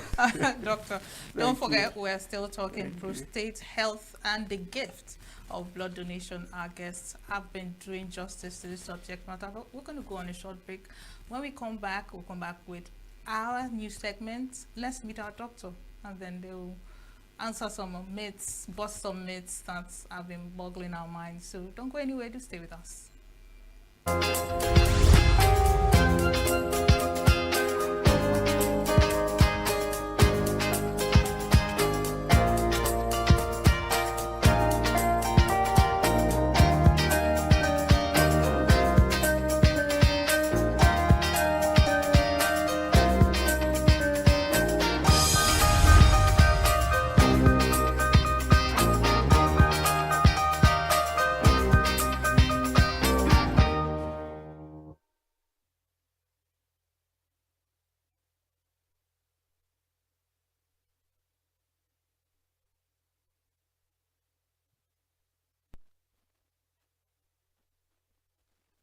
Go with it.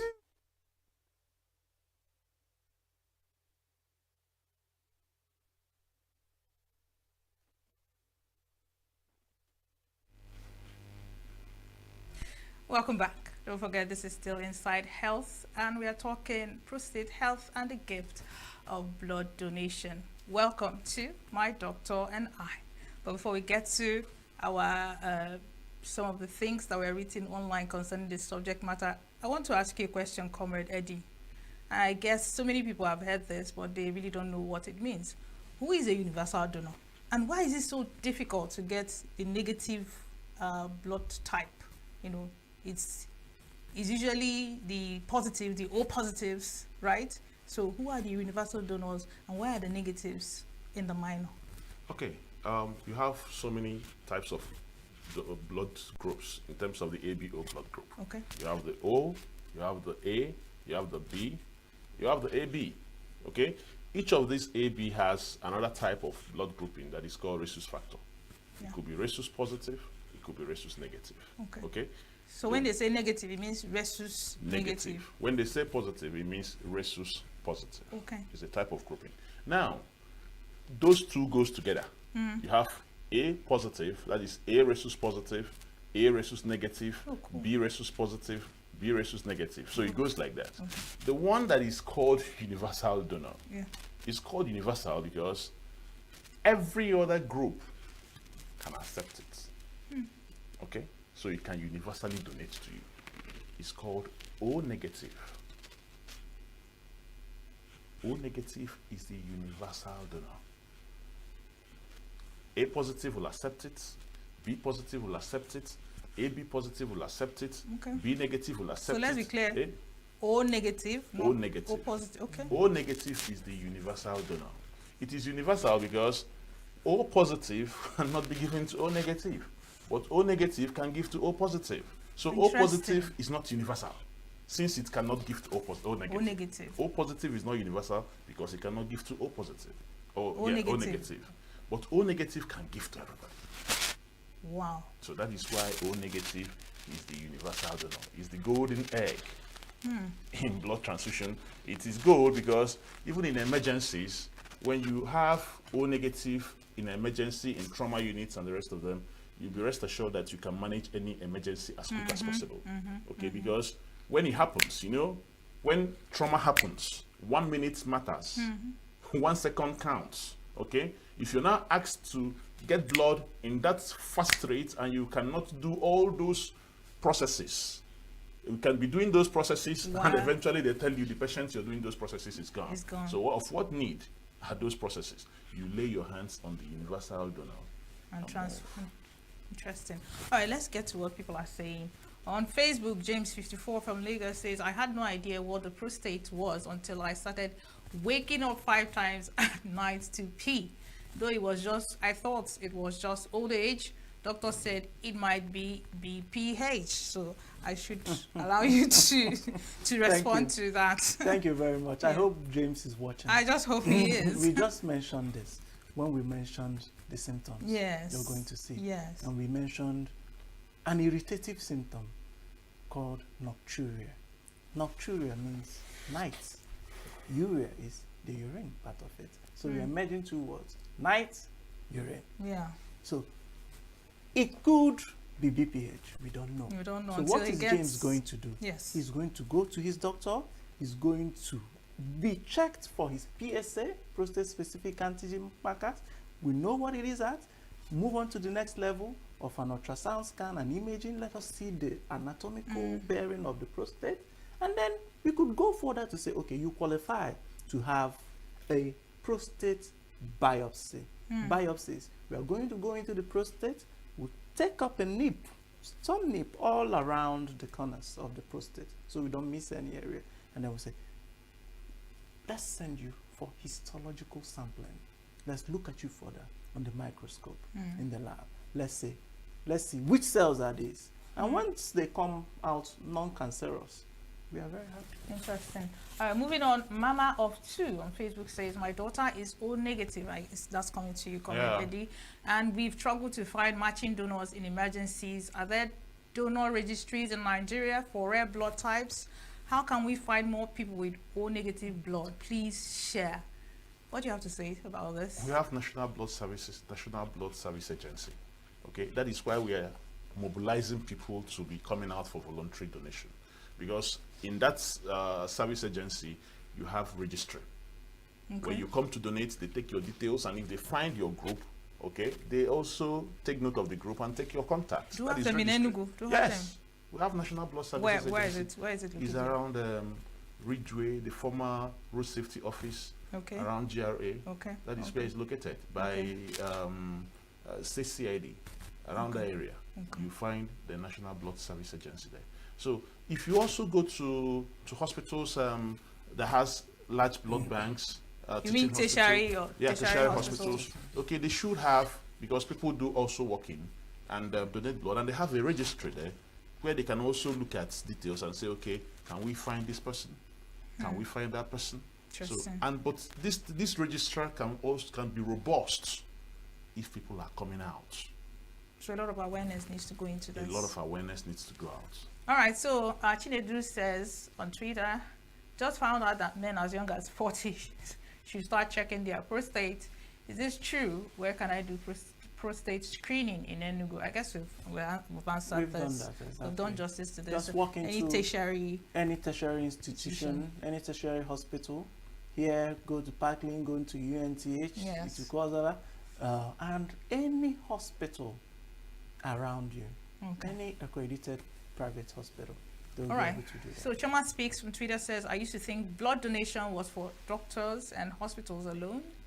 Look, I'm trying to understand what she means. Until my cousin needed a transfusion after childbirth, 1 pint saved her life. Now I donate every 3 months. Please consider it. Exactly. You could be someone's miracle. This is really Wonderful very, statement. very good testimony. Ngozi says from ENUGU Facebook, my husband has been afraid to go for prostate screening. And trust guys, I know they agree go hospital. No, men don't like going to the hospital. So we've been hearing conflicting advice. I really want him to take his health seriously. What do I do? All right, so this is more like a marital counseling. Well, that is very simple. But what do you want? What do you want That to is add to very this? simple. I also hope her husband is watching.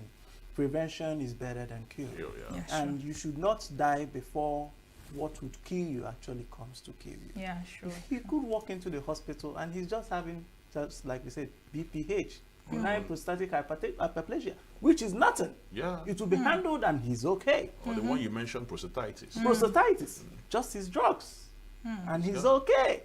You understand? So it's not necessarily a cancerous issue. And even if it's cancer, we have several cancer survivors. The prostate harkens to a lot of Now, anti-cancer before we get to the myths busting, I have this question for you. Aside aging, are there some lifestyle factors that can predispose men to, prostate?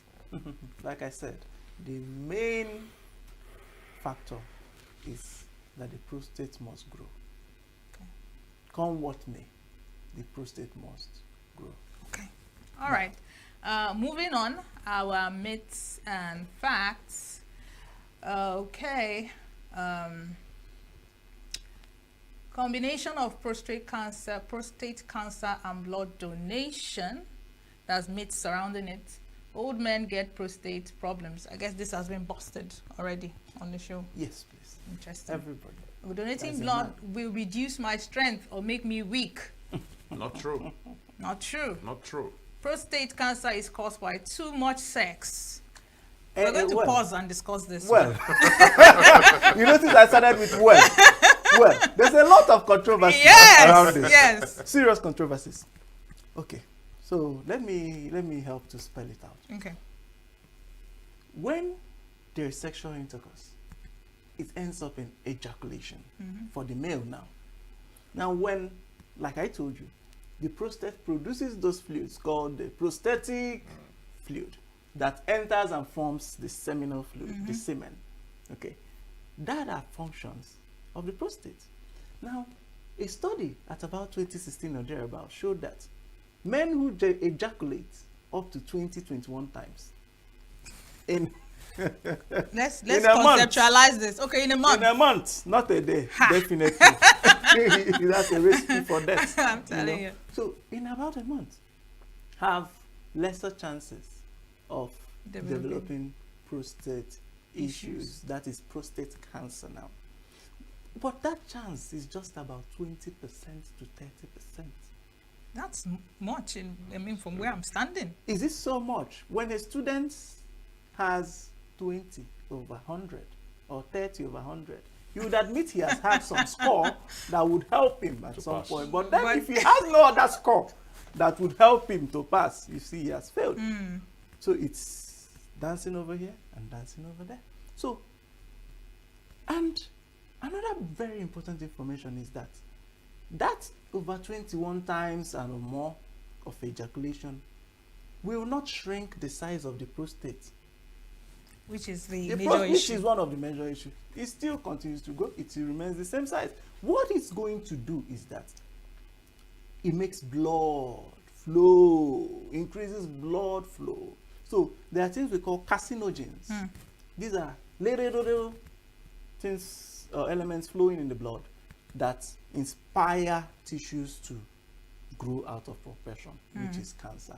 So when there is blood flow encouraged, which means if I'm standing here, I have to be pushed out. Before I do much harm, I'm pushed out. Then if the male continues to ejaculate, some carcinogens will also find their way out of the body because they have to leave. So this is wrong. Yeah, the sex does not cause it really. Rather, it has a way to help. But then it's not all that is needed. So we don't encourage entire Okay, but sex does have therapeutic effects. Yes, well, that's a story for another day. Before we round off, because our time has actually run out. Comrade Eddie, you mentioned that there's need for awareness for more blood donation, more voluntary blood donation. What are some of the strategies that your administration has actually implemented to ensure? I know today there were some activities to commemorate World Donors Day. What are some of those strategies? Quickly, in 2 minutes. We have been on the streets today campaigning, mobilizing people to go for voluntary blood donation, and we're also encouraging people to see that it is not just about today. It is a continuous program. Okay, educating people, always coming on air to educate the masses. We're also encouraging government. You see, we have a governor in ENUGU State that has a mantra: disruptive governance. So he brings in an agenda, he brings in a program that is new. I'm looking out to see government also encourage people to be voluntary donors. It could be by incentives, minor incentives. For instance, at the end of the year, if you're giving an award, you remember those who are donors. You give them an award. Sure. You recognize them, you give them state honors. You can also, there are so many ingenuities that can come from government that will encourage the masses. You cannot have more than 4 million people in ENUGU and we don't have blood in our bank. All right, maybe that's... If we had the kind of thing that happened in India and we're supposed to rush into emergency to save people, where are we going to get that kind of blood? Sure. So maybe that's something you have to push to the government, given your platform. Yeah. All right. We'll also advise government. Dr. Chidubem, parting shots, just in 1 minute. Any advice, anything? Okay, I'd like to delve into a myth. Okay. Now, with I'm sure my chairman will agree with me, there's this thing called erythroblastosis fetalis. Mm. Now, that is also called hemolytic disease of the newborn. Newborn. Now, in our parlance, in our society, when a woman is pregnant and then she delivers, the child dies, she's delivering, the child dies, before you know it, she's labeled a witch, and Obanje, and so on. It still happens even now. It still happens even now. So, this has to do with the blood, and also with what my chief just mentioned, ABO compatibility. So what should such a woman do? Once another myth is that women go for antenatal 6 months after they found they are pregnant. They tell them it's 3 to 6 months. That is a lie. Register for antenatal, okay. Immediately you hear you're pregnant. In fact, it's antenatal because you have to register before you get pregnant. Once you start thinking of getting pregnant. So once you're a woman and then you deliver a baby, they know your blood group, which is once you're a woman and you have a rhesus positive blood group coming into you when you are negative. That is the problem. Yeah. So you end up forming those strong antibodies that will kill the next child after the first one has escaped. All right. So please. Maybe we'll have to bring you guys back so that we can actually do justice, because this is a whole new, complication, blood so men, please look at your prostate. Absolutely. Thank you so much. Donate blood also. And donate blood. And donate blood. Comrade Eddie Ohekpiro, celebrity Dr. Chidubem. Thank you so much for your time and for your insights. Thank you. All right, there you have it. I'm sure you learned a thing or two. Don't forget, your health is your responsibility, and I'm glad that we're able to do justice to this particular topic. I'm your host, Chigi Chiagorum, and before we leave you, we're going to leave you with some health tips, so do well to take a listen and take a look. Don't forget, you can go over and be a part of this conversation by heading over to our social media platforms at Signaturetv Official. We want to hear from you. And for now, goodbye and God bless.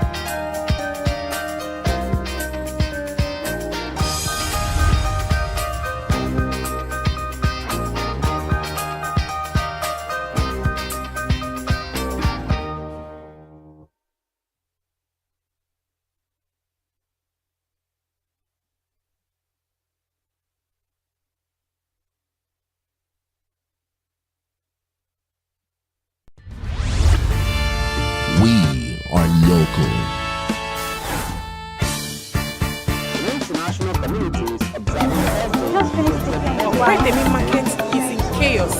People are... We are national. Those in support of this motion as amended, say aye. Aye. We have taken the vote by default. We are international. Israeli airstrikes. Donald Trump left us the worst unemployment.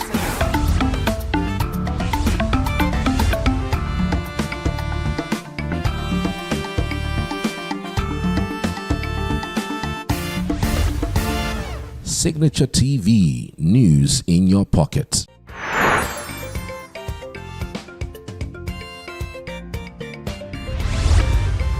Signature TV, news in your pocket.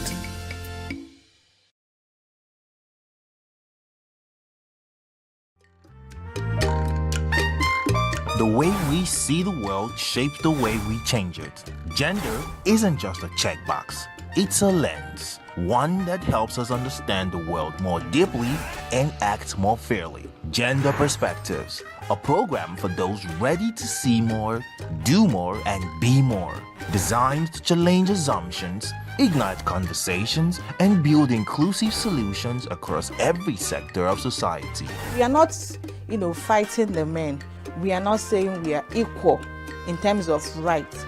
We're only asking they should recognize our existence. Join us on Gender Perspectives, showing every Saturday by 4 p.m. Repeat every Wednesdays by 5 p.m. and Thursdays by 3 p.m. Change begins with perspective. Let's widen yours.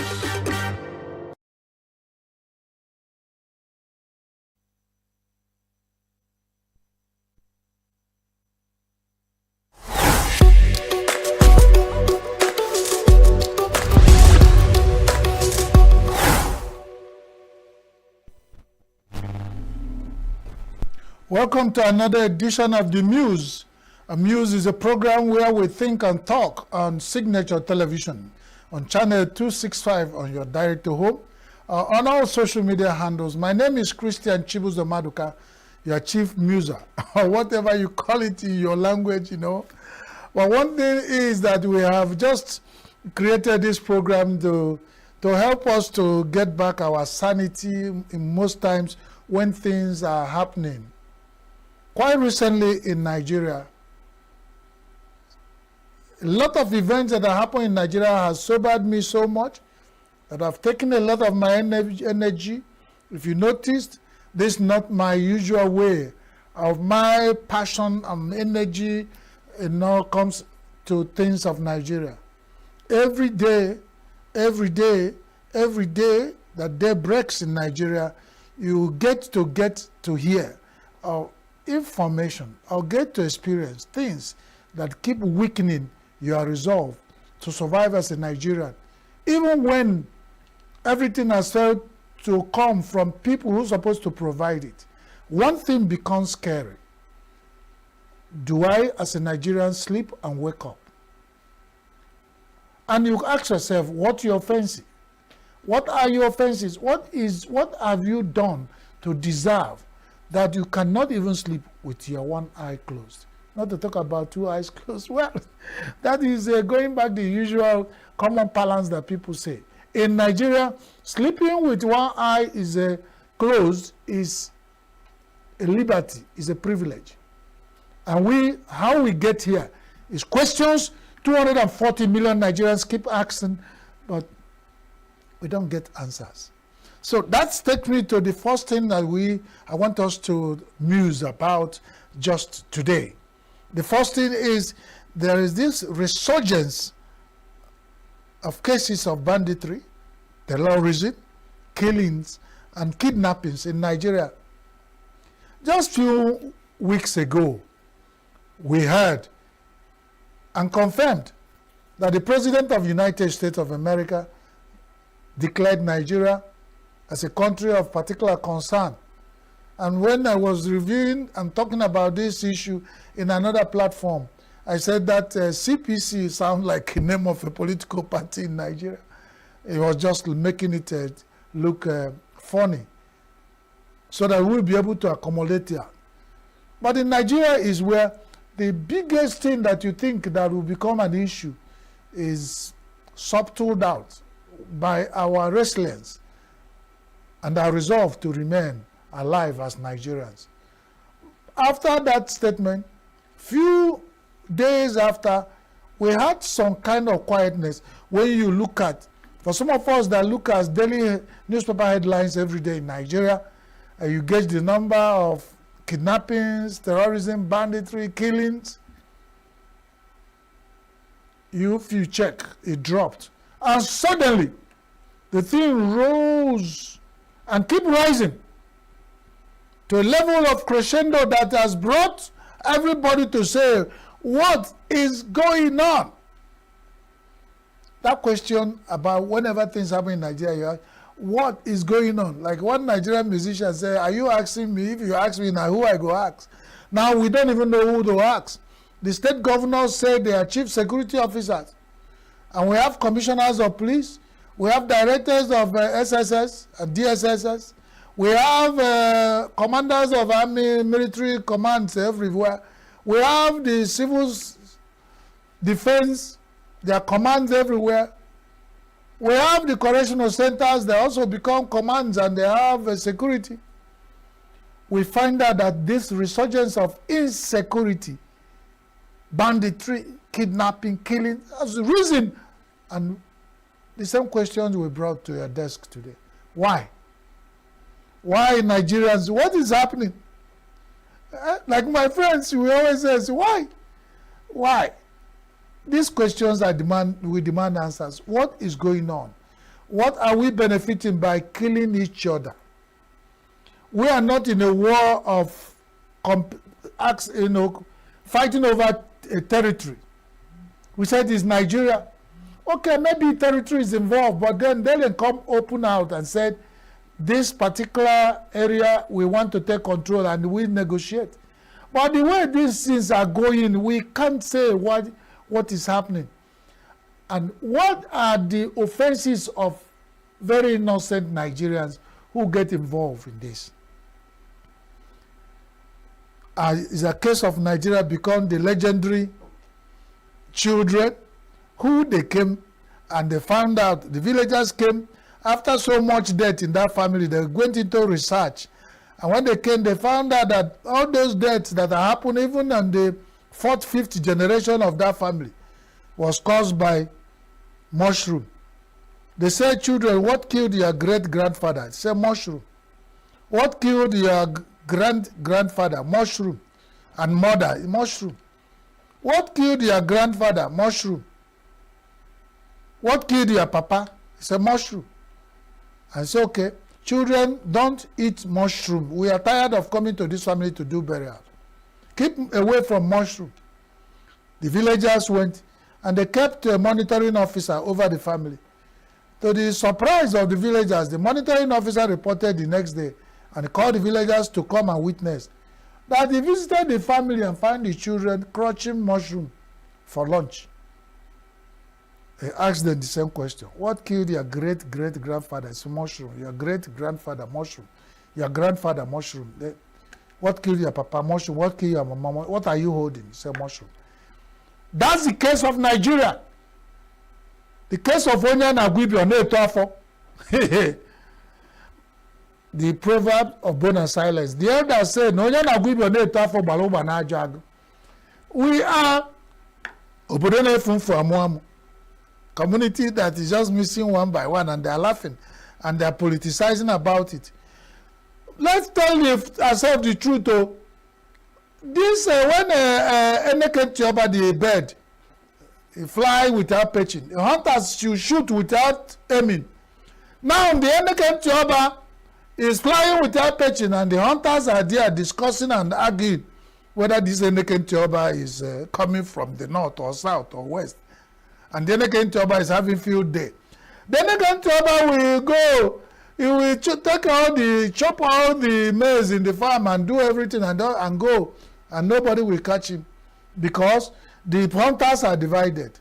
Nigeria, who did this to us? In this case, some people say even the international community are not absolved from our cases. because it's like whatever is happening to Nigeria, that they have an issue, something they want to take away or take from Nigeria, and they felt that the best way is to set us on fire. And when they set us on fire, we'll be going to quench the fire, and they will take what God has put for us to take. If it is true, we have to be looking at all of them together. My dear people of Nigeria, is it not high time we stop and reflect? That's another bone of the proverb of bone and silence. I don't know how to say it in English or in French, but ask your neighbor, because I know the Igbo people are everywhere, people who understand Igbo are everywhere, they can explain that somebody who doesn't know where the rain started beating the person, who know where the rain stopped beating. Nigeria, my country, I hail thee. God bless you. But remember, like I keep saying in other platforms, God blessing are meant for those who deserve to be blessed. If anybody clearly, directly or indirectly, by action or inaction, went and fetch firewood that has is infested with ants, lizard must come up. Is it our day of reckoning? Is it karma for Nigeria? Let us reflect. Today is still time. But let's look at this thing. What are they asked for knee? We no talk about it. It get to our waist level. We no talk. Now it is on our neck level. Are we talking at that time? We are drowning into the ocean, endless sea of banditry, terrorism, killings and kidnappings.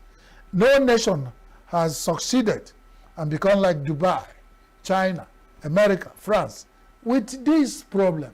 So we ask ourselves, which way? Nigeria. Well, we continue because, as we are saying, the case of the issue of Nigeria never finished. Let's go to the second one. Something really happened quite recently in Nigeria, and the whole world watched for a long time. This issue lingered for 10 good years, in and out of court. People explained it differently, and it happened. And you guess what? Mazi Nnamdi Kanu, the leader of the proscribed indigenous people of Biafra, IPOB, was a few days ago sentenced to life imprisonment. And the whole world went into silence. You know, a lot of people have said that whenever a lion hits a target by surprise, the lion will pull back and go to reflect, to prepare before he comes. I guess that's what's happening. We have some unusual quietness. Most of the Igbo leaders and politicians have decided to go on philosophy of silence. Some who cannot hold the emotion and sentiment have been commenting. Some have commented their reserve. Like one man they were interviewing, he said, I comment my reserve. Some have reserved their comments. Some have commented their reserve. Some are yet to muster courage and enough energy to comment. Whatever is happening, Nnamdi Kanu have been sentenced to life imprisonment. And the day after that judgment was given by Justice Omotosho of Abuja High Court, he was moved to Sokoto prisons. And no, Sokoto Correctional Center. Sokoto Minimum Correctional Center, not maximum. And that's wonderful. Since then, so many people are visiting Sokoto, on visit, Mazi Nnamdi Kanu visit tourism of a correctional center in Sokoto. That is it. Everything, in Nigeria is always exploited for good or bad. And people have started to... The Sokoto Minimum Correctional Center has become a pilgrimage center for some people who felt that they should go and still have a way of talking with Mazi Nnamdi Kanu to find out how he's feeling and what is happening. One of the visitors who went there, who granted us interview on Signature Television, is Right Reverend Dr. Ikechukwu Ebonu, the Bishop of Oji River Anglican Diocese of Church of Nigeria Anglican Communion.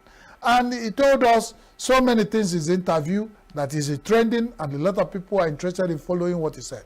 But one thing I took away from that, what he said, what the bishop told us, he said, Nnamdi Kanu said, let the Igbos keep calm and watch.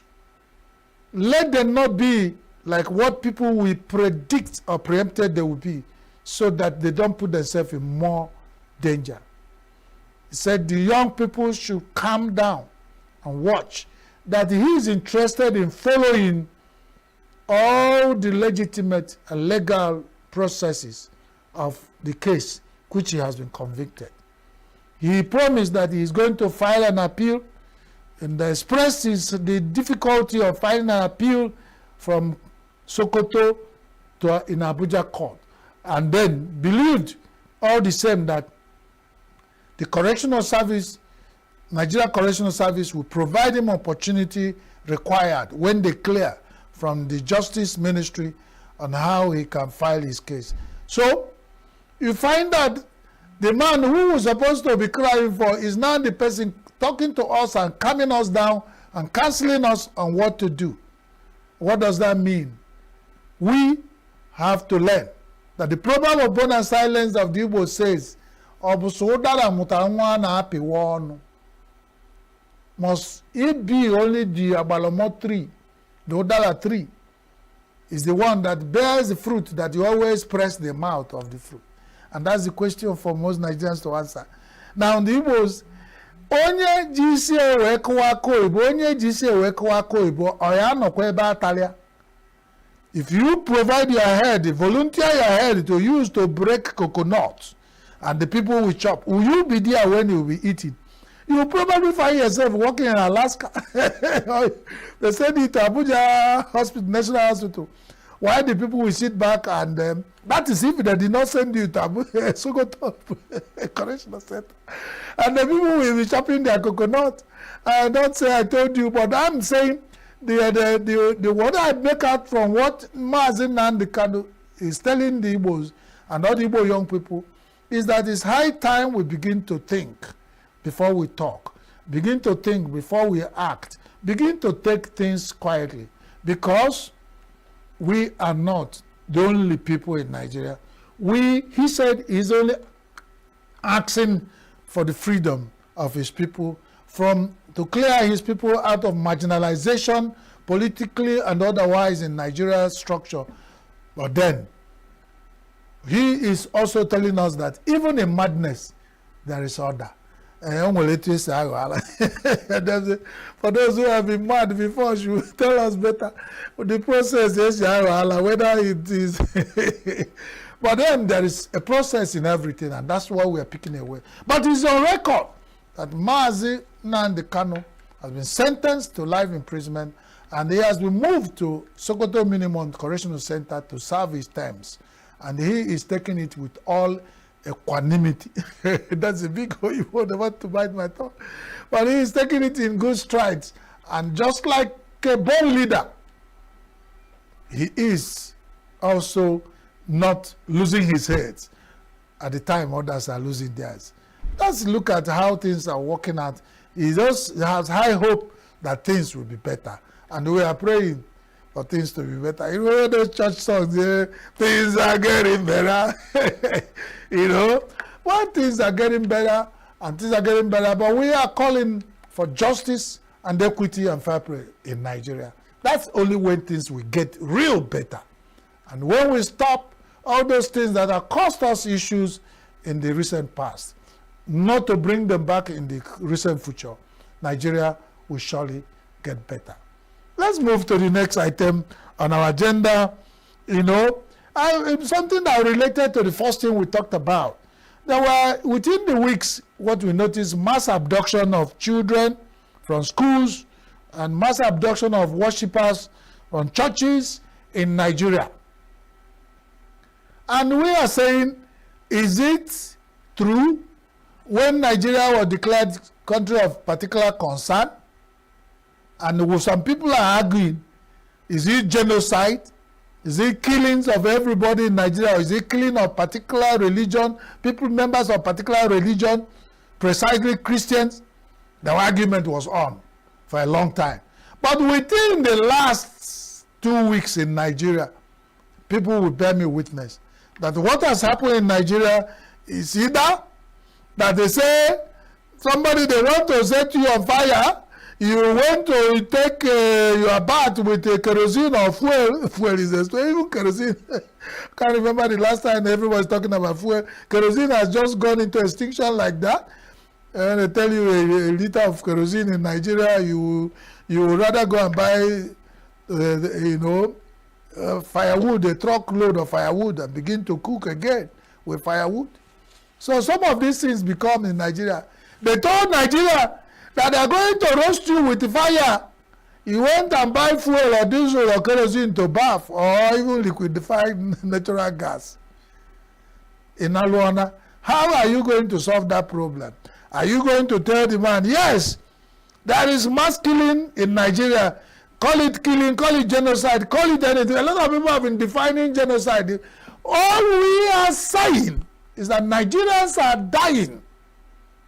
I'm not interested in academic definition of this dying, whether he's dying by genocide or dying by mass killing or abduction or by whatever, or by Holocaust.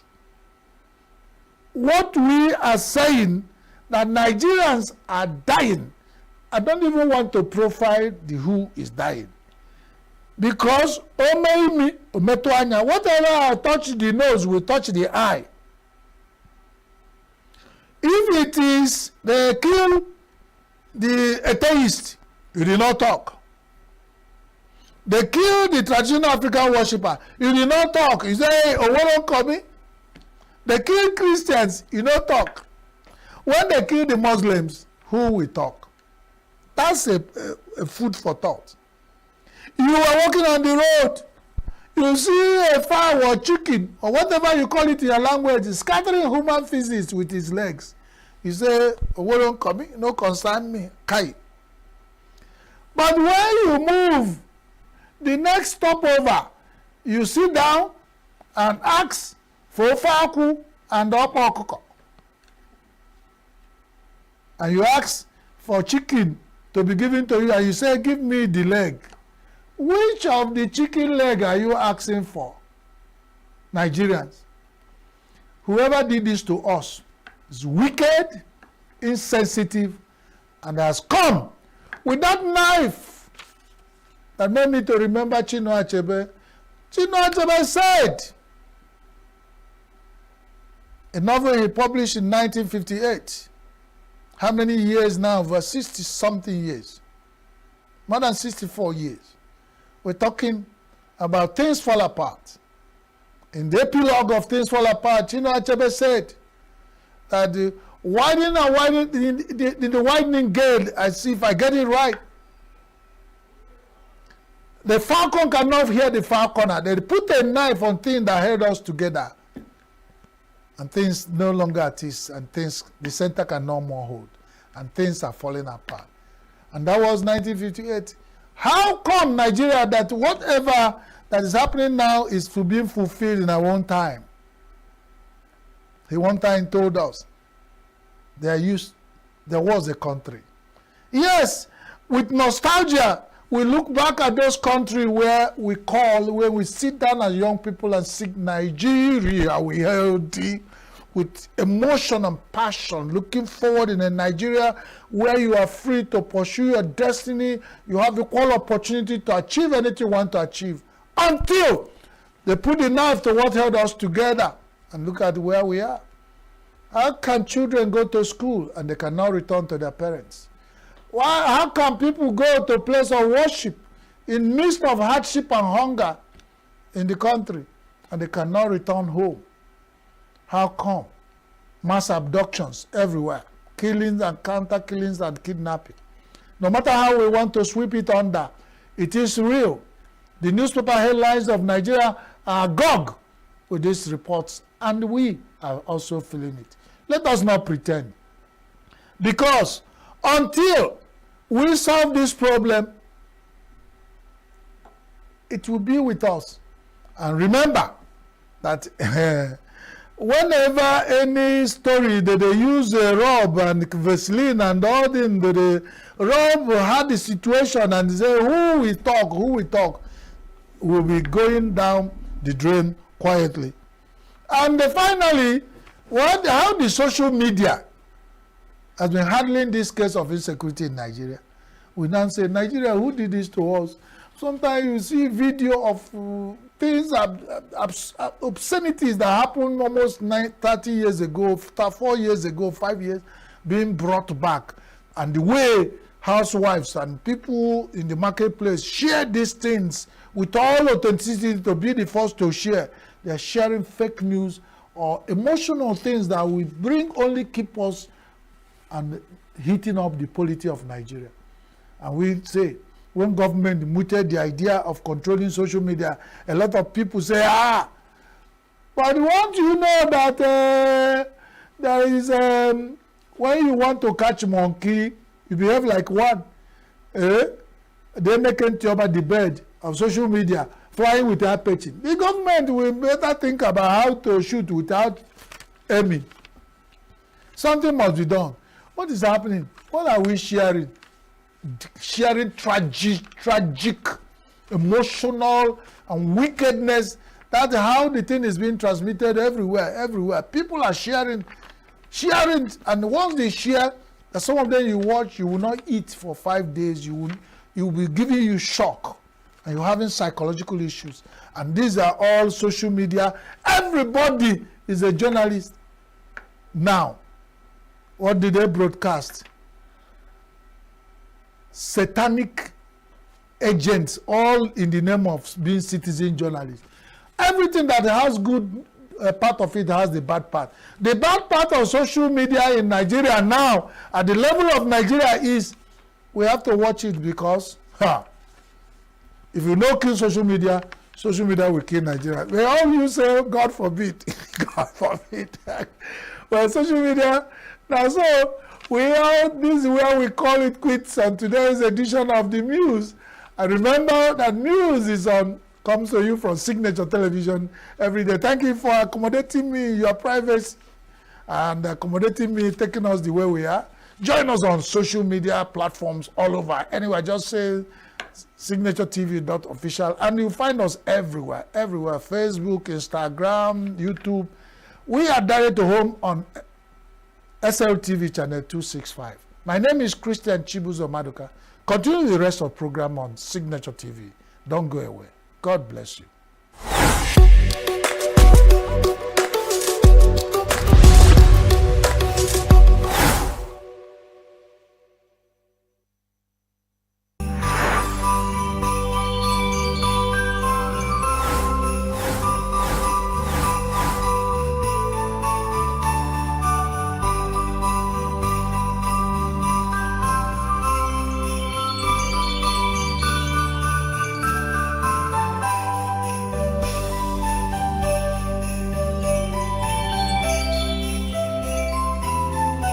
Signature TV, news in your pocket.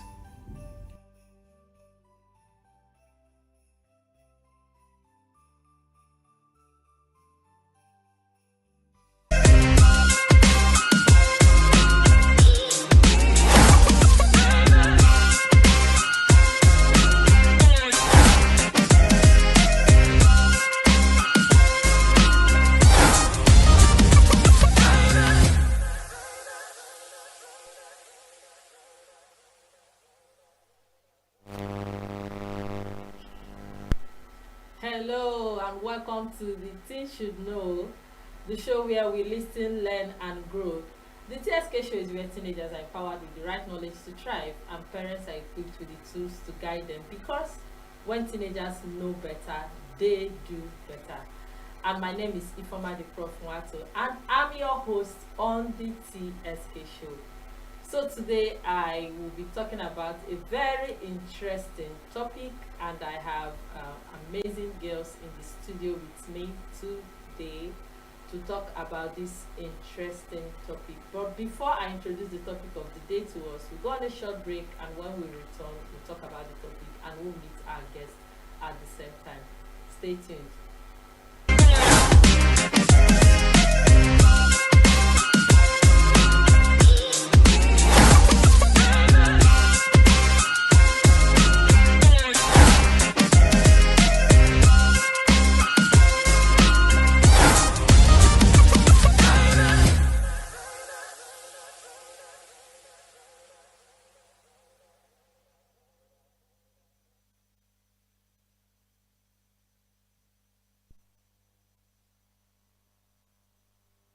So let's make it honest.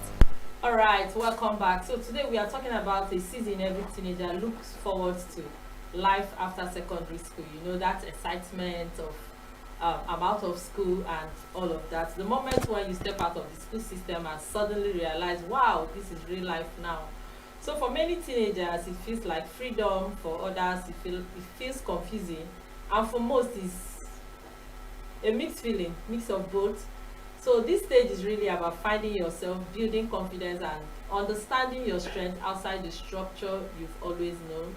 And I'm not having this conversation alone. I have two amazing young ladies here with me. They are going to share what this transition has been like for them, the excitement, the pressure, the lessons, and how they are navigating a new level of independence. So on the show today, I have pretty young ladies, like I said, that just left secondary school. I have Precious and I have Jessica, and both of them will be sharing their experiences with us. And when I asked them to tell me about themselves, Precious said she's interested in cybersecurity. Yes. And Jessica said she's open to learning new things. So today, we're going to have this very interesting discussion, and I know you are ready to be a voice of representing other teenagers. Okay, so we'll go right straight into this discussion. Both of them are just fresh graduates of high school, which we call the secondary school in Niger language. Yes. Is it a global name? Or It's is not it just a global name. It's People not. outside Nigeria, it is high It's school. high school. So yes. it's in Nigeria we call it Secondary school. Okay, beautiful. So both of you are going to tell me what feels like leaving secondary school. Was it excitement? Was it confusing? Was it like oh, independence, freedom? So what was it like for you? Okay, at first, I felt excited, but then after a while, it felt so overwhelming and strange, and I was scared because outside school, when I was going to school, you already have a routine. You wake up early, you dress up, and then go to school. In school, you already have timetable. You are supposed to have maths now, have English, but then I was now on my own. My siblings would leave me and go to school. I felt so lonely and scared, actually. Yes. Scared? So Scared yes. of what exactly? I did not know what I was doing outside secondary school. Yes, I was lost. I hope you're finding yourself. I have. So Jessica, what was it like for you? There was a bit of fear. Why is everybody afraid? There was a bit of fear because there was no freedom at all. To be sincere, there was no freedom because I come from a military home. Oh, really? So there was no freedom. But a little bit of happiness also, because like going to school, coming back inside hot sun, like it was a bit of relief.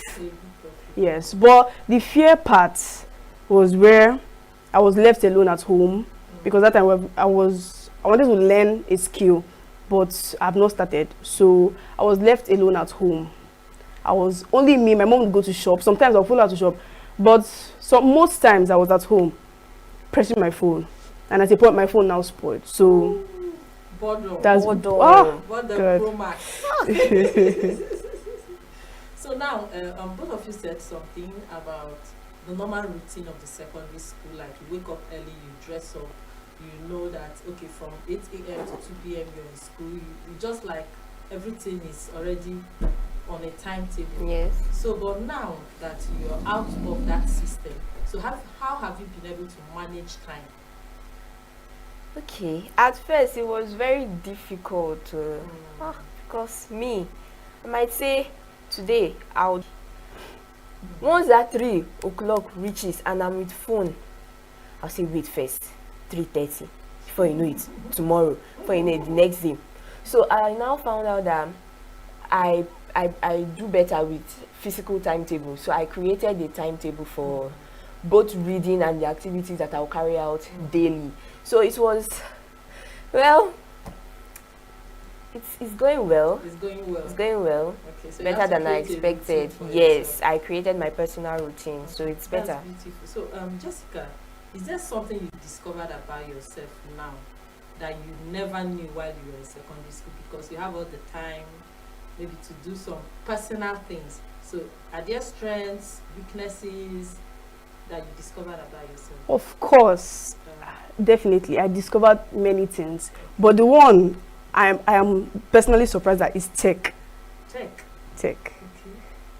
Like, I didn't know that I'll one day be interested in pressing computer, getting to know things that are happening in computer. I have brothers that are into tech, but my mind was not there. I wasn't at all. But now there was no time, and that period I told you that my phone spoiled. I only had my brother's laptop to do it. So after watching all the movies, you definitely get tired of watching movies. So I started going to where I was not supposed to go to, finding out more things of because my brother is into coding. So finding out more things he does about coding and learning a little bit of it. So tech, yeah, I would say tech. Okay. Oh, beautiful. So now that leads us to the question of finding purpose. Because after secondary school,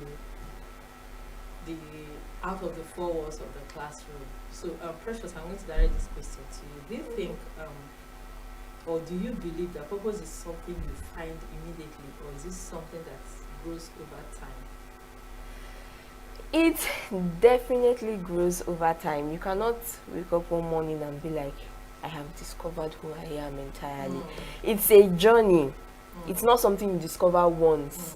Yes, it takes time because it's a gradual process to get into that particular destination. And finding your purpose is not about getting to that particular destination, but I feel like the journey is just as important as the destination. Yes, finding yourself, the whole process, the type of people you will meet, the type of experiences you will have before getting to that place you want to be.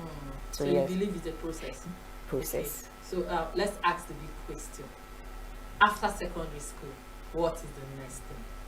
Is it pursuing money, career, freedom, independence, and all of that? So, Jessica, let me start with you. So, after secondary school, what is the next? So, for me personally, after secondary school, I feel furthering my education is the next. Because I have a big dream of becoming a doctor. Wow. A urologist, to be precise. Yes. People find it weird, but I'm okay with it. So, furthering my education will be the next step. And also learning a skill. As I said, tech. So, yeah. Okay. Precious, what is it for you? For me, I feel like everything should come at once, but you should know how you manage your time for all of them. Furthering your education is just as important as earning money at that particular point in time, because in the university, if you actually decide to further your education, in the university you will need a way to sustain yourself, and then you cannot do that without learning a skill. For me, I can say that from 7 years I started learning different skills. Wow. If I should mention all of them, from 7 years I started making beaded accessories, all those layered necklaces. I learned it from my aunt when we were still in Abuja. But then when we now moved here, I started discovering different things. When I was in just 3, class projects like crocheting and knitting, I learned that one too, and I'm very good at it. And I also bake. I make small chops. You see, fascinator. I make all those things, and even those feather hand fans. Anyone you see my mom meet, I made all of them. So I feel like having all these skills will really help you in the university, because for me, from what I've been seeing online, life in university is tough. It's hard. It's hard. Jesus. It's hard. If you don't know how to manage your time, you will get distracted by the wrong things. So very frustrating. I feel like all of them are just as important. Just know how you manage your time around all of them. Around all of them. Now I'm talking about what the university life, the campus life is like. So let's look at, now that you're out of secondary school and you want to get into the campus, there are distractions and there are pressures. Yes. So how do you intend to manage this pressure of trying to blend in? You know, while you're in secondary school, there are restrictions even to your fashion, the gadgets you have access to, and so many other things. So now that you're out, you know, somehow you're like, it's not those days I was in secondary school that there are so many restrictions. So how do you manage the pressure of trying to blend in and fit in into some of these areas I've mentioned now, Jessica? Okay, in fashion sense, in the sense of fashion, I would say I am mostly called a tomboy. But why? From my dressing, from the way I speak, from, I would say, the environment I stayed in. I'm an only girl of 4 boys. Oh wow. So it's expected for some people. So you are like very much. So I'm an only girl of 4 boys. My dad is still a soldier. Oh. So the dressing is follow come, it dey blood, that kind of thing. So for my fashion sense, there have been pressure whereby sometimes I will wear my sister's clothes, my cousin's sister. Because people say that you're dressing like a boy, so you're not supposed to dress like a boy, you're a woman, will you not marry one day? But then my mom talked to me one day. I was like, Amarachi, do what you want to do. Don't listen to what others are saying. She told me that if you listen to what others are saying, you will not be where you are today. You will not be in a place where other leaders are. And where you want to be. Exactly. So I grabbed her advice, and then till now I've been happy with myself. Do what makes you happy anywhere you are.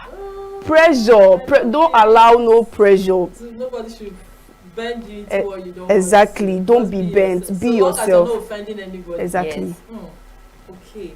Now let's look at you mentioned your environment, but this pressure now, do you think the social media is adding to this pressure of a teenager who just left secondary school wanting to behave in a particular way? Maybe trying to get some gadgets, fashion, the trending things. Do you think social media has done more harm or good?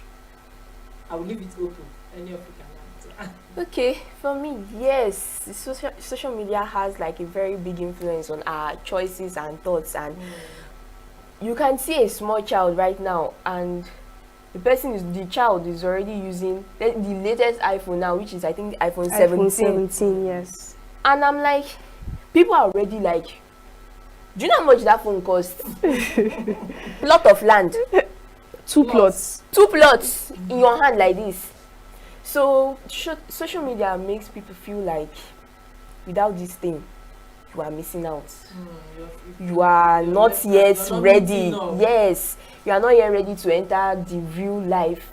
But then for me, if you know what you want, if you know what you're comfortable with, if you know what you like, you can keep true to yourself. Don't keep on following the trend, because one day the trend will outrun you. Of course. Just keep true to yourself, and then you will still have that timeless look, that timeless feeling, and people will actually admire you because they know you're not following every single trend that comes up. You are keeping true to yourself. You're being yourself. Beautiful. I know that viewers at home and teenagers that are watching, they are also learning from my beautiful young ladies, intelligent and brilliant young ladies. So you teenagers at home, I think by now you should know that leaving the secondary school doesn't change who you are. You should be yourself, be confident, be bold. Don't even allow the social media and the trends happening here and there make you lose your values. So we'll go on a short break now. When we return, we continue this wonderful conversation. Stay with us. Get plugged into the heartbeat of entertainment on The Hub, your ultimate show on eVibes. From trending stories and social media drama to top charting music, must-watch movies and exciting moments from the world of arts, we've got it all. Join us for unmissable conversations with your favorite entertainment personalities, plus fun segments every week. So I should try harder. So Okay, I don't know that one. outfit of the day. Oh, I don't do that. That's some Gen Z stuff. Oh, now you say it's a Gen Z stuff. It's everything you love about entertainment, served fresh every week at 1 p.m. with weekend repeats just in case you missed it. The Hub's on eVibes, where the vibes never stop. Only on Signaturetv.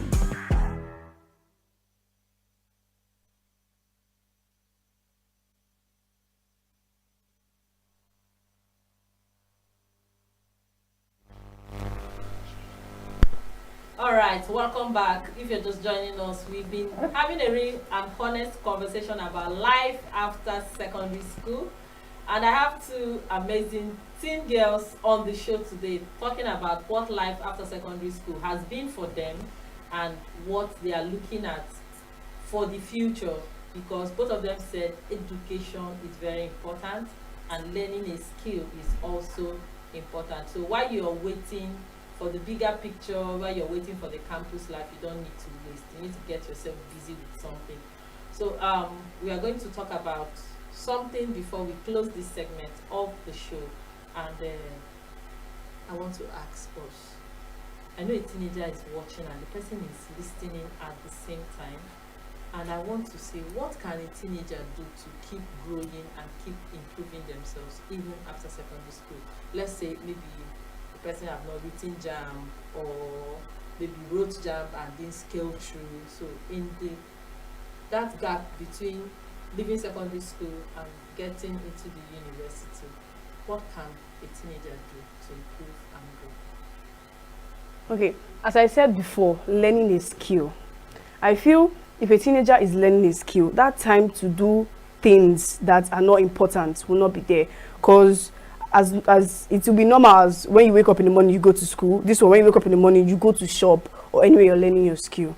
So teenagers out there, I think learning a skill will help you divert from the distraction. Exactly, distraction. Okay. Thank you. How can a teenager stay responsible and disciplined now that they have more freedom? You know, leaving secondary school comes with a little freedom. Yes. So how can you stay disciplined? Okay. For me, I feel like the number one way is to get an accountability partner. Yeah. Because you need someone to keep you on the right track. You might tend to fall off the track, but you need someone to push you back on and keep you on that right track. And then, to be disciplined, yes, you need to have probably a journal to track your progress. Yes, so those two things I feel like they are the main ones. Yes. Jessica, how do you think a teenager should stay responsible and disciplined? Okay, I don't feel leaving secondary school will make you not to be disciplined. I feel discipline is, if you're true to yourself, you'll be disciplined. It doesn't come from leaving secondary school or when you're in secondary school. Discipline comes from home training. From my side though, it comes from home training. Because if you're in secondary school and you're not disciplined, you're not responsible, when you leave, it can't change. Except you have someone like a mentor after secondary school that coaches you. So discipline, how I think a teenager can maintain discipline is to have someone to talk to. Because even if you don't have when you're in secondary school, now that you're out, look for someone to talk to, that you can explain your problems to, and the person will give you positive feedback.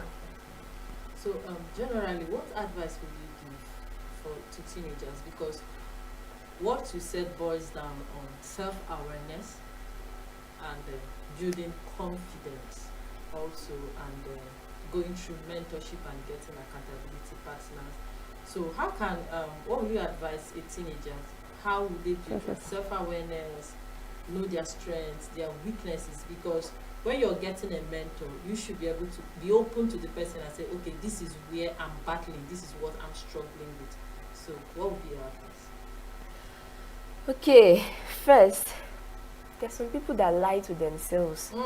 Stop lying to yourself. You have a problem here. Agree you have a problem here. You might see somebody, person is doing the wrong thing. You are telling person be like, no, I know what I'm doing. Please be true to yourself. You need to know your strengths, your weakness. You can get that journal stuff is actually very helpful and important. You can get a journal where you can be journaling weekly. Ask yourself, what stressed me out this week? What did I run away from because I could not do it? There are some people that will never agree they are not good at something. Everybody wants to be good at everything. It is not possible. We are not looking for perfection, we are looking for progress. Progress is better than perfection. Ask yourself, what are my strengths? What did I gain this week? Okay, yes, and also getting a mentor, very, very important. I feel like all these would really help someone, yes, in this aspect. Okay. Oh, wow.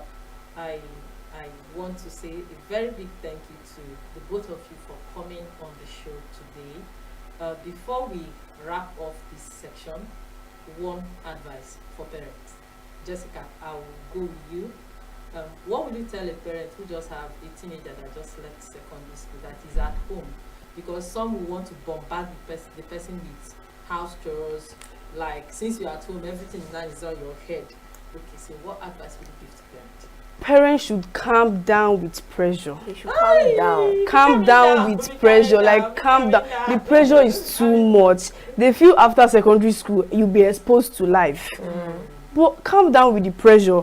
The more you pressure the child, the more the child wants to know what is outside. Yes. But that's what they don't know. I love this. So they should calm down with pressure. And another thing is comparing your child. Comparison. I hate. Thank you very much. Say it. I hate Somebody have to say it. comparison. I hate it. It's not even good. It's not good. My dad was a victim. I was a victim. He'll be like, see, Ada is this, Ada is that. Jessica, what are you? Ada is this. I'm like, Daddy, me and Ada, we are not the same people. We are different people. Like, exactly, it kills self-esteem. You'll be like, you're doing this thing very good. But the next time your dad will be like, or your parents will be like, what are you doing? Can't you see what your mates are doing outside? Your mates are hawking pure water. Daddy, I'm not hawking pure water. I'm not my mates. There are some of my mates that are doing worse than me. Yes. I'm still better. And there are people you're doing better than. Exactly. Yes. So they should calm down with the pressure. And they should not feel that all the house chores is on our head. We have other siblings that they can share the house chores. But because you are at home, they'll be like, you're doing everything from beginning to end. There's nothing you're doing at home. You're not enough time. My dad would say a lazy man is a devil workshop. I mean something like that. It's not always like that. It's not always. And phone. Phone. As a distraction. Yes. Phone is not a distraction. There are many things I've learned from my phone. Yes. I feel that most times when you say go and drop your phone, because most times you just collect my phone. But the truth is that in recent time, phone has become one of the greatest addiction of teenagers. So I don't blame parents for telling you to drop your phones. I won't lie. But they should know that it's not only bad things that come from using a phone. There are also good things. So there are more good things than bad. Okay, more good things than. So, yes. So I think parents should also look at screen time management, even the teenagers also, because if you manage your screen time very well, I don't think that conflict between you and parents will be there. So I think we'll come back on this show, both of you, to talk about the usefulness of phone and gadgets for teenagers. What parents should know about it. Okay. So they don't just say drop your phone. You say there are good things that you do with your phones. Okay, so we are going to wrap up today's episode. It's been an interesting one, and I want to say thank you, Jessica and Precious, for coming on the TSK show. I believe that the teenagers at home, they have learned a lot. So one thing is clear: life after secondary school is full of freedom, challenges, and opportunities as well. So teens, stay responsible, discover your strengths, and pursue your purpose with focus. Growth doesn't stop because you left secondary school, but this is your season to thrive. So I want to say, remember, knowledge is power, and you have been empowered to thrive. So until next time on the TSK shows, keep learning, keep growing, and keep showing up for yourself. Remember, my name is Ifeoma the Prof. Wato. I'm your host on the TSK show, and it's a wrap for today. Thank you for joining us.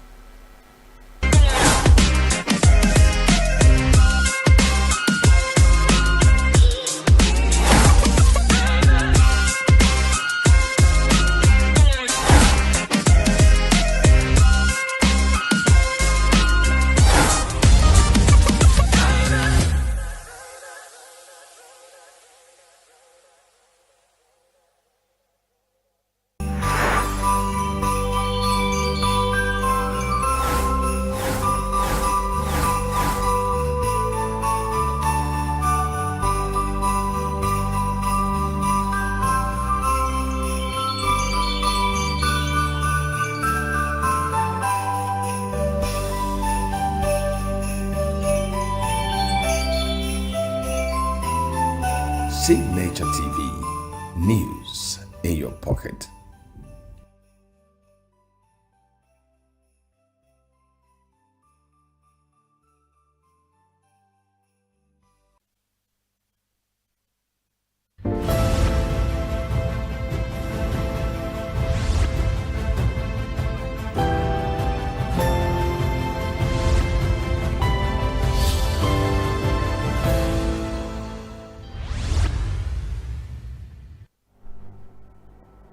This is Signature Television Unscripted. You are welcome to another exciting edition. My name is Mike Obani. Today we are going to look at the controversial ambassadorial nominees list. Then the ENUGU State budget for 2026, which is put at 1.62 trillion naira. The appointment of General Christopher Musa as the Minister of Defense. Don't forget the fact that he was recently removed at the CDS. Then we go to Rivers State, where 16 members of the Rivers State House of Assembly have again, I say again because previously they had decamped to APC from PDP, but yesterday they said they are decamping again to APC, and we're going to look at the issues surrounding these double decampment, if I may use that word.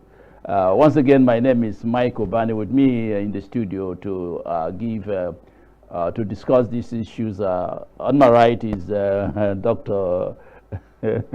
Thank you very much. Dr. Akidobi, you are welcome to the studio. And Mr. Christian Madoka, you're our big boss here.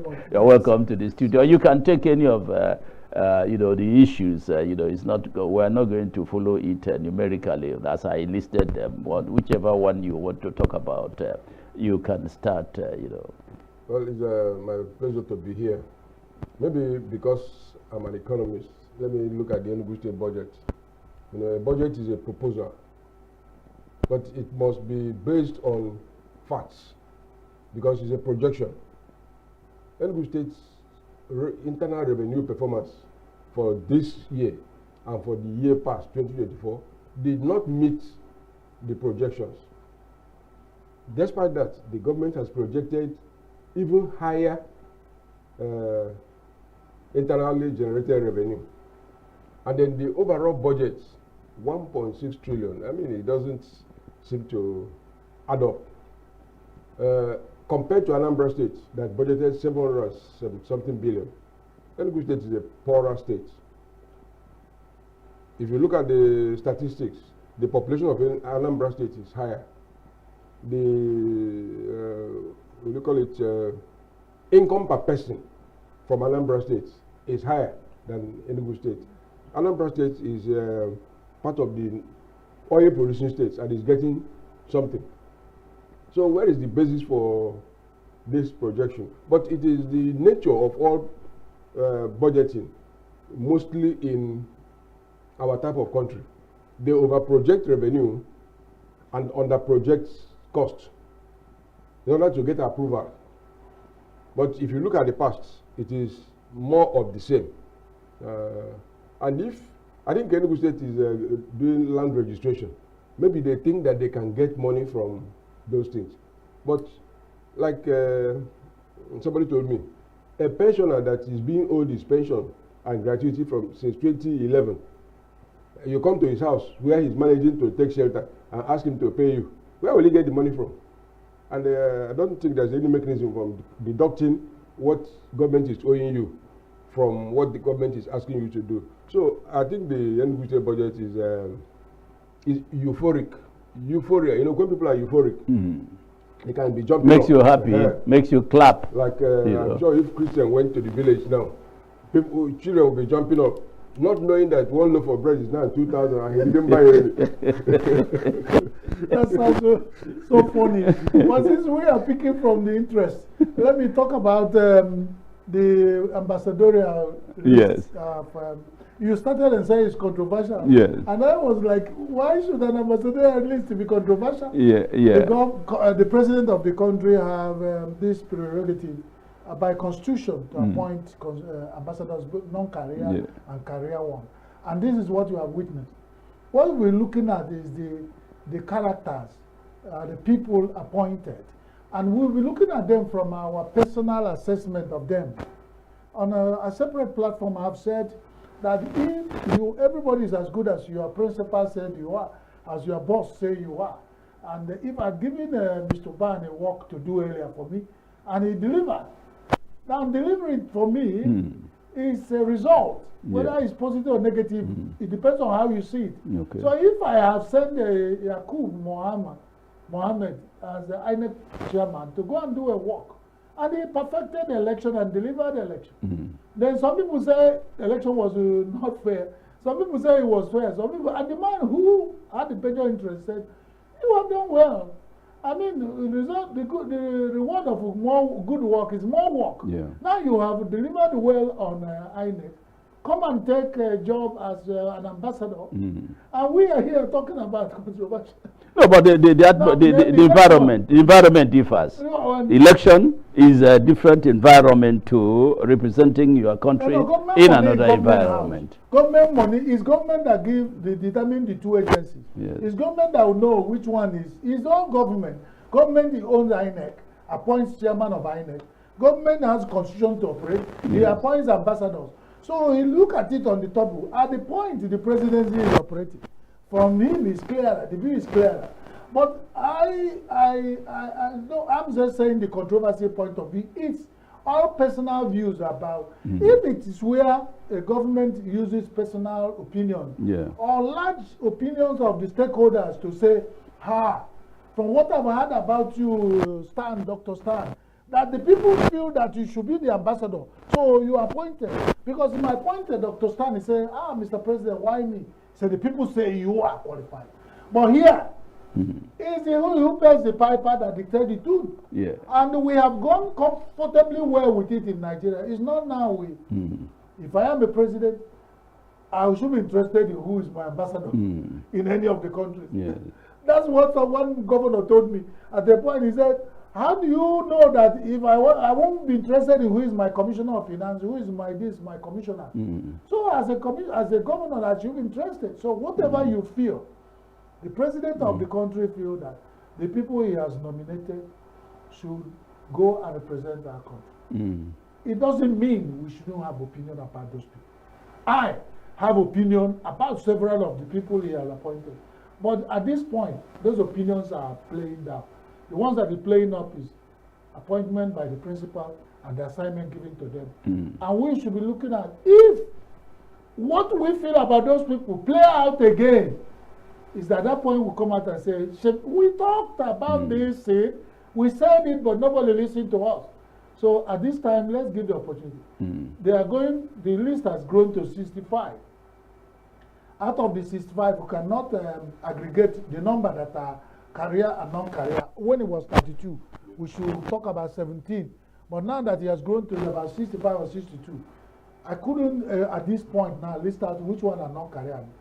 But among the non-career, we know the non-career ambassadors. Yes, among the non-career. I have people, if you ask me to say, I will tell you in one simple word, that have no business to be anywhere near ambassadorial position representing Nigeria. It looks to me, Dr. Ukenya, it looks to me as if the whole thing is a huge joke, or let me state it this way. I mean, job for the boys, because for those of us who have been foreign affairs editors and who have interacted, with embassies, diplomats in Nigeria, we know the character, we know the stuff those ambassadors, those high commissioners are made of, and you discuss with them, they tell you everything about Nigeria, things that you don't even know. Okay, so they are very knowledgeable about your country, So, but my worry really is that in a situation where we find ourselves in the economy of the country is so poor, in a parlor situation, is it compulsory that we must have ambassadors in across the world? I mean, I'm looking at having ambassadors in strategic countries like the United Kingdom, United States, Japan, China. When our economy improves, we can have as many ambassadors and high commissioners. Is it compulsory that we should have? I mean, in a situation where we have this character of people going to represent us. Well, like Chris tried to educate us, it's like personal assessment. But we don't know them personally because they don't live in our streets. But it's what they do publicly.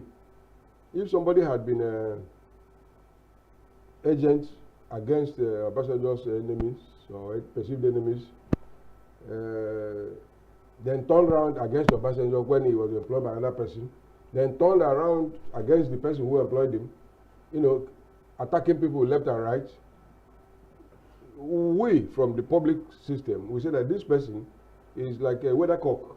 It doesn't have stable character. And therefore, thinking that Nigeria is a republic, that it cannot represent us. But Nigeria is not a republic. I think that's the one mistake we make. Although the Constitution wrote Federal Republic of Nigeria, not a republic. A republic has a way of behaving. The River State people we talked about, when they read the letter to themselves, they took a group photograph saying, "On your mandate we stand." I don't know whether it's the president's mandate, Fubara's mandate, or their own mandate. That is one. Now that we are, I can say that we are neither a republic nor a federation.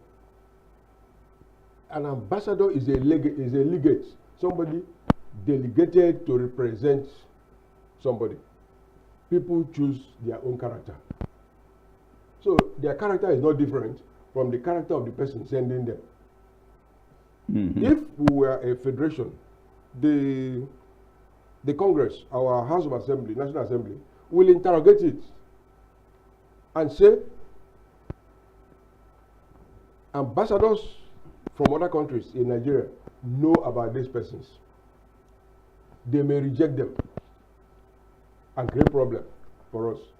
Or if they accept them, they may not take them serious.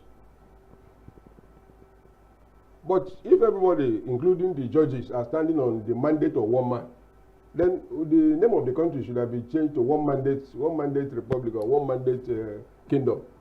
So it's really hilarious. Yeah. It's hilarious to have that kind of group of people called ambassadors of the Federal Republic of Nigeria, and you give them a note saying, "This fellow represents me." They represent the person who will sign that note. Oh, Mr. Madoka, I'm still on the issue of the number of ambassadors and high commissioners that we have at this point in time. I'm worried, about the state of our economy. I also know that some of those embassies, poorly funded. Okay. So, is it compulsory that we should have, so many to answer your question ambassadors? To answer your question point blank, It is not necessary. But you remember, let's look at the balancing effect, the late play balancing act. Because of people believe that why Nigeria name smells so much, despite that we are the people who put the bad odor. Yes. Why it was smelling so high is there was nobody to clean it up in all those places you counted as strategic. But no country in the world is less strategic when it comes to smelly image. Now, if the president had decided at this time, say, okay, because of the delay, there is a lot of smelly image about Nigeria, then let me clean up by appointing ambassadors. Probably on that one, he say yes. But you look at, you are asking about, at this point, Nigeria is poor. When Nigeria can afford to refurbish a vice presidential house with 21 billion, when Nigeria can afford to buy new jets for the president, buy the most expensive car in the world that's at the record of now, buy presidential yachts, move with over 290 cars in a convoy, and travel, the highest travel president, and you are here saying we are poor? I don't think we are poor. Management might be our problem. Okay. So if you think at this time the president has decided that we should manage well and appoint 65 ambassadors to go and reopen some of the moribund commissions, ambassadorial posts in some countries, well, these are all using strategies to solve one problem or another. But I can see your point. Solving one problem, creating many is not moving one step forward. Yeah. So that's what I can see in your opinion. But that is it. It's still subjective. Okay. At any point, these people we call presidents of, especially of Nigeria, operate. Whenever there's this issue of second tenure, we at times have seen over time that quest for second tenure, a lot of things are given to the president or the incumbent for that second tenure. He buys into it, hook, line, sinker, just because of that. He used the governor's positions in states when they want second tenure, the attitude and how they pull out money together to buy up that. That is something I think that is a microcosm. So whatever that means is what is happening playing out in Nigeria. Nigeria might be poor because but the way people who manage our economy do it does not portray us as poor nation. Yeah. And so it might be your word against that. Nigeria has money to pay for. The only thing that they decide to spend those money where their minds are. Okay. Like the Bible says, where your money is where your heart is. No, I like to add something to that. Sometimes appointing people ambassadors is a way of removing them from the scene. Okay. I'm sure that that is if you see that that they are dangerous, they are a threat to your ambition. As we that Atiku was still in APC, he could be made ambassador to China to make him absent, Okay. Or if Obi was a member of APC, he could be made ambassador to Argentina, so that he doesn't come home at all. Rubbish. Is that what you are saying? Strategically positioning people to have not just in Nigeria. Okay. If you are a rival, you are sent to be an ambassador. But we know that Nigerian ambassadors, because they are poor and ill-behaved, especially all those non-career, you will see them making statements about president's mandate will stand within the country. But in Nigeria here, we have not had any ambassador of other countries saying something about their country that is adverse or taking positions for or against their president. They talk about their country. Yeah. If you go to the South Korean embassy, they're always talking about products made by South Korea and how you can trade with them.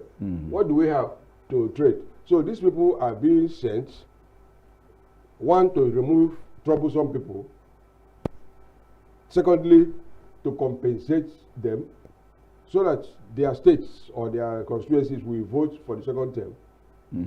And then to protect some people. You know, during the campaign for the second term of Buhari, the 3 army military chiefs were removed, and 3 of them had problems. One of them was head of the Joint Command in the Lake Chad region. It was Goodluck Jonathan that appointed him and gave him a lot of money. That money ended up in Dubai. When he was caught, after he became a military chief, he said that he and his wife borrowed money to invest in property in Dubai. Yeah. Of course, the fear that if the appointer lost office, that he was made ambassador. The second person there, I think the wife or somebody, was in a social investment fund, and they carried the money, did the election, although they failed. It was said, even the third man, there was somebody he penalized in the service wrongly. He was sent to Cameroon, although he came back as a military administrator. So, throughout history, people with problem are sent out to protect them. Some troublemakers and rivals are sent out. Yes. To avoid I agree because there's one of these ambassadorial nominees who has a pending court case, was accused of somebody was involved embezzling a humongous amount of money. Okay, so if you send him abroad, now where is it? No, if you're an excellency, you cannot arrest him again. So very soon, Mike Obama will be sent to Sudan. He has no No, I've been to Sudan before. I've been there before. I don't want to go there again. As ambassador, you don't want to go there as ambassador. Gentlemen, thank you very much. Now we have mentioned about the issue of some one or two military officers that had questions to answer and was sent as an ambassador. Let's come to the issue of the appointment of General Christopher Musa as the Minister of Defense. Here is somebody who, I think just 1 month ago, was removed as the CDS. And for me, I think his removal, was born out of what one might have, the appointee must have considered as incompetence on the part of the general. But today, 1 month after he was removed and retired, a lot of people have said he's a fine general, he's a fine officer and all that. He was made Minister of Defense. And just when I heard about that, I said to myself, a man that you retired yesterday, probably because you thought he was incompetent, you are making him minister. Why did you retire him in the first place? But people say that if a woman marries two husbands, he will quickly determine which one was better. If that allusion applies here, somebody you have tried and tested and probably find it didn't match up to what you think. And then some other people who want that position, maybe it's a good position to be a CDS, are there in the lineup. And everybody's aiming, and once anybody's coming there, you have to give way. And that's the only way. Once anybody is appointed there, you have to go. Yes. And that's what happened in his own case. So he had to go. Mm. But later, the issue cropped up. The issue of we are here in Nigeria, and we have the president of the National Assembly, the Senate, the highest National Assembly in Nigeria, the distinguished Senate of Federal Republic, saying that the president of America is on their neck to clean up some issues in Nigeria, especially with insecurity, bordering on genocide, mass killings, abduction, kidnapping, and all.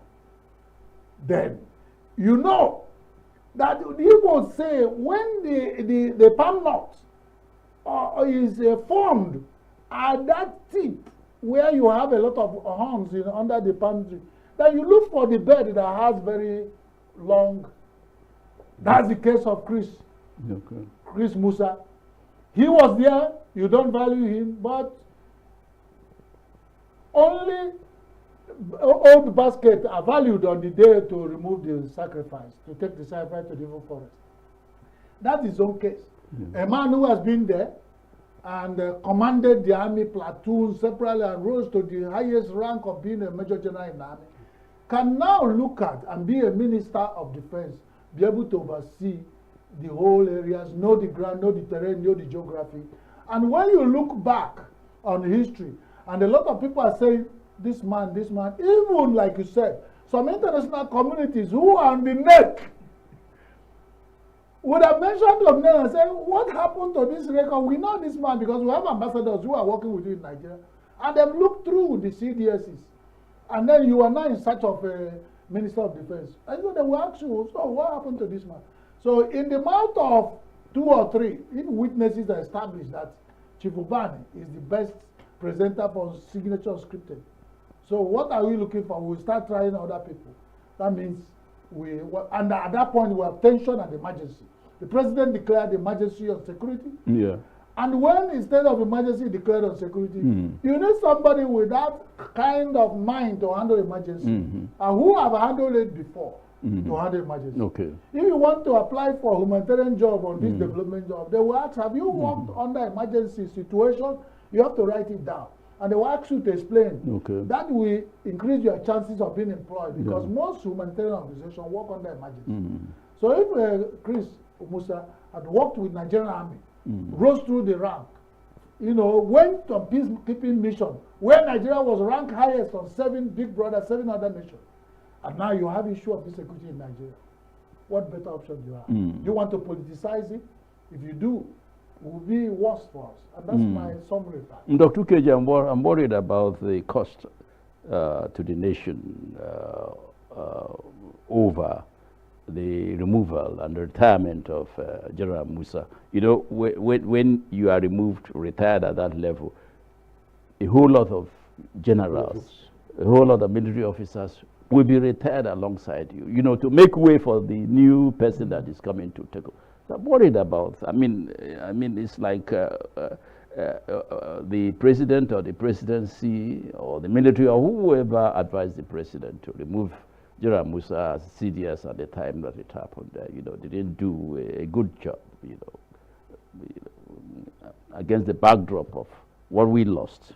I mean, if you were there, those generals that were retired, if you were still there, those generals that were retired wouldn't have been retired. They would still be. They would have still been in, you know, in the military. You know, are you bothered as I am? There are many things to bother about, really, but it just shows that Nigeria is not a republic. Because if Nigeria was a republic and they had 3 arms of government, these things would be checkmated. But what has happened to me shows that there is no limit to what they will do to hold office, whatever the cost. Whatever the cost.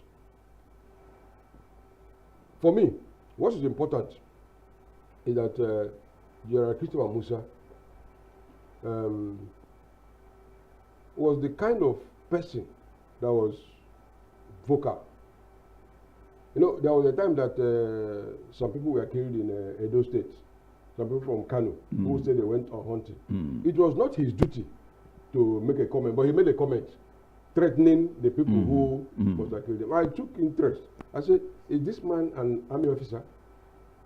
This is not your schedule. Yeah. But he was maybe speaking for his region. Now, when he was dropped, maybe because he may carry the same character when he hosts a meeting with the president. Maybe the president is indicating that these kidnappers in this southeast, leave them and then them. And he opens up. I said, no, my commander there, I have given him instruction. He could have been dropped for such a thing. And if he was dropped for lack of subordination, I will say that he's lucky. Alex Bade, Chief Marshal, after meeting with Buhari, he was laid off and he was shot dead in his farm. And the government has not inquired into his killing. So Musa may be lucky, or may be lucky for now. Because when he was removed, when he was in office, himself and the Bishop Kuka appeared to be representatives of Southern Kaduna and some part of Middle Belt, and their cooperation with the president appeared to be okay with the people. In the last election, the people from his area, Zangun Kata, voted for PDP, so voted for Labour. But that PDP candidate had already come to APC. You can see how people have been criticizing Bishop Kuka for minimizing allegations of genocide. And people were aggrieved when Musa was removed. So his being reappointed was like 2 strategies or 2 tactics to achieve one strategy, to bring him back, to see if you can mollify those who are aggrieved, and then weaken him. Because when he was a general, he could speak his mind. The officers behind him will be a threat to anybody who wants to deal with him. Now that he's a minister, he can be dropped, and Nanuga will announce it, that in view of the missing eyeglass of the president, that the Minister of Defense have been asked to go on leave for the next 2 weeks. People will be saying, eyeglass, minister. He will just retire for health reasons. Badru did that. So Badru said he was going for health reasons. Yeah. And we know the truth. We know why. We know why. Why he was removed. Any reason could be brought up by the president. He's in a weaker position now. Yeah. And that's why you find that Igbo people have problem in Nigeria. If he was an Igbo person, truly, if you invite him to come and take a ministerial appointment, he will thank you. But he will tell you that after the meeting on Monday following OKK, I will tell my people, whatever they tell me, I will come back to you. He said, no, but it's a privilege to you.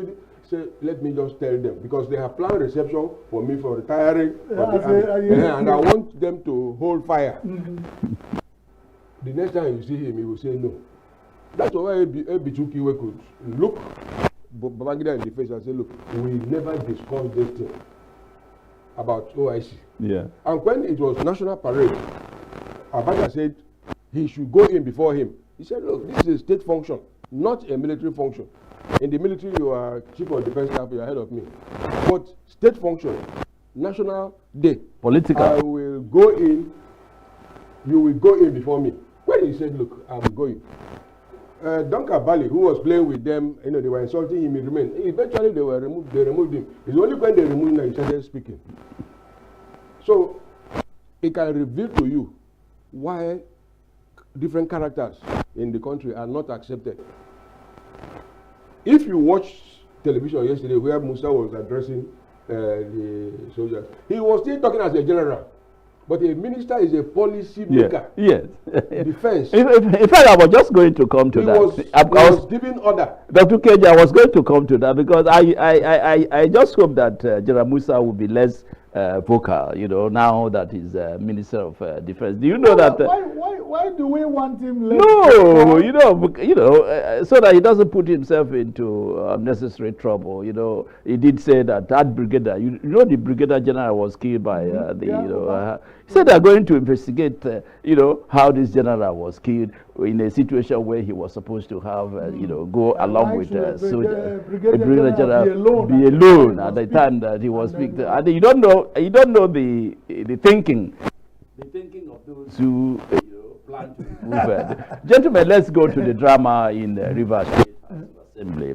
I call it drama because these guys, the legislators, So who is writing the script and who is the director of this Nollywood? Part 2.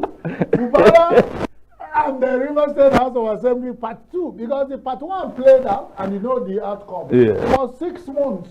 And 6 months that ended in good time, was not added or removed. 6 months that ended, it's not from my mouth you hear. But then as long as we hear the drama that led us to emergency. For the first time, emergency was declared. The second time is on security, the president did. So the presidency has made record of declaring to emergency. First was Rivers State, and it was drama that was played by House of Assembly and Fubara, the sitting governor. And now, the emergency insecurity in Nigeria. But let's look at the part 2 of the Rivers State drama. The drama of obscenity, the drama of confusion, the drama of the more you look, the less you see. First, it was funny that they have become comedians. You mentioned here they are defecting to APC for the second time. And the APC kept quiet. The ruling party. They had, when Nigeria, when it favors you, keep quiet. Nobody has said anything. And nobody has queried it. And we have the courts. We have the learned gentlemen, the judiciary. We have all of them in Rivers State and outside. And all of them, nobody has said, can anybody eventually declare within few months to a party? And there were evidences of declaration the first one. I said, where the evidence you declared the first time, they didn't present. It was in the court. Now, the second time they're declaring, what's the evidence that we declared the other day? And then you now look at who is blowing this flute they are dancing or playing this drum. Some people have said, well, the person they suspected said, I am not aware. Yeah. You know, it sounded like our former president, may God bless his soul, Buhari, General Buhari. Gentlemen, I'm sorry, my producer is warning me. Let's leave it there. Wike said, as the Minister of Federal Capital Territory said, they didn't inform him.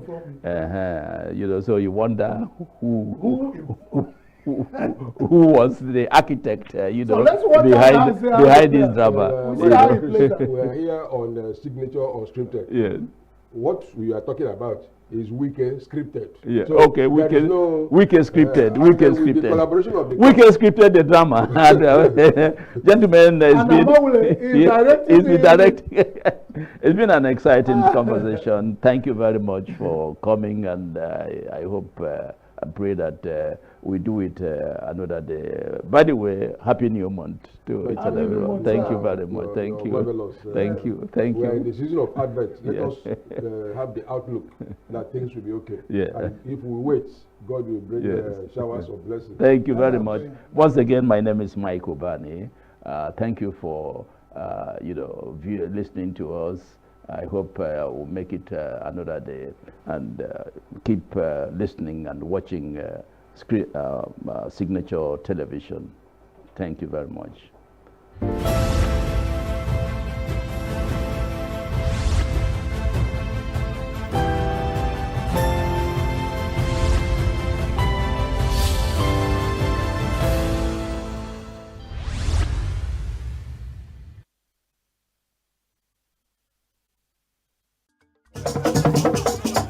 With a population of about 36 million people, the Southeast is awash with stories. Every day on Southeast News, we tell the peculiar story of the Southeast and her people. Our Southeast should be the Silicon Valley of Nigeria. Their successes, achievements, and daily challenges. Do you have a Southeast story to share? Community achievements and challenges, completed and uncompleted projects, bad roads, water scarcity, erosion, flooding, insecurity, or even disagreements? Bring it on to Southeast News. On Southeast News, no story is too big or too small. Southeast News. Let's tell our story. Showing on Signature TV every weekday at 4 p.m. WAT, 1600 hours GMT. Health is more than a diagnosis. It's your lifestyle, your choices, and your future. Join us on Inside Health, your weekly deep dive into the stories, science, and solutions shaping your well-being. From expert interviews to real-life journeys of healing and hope, we cover it all. One of the complications of cancer management or treatment is they have some of them, at one point in time, you see them having anemia. Okay, so you see them at times being transfused. But at the same time, you come in with a diet. Nutrition, mental health, innovations in medicine, fitness, and everyday wellness. Whether you're managing a condition, staying informed, or just living your best life, Inside Health is your trusted guide. I'm Tigiti Agorum, and I'll be with you every week on Inside Health, only on Signature TV.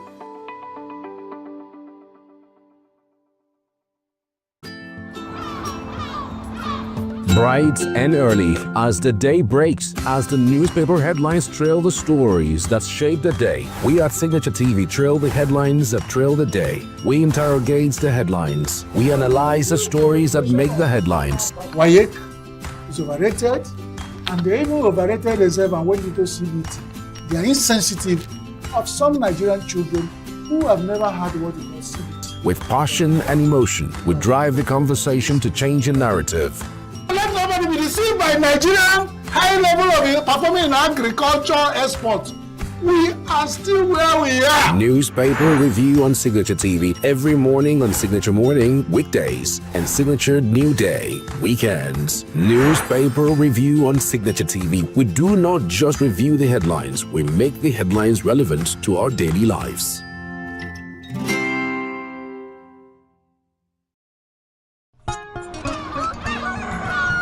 New every morning on Signature TV, we open the day for you with needed energy, information, and required vibes to shape your day. From sizzling snippets of stories in various areas of life to intriguing conversations with net worth guests. When you have people who have no track record becoming your leaders, you have a problem. There's no outstanding gratuity when Obi took over from me. I left in all the accounts of Anambra State 13.8 billion for him.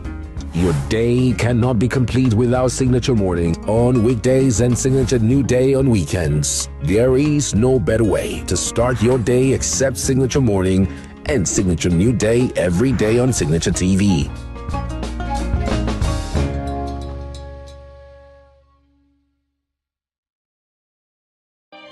Me and you are the same person. Now just this system, we focus on this system.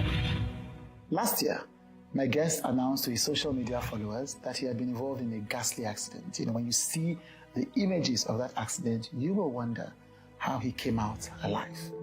So don't push the blame on me. Why did you protect yourself? And he says that happened just as his career was entering another level. His name is Kelechi Udegbe. He's one of the finest actors in Nollywood. When directors want an actor that will deliver complex characters, Kelechi is one of a very small tribe that they reach out to. You've seen him in blockbusters like The Trade and The King of Boys, Return of the King. You've seen him in critically acclaimed classics like Nimbe, like Mami Water, and like Eyimofe, This Is My Desire. But that has been a blessing and a curse. Because he doesn't do the celebrity thing and have the millions of followers, even though they know he can deliver. You know, many producers say to him, hey, you know, do this one. You know, how does he survive that? How has that even made him better as an actor? What was it like to lose his father again, just at the point at which they were going to build a stronger relationship and was going to take off as an actor? What has all of this taught him about life? And you, what do you do?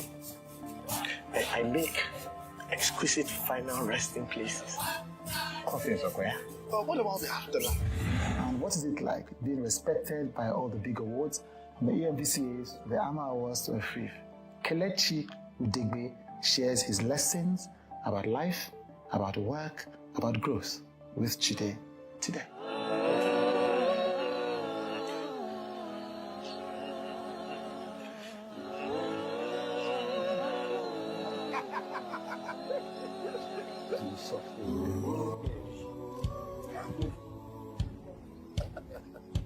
Come for me.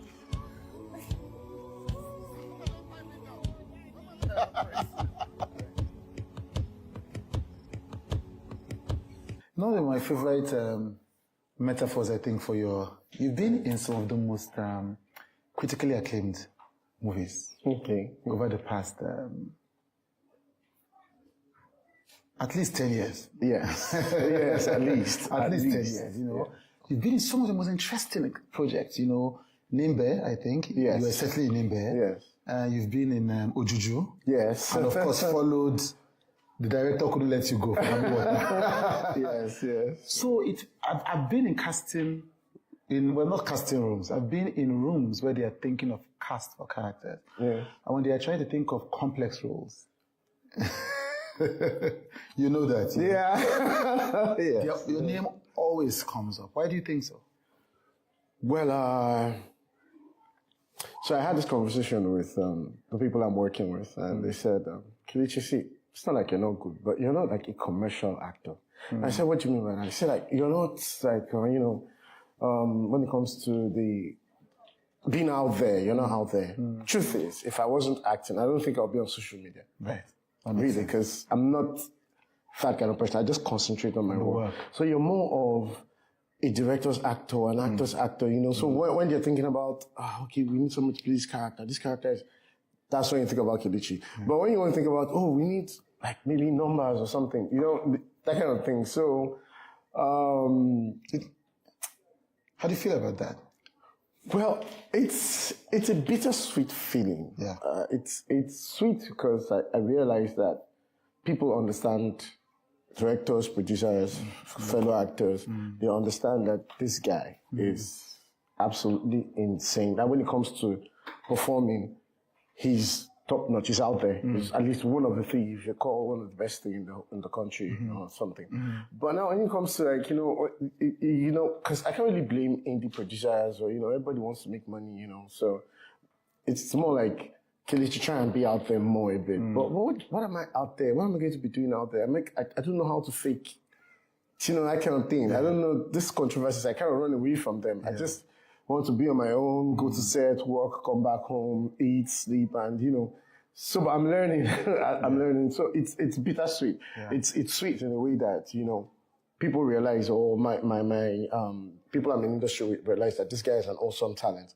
But it's also bitter in a way that sometimes you're like, we need people with a lot of followers and everything, and they're like, okay, maybe I have to release my nudes or something. And then just But it's funny, one of the things about I love it. You should release your nudes. Let your fans what? The other thing is a thing that filmmakers say that is really rubbish, because they often say this thing about if you get a lot of people with a lot of followers. But if you look at movies, many blockbuster movies, many movies that have a lot of people with followers, still end up suffering at the box office. My brother, you see, say, it's a good say when you talk this kind of thing. I just see to picture. I don't even know. It's a good say when you talk some kind of things. You talk with people who really understand. Because the truth is sometimes you might have 1 million followers, right? Yeah. And then you put a trailer out there and the trailer has lots of views and stuff. It does not guarantee that those guys are going to see the film. Yeah. That's another thing. And most times, films sometimes make you get numbers, Personally, you get, that kind of thing. But that's what sometimes you don't understand. Yeah. But also, it's not guaranteed that if you have like 10 million followers or 5 million followers or 1 million followers, or you have a lot, that people are going to see that film because she posted or you are in the film. So like Funke Akindele, for example, she has hacked this thing, and it's been. I was having a conversation with one of my fellow actors, and we talked about how she has been in this game for so long. She has hacked that market. She knows how to. She has made, not be saying she just come out today, say 1 billion. No. Yeah. From I Need to Know, Going All, Jennifer and all. She's been in, I think it was recently I found out she's been in the Yoruba industry for about 17 years. Before she now kind of switched again to English. So, the first Jennifer was a Yoruba movie. Yes, it was, So she's been there, so it's not just her having followers. It's the fact that she knows how to market, and it's still money. Yeah. Because no matter how good the film is or the product is, you need to, you need some money to follow up. Yeah. Like there's a film I'm on Netflix, Adire. Yes. People see, they like it a lot, and they're like, it's still on the top 10. Yes, and they're not marketing this film, they're not pushing it. But when a product is good, sometimes the word of mouth does a whole lot of wonders for you. Yeah. But also, we can't remove the fact that no matter how many guys you have in the film, you still have to spend money to market that film. Yeah. And that's the truth. Yeah. And even when you have guys with followers, when you bring money to market it for you, it's better. So it's not just, he has followers, the film must, no, it doesn't translate like that. Sometimes some films are just good, and people just like it, and then, like I can remember Timaya's first album. I never knew who Timaya was. My cousin just came from Port Harcourt, and I get one jam, you go listen to Timaya. Okay, I said, who is this guy? I played the album. That me, I personally was. You need to listen to this. You need to listen. If you listen to Maya's first album, it wasn't even mastered well. Yes, of course. Now, recently it wasn't mastered well at all. Everything is raw. Like, it's raw. It's like out of studio first cut. It was sticky. It was magnetic. Yes, it was. So sometimes, and for us, for music, I think they've hacked it. So for acting, for production, we need to understand also that sometimes stories itself, good stories will fly. Yeah. It doesn't have to be, we would have to put everybody in it, but the story is good. Yeah. It will fly. Like Adire, we had a lot of people in it, but the good thing about Adire was, it was characters, and everybody could stand on their own. Yes. So it wasn't like, this person was trying to sell the film. Yes. Was trying to sell the film. Even the wordless character. It was just... Who I had never seen in a movie before this. It turned out to be this. As I went to research him, I found that he's the writer. Exactly. That's what a good performance does. That is what it does. Yeah. That's what it does. Yeah. So most times, even any character is no small role. Yeah. Yeah. Like when I started at some point, sometimes I say, Kelechi, if you do 2 scenes for us, I'm like, let me read what you have. I remember Abba's film. when he was making his film, I Lost Okoroche. Yes, Lost Okoroche. I had always wanted to work with Abba because there's some directors and so, you like, man, even if I want, make one for the road, make just as they go, So Abba called me, like, we met somewhere and then he called me and said, oh, I want you on my film. I'm like, yeah, Abba. So he sent me the script and he told me the character I was going to read for. After reading the whole script, I'm like, bro, you should say not the character of this because it was just one scene. Out of the whole film. And like, it's just one scene and, if I was going to do it or not, I was like, oh, man. I took that one scene, I looked at it again. I'm like, no, there must be something here. There's something I'm not seeing. Because the first time I was just reading because I just wanted to go through the story, understand the characters and see what I was playing. And I'm like, no, I need to read this thing again. So I read it for the second time. I read it and I kept reading it. I stayed looking for, because I just had one scene, like Eminem's song. You just have one chance to blow. So, so I read the scene. And then when we were going to shoot, my God, after the scene, there's some people that saw it. I'm like, why is it just one scene this character had in this film? So actors need to understand that. Sometimes it's not about screen time. It's not about playing. Sometimes being a lead character of some things will mess you up. Because you might not be strong enough for that. And then, yes. So, sometimes like Samuel L. Jackson and Coming to America, it was just that scene. And then from there, they're like, okay, who's this guy? That's it. So for me, it's how you perform. It's how you deliver on the road. So sometimes they say Kilichi, it feels also, it's somehow like when it's bittersweet, sometimes they don't want you to be like the lead guy. They want you to be like the support or, at the end of the day, I'm okay if I like the story and I like the character. But one thing I know you would know is you will think I am the lead or I own the film. That's one thing I will make sure I do. So I advise when people want to come into the acting or something, like, don't look at any role like small. Like what you're saying, the guy who wrote Ajire, I still look at him and I'm like, wow. Like, maybe because he wrote it, had enough time to but it's not that. If it's not there, it's not there. So. Collision Course was a departure from that norm, because in Collision Course we were one of the leads of Collision Course, essentially. And that caused a stir across the internet. I think it was nominated for several awards. The ENVCAs, I think it won Best Film. You have also won Best, ENVCA, AMA, Best of Nollywood. So my ENVCA story is very funny. I've been nominated 4 times for ENVCAs.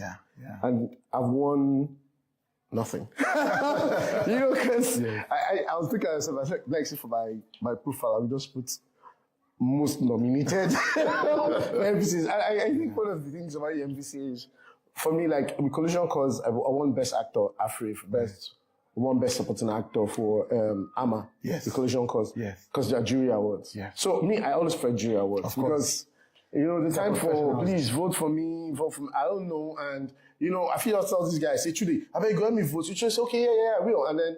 Man, Nigeria issues too much. If you just turn around and something has happened, so you understand. And then how you spending all the kind of 5K to vote for me? And so sometimes for me, voting awards are okay. They are awesome. But for me, I don't, it doesn't really work for me because it doesn't work for me. I just prefer jury awards. Yeah, of course. So AMVC, I nominated 4 times. So the first time I was nominated for AMVC, I was so excited. It was for Humphrey Day with Stanley Ohikwaye. Humphrey Day, I was so excited. I got there and then, I didn't win. I really felt bad because it was my first major nomination and, that kind of thing. So second time again, I was nominated alongside False the Bad Guy. So, I was, False the Bad Guy. I realized I didn't go in because, then he won because he had more, they had crowd, he had people and all. So the third time I was nominated, I said, just give me a quote, rookie. Give me a rookie! Give me a rookie, Marvel Flex. I don't come again. Safa, go. Because I knew I wasn't, I tried to go. I told my people who vote, I didn't know my same thing. The fourth one, I beg you, how would they flex a cool hotel? For me, that's just it. Because being nominated for me, AMVC, I feel like a winner also. So for, Collision Course got me an AFIF award. It was one of AFIF got me, AMA, he got some other, Bolandi also Peters. And how I got that role was very crazy. I was filming with Michael Pankes and Ikorodu. We were doing a film together. And me and Michael were just bonded. Because, you meet some people and you just feel like, you've known for like forever. So just flew. And he said, okay, after this, he was going for, he was supposed to start a job with BAP. I'm like, BAP, wow, she's doing a film. I was like, because BAP now, I'm like, oh shit, And he said they've been doing an audition reading since, it's been long. So I said, man, this one nothing. So, but I was on that set the next day. I got a call. I got a message from James Amuta. Like, come to read for BAP, come to so for read. I'm like, Pankers, this is not the same job you're telling me about they're supposed to start. He said, yes. I said, okay, I'll go read. Okay, fine. So, that job in ENUGU, we didn't finish on the exact day we were supposed to finish. And that's one thing about industry work. That's why I don't promise people, I'll come to your birthday, I'll come to your this. You never can tell what happened on set. Yeah. So we didn't finish. I had to call James. Look, we didn't finish this. I can't say I want to cause when ENUGU. I can't do this shuffle. So he said, okay, he will talk to BAP and stuff, So later, James calls me and says, she says not to worry that, people, cause a lot of people had read, not to worry. She said she would just pick some of that of people had read and stuff like that. I'm like, I was feeling bad. Next thing he calls me again and says, she says I can still come in. I'm like, okay. So I came back from Ikorodu that Monday, on Sunday, Monday. So I went to read on Tuesday.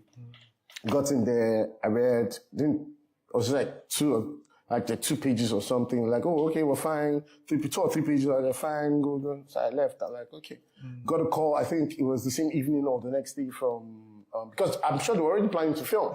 From, what's his name? Matako. Oh, please. Joseph. Joseph, forgive me.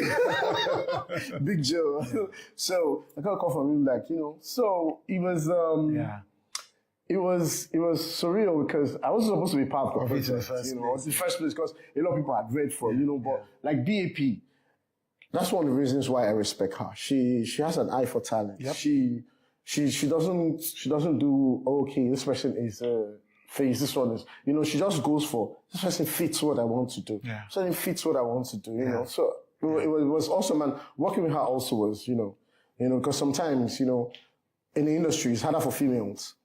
Not as actors, but as maybe directors, crew members, producers and all. So, while we were on set, at some point she looked at me and like, where have you been? How come I don't know you? I'm like, it's my mission. I'll now know. I'm not. You're supposed to say man of God, weren't you? No, I wasn't. I guess I was a man of God. Yes. Yeah, so she just wanted. Yeah, so she was like, and that scene where the last scene where without the accidental discharge, it was fun because, the script, they didn't say accidental discharge. Right. It was like, guy was shot, but she was, a director follows the story. She followed her, I'm like, she doesn't really, because this is not really what she's trying to, So she was like, I, her and Daniel should go to our friend's house, somewhere I like phase one. And we just got there. I'm like, oh, my brother, I like F4, man. And there's this rice on the farm. Like, oh my goodness, what's going on? So we talked about the scene. Yeah. And that's to tell you the kind of director she is. Yeah. If you, no matter who you are in the industry, it's teamwork. You see, that production assistant could have that idea. So if you allow people around you to express themselves, you do so much. You do so much. So we're there, and then we talked about this, and that was where we crafted that scene and all. And then it was beautiful over a plate of food. We just sat down, but that's how she is. She allows you to express yourself. And when you go to Terra Culture, you see people that work with her, they're also lively and all that kind of stuff. So, yeah. Collision Course was saying, shout out to BAP, Joseph. And how did this all start? For many people, I think the first time it appeared you hit public consciousness, for some people, was Officer Titus. Titus na fish. Titus na fish. Yeah. But that wasn't the first thing you've done, of course. No, in fact, should I not lie you, I never knew I was funny. You see, these are some of the things, like, discovering yourself is till you die. Like this morning, during the sermon, one of the things Pastor Sam's wife said was, in this time and this place, you'd see people next to you say, you go to Daystar too? Yes, I was converted to Daystar. I was born, bred Catholic. I'm still, my family very Catholic, but that's going to Daystar. I don't get a choice. Not by hook or by hook. She was saying, no, by hook or by hook. Yeah. So like she was saying this morning, she said something like, in this time, this period, people will really discover. Some people will discover like, are they so close well? Some people like, I don't know, sir, if you do this, beat something, because the situation and the system Instead of it to push you into negativity, it should spur you on to be more creative. You know, so like I say, discovering yourself now until you die. In fact, so that's why people say, I will never do this, I will never do that. Wait. Give yourself some time. You might find yourself in that position, and everything you thought you knew about yourself, go out. You know nothing about yourself. You realize that, oh my God, so this is who I am. Nobody is born today and say they want to kill. Nobody wants to become like an armed robber or something like that, you know. When we're all growing up, so what do you want to be? I want to be a doctor. What do you want to be? Like, nobody says, I want to be you understand, I want to rob, I want to kill people. But at the end of the day, sometimes people find themselves in such situation. And then they just realize after they've done the deed, my God, I just killed somebody. You know, so don't lead us into temptation. I did not know I was funny. So when I started acting and all, because, you know, this is highly recommended. You feel me? I'm squinting because I'm short-sighted. So most people just see me like, they either feel like I'm very high or something. You're doing bad guy. Yeah, a bad guy, or like, I like your eye. You're sexy. Sexy. And they try to see. In fact, I want to put out a disclaimer. Like, I don't get problem with people because when I'm not wearing this, I can practically pass you. Like this, like you truly didn't say, I feel not pass you. Like you also Kelechi, I'm like, truly not you. I get that. You get, so it's caused issues between me and a lot of people. But they don't know. It's people that understand. Someone, in fact, on my street one time I was passing, then someone was telling the woman I was selling something. My family, I was like, this boy is saying, wow, something, you know, the greets, you know, they just do like selling. So you know, I say, he no see you. You guys say, how is it possible? Person just pass. He say, wait, when did they pass back? So I was going back now, you know, so I looked at that direction, but I didn't see the woman. You know, I saw the woman, but I didn't see the woman. Yes. So I don't know. He said, Kelechi, I said, hey, what's this? How far? Yes. I like him, like greeted her. Then she not told the man in front of me, like, what's I tell you? And the guy was like, I just saw him, bros, now you? You see, you been there here when I pass. I say, I know. Right. So that's the glasses is recommended. So it's very recommended, you know. So then my glasses were like, this guy. Now you go be the guy we key that person, and now you go be the bad guy. You know, these people that they go rape this guy. Now you go do that. They look, you know, it's always, you know, or the lovable break person heart or something. So it's never, you know, because there's a lot of stereotype in the industry. And so nobody had ever seen you as a comic actor. Yes, you can't even blame them because people want to put their money where their mouth is. I don't want to bring out money and lose. You look like, just do it. And I know you can do it well. You know, so people have never seen me. So it was Imo Moran. I did all sorts of trouble with him. Right. It's a short film, all sorts of trouble. So that's what did happen, Macaulay.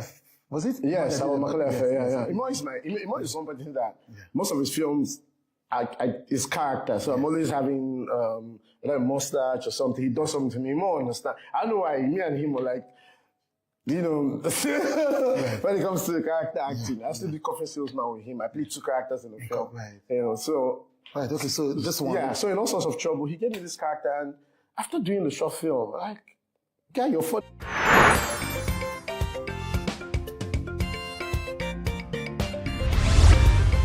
Signature TV, news in your pocket.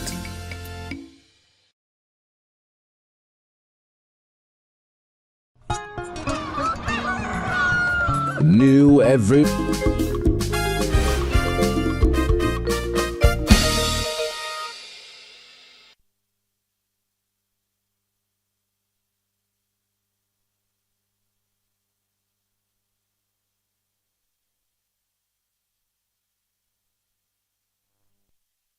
Hello, welcome to Global News on Signature TV. I am Christopher Lele. In the headlines, federal government clarifies subject choices in senior secondary curriculum. Nigerian Army suspends officer retirement amid national security emergency. Soldiers announce coup in Benin Republic. And Argentina kick off World Cup title defense in Kansas City. France to renew rivalry with Senegal at MetLife.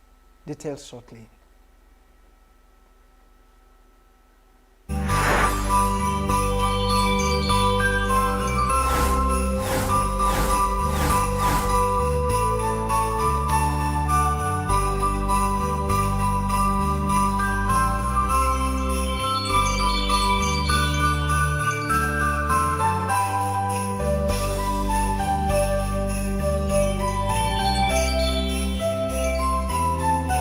Signature TV, news in your pocket.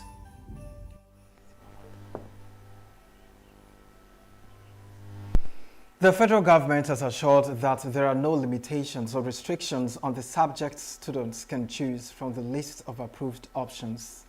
This followed concerns regarding subject selection under the newly updated senior secondary school curriculum as students continue to register for the West African Examinations Council (WAEC).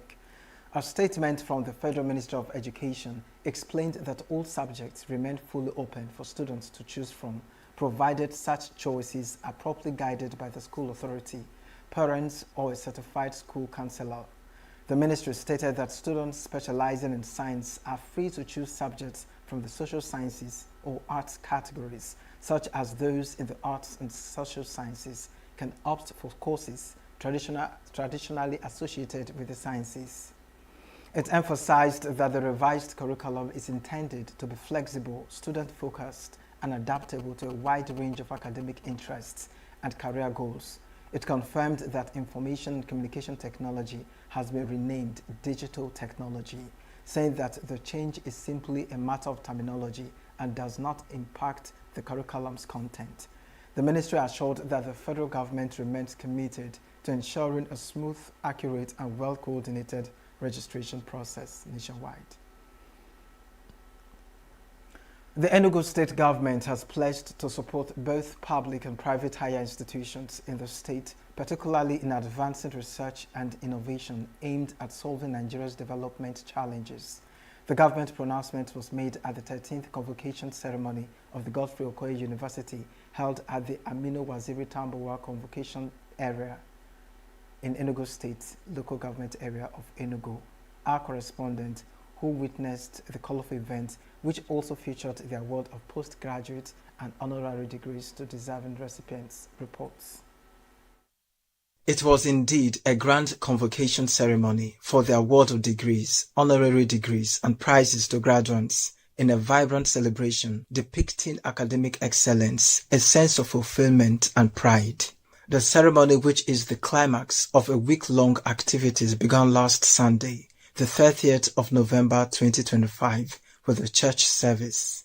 The Vice-Chancellor, Godfrey Okoye University, Very Reverend Father, Professor Christian Aneke, said from the first convocation in 2013 till date, the school has produced 4,431 graduates who are in almost all countries of the world.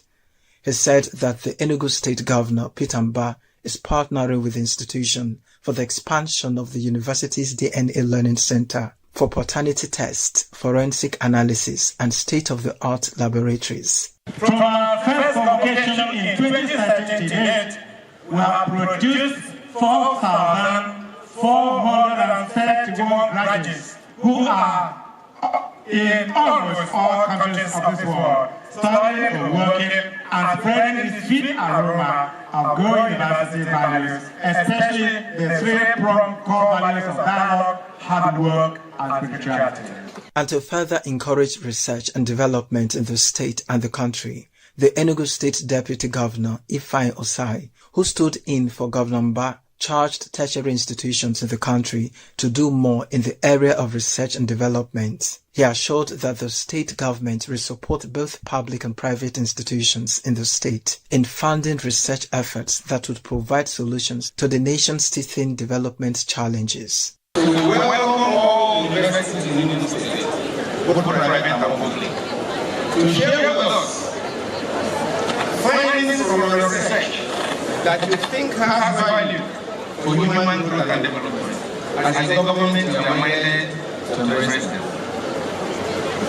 We want to thank the church finally for the role it has continued to play in our lives. The Chancellor of the University, Most Reverend Dr. Ignatius Kayagama, formally received the graduating students for the 2024/2025 academic year.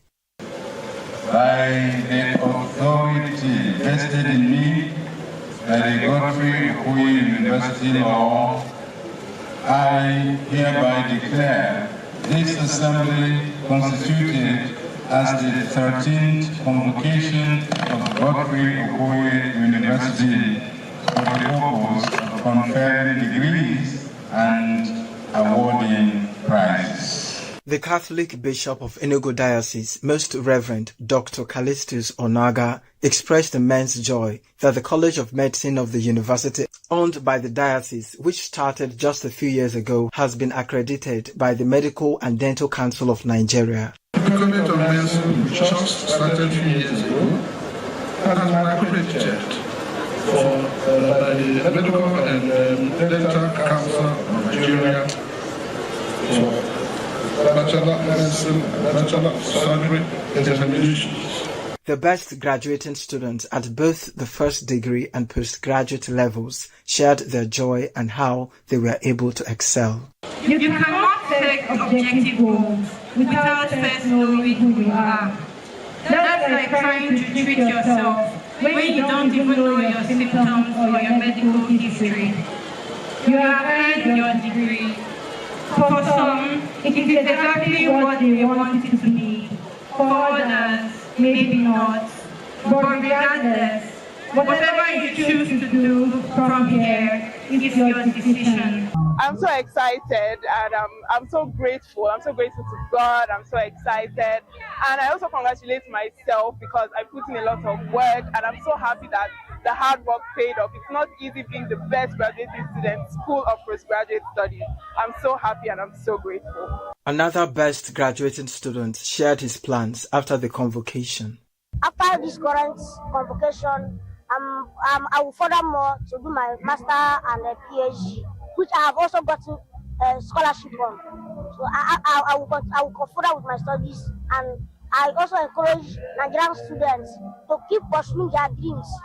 There was also the conferment of Doctor of Management on Deserving Individuals, Mr. Nnamdi Ozo, and Chief Everest Nnaji, who said he chose to accept the conferment because of the peculiarity of the Godfrey Okoye University. I give thanks to God for the gift of this day and for the honor that has been extended to me. This recognition means a lot to me. It reminds me that every effort counts, and it encourages me to strive even harder in all that I do. My reason for accepting this is not about any other thing other than the fact that I need to support them. To make people know that, hey, you can associate with people who have genuine intentions. They have genuine intention, and that intention is what is driving me to be part of them. I am ready to continue to support this university because you can see they are doing great things.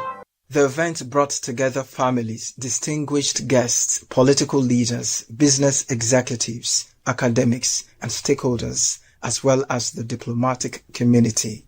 In ENUGU, Christopher Lele, Signature TV News.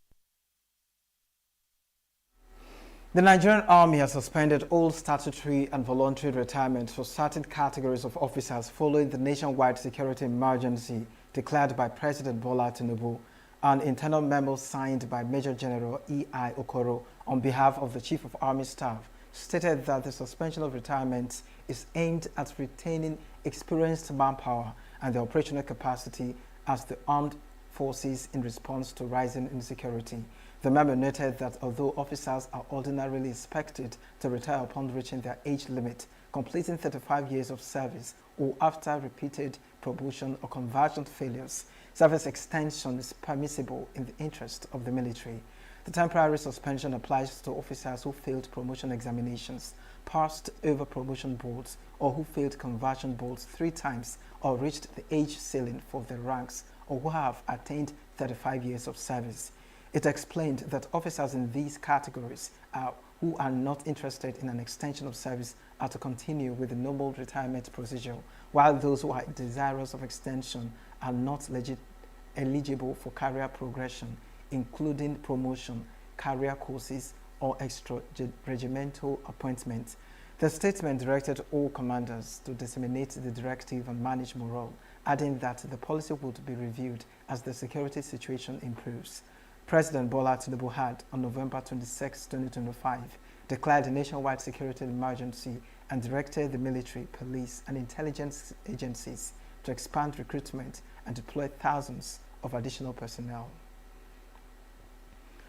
The Nigerian Air Force has released photographs of 2 pilots who escaped death after briefly ejecting from the aircraft when it developed an ill flight emergency in Niger State.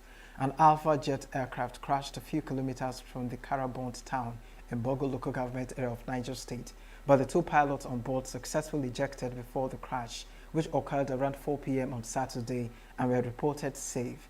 No casualties were recorded and no houses or other properties were affected by the incident. The Nigerian Army Force said the aircraft had an emergency shortly after takeoff, prompting the pilots to act swiftly and with remarkable composure. It said the pilots expertly maneuvered the aircraft away from populated areas before executing a safe ejection, saying that the crew is currently undergoing medical attention.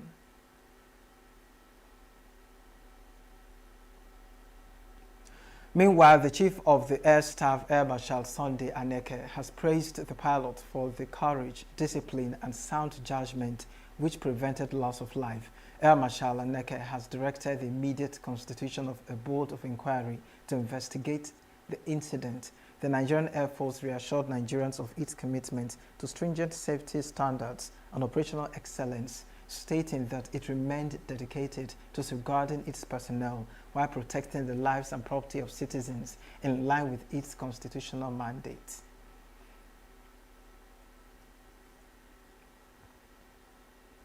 The indigenous people of Biafra has urged ENUGU in Nigeria and the diaspora to return home for the Christmas festivities, assuring them of adequate security across the southeast during the Yuletide.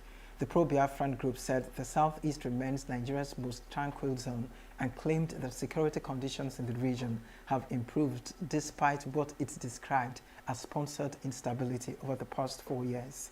In a statement on Sunday, IPOB spokesperson Ima Powerful asked residents and returnees to disregard what he termed propaganda against IPOB and the Eastern Security Network, insisting that both groups, with the support of the people, had played key roles in maintaining security in the region.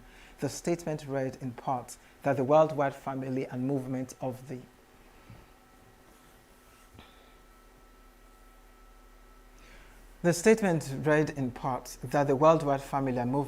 IPOB, expertly guided by Mazi Nnamdi Kanu, urges ENUGU in Nigeria and abroad who plan to come home for the Christmas festivities to do so, as ESN operatives and IPOB volunteers will ensure security throughout the entire southeast region.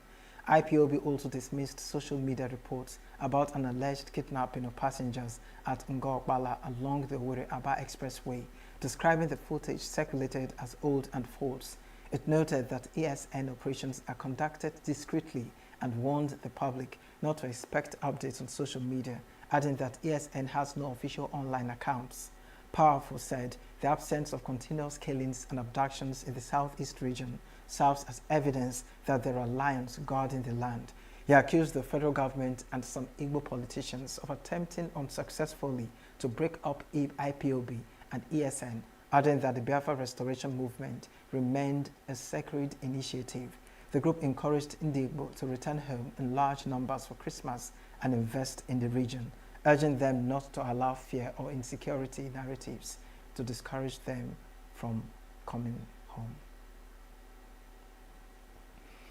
Operatives of the Homicide Section of the State Criminal Investigation Department, Delta State Police Command, said they have arrested a key suspect in the killing of a retired judge of the State High Court, Justice Ifeoma Okugo.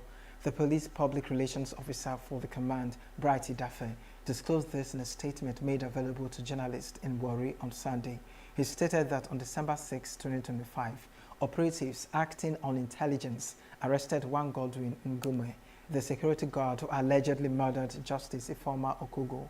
It was earlier reported that Okugo was found dead late Sunday, November 23, at her home in Asaba. She was discovered under disturbing circumstances that sparked tension across the state capital. Findings showed that her killers bound her legs and hands and ransacked the entire house in what appeared to be a violent, targeted attack.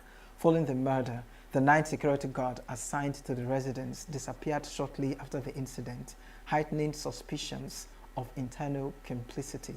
Edafe said the suspect was arrested in Anambra State and that the phone of the late judge was recovered from him. According to him, the suspect confessed he invited his friend, Wan Naji Obalum, and another suspect who is still at large to the house where they allegedly carried out the attack. The victim's brother, Ogboishi Okogo, who broke the news of the death, said he only received the news on Monday morning, so they presumed the incident happened during the night. Okogo added that the family provided the police with the identity and details of the private security company that deployed the guards. A mortuary owner in the Umohu Autonomous Community in Ngo Okpala local government area, Imo State, Stanley Oporogo, is now on the run after the police declared him wanted over allegations of organ harvesting in the facility. Oporogo also runs a hotel in the community. The Imo State Police Command carried out an operation at the mortuary which led to the discovery of disjointed and unkempt corpses in the facility. The manner in which the dead bodies were tampered with, according to the police spokesperson, Henry Okoye, suggested that organ harvesting is going on in the mortuary. In a statement made available to journalists, Okoye disclosed that the operation was personally led by the police commissioner, Aboki Danjuma, acting on credible intelligence concerning the activities of the morgue. The statement disclosed that decomposed and mutilated corpses were discovered in unhygienic conditions in the morgue. He added that the operation was assisted by a vigilante group from the local government area in line with ongoing efforts to curb kidnapping and other violent crimes within the state, especially along the Owerri-Aba Expressway. Following these discoveries, both the hotel and mortuary were sealed on the directive of the state government. The suspect residence was also searched and crucial exhibits were recovered. Okoye further hinted that the forensic report, which was documented by the pathological department of the state specialist hospital, will be used in the ongoing investigation. He added that the Commissioner of Police assured the public that all accomplices will be identified and brought to justice. Up ahead, Plateau Khan Islamic group unite to end crisis. Bandits demand 2 million naira levy in Katsina community despite existing peace deal. Details of these and more after the break.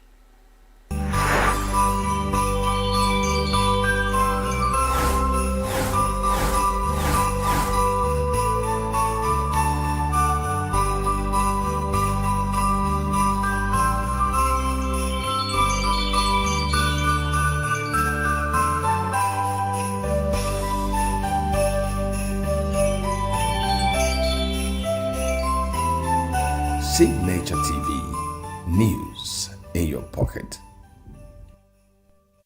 The Plateau State chapter of the Christian Association of Nigeria, CAN, and the Islamic group known as the Quranic Believers Harmony for Peace Initiative, QBHI, said they have resolved to unite and forge an accord that will end years of crisis and violence in the state.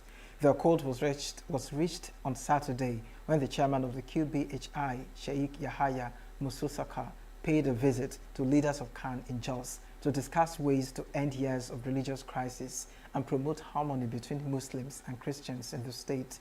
During the visit, Mususaka, a popular Islamic scholar in the state, noted with regret that most of the crises that have engulfed the state for over 20 years can be traced to religious intolerance stemming from ignorance and a lack of understanding.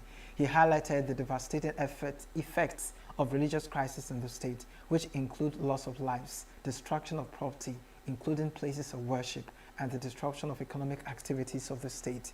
Sheikh Musasuka noted that religious leaders from both Islam and Christianity are in the best position to rebuild interreligious bridges in the state through dialogue, meditation, mediation, and preaching, while calling on the government to prioritize industrial restoration, create sustainable employment for youth, and invest in skill acquisition and vocational training as part of measures to tackle youth restiveness and violence. One of the leaders of CAN, who spoke on behalf of the Christian body, emphasized that both Islam and Christianity command tolerance, peaceful coexistence, and respect for human dignity, citing scriptural support for their position. Armed bandits on Saturday afternoon stormed Ugwawa Bagowa community in Dai Ward Malum Fashi local government area of Katsina State, demanding a levy of 2 million naira from residents. The incident, which happened at about 3 p.m., was contained in a post shared by security analyst Bakastin on X on Sunday. According to the analyst, the attackers entered the community, told residents they must pay the 2 million naira within 1 week, and then left without abducting or harming anyone. A separate attack was also reported in Sokoto State, where bandits raided Shala community in Toba Ward, Issa local government area on Saturday night.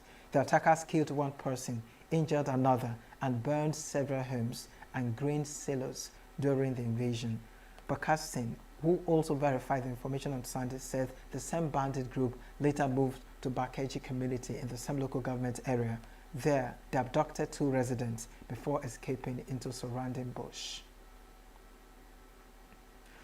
It was an evening of scripture, song, and solemn reflection as worshippers gathered for the 2025 edition of the Festival of 9 Lessons and Carols. With the theme, A Night of Comfort and Joy, the annual event brought together readers, choirs, and instrumentalists in a rich blend of tradition and worship. Correspondent Princess Ken Ochoma captured the night of excitement, warmth, and spirituality. The service opened with a bidding prayer led by Nzube Victor Ezani, setting a reflective tone for the night before the Coda Choral Group led the congregation in the first musical ministration. ENUGU-based broadcaster Ezinne Aniwe then officially welcomed guests and participants, emphasizing the central message of hope, comfort, and joy reflected in this year's theme.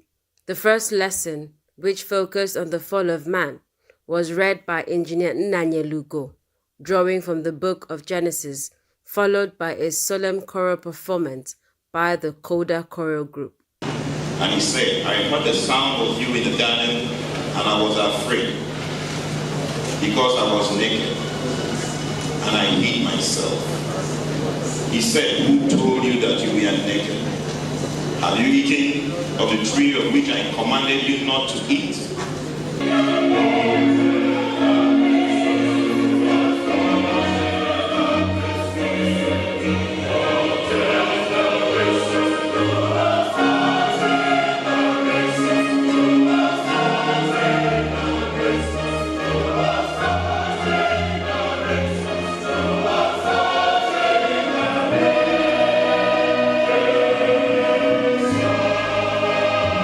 Then other lessons spiced with hymns and solo performances and congregational songs.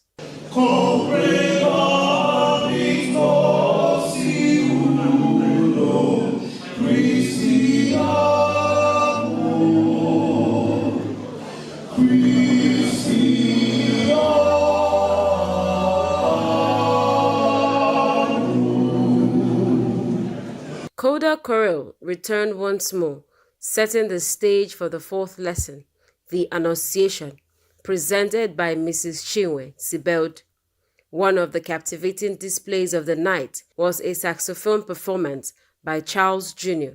and a piano recital by 9-year-old Chizitelu Ozulu, whose talent earned warm applause from the audience.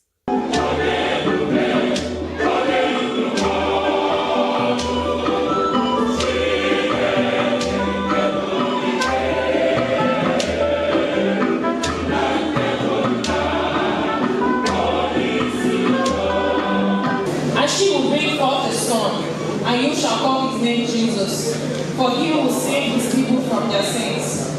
So all this was done that he might be fulfilled, which was spoken by the Lord through the prophet, saying, Behold, the virgin shall be with child, and bear a son, and they shall call his name Emmanuel, which is translated, God is with us.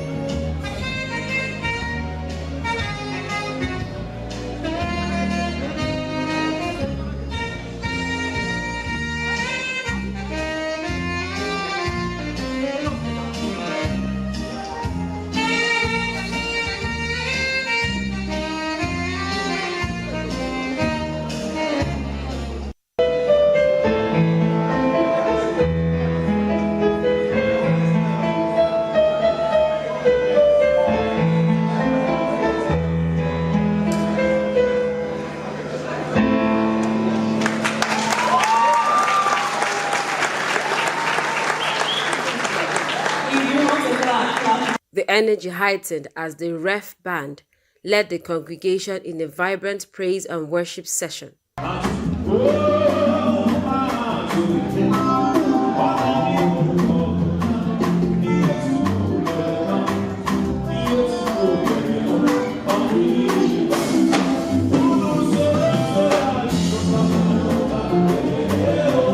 The concluding Bible lessons were delivered by Ben Etiaba, Rob Anwatu, and Emeka Wandu, and ended with an uplifting rendition of Oh Happy Day. Today, in the town of David, a Savior has been born to you. He is the Messiah, the Lord. This will be the sign to you. You will find the baby wrapped in clothes and lying in a manger.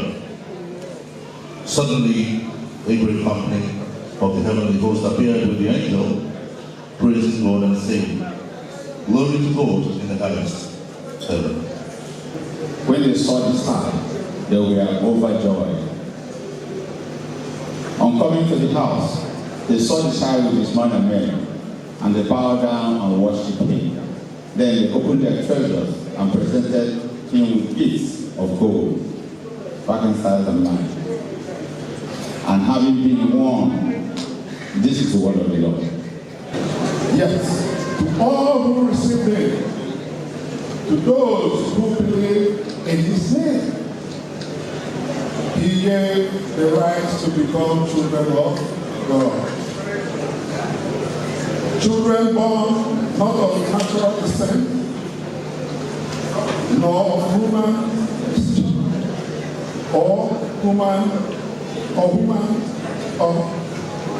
or a husband's will, but born of God. When Jesus born, when Jesus born, when Jesus born, was our sins away. Oh, happy day. Oh, happy day.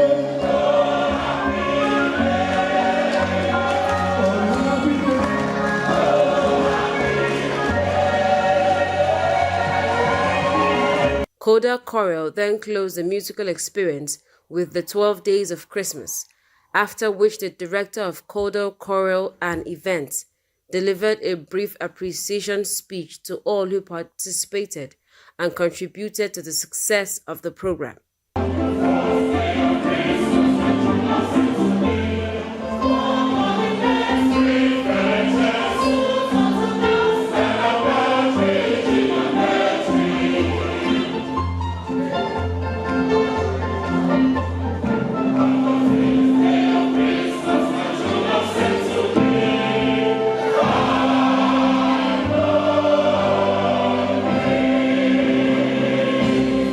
The grand finale featured the timeless Hallelujah chorus that brought the night to a spiritually fulfilling end. With its powerful blend of scripture, music, and tradition, the fifth Festival of 9 Lessons and Carols once again lived up to its purpose, offering a night of comfort, inspiration, and joy. An unforgettable experience that continues to unite hearts and strengthen faith. From ENUGU, Princess Ken Ochama, Signature TV News. The Minister of Works, David Umahi, has terminated the contract of the construction of the Ikem-Odukpali section of the Calabar-Itu Highway due to poor performance by the contractor. Umahi made the announcement during an inspection tour of the highway on Saturday, stating that the contract handled by Raycon Construction Company failed to meet the terms and conditions agreed upon.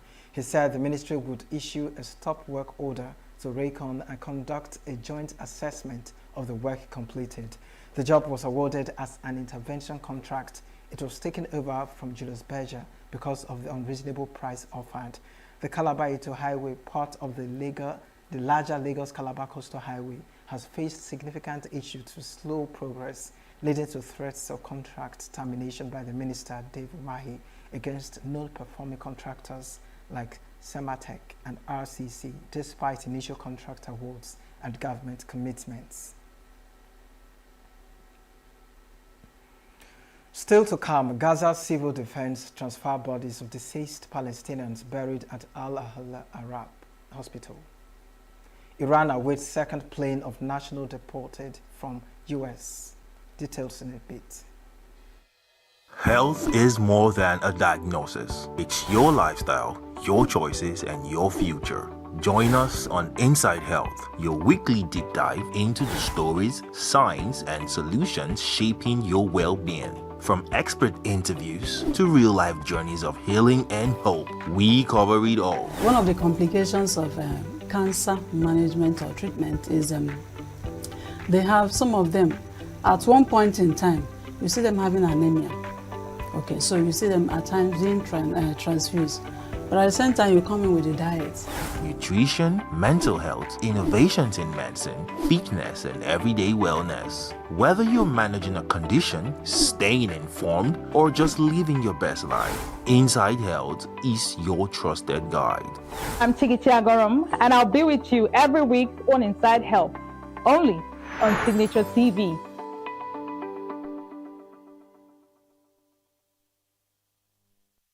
Gunmen stormed a hostel in South Africa's capital, Pretoria, on Saturday, killing a dozen people, including a 3-year-old child. 3 gunmen entered what was described as illegal shebang or bar inside the hostel at around 4:30 a.m. and indiscriminately fired at a group of men who were drinking. The attack is the latest in a string of mass shootings that have shocked the country, which suffers one of the highest murder rates in the world.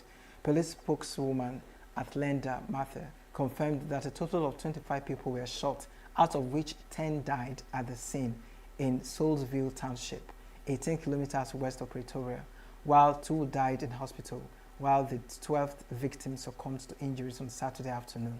One 12-year-old boy and a 16-year-old female were also killed in the attack. Police said the motive was unknown and no arrests had been made, with a manhunt underway for the unidentified suspects. Shootings are common in South Africa and are often fueled by gang violence and alcohol. Many people own licensed firearms for personal protection, but there are many more illegal guns in circulation despite relatively strict gun ownership laws.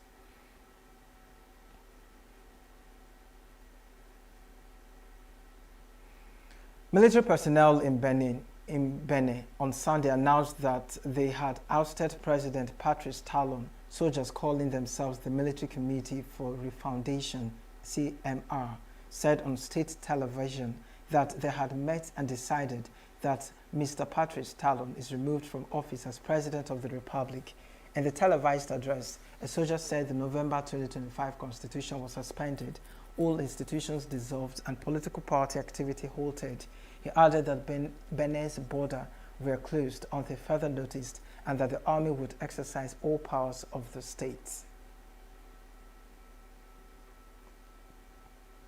Beninese people, dear compatriots, on this day, Sunday, December 7, 2025, we, the Defense and Security Forces, after careful consideration and to give our country a new direction, have decided to take our responsibilities following the multiple failures of Mr. Patrice Talon's government. These include, on security matters, the continuing deterioration of the security situation in northern Benin, the ignorance and neglect of the situation of our fallen brothers in arms and especially that of their families abandoned to their fate by Mr. Patrice Talon's policies, despite multiple promises relayed in the media. The Military Committee for Refoundation, CMR, has decided the Constitution of November 2025 is suspended. All institutions are dissolved.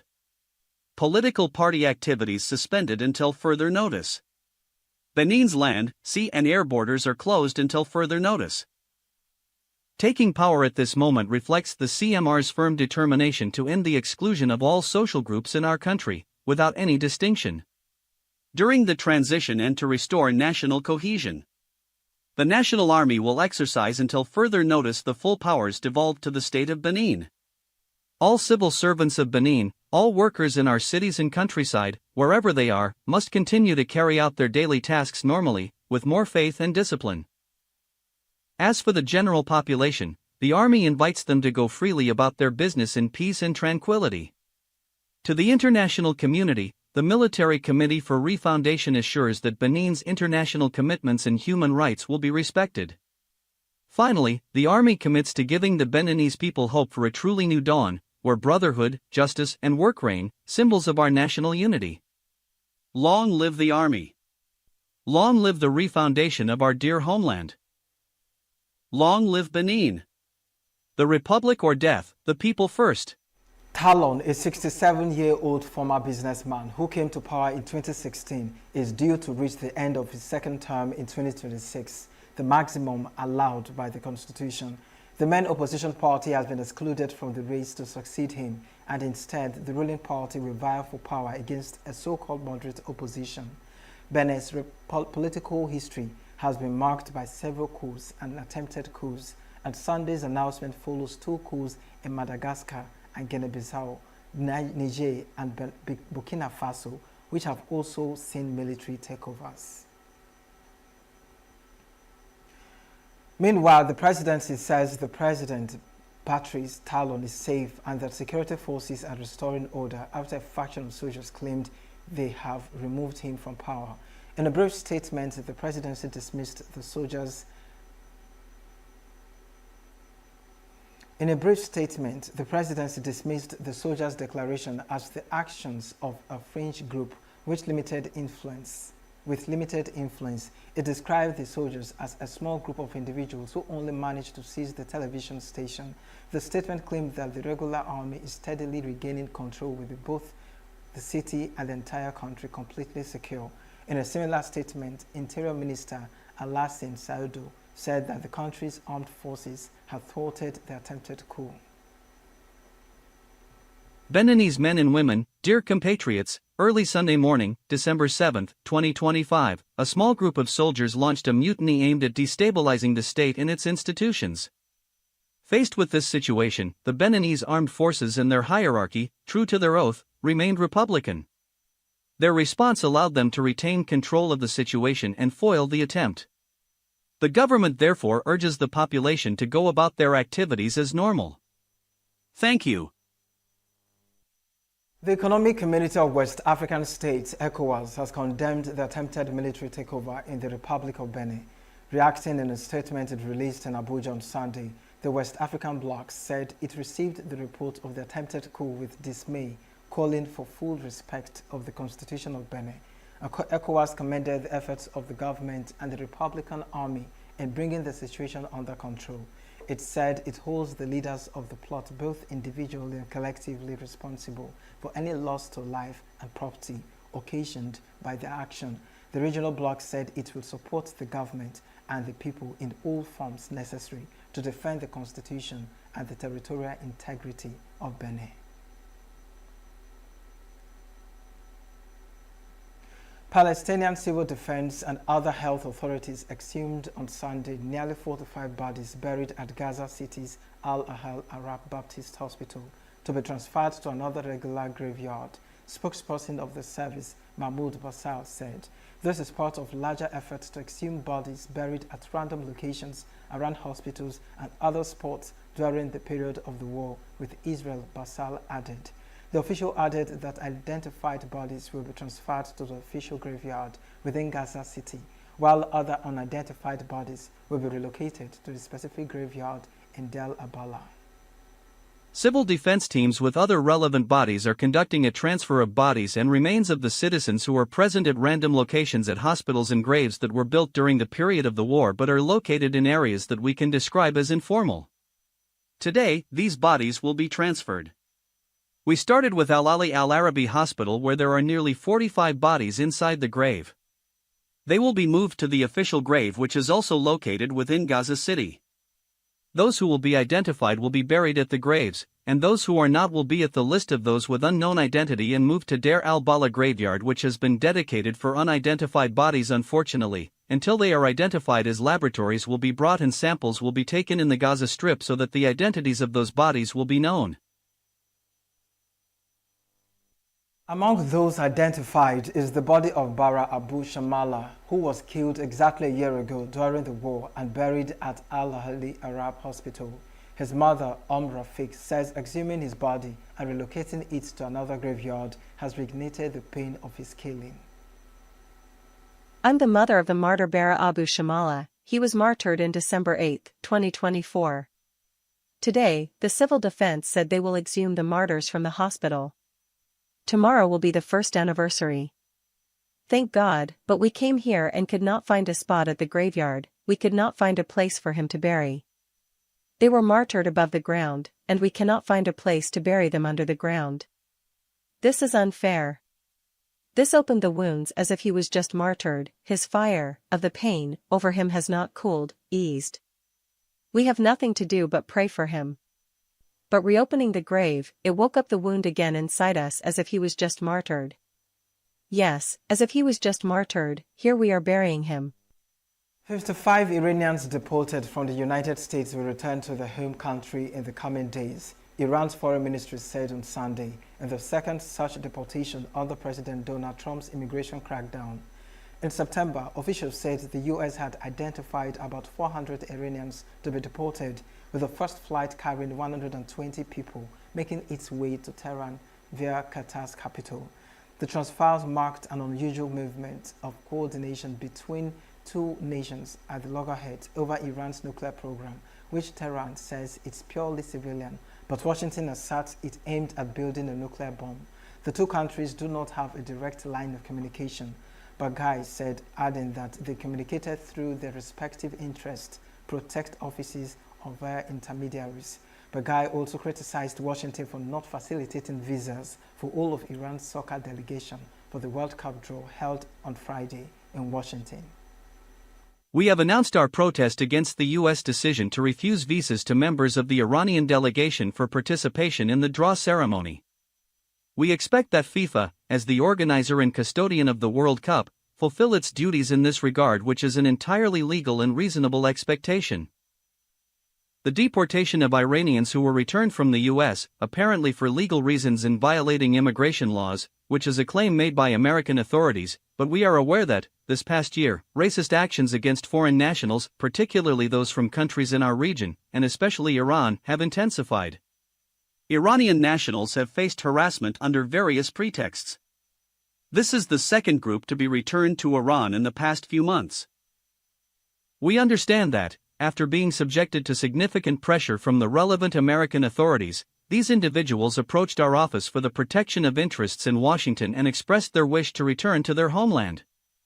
As a matter of principle, every Iranian, wherever they are in the world, is free to return to Iran at any time. Our Office for the Protection of Interests has provided the necessary assistance, and within the coming days, approximately 50 to 55 of these Iranian nationals will return to Iran. Coming up next is sports news. The friendly match between Egypt and Nigeria has been postponed to 16 December. The Pharaohs had been scheduled to face the Super Eagles on 14th December as part of preparations by both teams for the Africa Cup of Nations, which will be held in Morocco from 21st December to 18th January 2026. FIFA previously confirmed that players may leave their clubs to join national teams starting 15 December. The match was therefore moved to ensure the availability of key players, including Liverpool winger Mohamed Salah and Manchester City winger Omar Mamouche for the Nigerian test. Seven-time African champions Egypt, seeking their first continental title since 2010, were drawn into Group B alongside South Africa, Angola and Zimbabwe. A member of Nigeria's amputee football national team, Michael Joel, has shared a strong testimony about the transformation of his life, revealing that he has reached places he could not get to when he had two legs. Joel added in an interview that taking up amputee football also helped him overcome the psychological downturn that hit him when he lost his left leg due to an injury he copped while playing regular football. The story of my life, it all started 2018. December 16th, 2018. I was actually playing ENUGU football. Yeah, it's, you know, a young boy growing up playing ENUGU football, feeding myself and taking care of my mom. You know, till 2018, the 16th December is on a Sunday. I was actually playing a tournament for my community that very Sunday when I broke my leg in the pitch, my left leg though. Playing for my community, and from there it led to my amputation, and here we are. All right, I won't say it's an easy job or an easy road though. It's been tough. It's been difficult. You know, having your two legs, all of a sudden, boom, you have one. I think it's something psychologically, something that you have to work on. You fight depression, you fight your mental state of mind, you fight your surroundings, the society, friends, look down, talks, a lot. It has to go with many things, but I think I fought my way out, you know, to be here that I am right now. Playing ENUGU football, I had my two legs. All of a sudden, I have one. But I decided to, you know, let go of the past and focus on what the present has brought to me. Playing with one leg has taken me very far than when I had two legs. He said he had picked positives from the setback, pointing out that what he could not achieve with two legs, he has been able to surpass with just one, and reckoned that it might not have been possible had the amputation not taken place. Super Eagles 2025 Africa Cup of Nations AFCON opponent, Uganda's national team coach, Pol Pot, has announced a 30-man provisional squad as the Cranes gear up for what could be one of their most challenging tournaments. Put, who continues to reshape the team's identity, named a roster featuring a heavy attacking lineup and a mixture of experienced and emerging talents. The team will be reduced to a final 28-man squad before the deadline on December 11, in line with CAF regulations. Lionel Messi achieved a major success once again in his stellar career as he helped Inter Miami CF win their maiden MLS Cup title with a remarkable 3-1 victory over Vancouver Whitecaps in the final.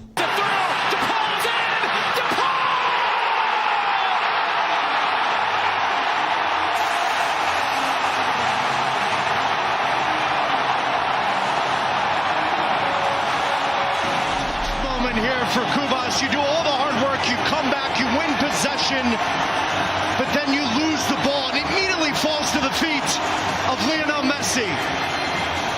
Rodrigo de Paul has been On the back of his impressive form throughout the season, Messi ended up lifting the most significant club trophy in the American domestic football system. The Argentine superstar was instrumental once again, providing 2 assists and guiding the David Beckham-owned franchise to the pinnacle of Major League Soccer for the first time in the club's short history. Since joining Inter Miami from Paris Saint-Germain, Messi has transformed the club, both on and off the pitch. Cricket Namibia has appointed Gary Keston as a consultant for the men's team as they prepare for the ICC Men's T20 World Cup 2026. Keston, who scored 7,289 test runs and 6,798 ODI runs across 101 tests and 185 ODIs, brings extensive coaching experience from his stints with India, who won the 2011 World Cup under him, South Africa, and most recently Pakistan. He has also coached in the IPL and was part of the coaching setup when Gujarat Titans lifted the trophy in the inaugural season in 2022. Keston will work closely with Namibia's men's head coach, Craig Williams, during his consultancy stint. That's sports news on Signaturetv. Coming up next is entertainment news. Nigerian singer Shola Allyson has finally opened up about why she does not mention the name of Jesus in her songs. Allyson, often classified as a gospel artist, faced backlash on social media in March 2025 for not explicitly referencing Jesus in her music. Responding to the criticism in a post on X, she wrote, "No one can bully me into joining their darkness that looks like light simply because indolent souls find comfort in it." In a recent interview released on Saturday, Allyson clarified her stance, saying that Jesus never instructed her to serve as his PR representative, a perspective she says guides the way she expresses her faith through music. Meanwhile, the gospel artist revealed that she is currently not living with her husband. Speaking about her love life, the 54-year-old singer, who rose to fame with her hit love album, Eji Owuro, explained that although she is married, she and her husband do not live together. Reflecting on her marriage, she added that she has never experienced the kind of happiness many people talk about. Nigerian music icon Innocent Baba Idibia has sounded the alarm over what he calls a dangerous campaign by some relatives and associates to damage his reputation, disrupt his relationships, and paint him mentally unstable. In an online video, the singer said he can no longer stay silent as the issue has escalated beyond normal family disagreements. Tubaba claimed the same interference that once affected his marriage to Annie Idibia is now targeting his partner Natasha, who he says has even received death threats. He accused those pretending to help him of endangering both him and Natasha, stressing that he is healthy and active, recently performing in Abuja and appearing publicly. Calling the alleged rumors unbearable, Tubaba urged the public and his family members to stop the attacks and respect his privacy and choices. He added that he will speak more openly soon, saying that he has endured enough. This whole thing has gotten dangerously out of hand. I'm not just gonna be quiet anymore. I feel I have to say some facts here. I'm a grown man, and I believe I have the right to be with whoever I want to be. You understand? My family has,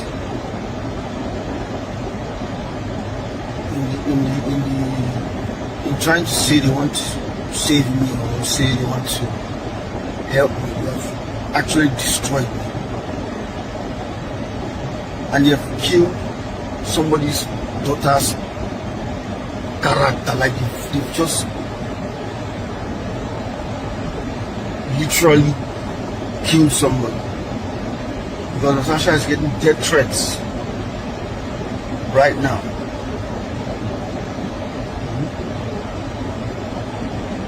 Fine, we've had our quarrel.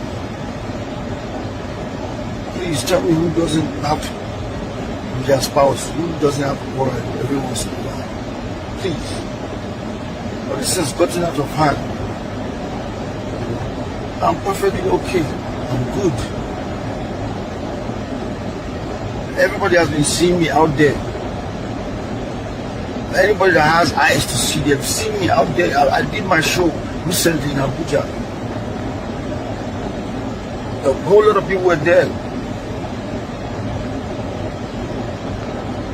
How can you say you say you're trying to save somebody, you're trying to, and then you're messing my life up. Nollywood actress Bimbo Akintola has revealed why she remains steadfast in her support for President Bola Tinubu. Akintola, who publicly backed Tinubu during the last election, disclosed that her support intensified after she was bullied by an opposition supporter for choosing him. She explained that the harassment motivated her to double down on her stance as a way of pushing back against the intimidation. In a recent episode of With Chude, the actress urged Nigerians to respect one another's political choices and opinions, regardless of differing views. And that's the entertainment news. I am Precious Chiagoro. That's the news this hour. I am Christopher Lele. Thank you for watching.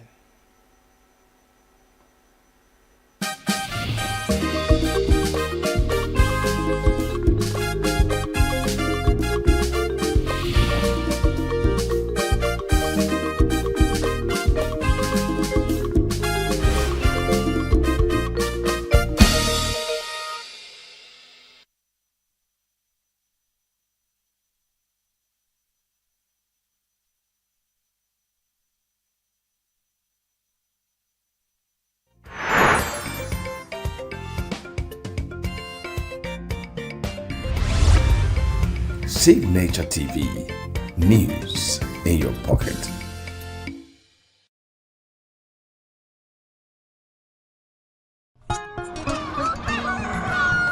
New every morning on Signature TV, we open the day for you with needed energy, information, and required vibes to shape your day. From sizzling snippets of stories in various areas of life to intriguing conversations with net worth guests. When you have people who have no track record becoming your leaders, you have a problem. There's no outstanding graduate when Obi took over from me. I left in all the accounts of Anambra State 13.8 billion for him. Your day cannot be complete without Signature Morning on weekdays and Signature New Day on weekends. There is no better way to start your day except Signature Morning and Signature New Day every day on Signature TV.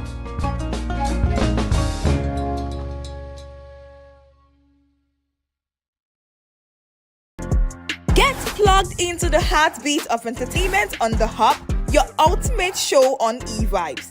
From trending stories and social media drama to top charting music, must-watch movies and exciting moments from the world of arts, we've got it all. Join us for unmissable conversations with your favorite entertainment personalities, plus fun segments every week. So I should try harder, so... Okay, I don't know that one.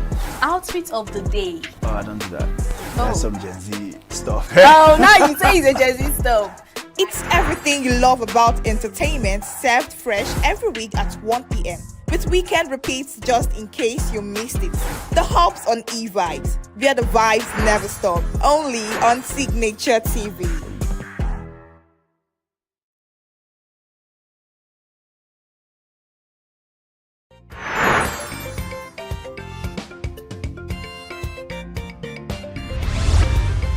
Signature TV. News in your pocket.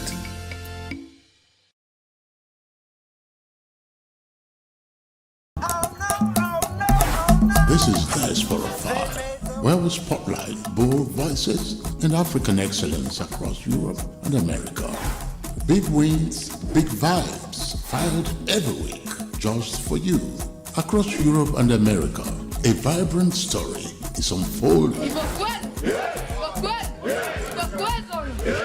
From the boardrooms to the dance floors, from red carpet premieres to cultural festivals, Nigerians and Africans in the diaspora are making waves.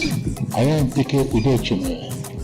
Join me as we highlight the voices and victories of Africans living in the diaspora. Welcome to Diaspora 5, where home meets the world.